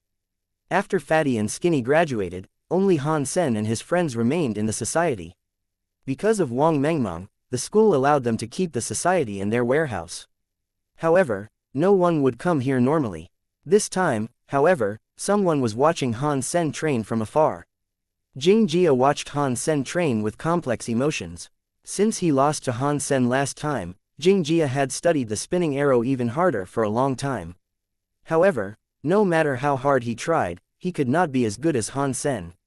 Hearing about Han Sen's training, Xianxia decided to wait for Han Sen there and talk to him. However, Han Sen directly started training since he came here, so Xianxia watched and waited. After watching for a while, Xianxia's look had changed. Although Han Sen was simply doing a shuttle run practice, Xianxia was shocked by Han Sen's speed. He had only seen such speed among evolvers. In all the unevolved person he knew, Xianxia had never witnessed such speed, not even with his big brother Jingjiwu. Han Sen had not even used heresy mantra, otherwise he would have even higher speed. Do you need me for anything? After training, Han Sen sat down on a chair, wiped his face, drank some water, and looked to Xianxia. He had noticed Xianxia since the beginning. You said you would teach me spinning arrow. Is that true? Said Xianxia, chewing on his lips. For someone as proud as Xianxia, it was not easy to plead. Of course, if you want to learn, all you need to do was to pay me tuition, and then I would feel happy to teach you, said Han Sen with a smile. Aren't you afraid that I will learn from you and then defeat you? Xianxia stared at Han Sen and asked. Han Sen had finished the bottle of water, threw the empty bottle into the trash can, and said, as long as it is something I have learned, I will be the best at it. If you want to learn, I could teach you any time, but you will never be able to beat me. Looking at Han Sen's expression, Xianxia gritted his teeth and said, I want to learn. When can you start to teach me? If you pay me, we can start now, Han Sen smiled and said. Xianxia immediately paid Han Sen what he asked. He did not believe he would lose to Han Sen. With his talent, all he lacked was Han Sen's tricks. As long as he learned Han Sen's tricks, he would never lose to Han Sen again. After taking the money, Han Sen started to teach Xianxia spinning arrow. Since Xianxia had already practiced hard on that, it was easy to teach him. Han Sen did not reserve anything when he was teaching. He taught Xianxia everything he needed to know about spinning arrow, and all that left to do was for Jing to practice. Like Han Sen had said, he was not afraid that others might learn from him, because he would still be the absolute champion using the same technique. In addition, spinning arrow was only one lead in his knowledge system. Although tricks were important in martial arts, what was more important was to use the right trick at the right time. Application was the key to all types of martial arts. Xianxia had only learned how to shoot spinning arrows, but did not have his own style. Since Xianxia was willing to pay, Han Sen did not mind earning some money. Although he did not need money at this point, more cash did not hurt. Xianxia was afraid in the beginning that Han Sen might have some reservations and only teach him part of the tricks. However, he discovered very soon that if he had learned everything that Han Sen had taught him, he would be able to shoot spinning arrows like Han Sen did, if not better. Is he that confident? Why does he believe he would always defeat me? Watching Han Sen leave, Xianxia did not know what to think. After returning to his dorm, Han Sen received a call from Gambler, who told him that there was a new mission assigned by the management. After reviewing the information Gambler sent him, Han Sen was surprised that there was such a person in God's sanctuary. Han Sen pondered and told Gambler that he would like to take on the mission himself. On one hand, the mission was too dangerous for most of the other members in the special squad. On the other hand, Han Sen wanted to meet that person himself, which was why he decided to take on the mission. More importantly, that person was currently in Glory Shelter. The content of the mission was to provide protection for the target when the target arrived at Steel Armor Shelter and accompany the target to the next shelter. At this point, the target was still in Glory Shelter and was going to travel to Steel Armor Shelter. Han Sen decided to meet the target before the mission began. The target was a professor named Sun Minghua. According to his profile, he was about 80 years old and had maxed out on all 4 types of Geno points. However, he still chose to stay in First God's Sanctuary instead of entering the second, because he was a professor of botany. He had done research work on the plantation in First God's Sanctuary for decades. In fact, although Sun Minghua had maxed out on his Geno points, he could not fight well. All he had was a strong physique. Sun Minghua had spent no time on practicing hyper-Geno arts or combat skills, but put all his energy on studying the plants in First God's Sanctuary. All his Geno points came from the meat provided by the Alliance. He had never been hunting. Han Sen had high respect for people like this. If Sun Minghua chose to stay in First God's Sanctuary, he would age much faster than evolvers. In the future, despite that he would gain 100 years in lifespan once he evolved, the process of aging could not be turned back. He would continue his life as an old man. Even worse, an old body was terrible for hunting. When Sun Minghua entered Third God's Sanctuary, there was no way he would survive. In addition, Sun Minghua had never practiced hyper-Geno arts. At his age, it was too late to start. His choice was to do research at the cost of his life. Han Sen could never do that, but he admired people like Sun deeply. What Han Sen did not understand was how Sun Minghua conducted his research under the condition that no technology could be used in God's sanctuary. All kinds of equipment and formulas simply did not work in God's sanctuary. Also, what did Sun Minghua do his research for? Speaking of plants, Han Sen thought of the turtle, which came out from the ocean to feed on the plants in Copper Mountains. Han Sen wondered what the plants meant to the turtle. Han Sen arrived at a room in Glory Shelter at the agreed time and saw Sun Minghua himself. Because he had maxed out on all Geno points, Sun Minghua did not look like an old man 80 years old. He seemed to be around 40. In addition to Professor Sun Minghua, Han Sen also saw the 3 members of Glory Special Squad who were responsible for the professor's safety in Glory Shelter. Han Sen, is it? Looks like I will become your problem soon. Professor Sun Minghua greeted Han Sen warmly. Your safety is my duty, said Han Sen. However, the 3 members in Glory Special Squad were not as friendly to Han Sen. It was still in their shelter, while a stranger Han Sen was intervening in their mission, which was upsetting to them. Han Sen knew that very well and said to the head of Glory Special Squad, Jin Raji, please rest assured. I only hope to follow you to Steel Armor Shelter. Before we arrive there, I will follow your commands and will not cause any trouble. Jin Raji warmed up a little and introduced the other 2 members to Han Sen. One of them was named Lu Mingda and the other Jin Choli. Lu Mingda was quite a hunk and carried a huge sledgehammer that looked familiar to Han Sen. Han Sen thought about it and recognized the sledgehammer to be the sacred blood gear he gained from killing the sacred blood creature in Sand Valley. He gave the sledgehammer to Wangfu Pingqing for action and now it had ended up in Lu Mingda's hands. The fact that Lu Mingda was able to use this sledgehammer showed that he had special gifts in terms of strength. Han Sen believed he must have also practiced a hyper-Geno art that focused on enhancing his strength. Jin Choli was Jin Riji's cousin. He looked polite and easygoing. Although the 3 were a bit upset about Han Sen joining them early, they could not say anything because Han Sen had submitted an application which was approved by the management. In addition, Han Sen did not cause any trouble or voice any opinion, which made them feel better. Sun Minghua did not go to Steel Armor Shelter directly, but needed to collect some specimen of the plants near Glory Shelter first, which would take about 10 days. To Han Sen's surprise, Sun Minghua's destination was Copper Mountains. "Professor, why did you become obsessed with botany in God's sanctuary?" After knowing Sun Minghua better, Han Sen knew that he was not someone hard to talk to. One night, while everyone was eating dinner around a bonfire, Han Sen voiced his doubt. Sun smiled and said, "It is more like a family tradition. My grandfather and father were all researchers in this area. I have picked up a lot of knowledge of botany since little and have always been interested in studying it." Han Sen pondered and did not say anything. He did not know how to ask what he was wondering about. The creatures in God's sanctuary could contribute geno points to humans, while no one had ever gained any geno points from eating the plants. In addition, the majority of the plants were harmful to the human body. It seemed Sun Minghua had seen through Han Sen's mind. Or maybe it was because too many people had asked the same question before. "The reason I study the plants in First God's sanctuary is to make some contributions to mankind," the professor smiled and said. "The creatures in God's sanctuary could provide geno points, but the plants could not do the same. They were all living things, so why would they differ so much?" Han Sen shook his head, as he did not have a clue. In fact, my family used to be in the study of medicine, and had a focus in the ancient herbal medicine. My grandfather and father believed that since all sorts of herbs had medical values, we could also take advantage of the plants in God's sanctuary. In fact, we all know that many plants were harmful to the human body, but this further proved that these plants were effective. Sun Minghua went on and on with his explanations. The three from Glory Shelter had heard this too many times and were no longer interested, while Han Sen was intrigued.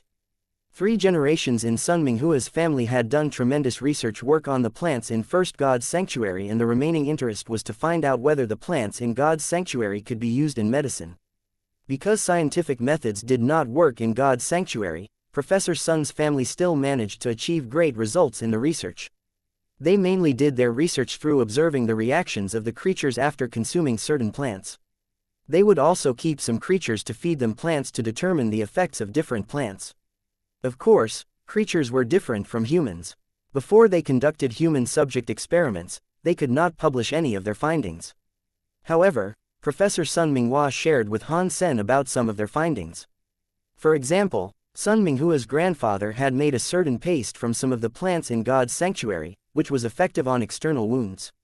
In fact, they had many similar inventions, which were only applied in a limited scope. The main reason was that the herbal medicine they made was not much better than the man-made medicine in the Alliance. In addition, the side effects were unknown, which was why it was hard to be promoted. Han Sen had many conversations with Sun Minghua on the way. Han Sen mainly wanted to learn some common sense in case it would be useful in God's sanctuary. What's more, he was interested in the plants the turtle chose to eat and wondered what they could be used for. Unfortunately, although Sun Minghua had conducted research for decades, it was not nearly enough time to explore First God's sanctuary. Han Sen described the fruit tree to Sun Minghua, while Sun Minghua did not know what plant it was, let alone its effects. However, after hearing about the turtle from Han Sen, Sun Minghua said, "In my decades of research, I have witnessed a lot of creatures consuming plants, despite that the majority of them did not need to eat plants. According to my observation, the creatures did not consume plants to maintain life like we do. Then what do they eat the plants for?" Han Sen couldn't help asking. "I have given a lot of thought to the question, and my conclusion is that those plants might be helpful to their reproduction." Sun Minghua hesitated and said. The Glory Special Squad members did not agree with Sun Minghua. Why on earth would plants help reproduction? It's not like the plants were Viagra. However, Sun Minghua's words reminded Han Sen of the golden growler. Although the golden growler did not need plants, it consumed tons of creatures before it gave birth to its baby. Han Sen was guessing, either plants or meat, all the pregnant creatures needed to eat. If that was true, Han Sen felt like he had an opportunity. Maybe the turtle was eating to give birth as well. If it was anything like the golden growler, it would produce its life essence to feed its baby after giving birth. At that time, Han Sen would have a chance to snatch its life essence. Han Sen had only just started on practicing overload. He was afraid that the turtle might return to the ocean. If he could snatch the life essence while the turtle was giving birth, that would be ideal. Han Sen, is that turtle you mentioned still in Copper Mountains? While Han Sen was still thinking how to ask Professor Sun Minghua to check on the turtle, the professor asked him first. It should still be there. No one had seen it come out, replied Han Sen hurriedly. All right, let's go see the turtle. It might be helpful to my research, Sun Minghua decided on the schedule. The Glory Special Squad did not have much to object. They did not participate in the campaign to hunt the turtle, but they had heard about it. There were plenty of creatures in the Copper Mountains, but none of them was scary.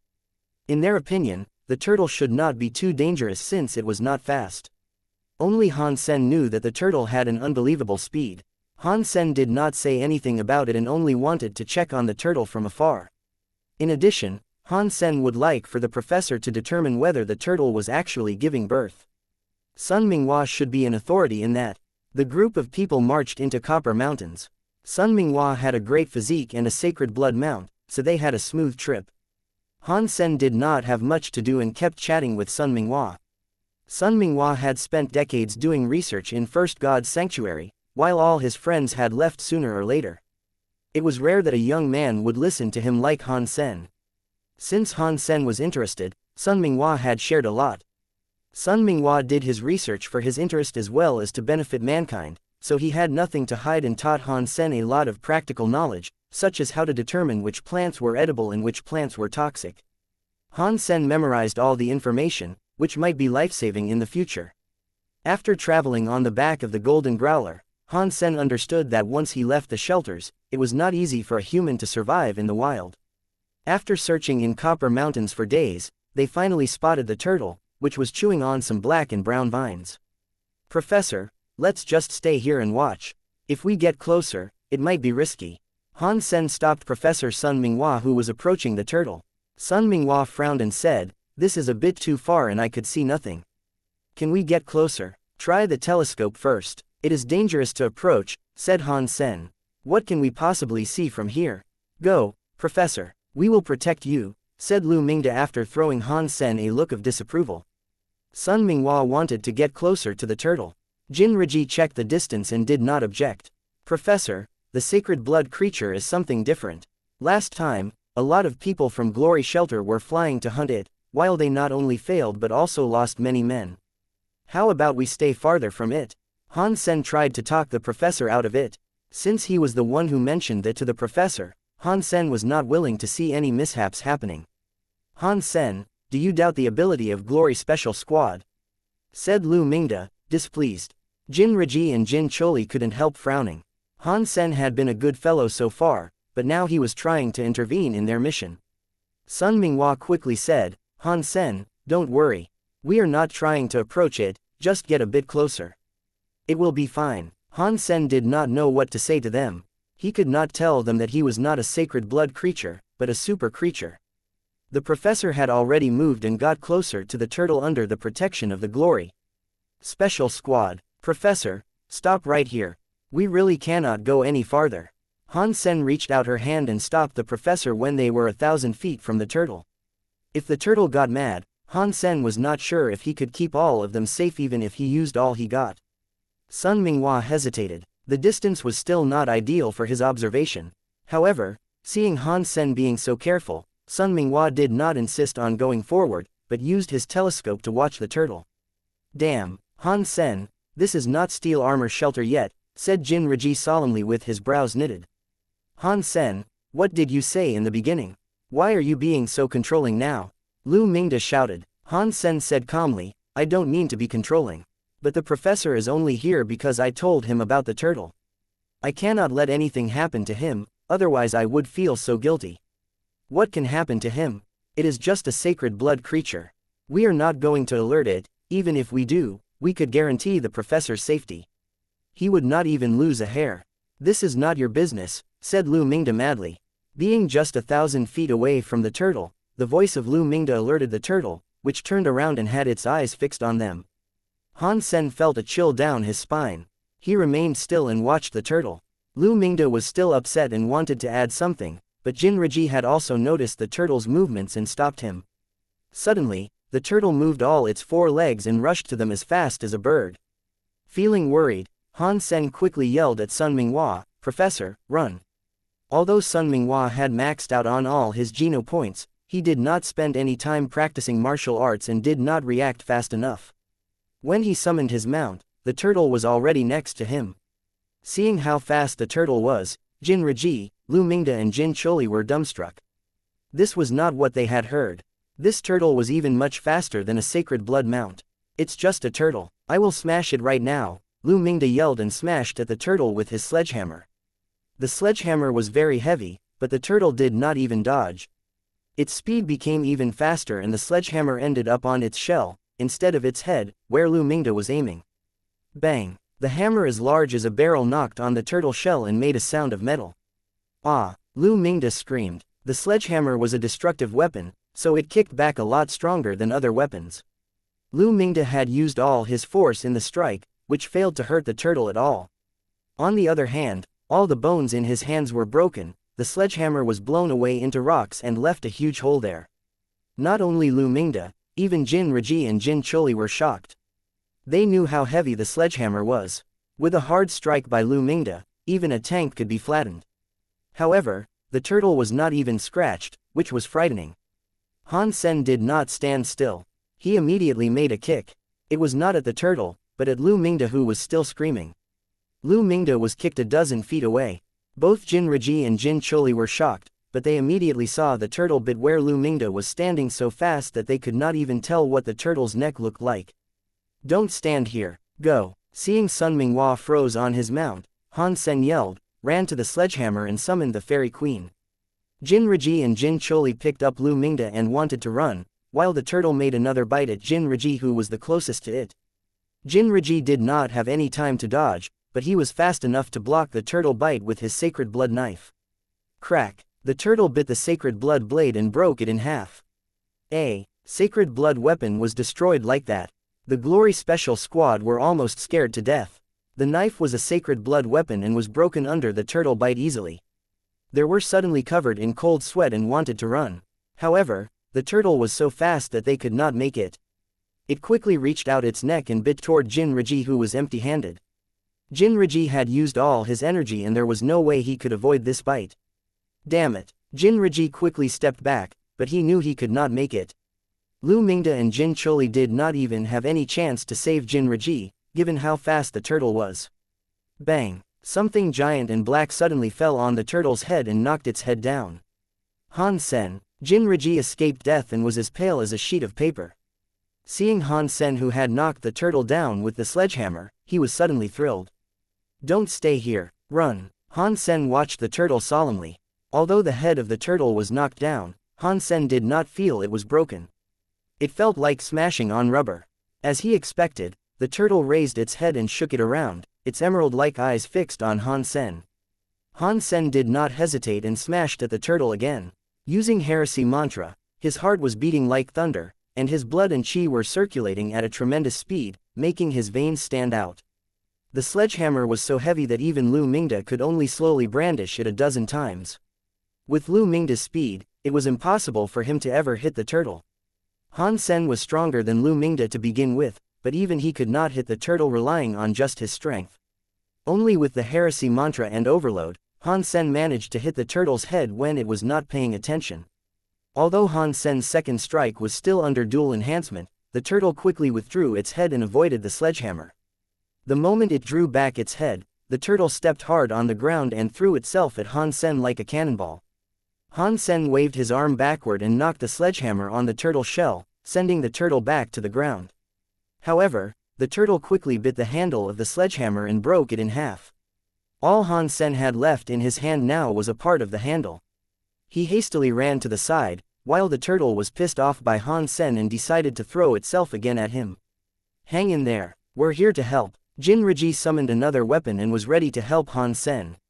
Han Sen felt almost depressed. What the heck are you doing staying here? Are you trying to get killed by the turtle? This is a super creature, and none of you would be alive if you stay. Help my ass, run, I'll be right after you, Han Sen exclaimed at Jin Reji. Jin Reji paused and quickly ran away with the others, looking back at Han Sen while running. Han Sen quickly dodged the turtle and rolled toward the sledgehammer with its handle broken. Although the handle was broken, there was still a part of it attached to the hammer. Han Sen grabbed the sledgehammer and smashed at the turtle again. The three united with Sun Minghua and then stopped, watching Han Sen fighting the turtle alone. The sledgehammer was like a toy in Han Sen's hand, moving as fast as lightning bolts. The three of them were all dumbstruck. They knew very well how heavy the hammer was. Even Lu Mingde would be tired out after a dozen strikes, and he could never use it as well as Han Sen did. His strength! Exclaimed Lu Mingde with his mouth widely open. Is Han Sen going to be okay? Sun Minghua looked at Han Sen with a worried look. If it were not for Han Sen, they would have all died. Let's wait and see. If he is in danger, we'll go back for him, said Jin Raji, gritting his teeth. He started to regret not listening to Han Sen. Otherwise, they would never have been trapped here. Wait a second, maybe Han Sen has his plans. Jin Choli stopped Jin Raji. It's all me. If it were not for me, the turtle would not have noticed us. I will apologize to Han Sen. And I will fight the turtle myself. I will not let him sacrifice himself for us, said Lu Mingde with his face flushed. What's the point in staying these? We should focus on helping Han Sen get out of there, exclaimed Jin Choli. How could they possibly think of anything? The level of the turtle was beyond their wildest imagination. There was no solution whatsoever. With the dual enhancement, Han Sen found he was still slower than the turtle even when he was using Sparticle. However, to Han Sen's surprise, his practice was not a waste. There was no need for him to be faster than the turtle. What was most helpful to Han Sen at this point was the kiting skills he learned from Queen. Han Sen had always been good at prejudgment. Using kiting skills, he could calculate when the turtle would strike in order to avoid its bite. Han Sen was executing his strategy with each step, luring the turtle to bite where he had designed. This way, it was much easier for Han Sen to dodge its attacks. Although Han Sen was not as fast as the turtle, he could still run away from its attacks. It was like running from the bullets. There were all kinds of scenes depicting someone avoiding bullets in the movie. However, in reality, it could never be done. When the trigger was pulled, no matter how fast one was, it was simply impossible to dodge the bullet. In order to dodge the bullet, the only way was to prejudge when the opponent would shoot and avoid the trajectory beforehand. Han Sen was doing exactly that, making the turtle bite somewhere and moving away from that spot ahead of time. The kiting skills made something impossible possible. Han Sen, who was slower than the turtle, was able to fight it. However, the kiting skills were demanding on one's brain power. Under the burden of overload, Han Sen could not sustain very long. Han Sen also had the Fairy Queen Beast Soul to thank. The Fairy Queen made the turtle's movement much slower in his eyes, which helped him to better his strategy. However, it was still almost impossible for him to kill the turtle. Han Sen had already been fighting at his limits. He had hit the turtle with the sledgehammer a few times, but such frightening force did not even cause much damage to the weakest part of the turtle's body. Strength. I need more strength. Han Sen shouted inwardly. However, he felt quite content that he was able to fight the turtle for this long. Avoiding the turtle bite one more time, Han Sen had come to a cliff, from which he jumped without hesitation to avoid the turtle's attacks and the gaze of his company. After falling from the cliff, Han Sen summoned his wings and flew away. The turtle looked down the cliff and turned around. It obviously had no intention to chase Han Sen. When Han Sen joined the rest of the group, everybody was overjoyed to see him. Han Sen, we are alive thanks to you. I am so sorry that I almost got you killed, said the professor, feeling guilty. It's not your fault, Professor. This is all on me. Han Sen, you can punish me as you like. I owe everything to you, Lu Mingde said with his face flushed. Jin Raji wanted to add something but was interrupted by Han Sen. We were all just trying to protect Professor Sun. You just did not know how scary the turtle was. It's okay. Rest assured, Han Sen. You have saved all of our lives. If you ever need anything, we will be here for you, said Jin Raji seriously. After some discussion, the group decided to return to Glory Shelter for maintenance before they came back for the turtle. Han Sen took the opportunity to go back to Blackhawk. He quickly logged in Gladiator, opened his friend list and found Queen online. Han Sen was overjoyed and hastily sent her an invite. The kiting skills he learned from Queen were still faulty. There were many things that he failed to understand. If he could actually learn the kiting skills from Queen, maybe he could fight the turtle without relying on speed. Therefore, Han Sen wished to fight her another time and observe her kiting skills. However, Han Sen did not know whether Queen would agree to fight him. After all, the two of them were too far apart in strength. If Queen were there, she would have killed the turtle easily. Han Sen estimated that a super creature should have a fitness level around 40, while the strongest humans in First God's Sanctuary could only reach 20 in some aspects. Most good men usually had an average fitness index of 15. Even those who had maxed out on all 4 types of Geno points in First God's Sanctuary only had a fitness index of 30, which was still not enough for one to kill a super creature. However, an evolver with a fitness level beyond 100 like Queen would be able to kill a super creature easily. An evolver would not be able to return to First God's Sanctuary, unless the evolver had just evolved. Even for Queen, when she was an unevolved person or had just become an evolver, she would not have been able to fight the turtle. Han Sen was not sure whether Queen would agree to fight him, but he wanted it so much. One more round. Just one more round. Seeing Han Sen's invite, Queen was dazed.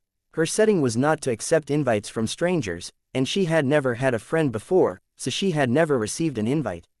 Seeing the invite was from a soldier on warship, Queen hesitated and clicked yes. Han Sen was exhilarated to see Queen and her amazing kiting skills again. After the countdown was over, Han Sen immediately ran toward her. He did not dare to wait for her attacks. Their fitness levels were so different that he would be killed immediately. After all, his fitness index was only 30, while hers was probably 100. Queen only dodged the punch like last time, and did not fight back. Feeling excited, Han Sen threw his other fist at her and made a step. Queen was surprised. Han Sen's punch and step were not as simple as they appeared to be.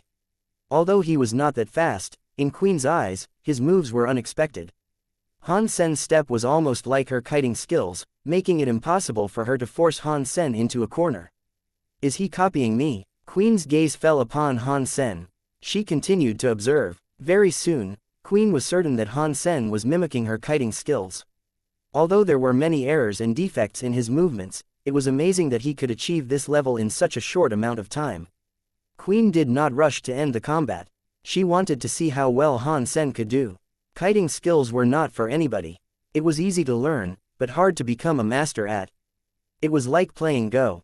Whoever knew the rules could play, but it was extremely difficult to excel at Go. Queen was good at kiting skills. At least among the opponents that she had met, no one could match her level. Han Sen's performance more or less surprised her. He was a bit green and was still making mistakes, but in her eyes, he had his own understanding of the skills. Also, Han Sen was sensitive about what she wanted to do. These proved that Han Sen was talented in this matter. After testing Han Sen's level, Queen stopped thinking about it. Being talented was one thing, but whether he could go far was another.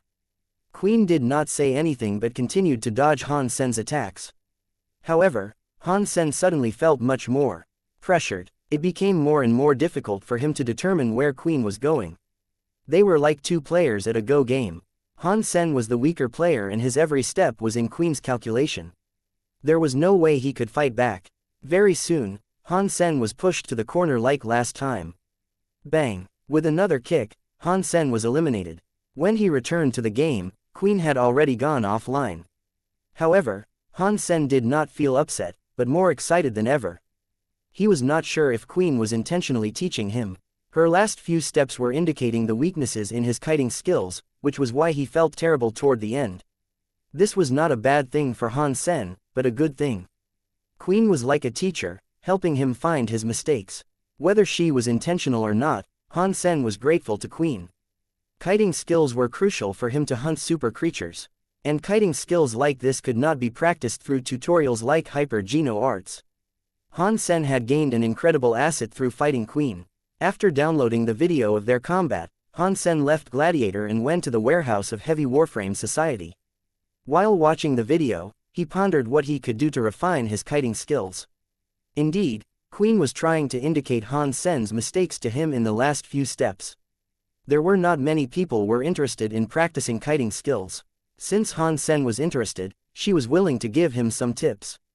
However, what she did casually meant a great deal to Han Sen, and added to his chance at killing a super creature. If I could use kiting skills to avoid the turtle's attacks, I will never be defeated. This way, I will find a chance to kill it sooner or later. Han Sen became more excited. After watching the video of his combat against Queen, Han Sen had gained a lot. The last few steps Queen made pointed out Han Sen's weaknesses. After watching the video repeatedly, Han Sen enjoyed correcting himself little by little. Many people would give up once they found they had made mistakes, but Han Sen was willing to correct himself. Life was full of mistakes and it was impossible for one to go back and live again.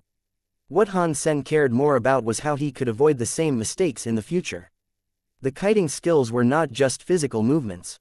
Thinking and acting were equally important in order to perfect the skills.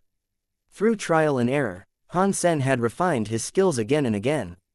In a combat, everything could happen. What Han Sen learned from Queen was the basic rules. With these rules, he could react faster under different situations in a combat. No matter how powerful his brain was, it was impossible for him to think too much when fighting.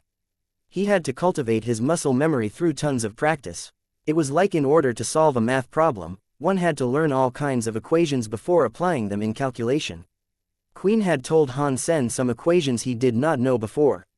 What he was trying to do was to integrate these equations into his muscle memory, so that he could react in the best way during a real combat. It was not hard to think 1 or 2 steps ahead. The difficulty was to know what the possibilities were after dozens of steps the moment he made the first step. It was hard to achieve that, and in fact, few could do it, which was why in the entire Ares Martial Hall, Queen was the one and only. Han Sen did not sleep all night. The next morning when he woke up, his eyes were bloodshot as he had consumed too much of his brainpower. I cannot keep going like this. The possibilities in kiting skills were endless like Go. No matter how talented I am, it is impossible for me to know all the strategies. If I do not enhance my strategic thinking, it is pointless to learn different tactics. Han Sen knew that he got himself into a dead-end alley, closed the video, cleaned his face, and went to sleep. He did not even know how long he had slept. Until his comlink rang, Han Sen yawned, stretched, and got up. Jinriji asked Han Sen to return to God's sanctuary, as everyone was prepared to observe the turtle again. Han Sen agreed. After eating at the cafeteria, he entered Glory Shelter. Lu Mingda's hands had not recovered, so only Jinriji, Jin Choli, Sun Minghua and Han Sen were going to the Copper Mountains. However, when the 4 of them reached the same spot, the turtle was no longer there. Sun Minghua collected some fragments of the vines that the turtle fed on last time. Because the turtle had eaten up all the vines, there were only some crumbs left. The group continued to search the mountains. Before they went far, they saw a red creature standing on a mountain in the opposite direction, looking around. The creature was 6 feet tall, looking like it was made of copper. It had scorpion's upper body, snake's tail, and 6 sickle-like claws. Copper Demon. Jinriji was excited when he spotted the creature. Han Sen was also exhilarated. Before he came to Copper Mountains, he had done some research about the region. In Copper Mountains, the most famous creature was the Copper Demon. The reason it was well known was that even the weakest Copper Demons were mutant creatures. Sometimes, even sacred blood Copper Demons could be spotted. The beast soul of a Copper Demon was the shapeshifting type, which was rare. Even a mutant Copper Demon beast soul could greatly enhance one's speed and strength. The sacred blood Copper Demon beast soul even had a pair of ladybug wings and allowed one to fly when shapeshifting. A beast soul that had dual functions of both shapeshifting and flying was obviously rare and valuable. Even a mutant Copper Demon without flying function was so expensive that many less wealthy people would kill for an opportunity to hunt for it. However, Copper Demons were only spotted in Copper Mountains. Since Copper Mountains were close to Glory Shelter, most Copper Demons had been slaughtered already. In recent years, only a few Copper Demons were spotted, which must have come from a nest. They had all heard about Copper Demons, but they had never seen one. This unexpected finding cheered them up. "Let's go and try our luck. Maybe there is a chance for us to gain the beast soul," said Jin Choli excitedly. No one had any objections. It was rare that they had a chance to see such a famous creature. Even if it was just a mutant one without wings, they could find their luck. When the 4 of them went up the mountain, the thing they saw made them gasp. Where the Copper Demon was standing was a stone platform, behind which was a cave. At this point, many Copper Demons were creeping out of the cave, swaying their snake tails, their claws making sounds of metal. Among them, one was especially tall and had a deeper color than others. It also had red metal wings. The Copper Demon they saw in the beginning had already spotted the group of people and started to hiss. Shortly, dozens of Copper Demons flooded from the cave. It seemed that there were still more in the cave. The first sacred blood copper demon flapped its wings and dived at the group of people like a bomber. Damn it, cover the professor. Jinriji became pale and summoned a beast soul knife, trying to block the sacred blood creature's attack. Han Sen, however, was overjoyed. He was just wondering where to find a sacred blood creature, and one threw itself at them. What a pie in the sky. Han Sen directly summoned his horn bow and mutant black stinger arrow and made a shot at the sacred blood copper demon. Jinriji was about to fight the sacred blood creature with all he got, but suddenly saw a black arrow flying toward the creature's eyes. The sacred blood copper demon reacted fast. It suddenly clasped its six-blade-like claws and blocked the black arrow. However, as its claws touched the arrow, the black stinger arrow suddenly started to spin like a drill head, bouncing off the creature's claws. The arrow had touched the copper demon's eye and penetrated its head immediately. Thump! The sacred blood copper demon, which looked so powerful, suddenly fell from the sky and died. Sacred blood creature copper demon killed. No beast soul gained. Drink its blood to gain 0 to 10 sacred geno points randomly. Hearing the voice, Han Sen lamented that he did not gain a beast soul from this perfect sacred blood creature. Everything was just fate. Jin Choli and Jin Riji were dumbstruck. Shooting the sacred blood copper demon dead with one arrow, that was unbelievable. Since the sacred blood copper demon was killed, the mutant copper demons quickly ran toward the cave. The group of people chased after them. However, after they killed several slow mutant copper demons, they could no longer find the rest of them. The cave was deep and the paths inside were crisscrossed, so the group did not follow them, but chose to take care of the dead bodies first. The copper demons' bodies were as tough as metal. There was no meat to eat. All that was edible was some blood inside their body. Han Sen carefully let the purple blood out and poured it into a bottle. Such a large sacred blood copper demon only had a bottle of blood. Since Han Sen took care of the sacred blood copper demon alone, he did not need to share it with anyone. Han Sen drank the blood in one breath and heard the voice telling him he had gained 3 sacred geno points. It was already quite something. After all, the most part of the copper demon's body was not edible, and Han Sen was glad that the blood alone gave him 3 sacred geno points. Han Sen now had 83 sacred geno points and he was not far from maxing out. These creatures are so rare. How about we go inside the cave and kill the rest of the mutant ones? Maybe there is a chance to get their beast souls, suggested Jin Choli excitedly after they processed the bodies. Han Sen had not objections. Even a mutant shapeshifting beast soul was extremely popular. Han Sen did not mind earning some money. Jin Riji asked the professor's opinion, and Sun Minghua agreed to it. In addition, there might be different plants or fungus inside the cave, which Sun Minghua was interested in. The 4 of them entered the cave. Although there were many tunnels inside the cave, they were all wide enough for them to walk freely. They did not see anything on the way, not even the copper demons. The group kept searching but did not find any. The space became larger as they went. After walking for 2 hours, they suddenly entered a huge opening. An underground river 200 feet wide were running through the cave. The torrents were rapid, but for some reason, there was hardly any noise and the water even seemed calm. With the light of the torch, the group saw the copper demons on the other side of the river, creeping deeper into the cave. Shall we keep chasing? Jin Riji asked Han Sen.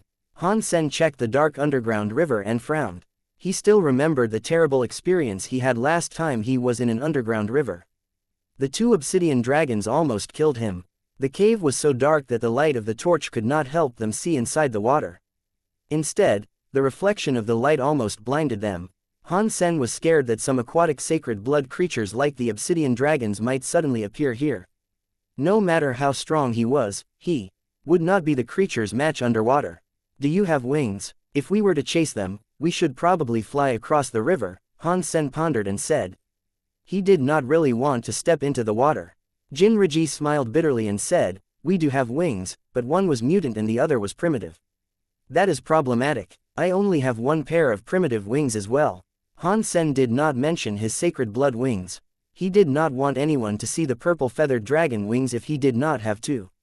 All right, I will use the mutant wings to carry the professor over. Sen and Choli, you can fly with your own wings, said Jin Riji. Han Sen shook his head and said, let me fly over first and try. If there is no danger, you can go. Han Sen had a spooky feeling about the river, but he did not see anything. Since they were at this point already, he could not tell everyone to go back. In addition, Sun Minghua had discovered some interesting plants on the way here and seemed to be very interested in exploring the cave. Han Sen summoned his black feathered beast wings and flew across the river about 15 feet from the ground. The primitive wings could not carry him higher fast, and that was already as high as he could go. Han Sen stared at the dark underground river while flying so that he could react in time if anything were to happen. Standing on the bank, the rest of the group watched Han Sen fly nervously. Darkness and water naturally brought fear to humans. When Han Sen reached the middle of the river, he suddenly felt something was odd in the river. A chill went down his spine. Boom! With a huge splash in the water, a giant creature sprang out of the river with its mouth wide open, trying to swallow Han Sen as a whole. I knew something was wrong. Han Sen stared into the creature's mouth. From the underground river emerged a head that was somewhat like an alligator's. With its mouth wide open, it looked like the monster could easily swallow an entire cow, let alone a human.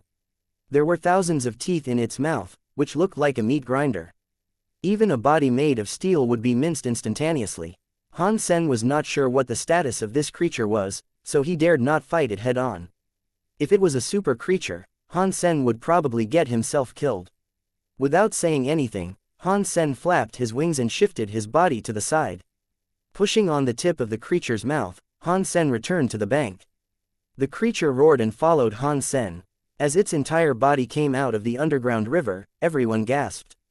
The creature's head looked like a crocodile's, while its body was like a centipede without feet. With its whole body shaking, the creature was incredibly fast. Han Sen shot an arrow backward. The creature suddenly closed its mouth and crushed the arrow with his teeth.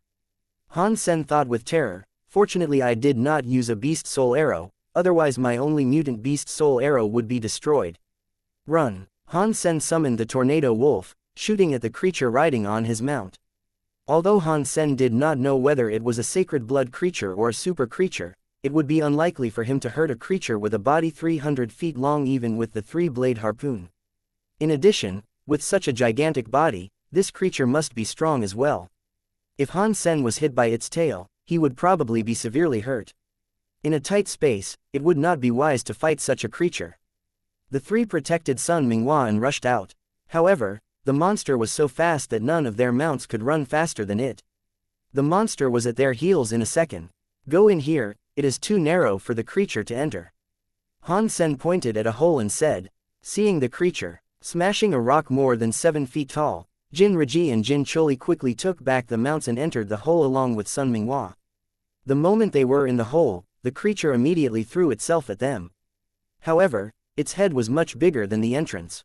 It was as if the creature could not feel pain. It repeatedly hit the entrance with its head, making it bigger and bigger. Quick! Jin Raji exclaimed, and the group went deep inside the hole since they had no other option. The hole led to a tunnel. After they had walked for about a mile, they saw an opening and was again in a big cave. There were paths both to the left and right. Jin Raji looked both ways, but could not tell which way would lead to the exit. He then asked Sun Minghua, Professor, do you know which way we should go? Sun Minghua walked to the side and pinched some plants that looked like moss growing on the cave wall. He observed it and said, we should probably go left, since it seems that air was more likely to come from the left. Let's go left then. Jin Raji trusted Sun Minghua in this respect. Previously when he was covering Sun Minghua, the professor explained these things to him, but Jin did not quite understand. They could hear thumping behind them. Obviously, the creature did not give up and was still hitting the entrance. There was no way they could return the way they came from. Han Sen followed the rest. He was not really worried. Even if there was a super creature, he could always manage to run away even if he could not beat it. Very few creatures could threaten his life in First God's sanctuary. The professor kept telling them which direction to go by observing the moss. After they had walked in the cave for half a day, they were completely lost. When they were in a large opening again, Han Sen saw that the underground river had become a waterfall, running down the cave wall into a pool. Next to the pool, a black turtle as large as a car was drinking. It is that turtle. What is it doing here? Sun Minghua gasped in excitement. Lower your voice. Jin Raji was startled and quickly stopped Sun Minghua. Luckily, the waterfall was loud and the turtle was very close to it, so it did not hear Sun Minghua's voice. The group of people stepped back before they started to discuss. Professor, do you think there is another way to go? Jin Riji asked. He pondered and said, according to how the moss grows, the air should come from this giant cave. Jin Riji smiled bitterly and asked Han Sen, what do you think, Sen? Han Sen hesitated and said, it is very likely that the turtle had come here to eat. After eating, it should be going away. If we follow it closely, we might be able to get out of here. True. Why did I fail to see that? Sun Minghua said gladly. This way, we can observe the turtle and find a way out in the same time. Great idea, Han Sen. Jin Riji and Jin Choli did not have other ideas. The four decided to follow the turtle. They did not dare to approach the turtle, but observed it from afar. Although it was dark in the cave, the red patterns on the turtle shell were glowing in the dark like lava. The group did not need anything else to see the turtle. After the turtle had finished drinking, it slowly waddled to the cave next to it. The four exchanged a look and followed the turtle from afar. With the glowing patterns on the turtle, they would never lose sight of it. Han Sen stared down the cliff and was shocked. So were Jin Riji, Jin Choli and Sun Minghua. They had followed the turtle for 2 days, which had gone deeper and deeper. They felt something must be wrong. They were already on the cliff. Under the cliff was a gushing lava pool, and the turtle crawled into the pool as if it were water. The group did not see the turtle emerging again. Was it killed by the heat from the lava? Jin Riji guessed. Although creatures were not as smart as people, I have never seen a suicidal one. Jin Choli shook his head and said. Sun Minghua suddenly said excitedly, I know. What do you know, Professor? Asked Han Sen. You should remember I've told you that the creatures normally eat plants in order to give birth. After leaving the ocean, the turtle had consumed lots of plants in Copper Mountains. Maybe its goal was to give birth here, said Sun Minghua in excitement. Giving birth, here, Jin Choli pointed at the lava pool incredulously. Although lava is fatal to humans, maybe it is not to the creatures. Did you notice the red patterns on the turtle's back? They look like lava. Maybe the turtle was born here in the lava. You know some turtles in our world also give birth in the sand despite that they live in the ocean, explained the professor. Han Sen watched the lava pool as he listened to the professor. He thought the professor's explanation made a lot of sense. The behaviors of the turtle was much like the golden growler. Maybe it was indeed giving birth here. However, if it was really like the golden growler, then it would die after spitting out its life essence. No matter how powerful Han Sen was, it was impossible for him to jump into the lava for the life essence. It seems we have to find another exit, said Jin Riji with his brows knitted. Obviously, there was no other exit. Sun Minghua pondered and said, we did not run into any danger on the way here. It must not be difficult if we wanted to go out. Let's stay and watch. Maybe the turtle will return to the ocean after giving birth. Han Sen was glad he said that. If they left like this, he would be upset that he gave up on hunting a super creature when it was at its most vulnerable moment. At least, Han Sen had to make sure that the turtle would not appear again before he gave up. Jin Riji and Jin Choli also agreed. They did not see any creature on the way here, so it would not be too risky to go back where they came from. In addition, they had brought enough supplies to last a month. When the group were still discussing, they suddenly stopped as they heard an odd noise. They looked to the direction of the noise and saw a giant creature emerging from a cave below them, breaking stones as it went. It turned out to be the creature that they saw from the underground river. The group were all frightened. They did not even dare to breathe.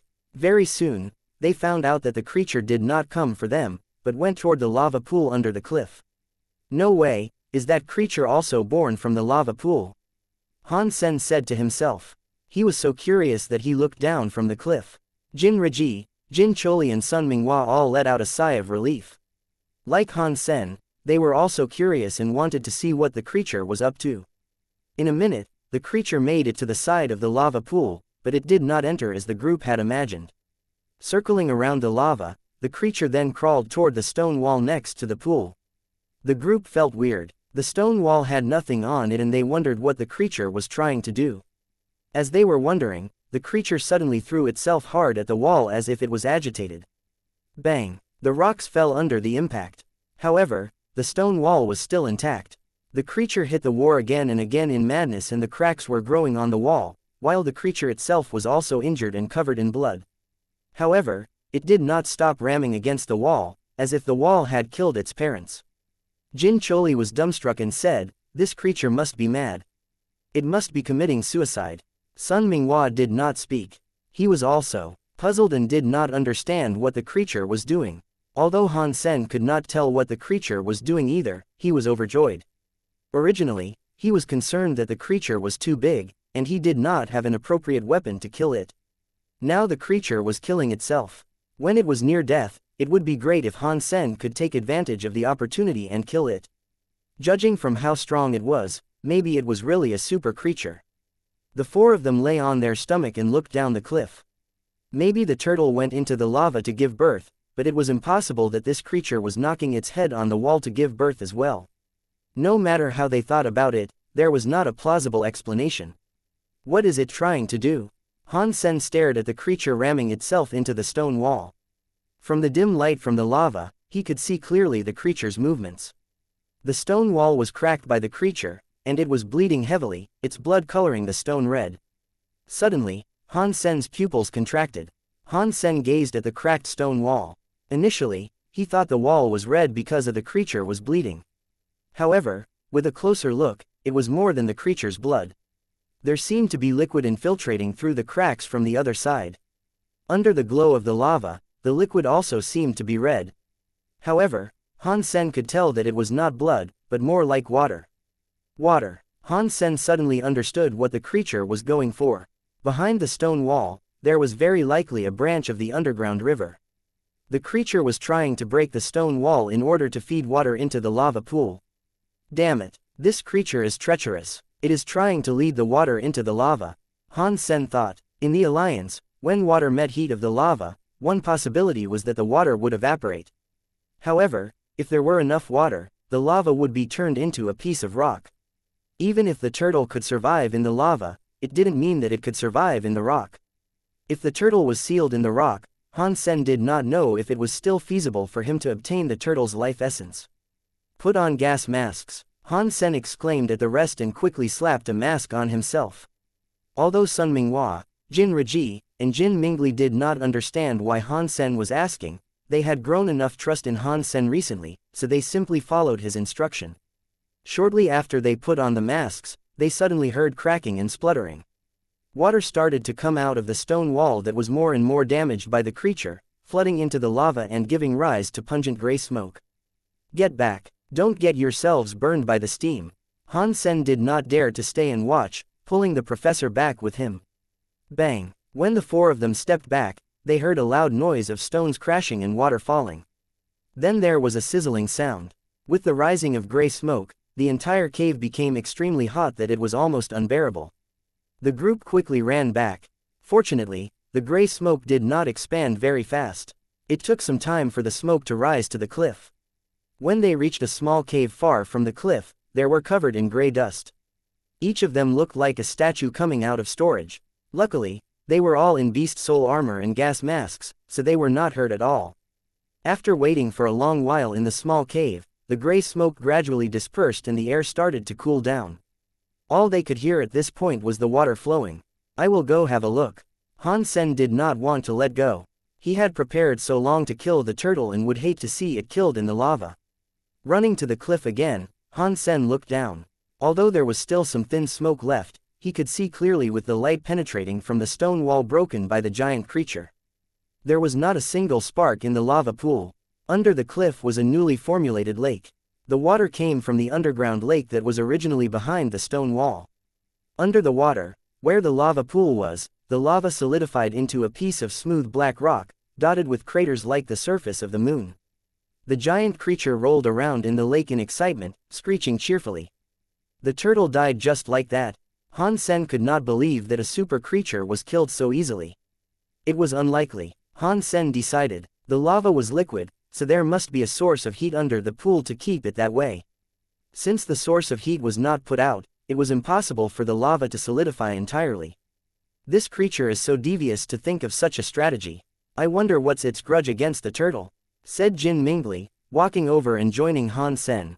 When Sun Minghua was about to say something, they suddenly heard rocks broken. The fresh rock ground started to crack. The giant creature was also alarmed by the sound, and straightened its back like a cobra in attack mode, staring at the broken basalt vigilantly. Boom! The basalt suddenly burst. A huge black turtle rushed out from underneath with splashing lava, like a returning demon. The moment the turtle came out, it screamed at the giant creature and threw itself at the creature with its head hidden inside the shell. The creature twisted its huge body and dodged the turtle. However, the turtle reached out its head and bit the creature in the air. The creature screeched and curled its body around the turtle, biting at the turtle's neck with its crocodile-like mouth. The two creatures were at each other's throat, rolling around in the lake, breaking rocks as they went. The group were dumbstruck by the monsters' fight and felt like watching a movie. Han Sen was secretly exhilarated.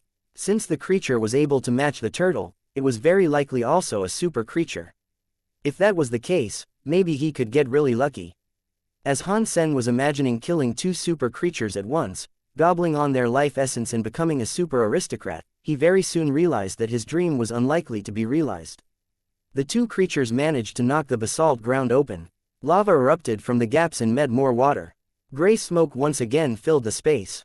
Roaring and rolling, the creatures continued their battle, shaking the entire underground cave.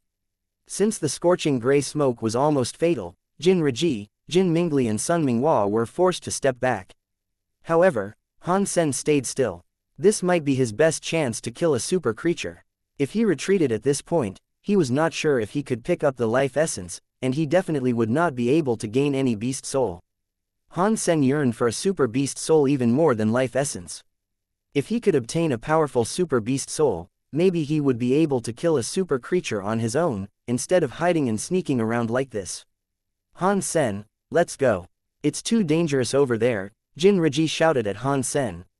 You go first, I will stay a bit longer, Han Sen gritted his teeth and said, initiating Jadeskin at the same time. With the protection from both the Sacred Blood Phantom Ant Armor and Jadeskin, Han Sen was able to stay put and watch the two creatures fighting. Although his sight was blurred by the gray smoke, he did not dare to approach the creatures and had to wait for a chance. Roars and shrieks rang, lava and water clashed, and gray smoke rose. Han Sen could occasionally catch a glimpse of the two creatures. Fairy Queen. Han Sen could not tell what was happening and it was becoming worse. He quickly took back his phantom ant armor and shape-shifted into Fairy Queen. His hair became blonde and his armor red. Using the strong eyesight of the Fairy Queen, he continued to watch the fight. The Fairy Queen was indeed effective. Han Sen saw that the creature had lost a huge piece of meat in the back of its head, its bones bared and its blood continued flowing. From a crack in its bones, Han Sen could vaguely see its brain. If I could stab my spear in this crack, I would have a big chance to kill it directly. Han Sen took out the spinning spear from his backpack. Of course, he did not want to go down just like this. He would not be the match to either the turtle or this creature. With one blow from either of them, his body would be destroyed. Han Sen took out the spear to use it like an arrow. Han Sen also summoned the horn bow and used heresy mantra and overload. Incredible strength filled his body, his muscles became as tough as iron, and his veins stood out all over. Han Sen fixed his golden eyes upon the two creatures rolling around in the smoke, lava, water, and rocks. He pulled the horn bow to the fullest. The spear was too thick and long as an arrow. It was not an easy shot. However, Han Sen had no other options. If he used the mutant black stinger arrow, it will not be enough to kill such a creature. Wait, I must wait, for the perfect opportunity. Han Sen stared at the creatures through the smoke.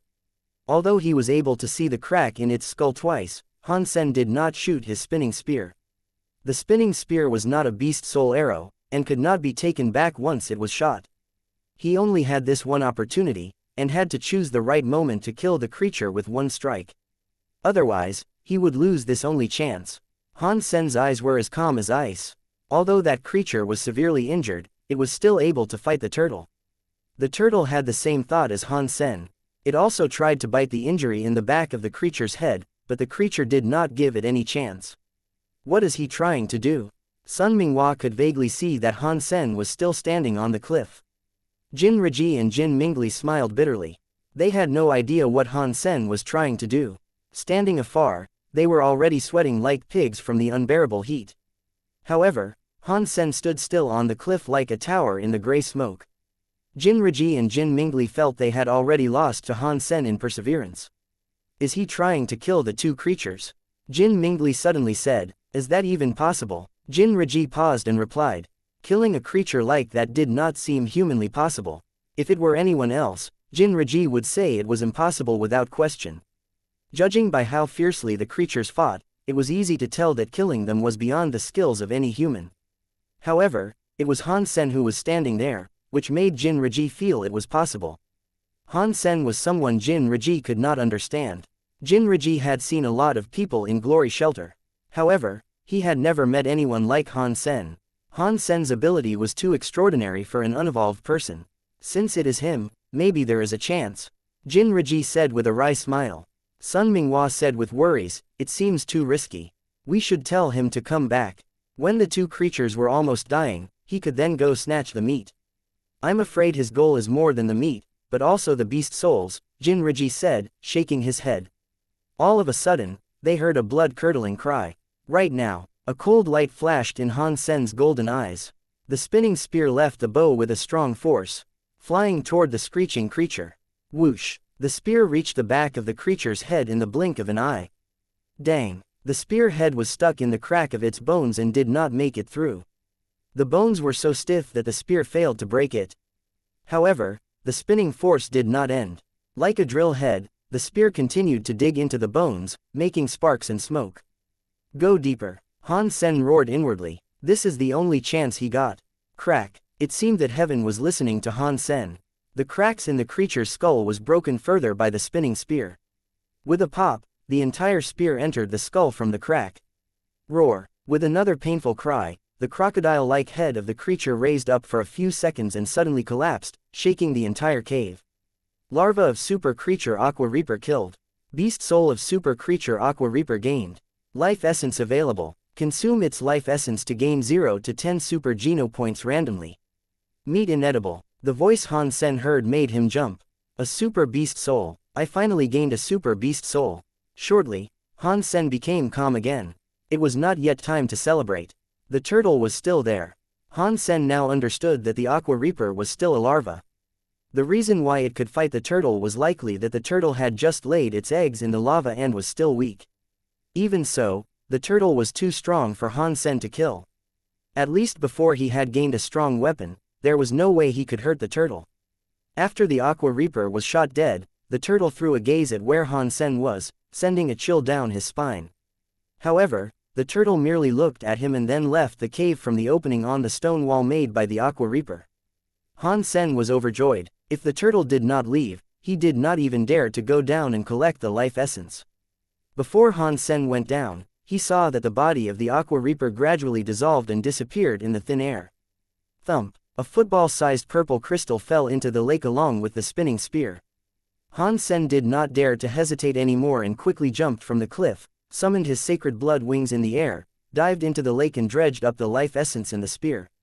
Licking at the purple crystal, Han Sen heard the voice he had missed so much. Life essence of Super Creature Aqua Reaper consumed. No Super Geno point gained. The voice cheered Han Sen up. He continued to look at the life essence of the Aqua Reaper, which became purple liquid in his mouth. As he swallowed the liquid, the coolness filled his body, nurturing every body cell. After licking for a while, Han Sen eventually heard the voice telling him he had gained 1 Super Geno point. Fortunately, the life essence of Aqua Reaper was much smaller than that of the Golden Growler. If it was bigger, Han Sen would not be able to finish eating it on the spot. Such a giant Aqua Reaper turned out to be a larva. If it was in the adult form, it would not be smaller than the Golden Growler. Maybe it was because the life essence was from a larva. Han Sen had gained 7 Super Geno points from eating the entire crystal, which was less than what he used to get. However, Han Sen was satisfied already. Originally, he thought it would take him a while longer before he could kill a super creature, but he just managed to kill one by chance and gained 7 Super Geno points and a Super Beast Soul. What a surprise! Looking at his Super Geno point count, which was now 26, Han Sen was very pleased. Sen, are you okay? Jin Raji asked from the cliff. Jin Raji, Jin Mingli and Sun Minghua were all looking down from the cliff and became excited when they saw Han Sen. I'm fine. The two creatures both left. Let's follow this opening to go out. I see light on the other side. This should be an exit, said Han Sen, pointing at broken stone wall. After the three of them flew down with wings, they saw a valley from the opening.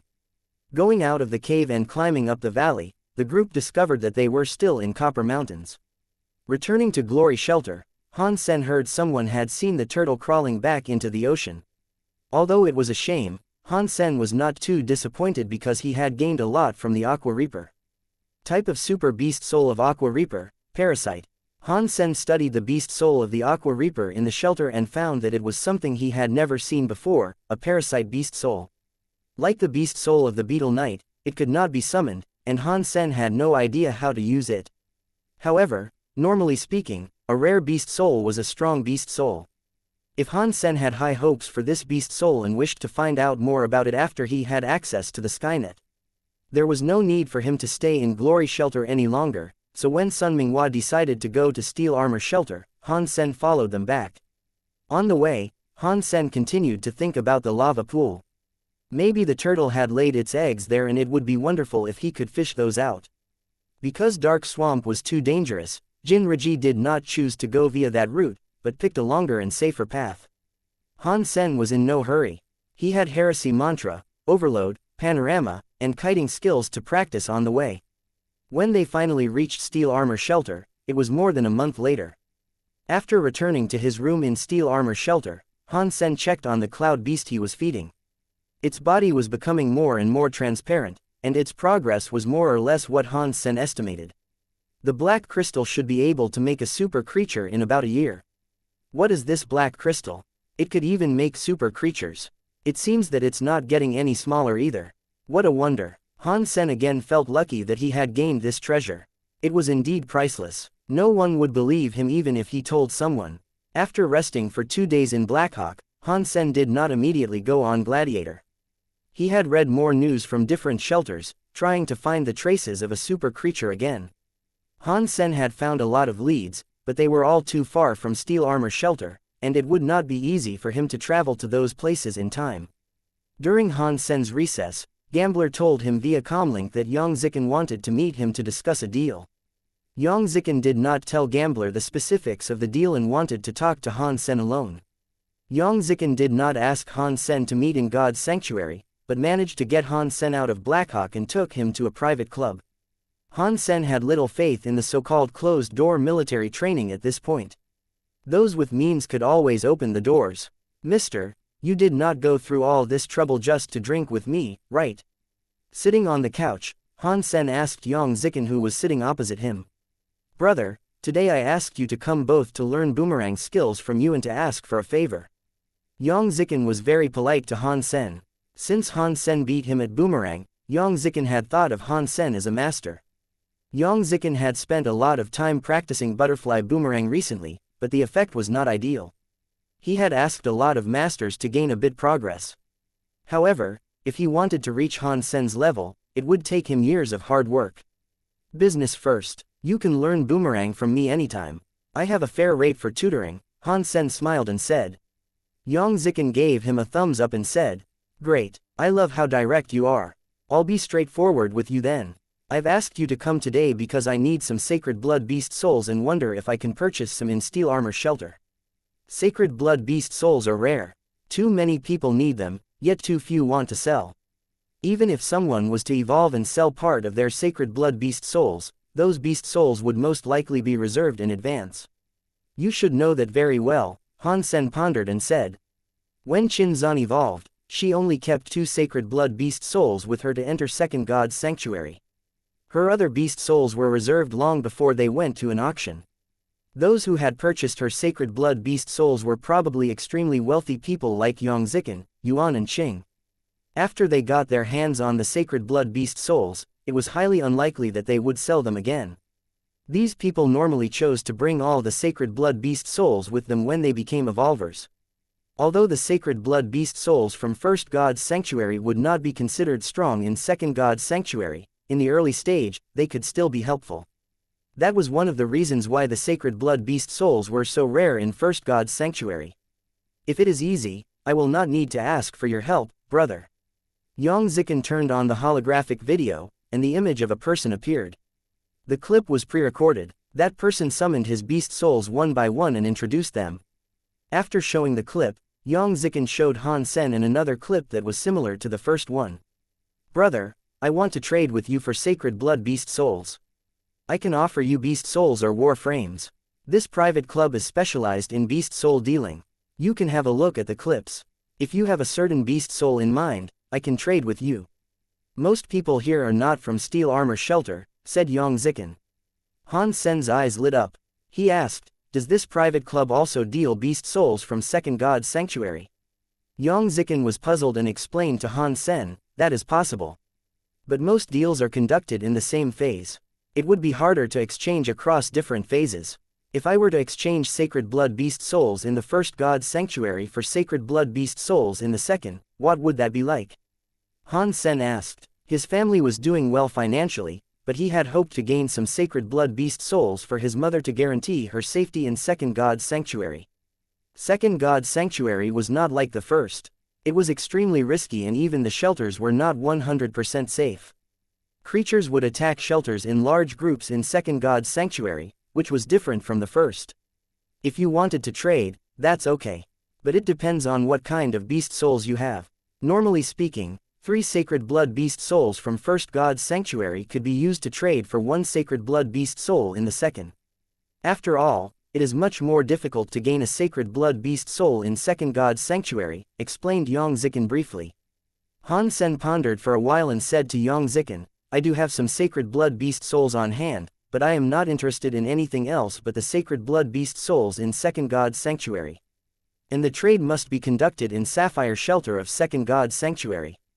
Yang Zikin looked at Han Sen and asked, Brother, do you have any requirement for the types of beast souls you want? I would prefer beast soul armor, followed by beast soul mount and beast soul wings. Han Sen wanted to get some beast souls that could keep his mother safe. When he evolved and entered Second God's Sanctuary, it would be easy for him to get beast souls and meat for his mother. The most important thing was to keep his mother alive. Although Luo Sulin was located in a large human shelter and all she did was killing ordinary creatures and primitive creatures at most, it was hard to say what would happen in Second God's Sanctuary.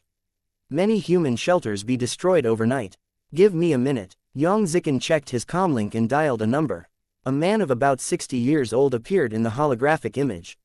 Young Master. The man bowed to Yang Zikin. Mr. Shu, could you check for me how many Sacred Blood Beast Souls we could use in Sapphire Shelter of Second God's Sanctuary? Asked Yang Zikin. One moment, young master. I will report to you when I have the information. Yang Zikin turned off his comlink and said to Han Sen with a smile, Brother, let's see if anything interests you. If there is something you like, then we will continue our discussion. Han Sen nodded and admired Yang Zikin's masterful manner. Indeed, Yang Zikin was the grandson of a demigod. Although he was still young, he treated everyone gracefully. Shortly, Mr. Shu knocked on the door in person and showed a video clip to Yang Zikin, while explaining, currently, we have 3 Sacred Blood Beast Souls that we can use in Sapphire Shelter. One is, after he had explained everything, Mr. Shu stepped back and waited for Yang Zikin to speak. Brother, what do you think? Yang Zikin asked Han Sen. Mr. Shu looked at Han Sen in surprise. He knew very well Yang Zikin's character and thought Han Sen must be someone important so that Yang Zikin will treat him this way. I am very interested in the Sacred Blood Armor and Sacred Blood Mount.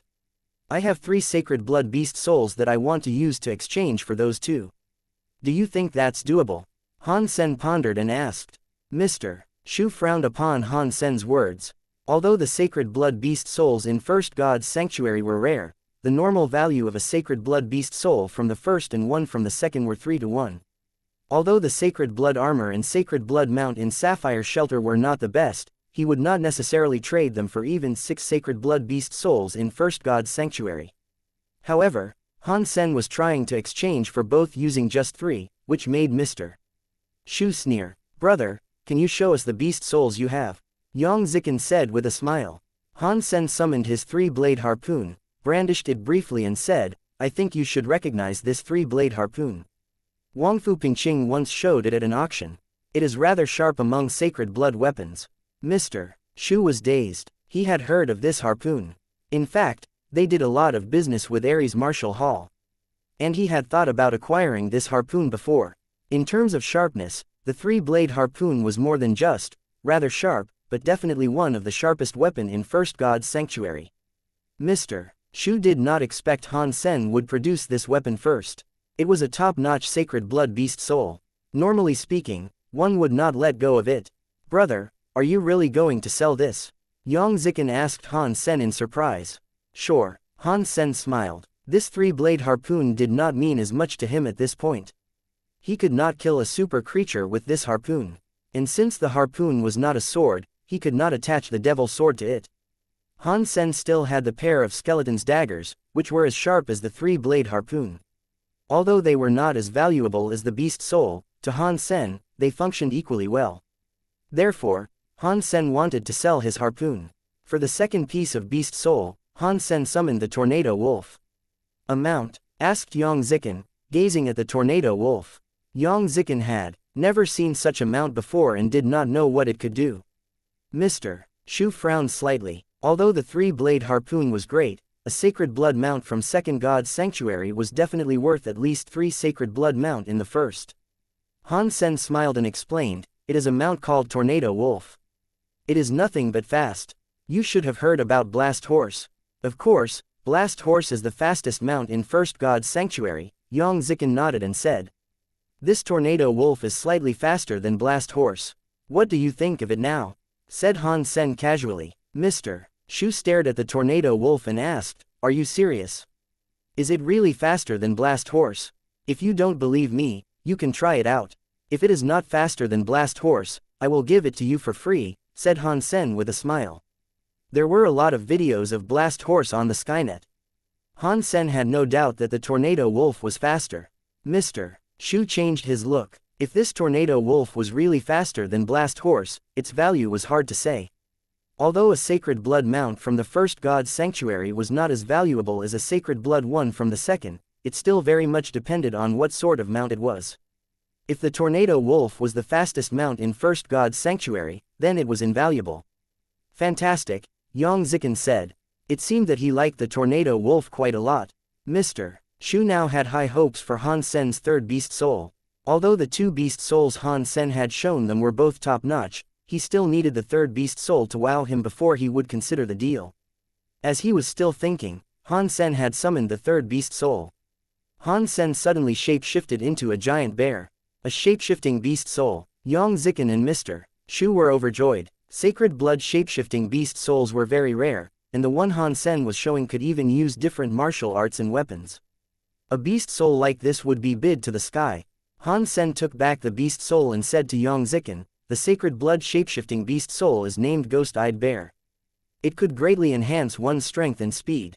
If I were to trade these 3 beast souls for the 2 sacred blood beast souls you have in second god's sanctuary, what would you think? Let's do it, Yang Zikin said without hesitation. Although he would not profit much from the deal, it was a great deal nonetheless. Han Sen had produced 3 excellent beast souls, which were the top in their own type. In addition, Yang Zikin liked the 3 sacred blood beast souls very much, especially the sacred blood ghost-eyed bear. Mr. Shu had changed his point of view on Han Sen. 3 sacred blood beast souls like this were so hard to come by that they were totally enough to match the 2 sacred blood beast souls they have in second god's sanctuary.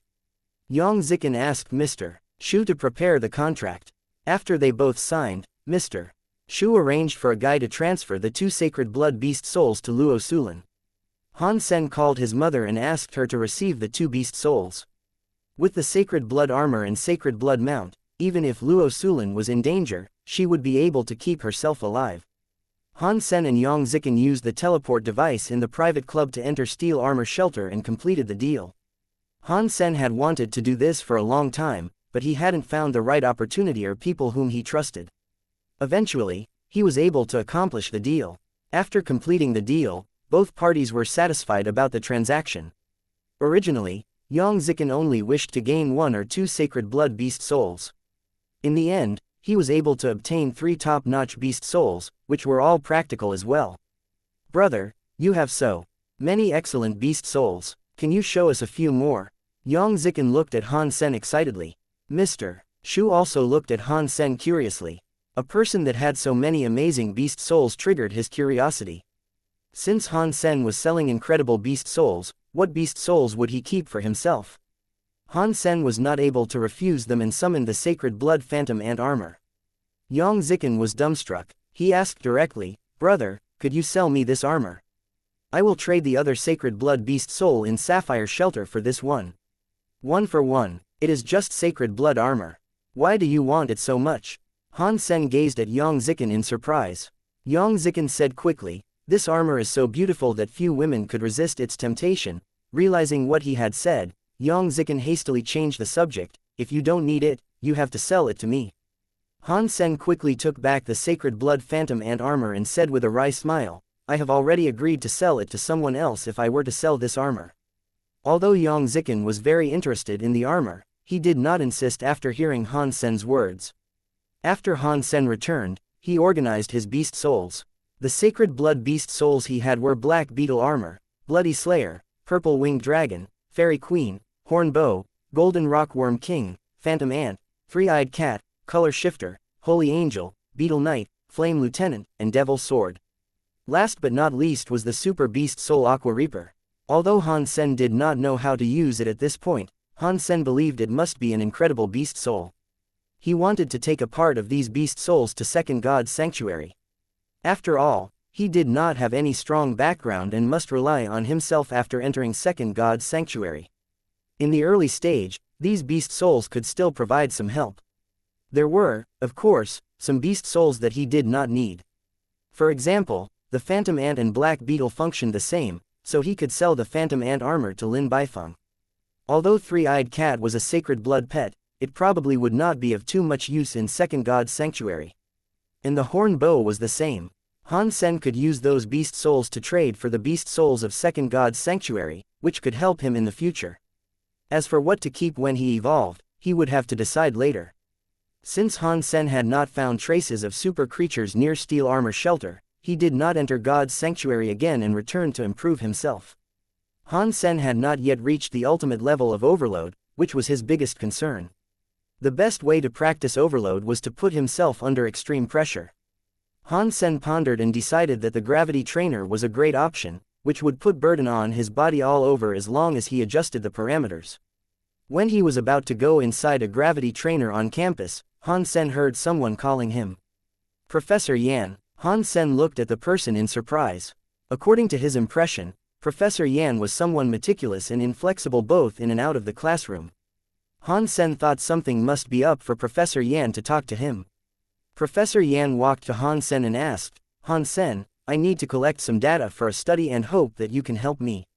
You will get extra credits as a reward." Han Sen was interested. His credits would decide his rank in the military upon graduation. Because he had missed many classes, although he had enough credits, it might still be hard for him to become a major. Since Professor Yan was offering him credits, Han Sen was interested, but he was scared that he would be turned into a guinea pig. Clearing his throat, Han Sen asked, "Of course I would love to help you. I'm just wondering what kind of data are you looking for and whether I would be capable to provide them." Professor Yan just sent a file to Han Sen and told him to come to the lab 8 a.m. the next day. Watching Professor Yan leave, Han Sen was slightly upset. However, he knew that the professor was someone who was more or less a social misfit, so he was not offended. After reviewing the files, Han Sen understood why Professor Yan would find him. The study Professor Yan was doing was titled Unevolved Genopoint Surge. Professor Yan was collecting the steepest surge among the unevolved, which was why he had come to Han Sen.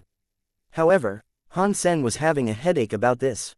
It was easy for him to increase his force in a short amount of time, but his strength was too strong for an unevolved person.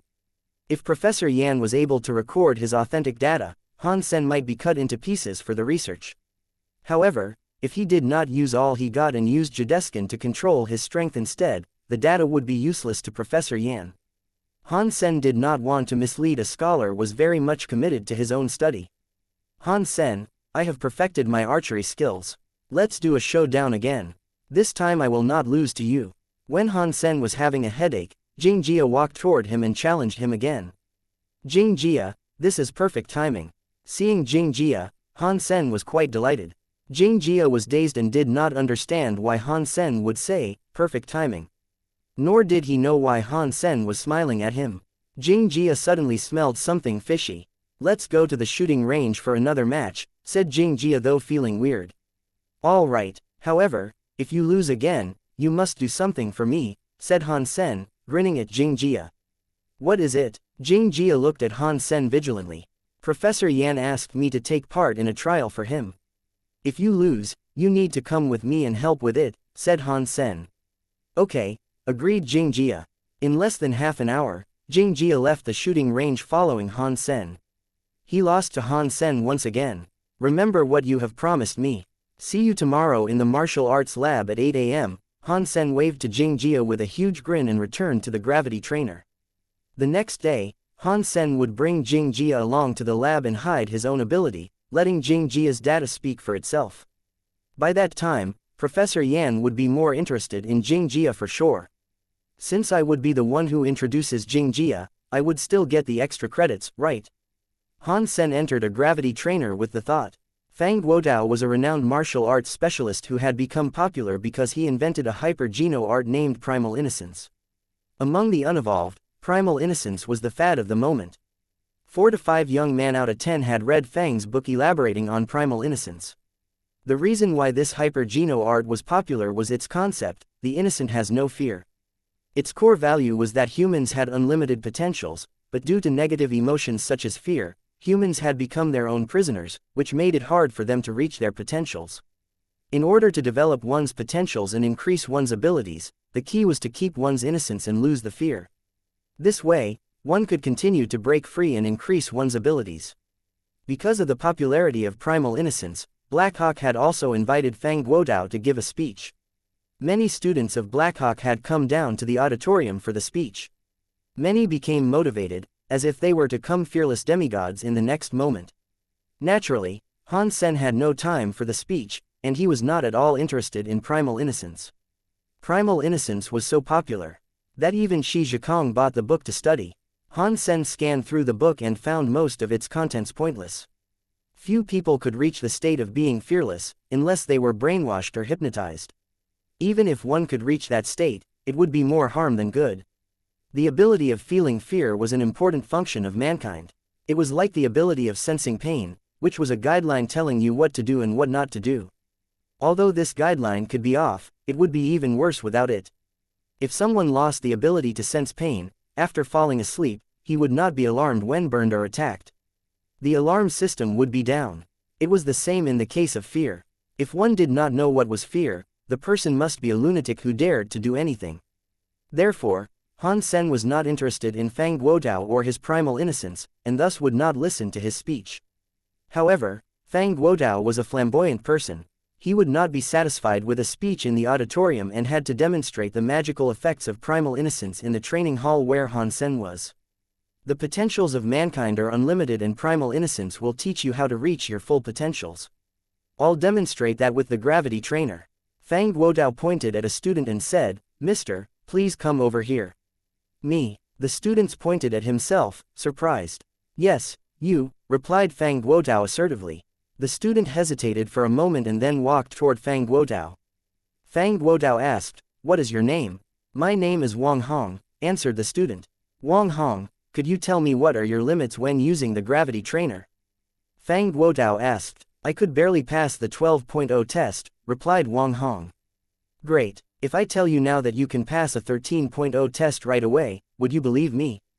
"That is unlikely, right?" Wang Hong knew his phone limits. He could barely pass a 12.0 test and would definitely fail a 13.01.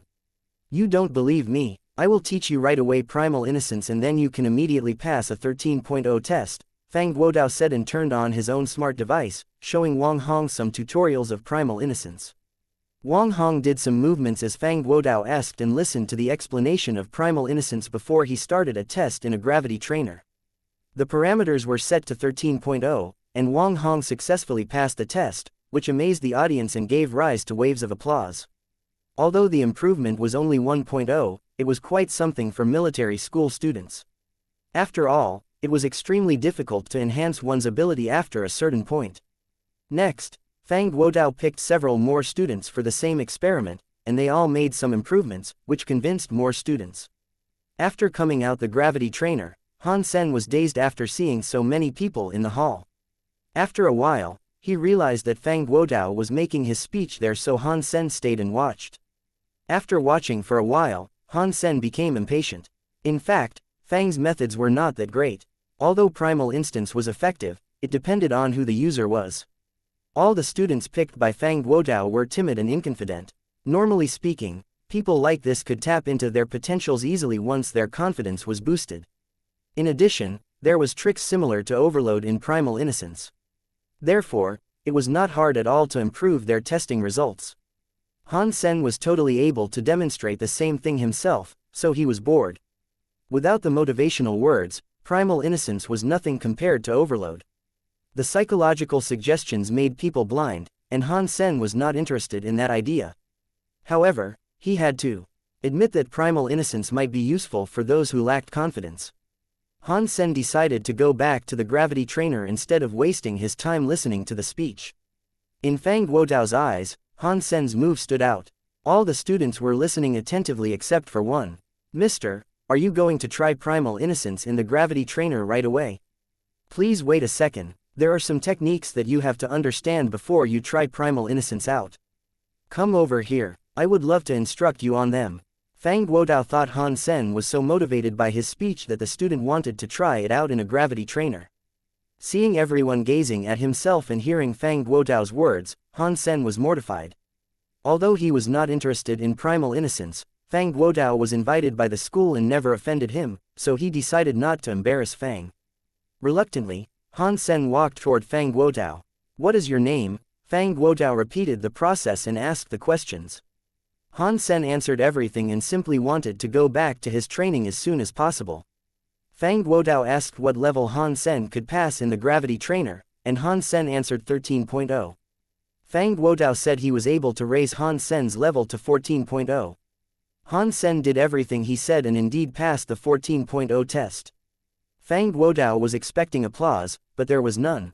All the student cast an odd look to his side, but Fang Guodao did not know what had happened.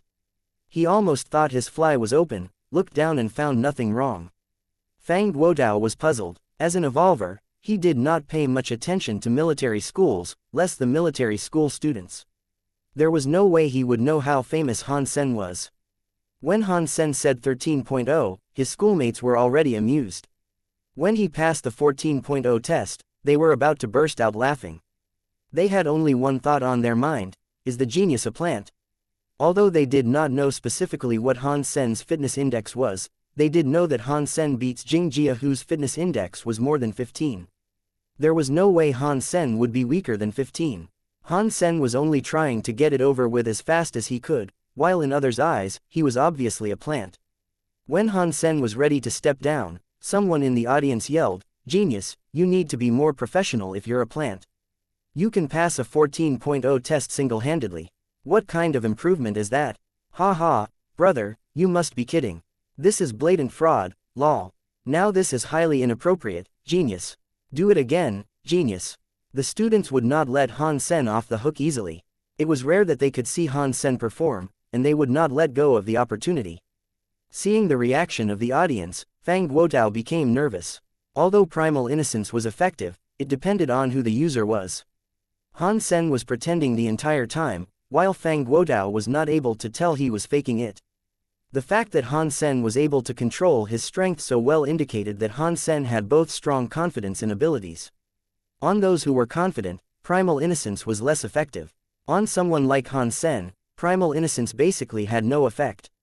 Fang Guodao regretted so much that he had called this person. How could he ever expect this to happen?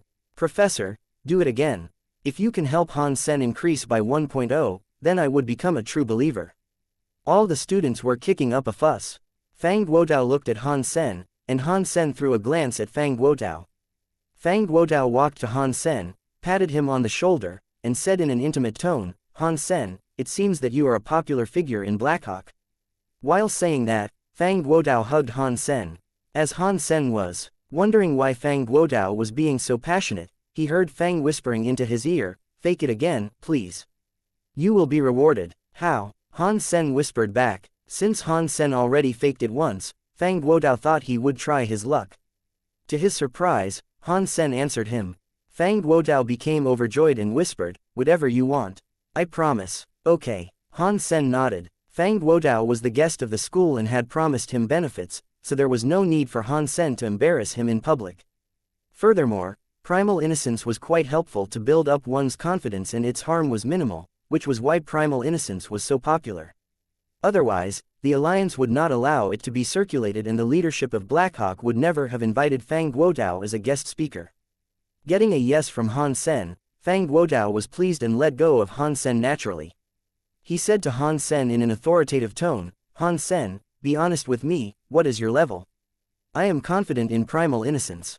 It will help you." Han Sen played along again and increased his performance level. He was not sure whether his schoolmates would buy it, but he had done his best. Fortunately, his schoolmates were satisfied with the 16.0 that Han Sen showed them. After finishing his speech, Fang Guodao talked to Han Sen over Comlink and asked him to meet in a private room in a cafeteria on campus. Han Sen did not want anything from Fang in the first place, so he did not even give Fang Guodao his number. However, Fang had somehow found out about his contact information and insisted that Han Sen meet him. Han Sen had to go in the end. After arriving at the private room, Fang Guodao immediately took Han Sen's hand and ordered the most expensive food and drinks on campus. "Thank you so much, Han Sen, otherwise, I would not know how to save the day." To Han Sen's dismay, Fang Guodao did not even look like the master he pretended to be. Han Sen even doubted whether Fang Guodao really invented primal innocence. The person who could invent primal innocence must be someone with a strong mind. This Fang Guodao, however, looked more like a con artist.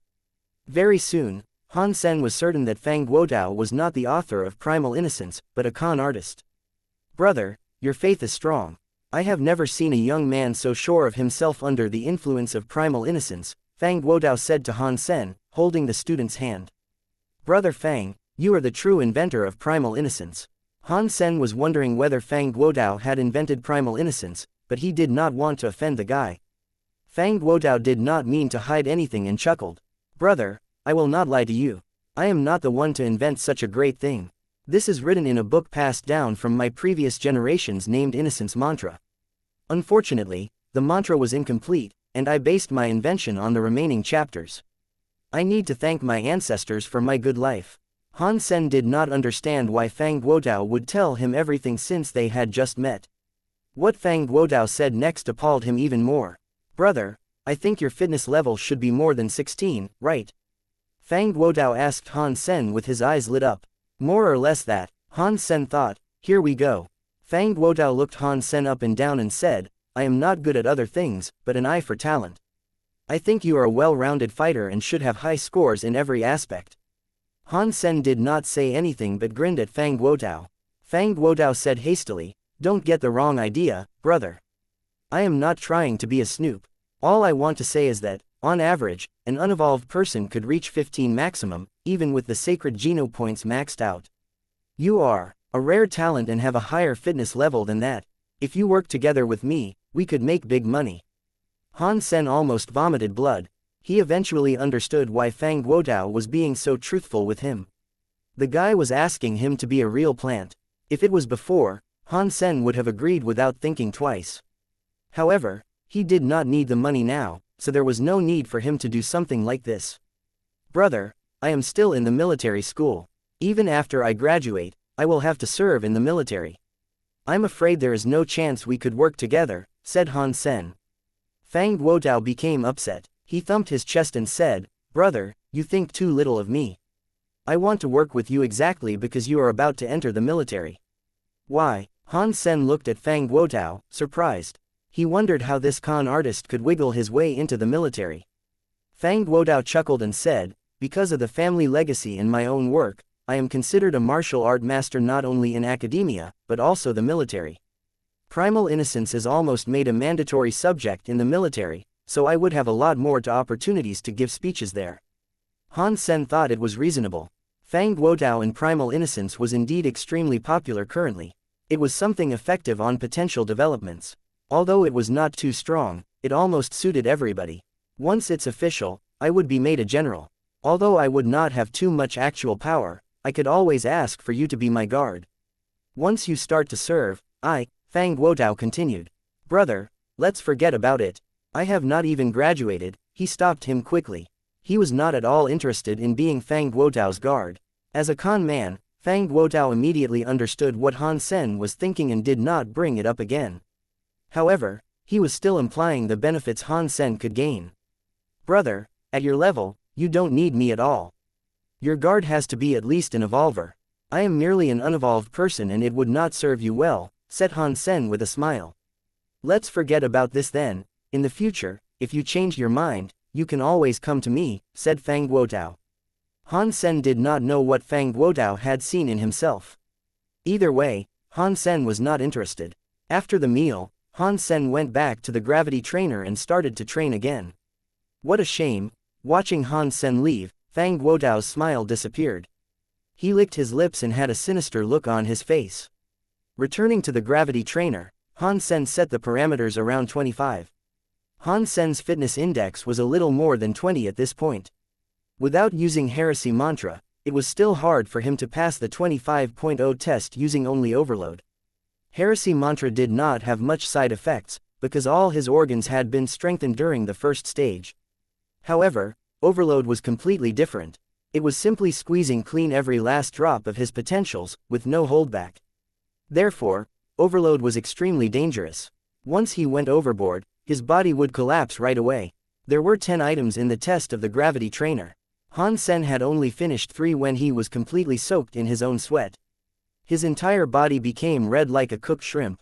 The scarier thing was that his body temperature was much higher than someone with a fever, which was already under the effect of Jadeskin. It felt like all his body cells were moaning. Han Sen gave up on continuing his training. The gravity within the device gradually fell back to normal. Han Sen lay on the floor like a dying dog, breathing heavily. Han Sen was convinced that he had strong potentials. After all, he had already gained super Geno points. However, in order to tap into his potentials, he had to work extremely hard. He could understand his weaknesses and strengths better under extreme conditions with overload.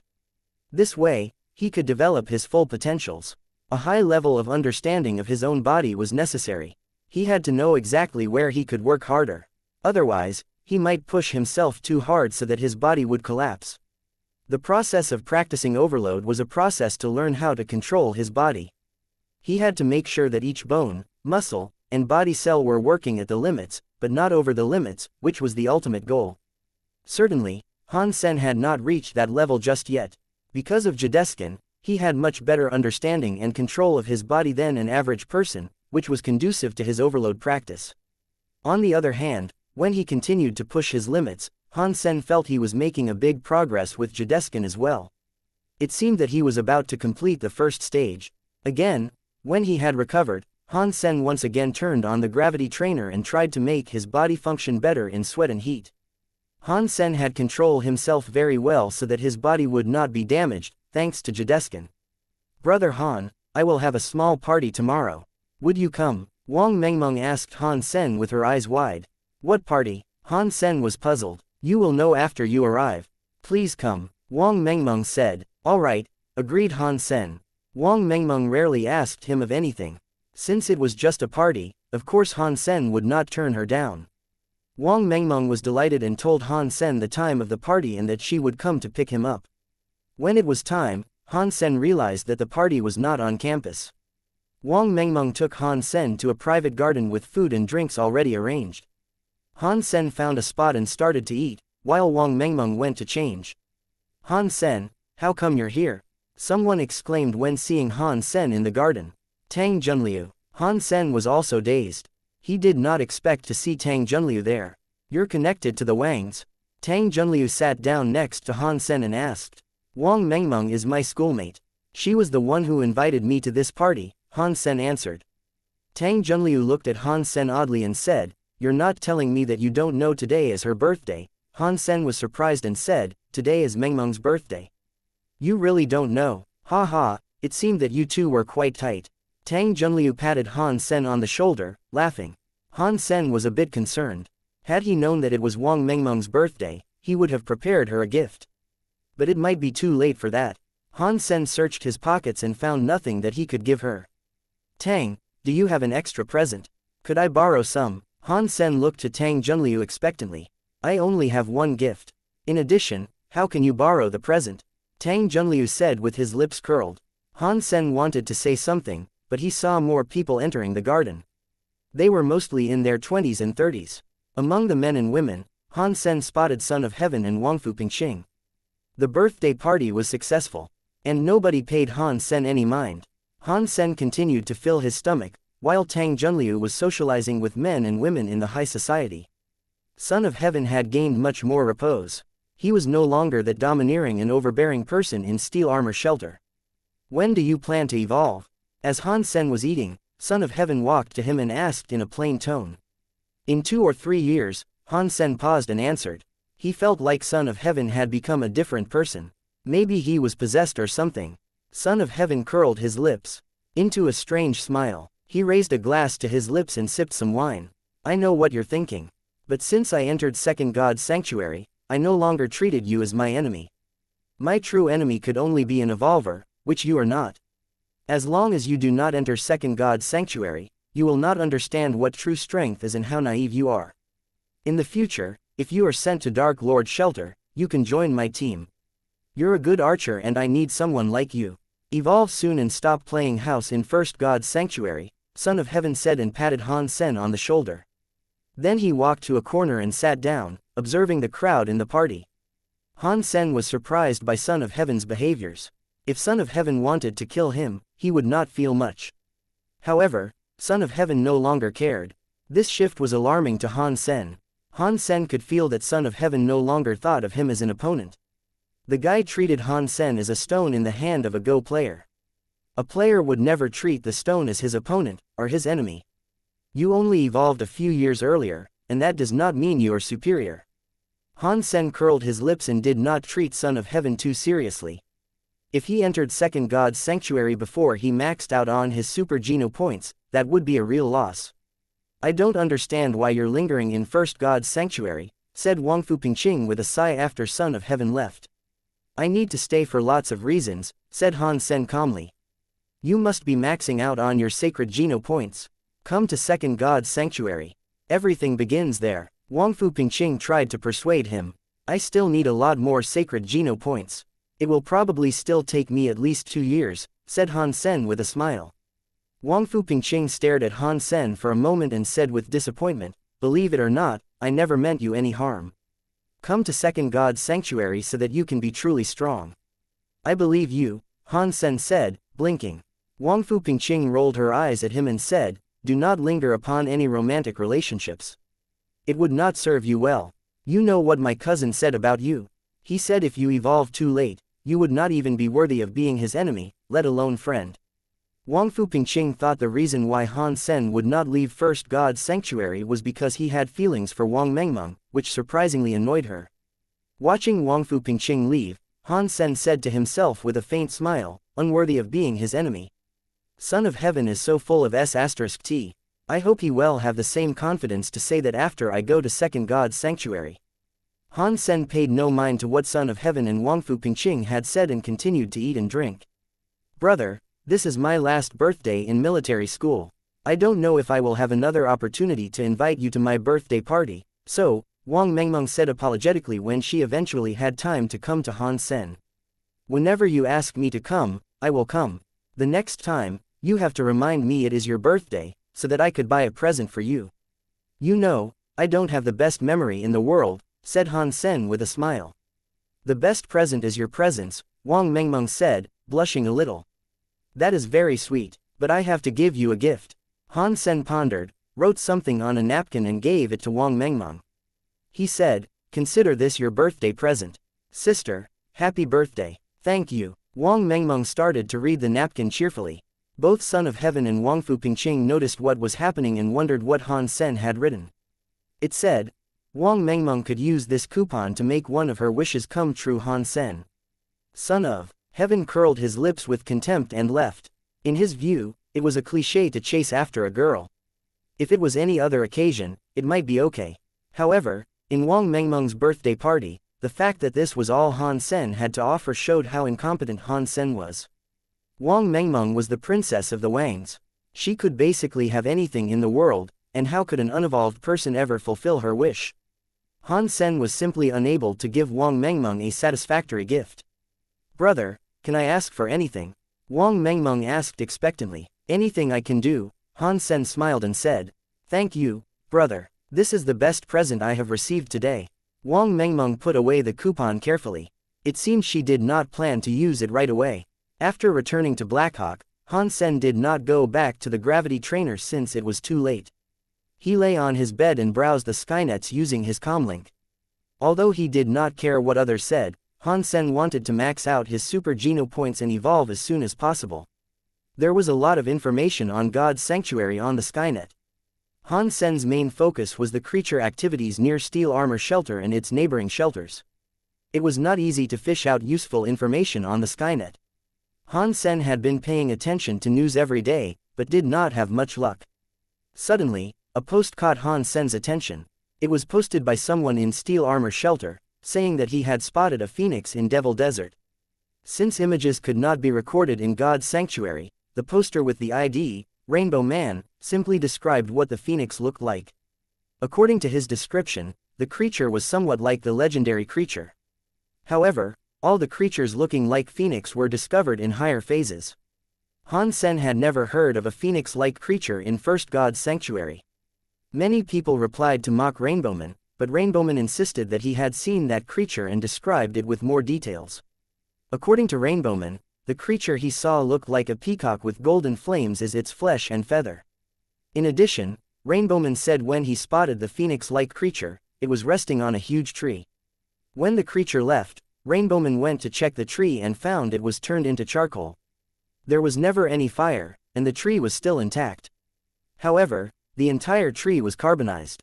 Han Sen did not know whether Rainbowman was telling the truth. However, it was a lead and gave him some hope.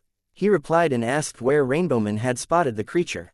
Shortly, Rainbowman answered Han Sen and said he was not sure how to describe the location. Indeed, the desert did not have much reference for a clear description. However, Rainbowman said he knew how to find the burnt tree. Han Sen hesitated and sent Rainbowman a private message, saying he wanted to pay the guy to take him to the tree. However, Rainbowman did not reply until Han Sen went to bed. The next morning, Han Sen got up and went to Professor Yan. Last time he brought Xianxia with him, whose testing scores interested Professor Yan as Han Sen expected. However, Han Sen was not off the hook and had to check in with Professor Yan once every few days. Although Han Sen did not want to fake the data, he had to. If his fitness level was published, there must be a ton of troubles, which was the least thing Han Sen needed. All he wanted at this point was to max out on his super geno points. Han Sen arrived at Professor Yan's lab and completed the test. Afterwards, he watched Xianxia's test. The test Xianxia was doing was completely different from the one Han Sen did.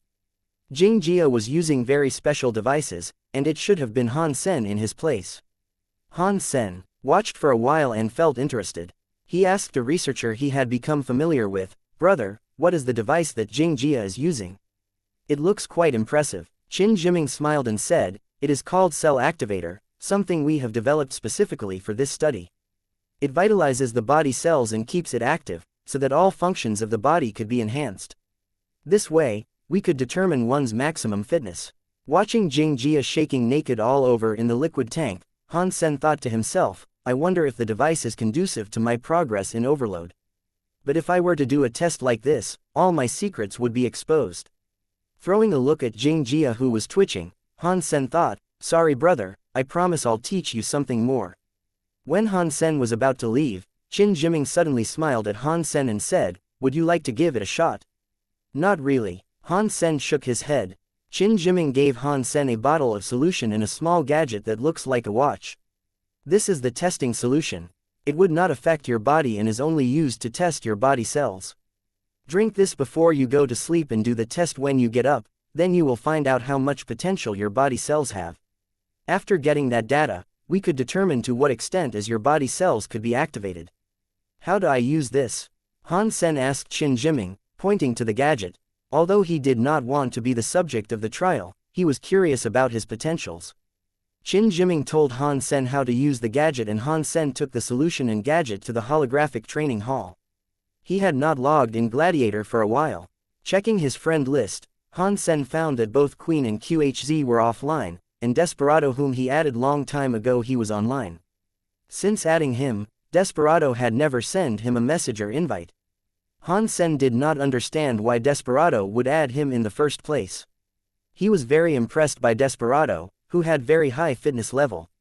Han Sen was matched with him randomly by the system several times and lost within a few movements every time. Sparring with such a master, Han Sen could barely learn anything because he lost too fast.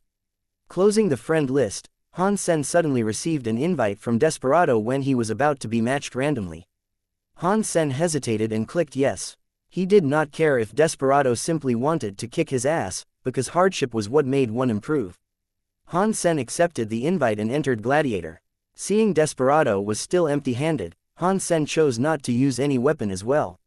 "Friend, which branch in Ares Martial Hall are you from?" After the countdown ended, Desperado did not attack but sent Han Sen a message. Han Sen was dazed and answered, "I am not in Ares Martial Hall." Desperado was surprised. There were plenty of students from Ares Martial Hall in Gladiator. Since Han Sen was able to mimic 13 slashes in diversion, Desperado thought he might be someone from Ares Martial Hall, which turned out not to be the case. "Are you interested in joining us?" Desperado asked. He was interested in this person who could keep QHZ interested in fighting him.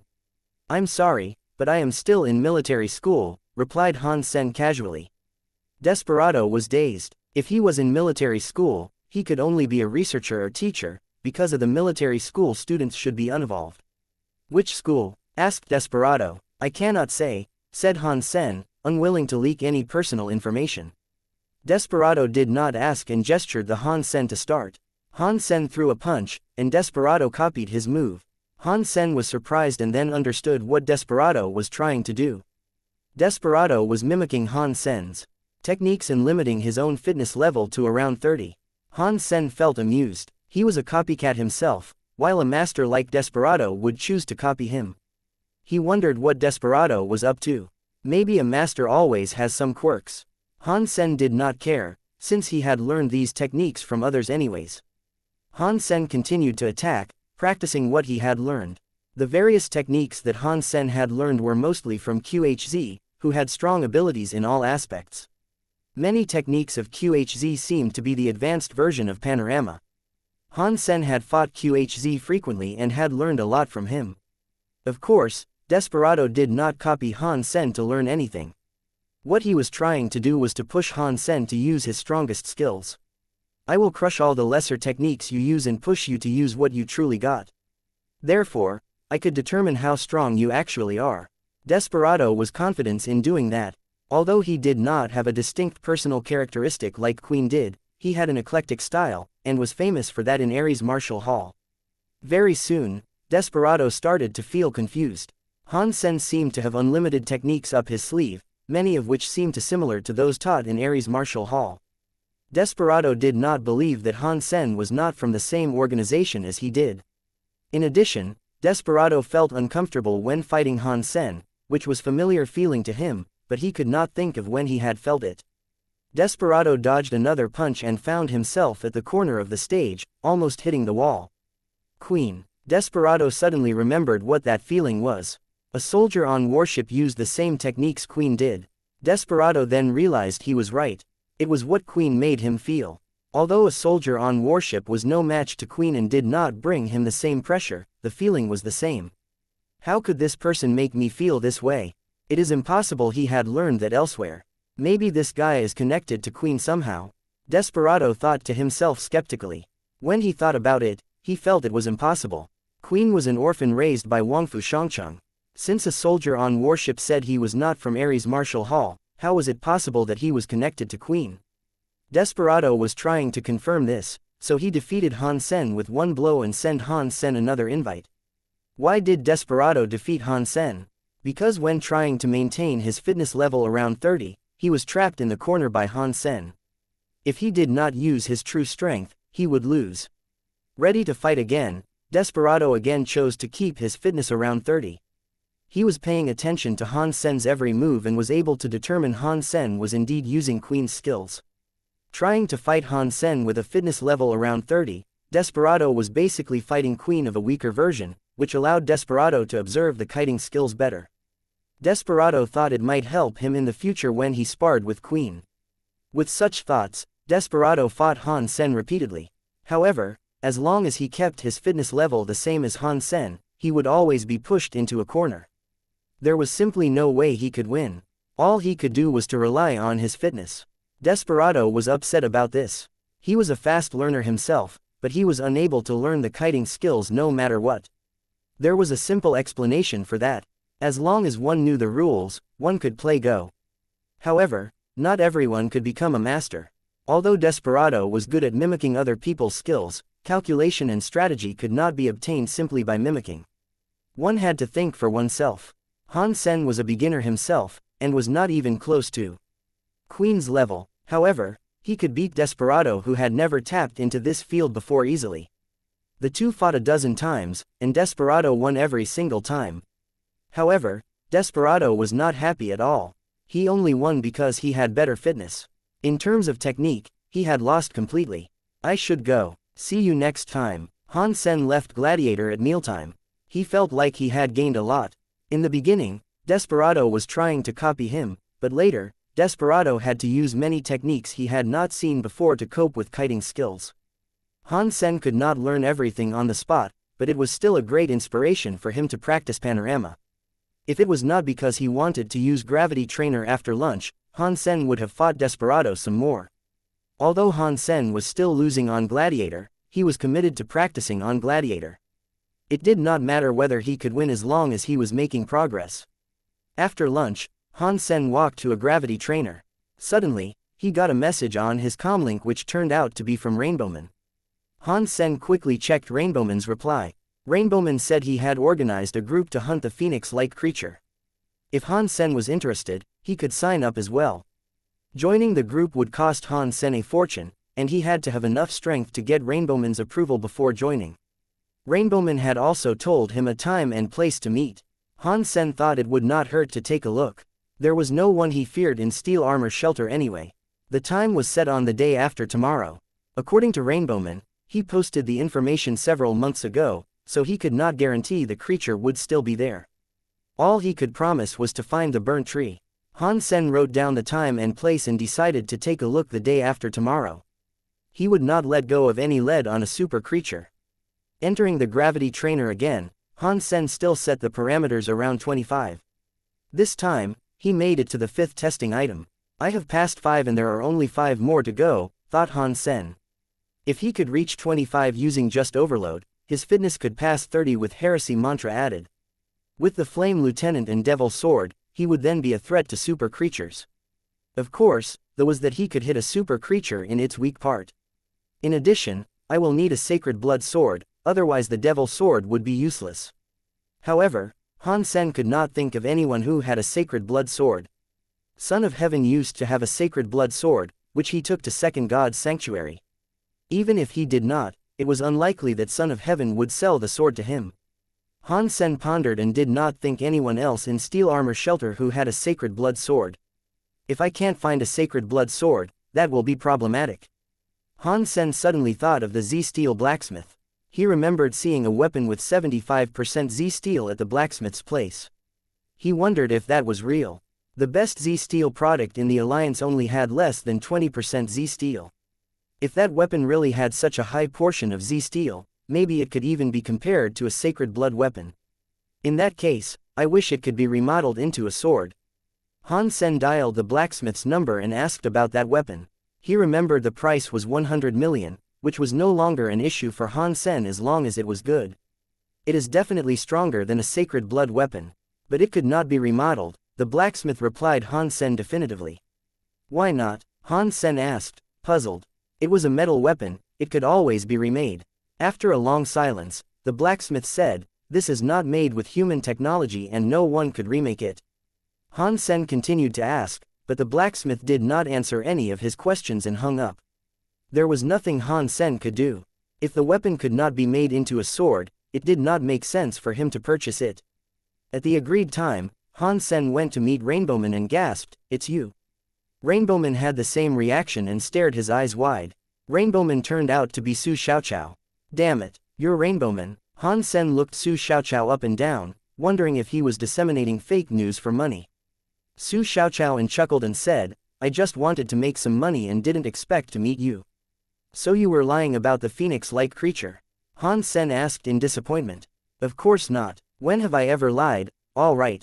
Maybe I have. But I can swear on my dick this time that I have seen that creature, Su Xiaoqiao said excitedly.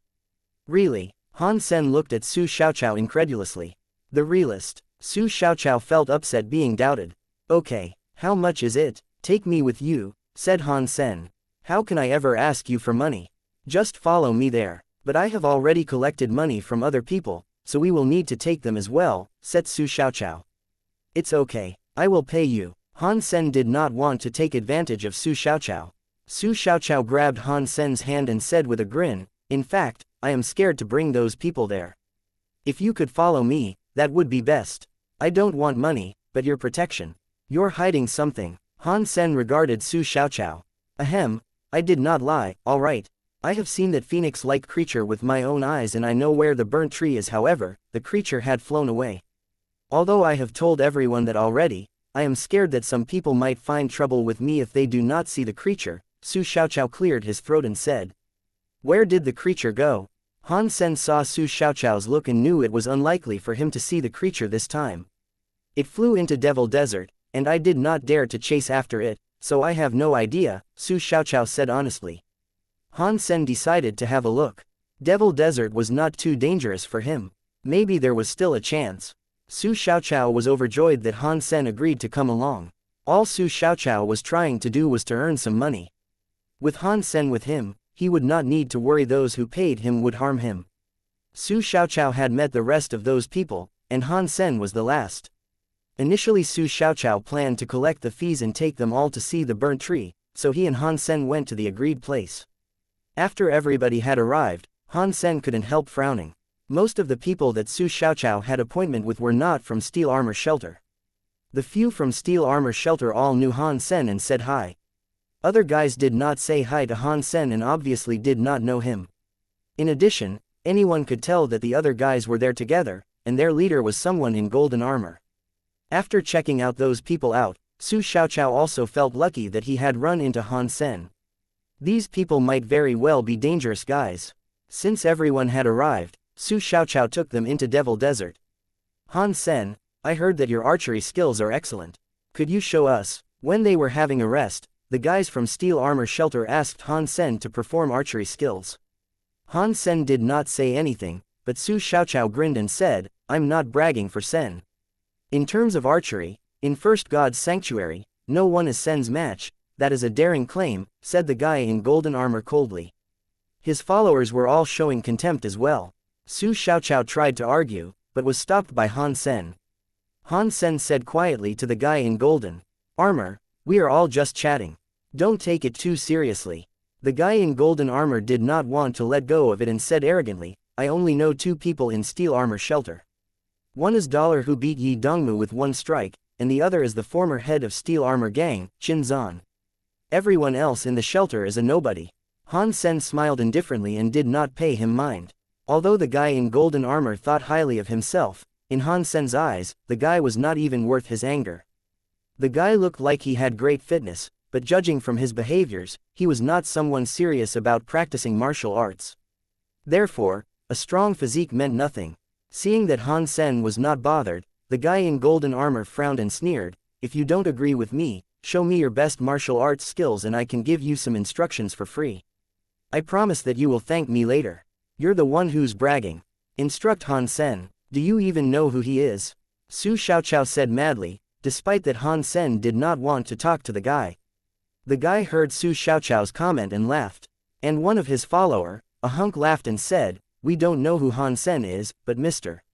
Yu is the strongest person in First God's Sanctuary. Quite a talker. Unfortunately, none of us is blind. Last year we had heard no Mr. Yu among the chosen, said Su Xiaoqiao with his lips curled. The hunk sneered, Mr. Yu is an evolver with all his geno points maxed out. Now do you still disagree with me? Those who were from Steel Armor Shelter looked to the guy in golden armor, shocked.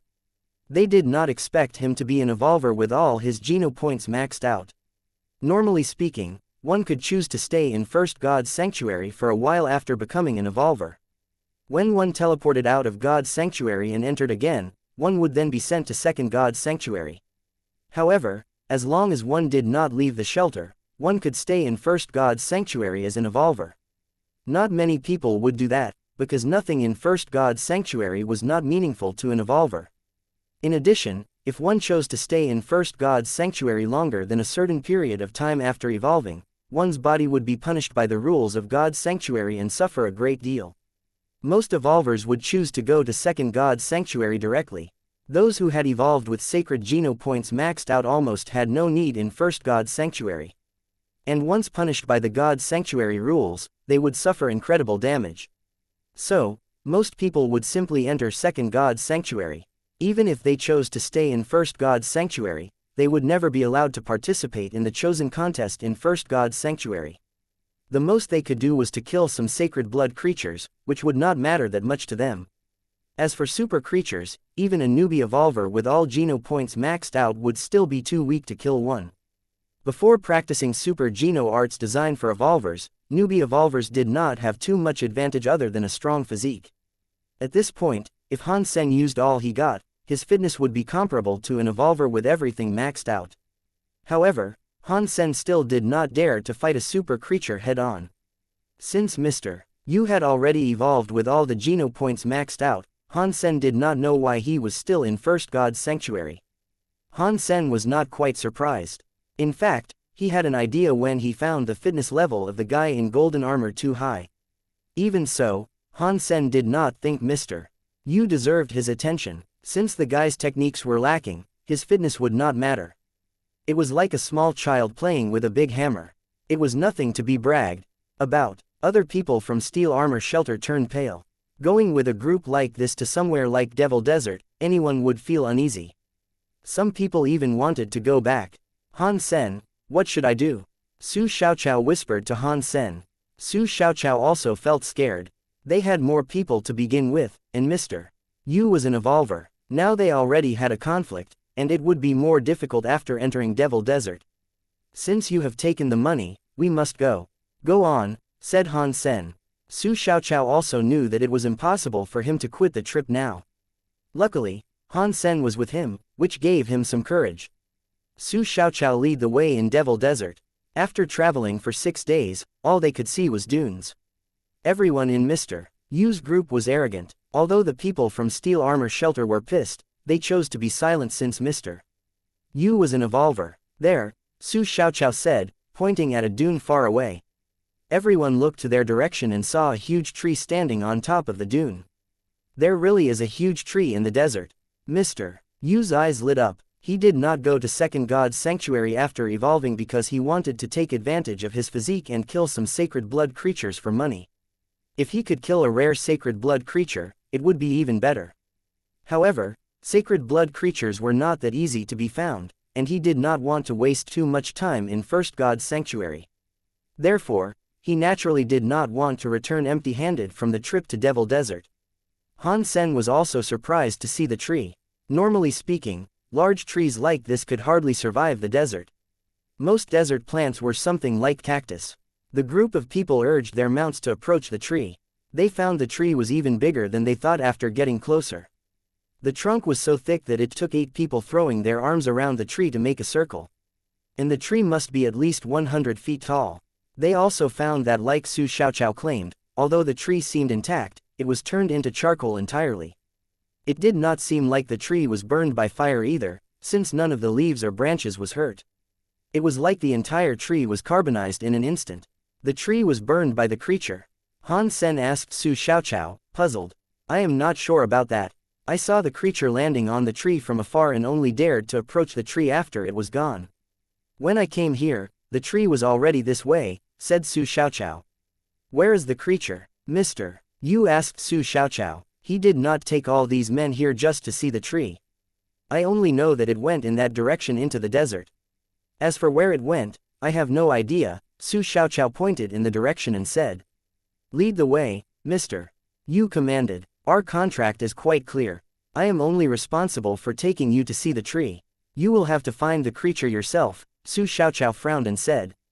Cut the crap. Lead the way as we have asked. A follower of Mr. Yu exclaimed. Su Xiaoqiao looked to Han Sen, and Han Sen said to Mr. Yu, since you have signed a contract and my friend has fulfilled his duty, please go there yourselves. Are you talking to me? Mr. Yu looked at Han Sen with obvious contempt. I don't think there is a second Mr. Yu, said Han Sen casually. Since you know there is no other Mr. Yu here, you should know who the boss is, said Mr. Yu coldly. Now that I do not know, said Han Sen, squinting his eyes. If you don't know who the boss is, at least you should know who the strongest person is, a follower of Mr. Yu said coldly. That I do know. Han Sen nodded. Good. Only the strongest person could make the decision. All you need to do is to shut your mouth and lead the way. The follower gave Han Sen and Su Xiaoqiao a fierce stare. Han Sen did not mean to move. He smiled and said, I think you must have misunderstood something. Misunderstood? I know who the strongest person is, but that person is not Mr. Yu, said Han Sen casually. Not Mr. Yu, you don't mean yourself. Other followers laughed. Yes, that's what I meant. Han Sen nodded seriously. You must be out of your mind. You think you can be compared to an evolver who has maxed out on his sacred Geno points. They looked at Han Sen as if they were looking at an idiot. Not all evolvers are good, said Han Sen casually. Then he turned to Su Xiaoqiao and said, since the contract is fulfilled, we should leave now. Let me show you whether an evolver is good or not. Mr. Yu urged his mount to charge Han Sen. Han Sen, Su Xiaoqiao suddenly became pale. If Mr. Yu were to attack Han Sen, there was no way Han Sen could beat an evolver. Han Sen sat still on the three-eyed beast. He had already sold the Tornado Wolf, and Meowth was not the best ride, which was why Han Sen had been riding three-eyed beast on this trip. Mr. Yu's was holding a beast soul sword, which looked like a sacred blood beast soul. Han Sen squinted his eyes at Mr. Yu's sword, which was exactly what he needed at this point. Mr. Yu rushed to Han Sen, cutting his silver sword at Han Sen's neck like a lightning bolt. Those with Mr. Yu did not move. It seemed they were enjoying the show. Mr. Yu was an evolver, so there was no one who could threaten him in First God's sanctuary. Shortly, everyone opened their eyes wide. As the sword was about to cut Han Sen's neck, Han Sen suddenly reached out a hand and clipped the sword with 2 fingers. Everyone thought Han Sen was crazy.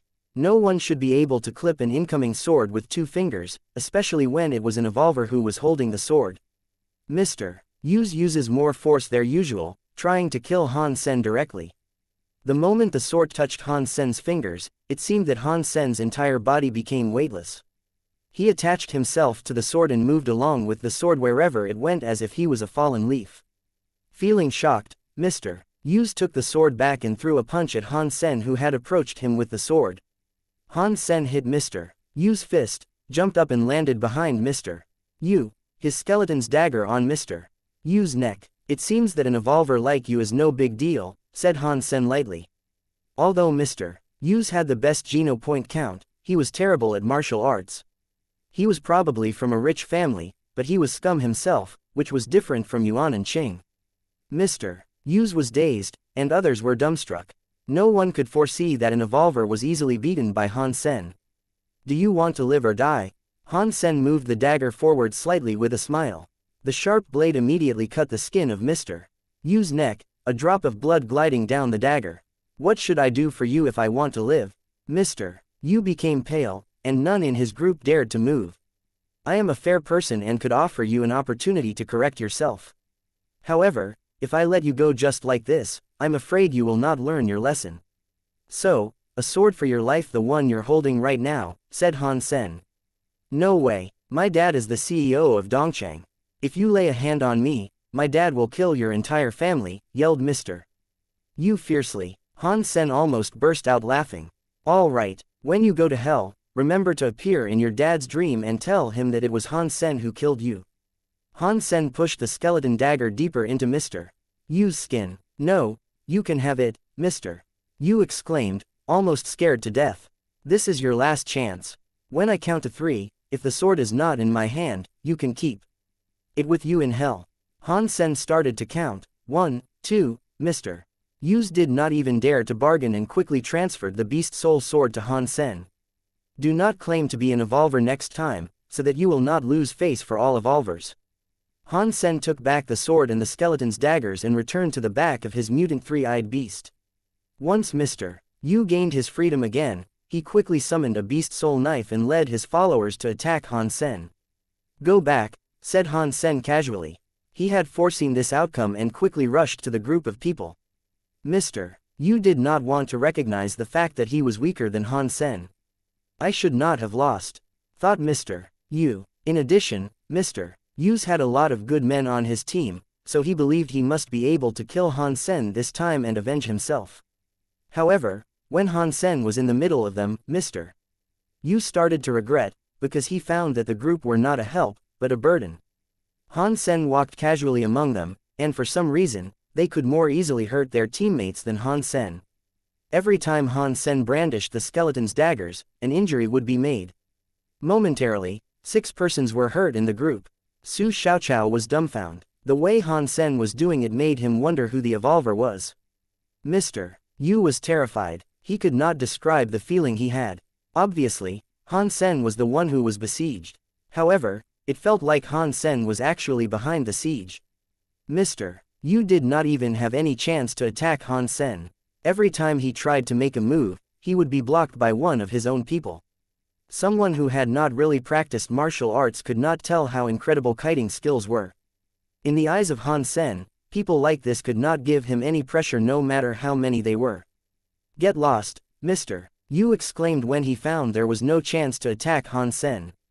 Han Sen did not chase after the rest of the group. When they had left, a blue lightning bolt left Han Sen's hand. A mutant ghost butterfly boomerang flew toward Mr. Yu, who was throwing himself at Han Sen. Mr. Yu tried to cut the boomerang in half, but when his weapon was about to touch the boomerang, it quickly made a weird turn and disappeared in front of his eyes. Bypassing Mr. Yu's knife, the boomerang hit his chest hard. Bang! Blue flames exploded on Mr. Yu's chest, making him fall from his mount and roll around on the ground. Mr. Yu was burned seriously and rolled around on the ground to put out the blue flame. When he looked up, he found that Han Sen was squatting in front of him, a skeleton's dagger on his neck. "Mr. Yu, you're such a kind person. I know you must want to help the poor and give me more sacred blood beast souls for free. Now, this time, how many do you plan to give me?" Han Sen patted Mr. Yu's face with the other dagger. Mr. Yu wanted to slap himself for messing with this guy. Why on earth did he do that? He had 2 sacred blood beast souls in total and one was gone already, now he had to give the other one away. He did not leave First God's sanctuary after evolving in order to make some money. Not only did he gain nothing, both sacred blood beast souls he had must be handed to others. Although Mr. Yu was super upset, he had to transfer the beast soul to Han Sen with his heart bleeding. "Let's go." Mr. Yu gave the only sacred blood beast soul left to Han Sen to regain his freedom. Staring at Han Sen fiercely, he no longer dared to do anything. Mr. Yu gritted his teeth and led his team away. "Han Sen, why didn't you kill that animal?" Su Xiaoqiao was excited, but puzzled at the same time. In his eyes, Han Sen had every opportunity to kill everyone in that team. "Who would scout for us if I killed them?" Han Sen grinned. Mr. Yu and his team were there for that creature. If that creature was a super creature for real, the smart thing would be to let the team scout for them, instead of taking the risks. When it came to a super creature, Han Sen would never easily take the risks. It would be best if he could determine how strong the creature was before he decided on how to act. Su Xiaoqiao understood what Han Sen was thinking and followed the team with Han Sen. However, the rest of the people from Steel Armor Shelter did not want to continue the trip and started to return. "Brother, is that Mr. Yu really an evolver with all his geno points maxed out? I don't think he's that strong. Is it possible that he's lying?" Su Xiaoqiao and Han Sen were taking their time, riding on their mounts while chatting. "You better not try him yourself. Although that guy has no skills, he does have the physique of an evolver," said Han Sen. "Really? I thought an evolver with all the geno points maxed out would be very strong, while it turns out he's just so-so." Su Xiaoqiao was aiming at becoming an evolver with his sacred geno points maxed out. Originally, he wanted to work hard on that goal and evolve around 30 years old. However, seeing what Mr. Yu could do, Su Xiaoqiao no longer thought the goal was that important. Maybe he shouldn't waste so much time to pursue it. This is an exception. Normally speaking, an evolver with sacred Geno points maxed out should be very strong. This guy has not practiced the super Geno arts designed for evolvers yet, so he is not that different from an unevolved person with top physique, Han Sen smiled and said. While these two were chatting, Mr. Yu's team were urging their mounts and hoped to find the creature before Su Xiaoqiao and Han Sen did. Seeing that Su Xiaoqiao and Han Sen were following them, Mr. Yu was even more certain that he was in the right direction. He thought as long as he could find that creature, he could probably kill it with a single blow since he had maxed out on his sacred Geno points. Therefore, Mr. Yu's team were running fast, and Su Xiaoqiao and Han Sen lost them as they were in no rush. Are we too far from them? We can barely see them, said Su Xiaoqiao worriedly. No, this is perfect. Han Sen did not care and continued on his way. Occasionally, they could spot some dead creatures on the way, which should have been killed by Mr. Yu's team. Mr. Yu checked those bodies and found they were mostly killed with one strike, so it should have been Mr. Yu himself. Mr. Yu is quite impulsive. If he runs into that creature, it should be fun to watch, Han Sen talked to himself. After traveling for 2 days, Han Sen suddenly stopped and stared afar. What is it? Su Xiaoqiao also looked ahead but saw nothing. Their group must be in trouble now. Not sure if they have run into the creature you're talking about. Let's hurry up and see what happens. Han Sen quickly urged the three-eyed beast to run forward. After running for a few miles, Su Xiaoqiao saw a group of people fighting a creature from afar. It was barely fighting, but more like slaughtering by the creature. A humongous golden fire bird swept its wings across the group of people. Those touched by the wings were all burning. Once caught the golden flames, no matter how they tried, they could not put out the fire. Very soon, they were all turned into charcoal. Mr. Yu was the fastest on his mount. The rest of the group was all carbonized by the birds. Even Mr. Yu was not able to escape. He only bought himself some time before the bird ran after him like a golden light. Feeling the heat behind him, Mr. Yu wanted to fight for his life. He jumped from his mount and wheeled his weapon toward the creature's head. Although this weapon was not a sacred blood beast soul, it was a strong weapon. And he made a great strike. However, the creature did not even dodge, but let the weapon hit itself. What happened next shocked Han Sen. The knife went through the bird's head as if it had cut real flames. The creature was not hurt at all. The creature's body passed Mr. Yu, who was then turned into a ball of flame. All he could do was to scream before being burned into charcoal. Super creature, it is definitely a super creature. Han Sen was both shocked and pleased. He was happy that he found a super creature eventually. However, this one seemed to be even stronger than the turtle. After everybody was burned into charcoal by the bird, it tweeted and flew toward the top of a high mountain. Although the mountain was located in the desert, it was magnificent. The top of the mountain was still covered in snow. Han Sen wondered why a fire bird would choose such a place to rest. After the bird had left, Su Xiaoqiao and Han Sen approached the dead bodies of the group of people. Watching the looks of the dead, they both felt a chill. Like the tree, their bodies were still intact, but turned into charcoal. It was horrific and sickening to look at. Initially Han Sen thought since Mr. Yu was an evolver with all his Geno points maxed out, he would be able to last a while facing a super creature. However, Mr. Yu died so fast and in such a horrifying way, which made Han Sen shiver. How come all the super creatures are so incredibly strong? Han Sen wondered. Watching what had happened to the group of people, Han Sen no longer dared to provoke the birds right away. It really is a phoenix. So scary, Su Xiaoqiao said with his hair standing on end. Phoenix should definitely be stronger than this. However, in First God's Sanctuary, the creature should be invincible, said Han Sen and turned away. Since he now knew the bird was indeed a super creature and found out where it was resting, Han Sen had all the information he needed. Before he discovered a way to kill it, it was pointless for him to stay there. Normal weapons could not hurt the bird. In order to kill it, he needed more than strength and speed. Somehow, he needed to find a method to hurt it. When Han Sen returned to Steel Armor Shelter, he checked on the cloud beast, which had become more transparent. Obviously, in a few months, he would be able to harvest another super creature. Han Sen hoped to gain the beast soul of the cloud beast. A super beast soul of the cloud beast would mean so much to Han Sen, and make it so much easier for him to hunt super creatures. Grow faster, Han Sen talked to himself, watching the cloud beast.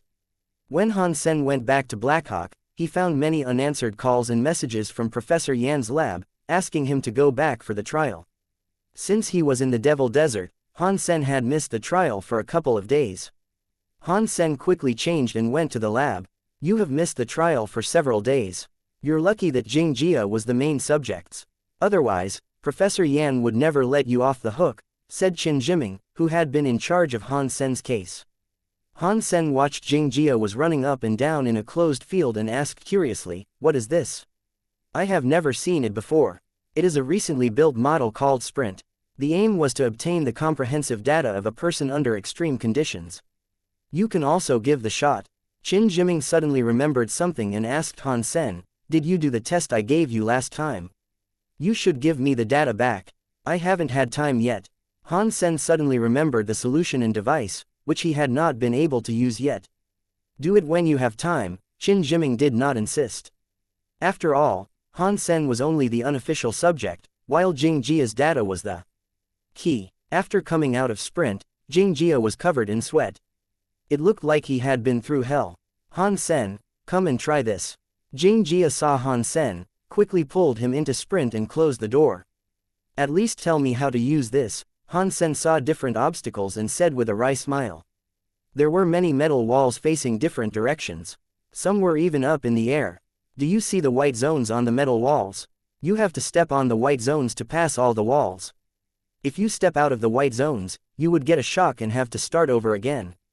In order to pass, you have to pass all the metal walls to reach the finishing line without getting shocked." Qin Jiming explained the rules to Han Sen through a microphone. "Doesn't seem that hard," said Han Sen, glancing at the white zones.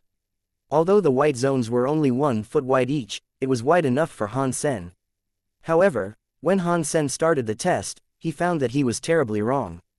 The metal walls and white zones were designed specifically to increase the challenge. The walls were not flat, but skewed in different angles. Some were even upside down. So, he had to jump continuously and could take no break. In addition, he also needed to use all kinds of positions. Almost all the muscles must be motivated in order to finish the task. It truly was a scientific design.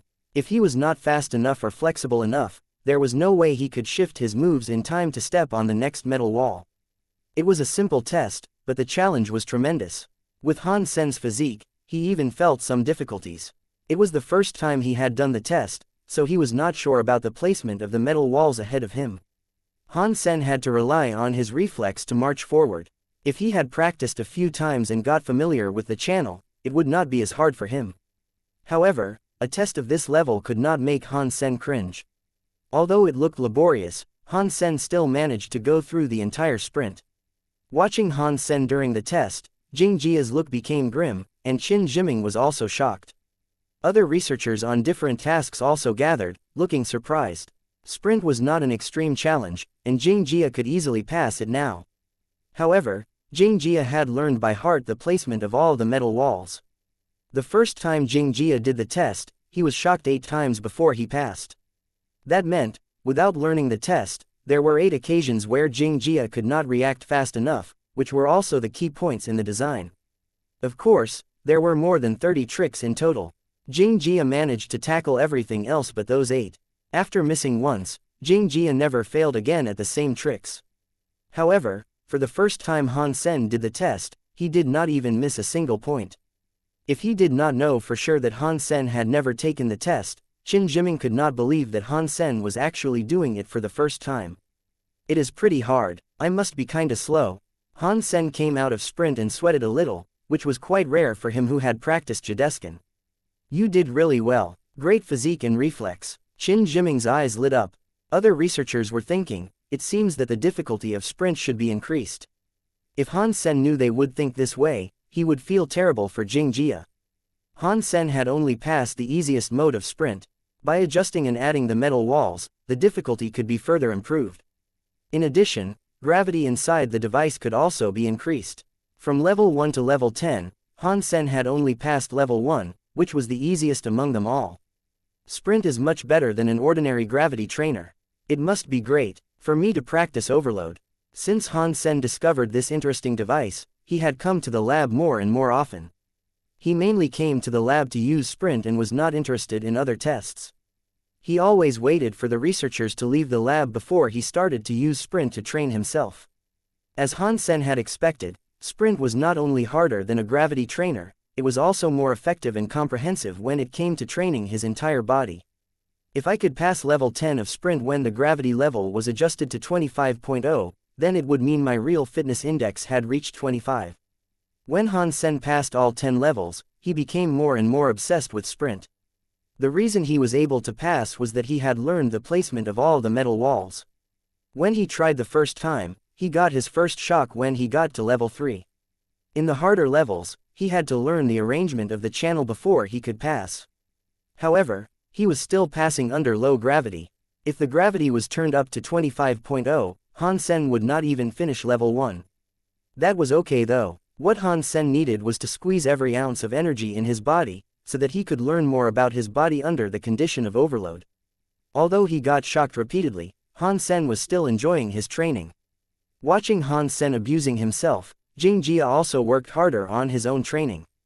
Han Sen did not care what Xianxia did, but only focused on his own goal. In addition to training, Han Sen also needed to go to lectures. Originally, he thought his performance would allow him to become a major in the military upon graduation, but because he had missed school for a long time, he did not get good grades in many courses and had to double his efforts so that he could still become a major. Fortunately, he had won a championship in the archery tournament for the school, and Professor Yan had also promised him extra credits. If he could be top 3 in his other 2 courses, he believed he would still become a major. Han Sen had also been studying how to kill the phoenix-like creature. However, he could not come up with a good solution at the time being, so he had to give up the thoughts for the moment. When he saw the creature, he had used the Fairy Queen to observe how it killed Mr. Yu. Based on what he saw, the creature was not entirely made of fire. Within its body, there was still a solid core, and in order to kill it, he must directly attack its core wrapped in flames. However, the bird's flame was untouchable, and normal weapons could not even reach its core, not even a long one like a spear. The only feasible way to attack it was to shoot an arrow into its body. However, Han Sen did not even have a sacred blood beast soul arrow. There was no way he could hit the super creature, so he had to give up temporarily. A few months had passed in the blink of an eye. With overload, Han Sen's fitness index had reached 25. With heresy mantra also used, his fitness index was over 30, higher than an evolver with all the Geno points maxed out. It is time I try to kill a super creature. Han Sen decided. His fitness index had reached 30 at this point, which was about the limit of First God's Sanctuary. It would be hard for him to improve any further. In addition, he had the sacred blood sword from Mr. Yu. He almost had everything ready at this point. All he needed was a super creature as his target. As for the fire bird, Han Sen would not even consider it without a proper arrow. Before Han Sen went to hunt, he took the semi-annual assessment. Thanks to his efforts, he had got the highest score on campus, earning him a lot of credits. To Han Sen's joy, the cloud beast that he had been feeding for a year had become a super creature as he had estimated.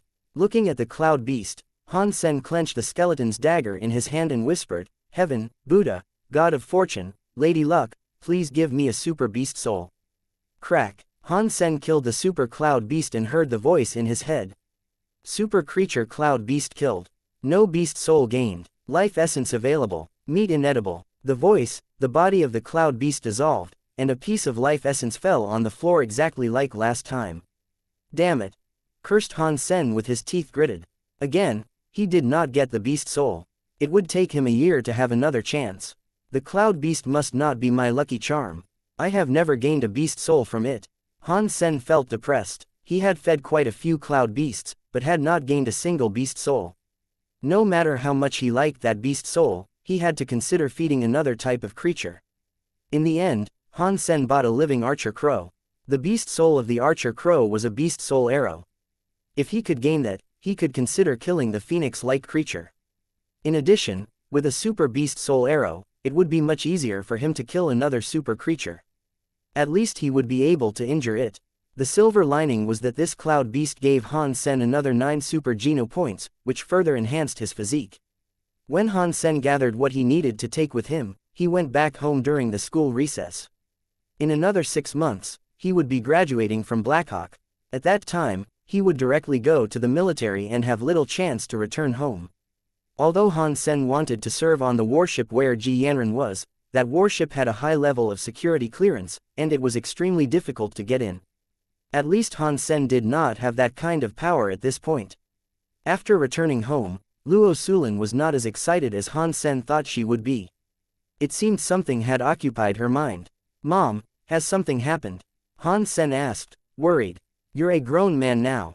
I suppose I should give you something your father left behind." Luo Sulin hesitated for a while, retrieved a small box from the closet, and placed it in front of Han Sen. Han Sen looked at the alloy box in front of him in surprise. He remembered that his dad died in an aircraft accident, and people did not even find his body, so how was it possible that he had left something behind? Seeing that Han Sen was puzzled, Luo Sulin said, "Your dad gave this to me 2 days before he had the accident. He said that it might be useful to you someday. You were too young, so I did not show you this. Now that you've grown up and know right from wrong, it's time that I give it to you." "Does it have anything to do with Dad's death?" Han Sen's heart leapt. Luo Sulin shook her head and said, "I don't know if that is the case. I feel like someone like your dad would not leave this for no reason." And it was as if he knew something was wrong at that point. Han Sen bit his lip and slowly opened the box. He was too young when his father died, but as he grew older, many things about the incident seemed odd. Their family business was prospering under his father's management, but it was merely a workshop compared to Starry Group. The family business did not even own their own mines. Why would a giant company like Starry Group be interested in such a small business? If Dad was murdered by them, what was in it for Starry Group to go through such trouble and murder his dad? Han Sen was puzzled by many details, but because he was too young, he did not remember everything and could not tell what was wrong. Han Sen opened the box. There were 3 items in it: a metal chip that looked like a work permit, a small diary book, and a crystal pendant hanging on a red cord. Han Sen first took up the metal chip, which was indeed a work permit. Black characters were imprinted on the white chip. Han Jingji, Unit 7, Secret Service, AX 958712558. Han Sen read the characters to himself and felt surprised. The name Han Jingji was familiar to Han Sen. It was the name of Han Sen's great-grandpa. About his great-grandpa, all Han Sen knew was his name. Apart from this name, Han Sen knew nothing about the man. Seeing the work permit, Han Sen learned that his great-grandpa used to work for a governmental organization in the Alliance, but it looks like he was just an ordinary staff member. Han Sen looked at the back of the work permit and there was a logo. Han Sen did not find anything else special about the permit. Putting down the work permit, Han Sen took up the crystal pendant. It was quite small and made of red crystal. It looks like a cat or fox with its head and tail connected. Its tail was too big for a cat, but its face was a cat's face. It felt like a piece of jade. Since Han Sen knew nothing about jewelry, he did not know what it was. "Mom, where did this pendant come from?" Han Sen looked to his mother, puzzled. Luo Sulin had a complex look on her face. She hesitated and said, "When your father gave to me, he said your great-grandpa left this behind and that if you ran into any trouble, you can take this to Starry Group and seek help from the Nings." Seek help from Starry Group and the Nings? Han Sen almost thought there was something wrong with his ears. For the longest time, he thought Starry Group was responsible for his father's death. However, his father said he could go to the Nings with this pendant, which was simply unbelievable. I also felt it was fishy, so no matter how hard it was, I did not go to Starry Group, said Luo Sulin with a wry smile.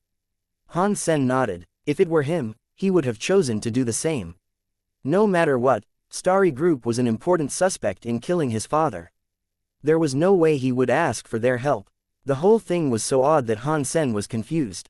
He did not know what was the relationship between his father and Starry Group, or why his father had said that. However, everything told Han Sen that his father's death was not as simple as he thought it was. Putting the pendant down, Han Sen took the diary from the box. Although the style of the diary book was old, it did not look like it was used often. Han Sen opened the book and saw 2 words which made his pupils contract. Super Gene. Han Sen's heart was racing. He thought no one knew about the existence of Super Gene. He had searched on the Skynet and the platform of the Special Squad, but he had found absolutely nothing on super creatures or Super Gene. Seeing these two words on the diary book, Han Sen had a million thoughts at once. The book and the writing seemed to be quite old. Are they also left by my great-grandpa? How come he wrote something like this? Does he mean the same thing that I know of? Han Sen quickly scanned the pages of the diary. However, except for the first page, there was no other words on the diary. All the other pages were blank. Someone else also circled the two words in red ink and wrote a question mark. Han Sen was so shocked that he only noticed it a while later. What does this mean? Is someone questioning whether Super Gene exists? Han Sen frowned and looked to Luo Sulan, wishing his mother had an answer. However, Luo Sulan sighed and said, "Your father did not say anything but that these were left by your great-grandpa Han Jingji. Keep them with you, maybe they will become handy later." Han Sen nodded and put away the 3 items. They might explain his father's death, and he was the only one who could find out about the truth. Han Sen felt more puzzled since his mother showed him everything. Originally, he only wanted to find out whether Starry Group was behind his father's accident. However, everything seemed to be more complicated than he had thought. Han Sen thought Starry Group must have something to do with his father's death, but his father asked his mother to go to the Nings, owners of Starry Group, before he died. It was so self-contradicting that Han Sen still could not understand what had happened. Han Sen knew it was pointless for him to worry. He had to gain more and more power in order to find out. With his current background, if he became obsessed, it was more likely he would get killed than find out about the truth. After staying at home for a few days, Han Sen returned to Blackhawk and started to prepare for hunting a super creature. Han Sen still had not completed the 3rd phase of Heresy Mantra. It looked like he could not make a breakthrough in a short amount of time. All that was left to do was to fill his sacred Geno points up. Han Sen planned to gain more sacred Geno points while looking for a super creature. Since Han Sen has no method to kill the phoenix-like super creature, he planned to leave it alone for the time being. Initially, Han Sen wanted to go to the Jade Dragon Mountains alone, hunting sacred blood creatures while looking for super creatures. Maybe he would run into something like the Golden Growler. However, before Han Sen left, he saw the sign he told with Lu Weinan on the crooked tree outside the steel armor shelter. Last time, Lu Weinan took him to find the Beetle Knight. Han Sen had agreed to give Lu Weinan a 20% cut, but he never saw Lu Weinan again. Unexpectedly, Han Sen found the sign at this point. Han Sen arrived as dollar at the time and place indicated by Lu Weinan on a note, and saw Lu Weinan next to a creek in a mountain nearby. "Last time I did not find you. I finished eating the sacred blood meat, so I could only offer you money or finish a task for you. I will try my best," said Han Sen. Lu Weinan looked at Han Sen in surprise and said, "Brother, you really killed those 2 sacred blood creatures?" "I went there again and saw nothing. I thought those 2 creatures had left. I killed them," Han Sen said calmly. "Brother, I don't want your money. I happen to have something that I want to ask you and wonder if you could do me a favor." Lu Weinan hesitated and said, "Tell me. I'm not sure if I could help though." Han Sen frowned secretly. He preferred to give money, which would be less troublesome. "So, I have a few friends who want to go to Jade Dragon Mountains. However, the place is obviously too dangerous for me. If you have time, could you take them into the mountains? You could take my 20% cut as the reward, or I can pay you more," said Lu Weinan helplessly. "Who are going to Jade Dragon Mountains?" Han Sen was surprised, because not a lot of people dared to go there. "Some family friends. They have strong physique and almost all of them are already evolvers. When they finish this trip, they will go to Second God's Sanctuary," explained Lu Weinan.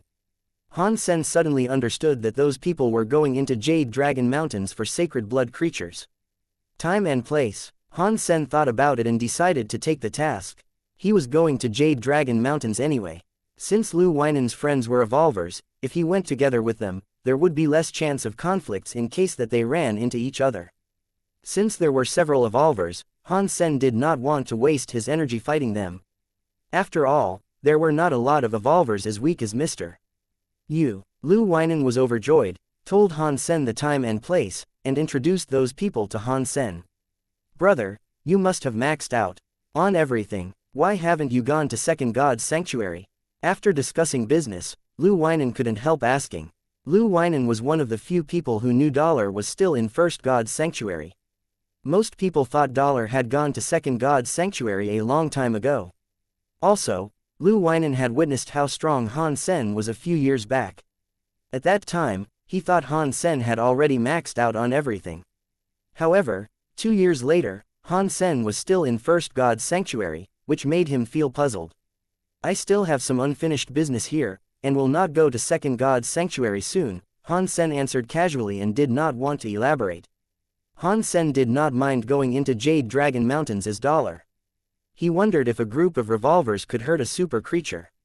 Han Sen estimated that an evolver with all the Geno points maxed out should have a fitness index around 30, while a super creature should have an index of at least 40.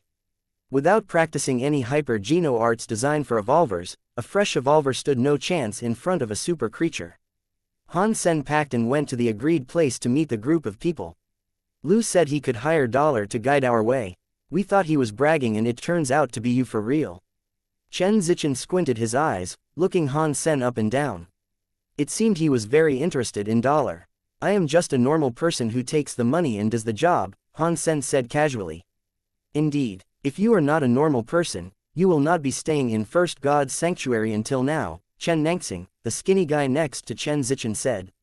Han Sen did not pay him any mind and said quietly, "When do you plan to go?" "Now," said Chen Zichen. Han Sen did not say anything and led the group riding Meowth. Only the two brothers, Chen Zichen and Chen Nangxing, were evolvers with their sacred blood Geno points maxed out, while the other four were their followers and only evolved with their mutant Geno points maxed out. Naturally, they were much weaker than Chen Zichen and Chen Nangxing. However, even the brothers did not scare Han Sen. Even if they were strong, they had just evolved and had not learned the hyper Geno arts designed for evolvers, so there was no way they could beat Han Sen. Everyone had heard about $. However, as evolvers, they did not think too highly of him.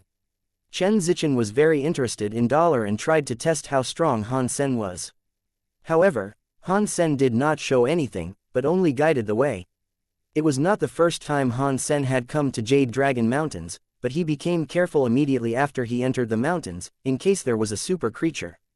$. Don't worry, go ahead and it's fine if there were several sacred blood creatures. In that case, we could all enjoy barbecue tonight, Chen Nangxing said sarcastically, displeased with Han Sen's low speed. All right, Han Sen replied and accelerated a little bit. However, Han Sen was still going slowly and making sure he had everything under control. Half a day into the mountains, Han Sen saw a group of creatures looking like a cross between a cow and a horse running in the mountains. Han Sen looked carefully and determined that they were all mutant creatures. There seemed to be no sacred blood creatures among them. $. How about we have a match? Let's try to kill as many of those mutant creatures as possible, and see who could kill more. Chen Nangxing did not have any negative feelings against Han Sen. $. Was so famous 2 years ago and everyone said he could have become the #1 chosen. However, Chen Nangxing was not even qualified to take part in that contest then. Being able to defeat $. Would mean a lot to Chen Nangxing. The gratification of beating a champion must be incredible. Chen Nangxing did not care whether or not his game against $. Was fair. Only winning mattered to him. There is no need, I am not your match, replied Han Sen. In Han Sen's eyes, Chen Nangxing was not qualified to be his opponent. Having a stupid match against Chen Nangxing would only be a waste of time. No one needed mutant meat in the group. Even mutant beast souls were almost pointless. Wasting time on killing seemed incredibly childish to Han Sen. Chen Nangxing laughed complacently. The 4 Evolver followers also threw a contemptuous look at Han Sen. Naturally, someone without spine like this did not deserve their respect. However, Chen Zichen looked Han Sen up and down with his brows knitted. Although his friends did not notice, Chen Zichen saw indifference in Han Sen's calm. Indifference was even worse than contempt. From Chen Zichen's perspective, Han Sen had never taken them seriously, as if they were non-existent. Chen Zichen felt uncomfortable about Han Sen's indifference. Although he did not share Chen Nangxing's delight in abusing someone who used to be strong, Chen Zichen wanted to beat Han Sen as well. However, Chen Zichen hesitated and did nothing.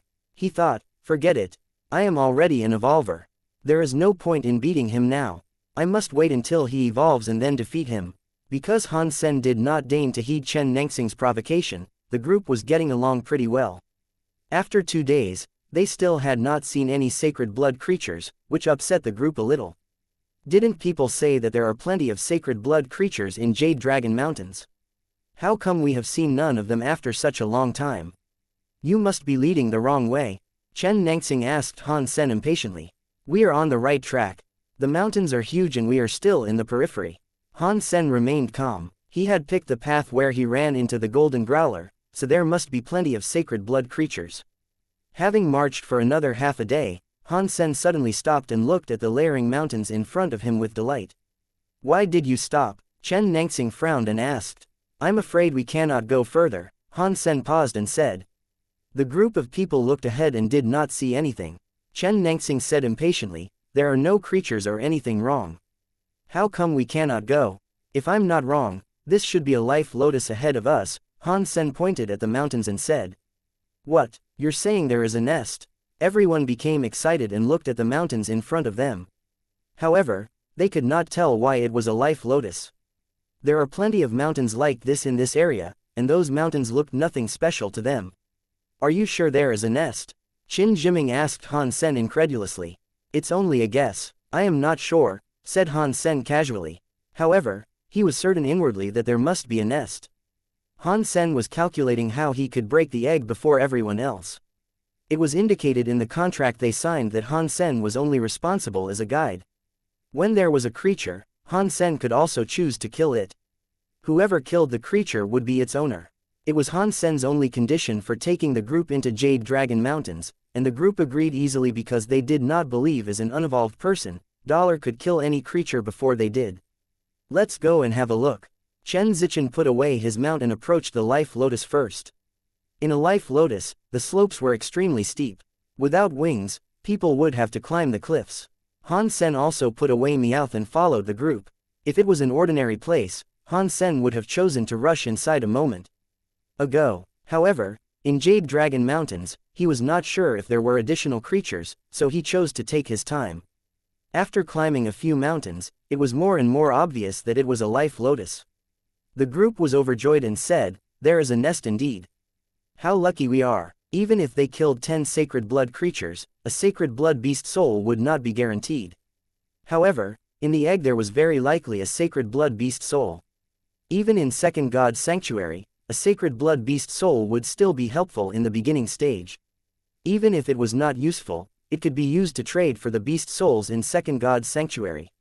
Therefore, although the group of people were already evolvers, they also had strong desires for sacred blood beast souls and would never let go of such a good opportunity. After making sure that there was a nest, the group accelerated toward the center of the Life Lotus. Careful, Han Sen, who was walking behind them, exclaimed. The group were shocked and quickly looked to Han Sen. Han Sen was pointing at the sky, so they looked up and saw a bird with 3 feet coming at them like a piece of dark cloud. Clear, Chen Zichen shouted and summoned a spear more than 6 feet long. He stepped on the cliff and stabbed the spear at the bird. The rest of the group quickly dodged. They dug their fingers into the rocks and quickly climbed up. Han Sen was surprised. Although they had high fitness levels, they must have practiced special martial arts in order to achieve this. It was not hard to drive one's fingers through the rock, but it was difficult to do that repeatedly even for evolvers. Chen Zichen made his first strike with the spear, but the bird had already risen higher. When Chen Zichen started to fall, the birds then clawed at him. Initially, Han Sen thought Chen Zichen must have sacred blood wings to make such a daring move. However, Chen Zichen did not have wings. As the bird was about to get him, he suddenly turned his body around in the air and moved 3 feet away from the bird's claws without touching anything. Then Chen Zichen raised his spear and stabbed at the bird's wing again. The bird was cunning enough to dodge the spear one more time. Watching Chen Zichen fighting the bird in the air and stepping on the air repeatedly, Han Sen felt he was looking at 2 birds. When Chen Zichen stepped on the air the 3rd time, he started to fall. However, he only landed briefly before he threw himself into the air again. Han Sen was more than surprised. The footwork that allowed Chen Zichen to step on the air 3 times was incredible. Without wings, Han Sen could not achieve that. The footwork was not even recorded in Panorama. Han Sen wondered who Chen Zichen was to be a master of such footwork.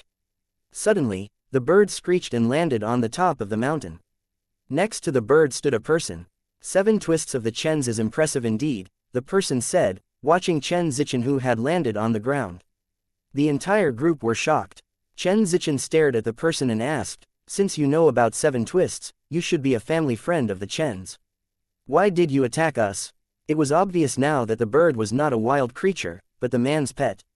It was not really an attack. I was just wondering about 7 twists, said the person, stepping on the bird's back. The birds landed shortly and hovered next to the cliff where the group was standing. Han Sen then saw what the person was wearing. He was in black armor which covered his face as well.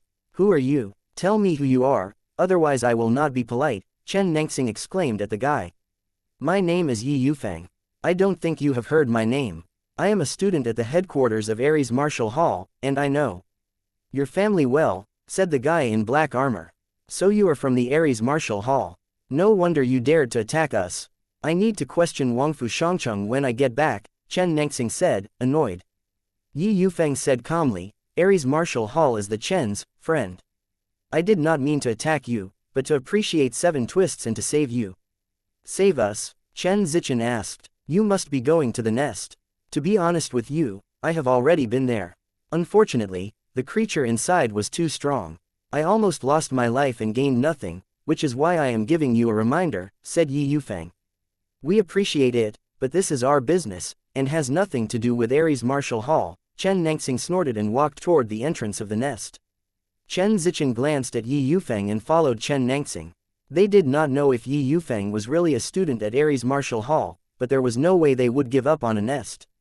In addition, they were 6 evolvers after all, so they believed they could cope with any creature inside the nest. What kind of creature is it? Han Sen did not follow the group but asked Yi Yufeng standing on the bird's back. I did not realize the famous dollar belongs to the Chens. Yi Yufeng checked Han Sen out. Their faces were both covered in armor, so neither of them could see the other. If that is the case, you better not enter the nest. Otherwise, you might lose your life for some money, Yi Yufeng smiled and said. I'm afraid you don't know that all 6 of them are evolvers. Do you think the creature could hurt 6 evolvers? Han Sen probed. Yi Yufeng smiled and said, no need to probe. Even if I tell you, you would probably not believe me. Evolvers like the Chen brothers could never hurt the creature even if there were 60 of them. If they were slower, maybe they would lose their lives there. As for you, you better not go in. The creature would not recognize dollar, Yi Yufeng said and controlled the bird to fly toward the entrance of the nest. However, he was just standing outside the entrance and did not mean to go inside. It seemed he was waiting for the group to come out. When Han Sen arrived at the entrance, the group of people had entered for a while. They walked very fast. It seemed that they were worried Yi Yufeng would break the egg before they did. Han Sen looked inside and sat on the rock next to the entrance along with Yi Yufeng. Aren't you going inside? Yi Yufeng looked at Han Sen in surprise. Didn't you say it's dangerous and I'd better not go? Han Sen asked. Yi Yufeng was dazed for a while before he smiled and said, I heard a lot about dollar, but just found out how interesting you are. When Han Sen was about to reply, he suddenly heard messy footsteps from the nest. Han Sen quickly looked down. Shortly, people started to climb out of the entrance. The first who came out was Chen Nengxing, who was as pale as a piece of paper. His armor was slashed open either by a weapon or a claw. Blood was oozing. Behind Chen Nengxing, Chen Zichen also climbed up. He looked slightly better than Chen Nengxing. His armor was also broken, but it was not as severe as Chen Nengxing's injury. His face was also grim. After Chen Zichen, no one came out. Han Sen looked down and saw nothing. You guys are more impressive than I thought. You both lasted quite long in the nest, said Yi Yufeng.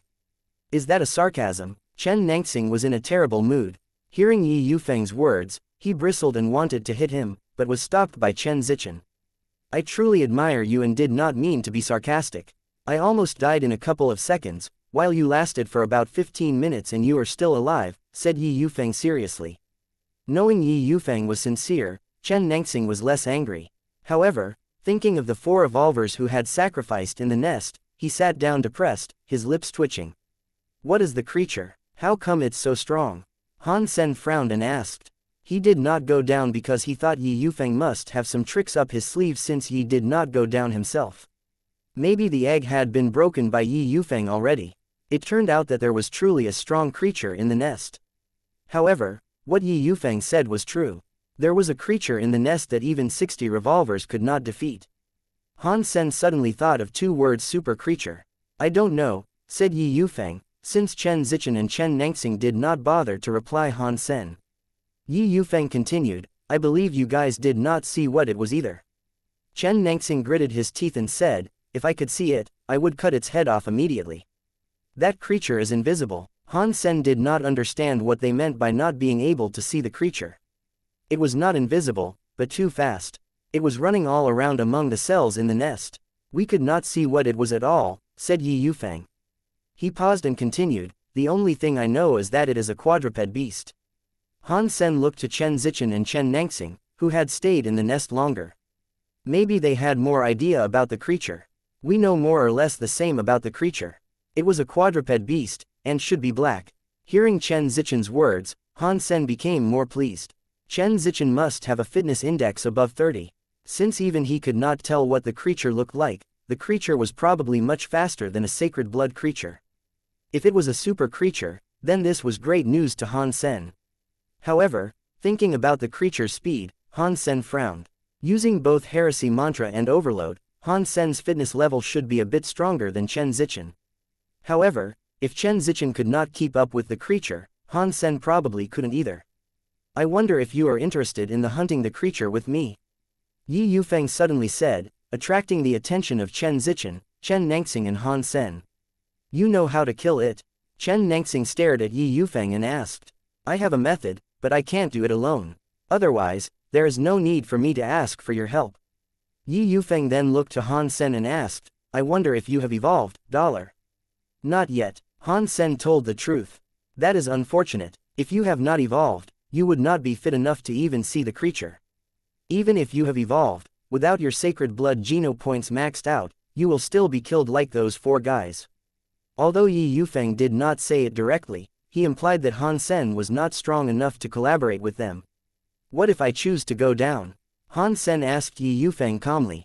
I meant well, but if you want to commit suicide, I will not stop you. In fact, if you choose to go inside, you could buy us more time, which would do us more good than harm. Yi Yufeng smiled and said. What's your method? Chen Nangxing asked Yi Yufeng hastily. It looked like he wanted to eat the creature alive.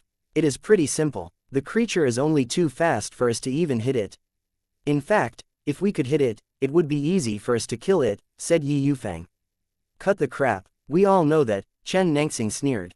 You have a way for us to hit it? Chen Zichen stared at Yi Yufeng and asked. Yi Yufeng said quietly, of course. But before I tell you, we must determine how to divide our gains, so that Ares Martial Hall and the Chens could still be friends. How do you propose we divide the gains?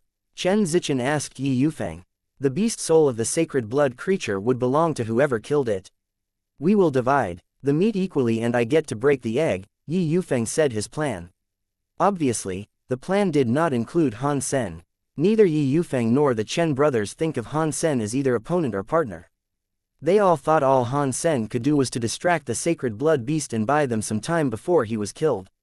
All videos have ads disabled. YouTube doesn't pay me enough to cover electricity costs. If you are well off, please consider donating via PayPal or becoming a member of this YouTube channel. Thank you.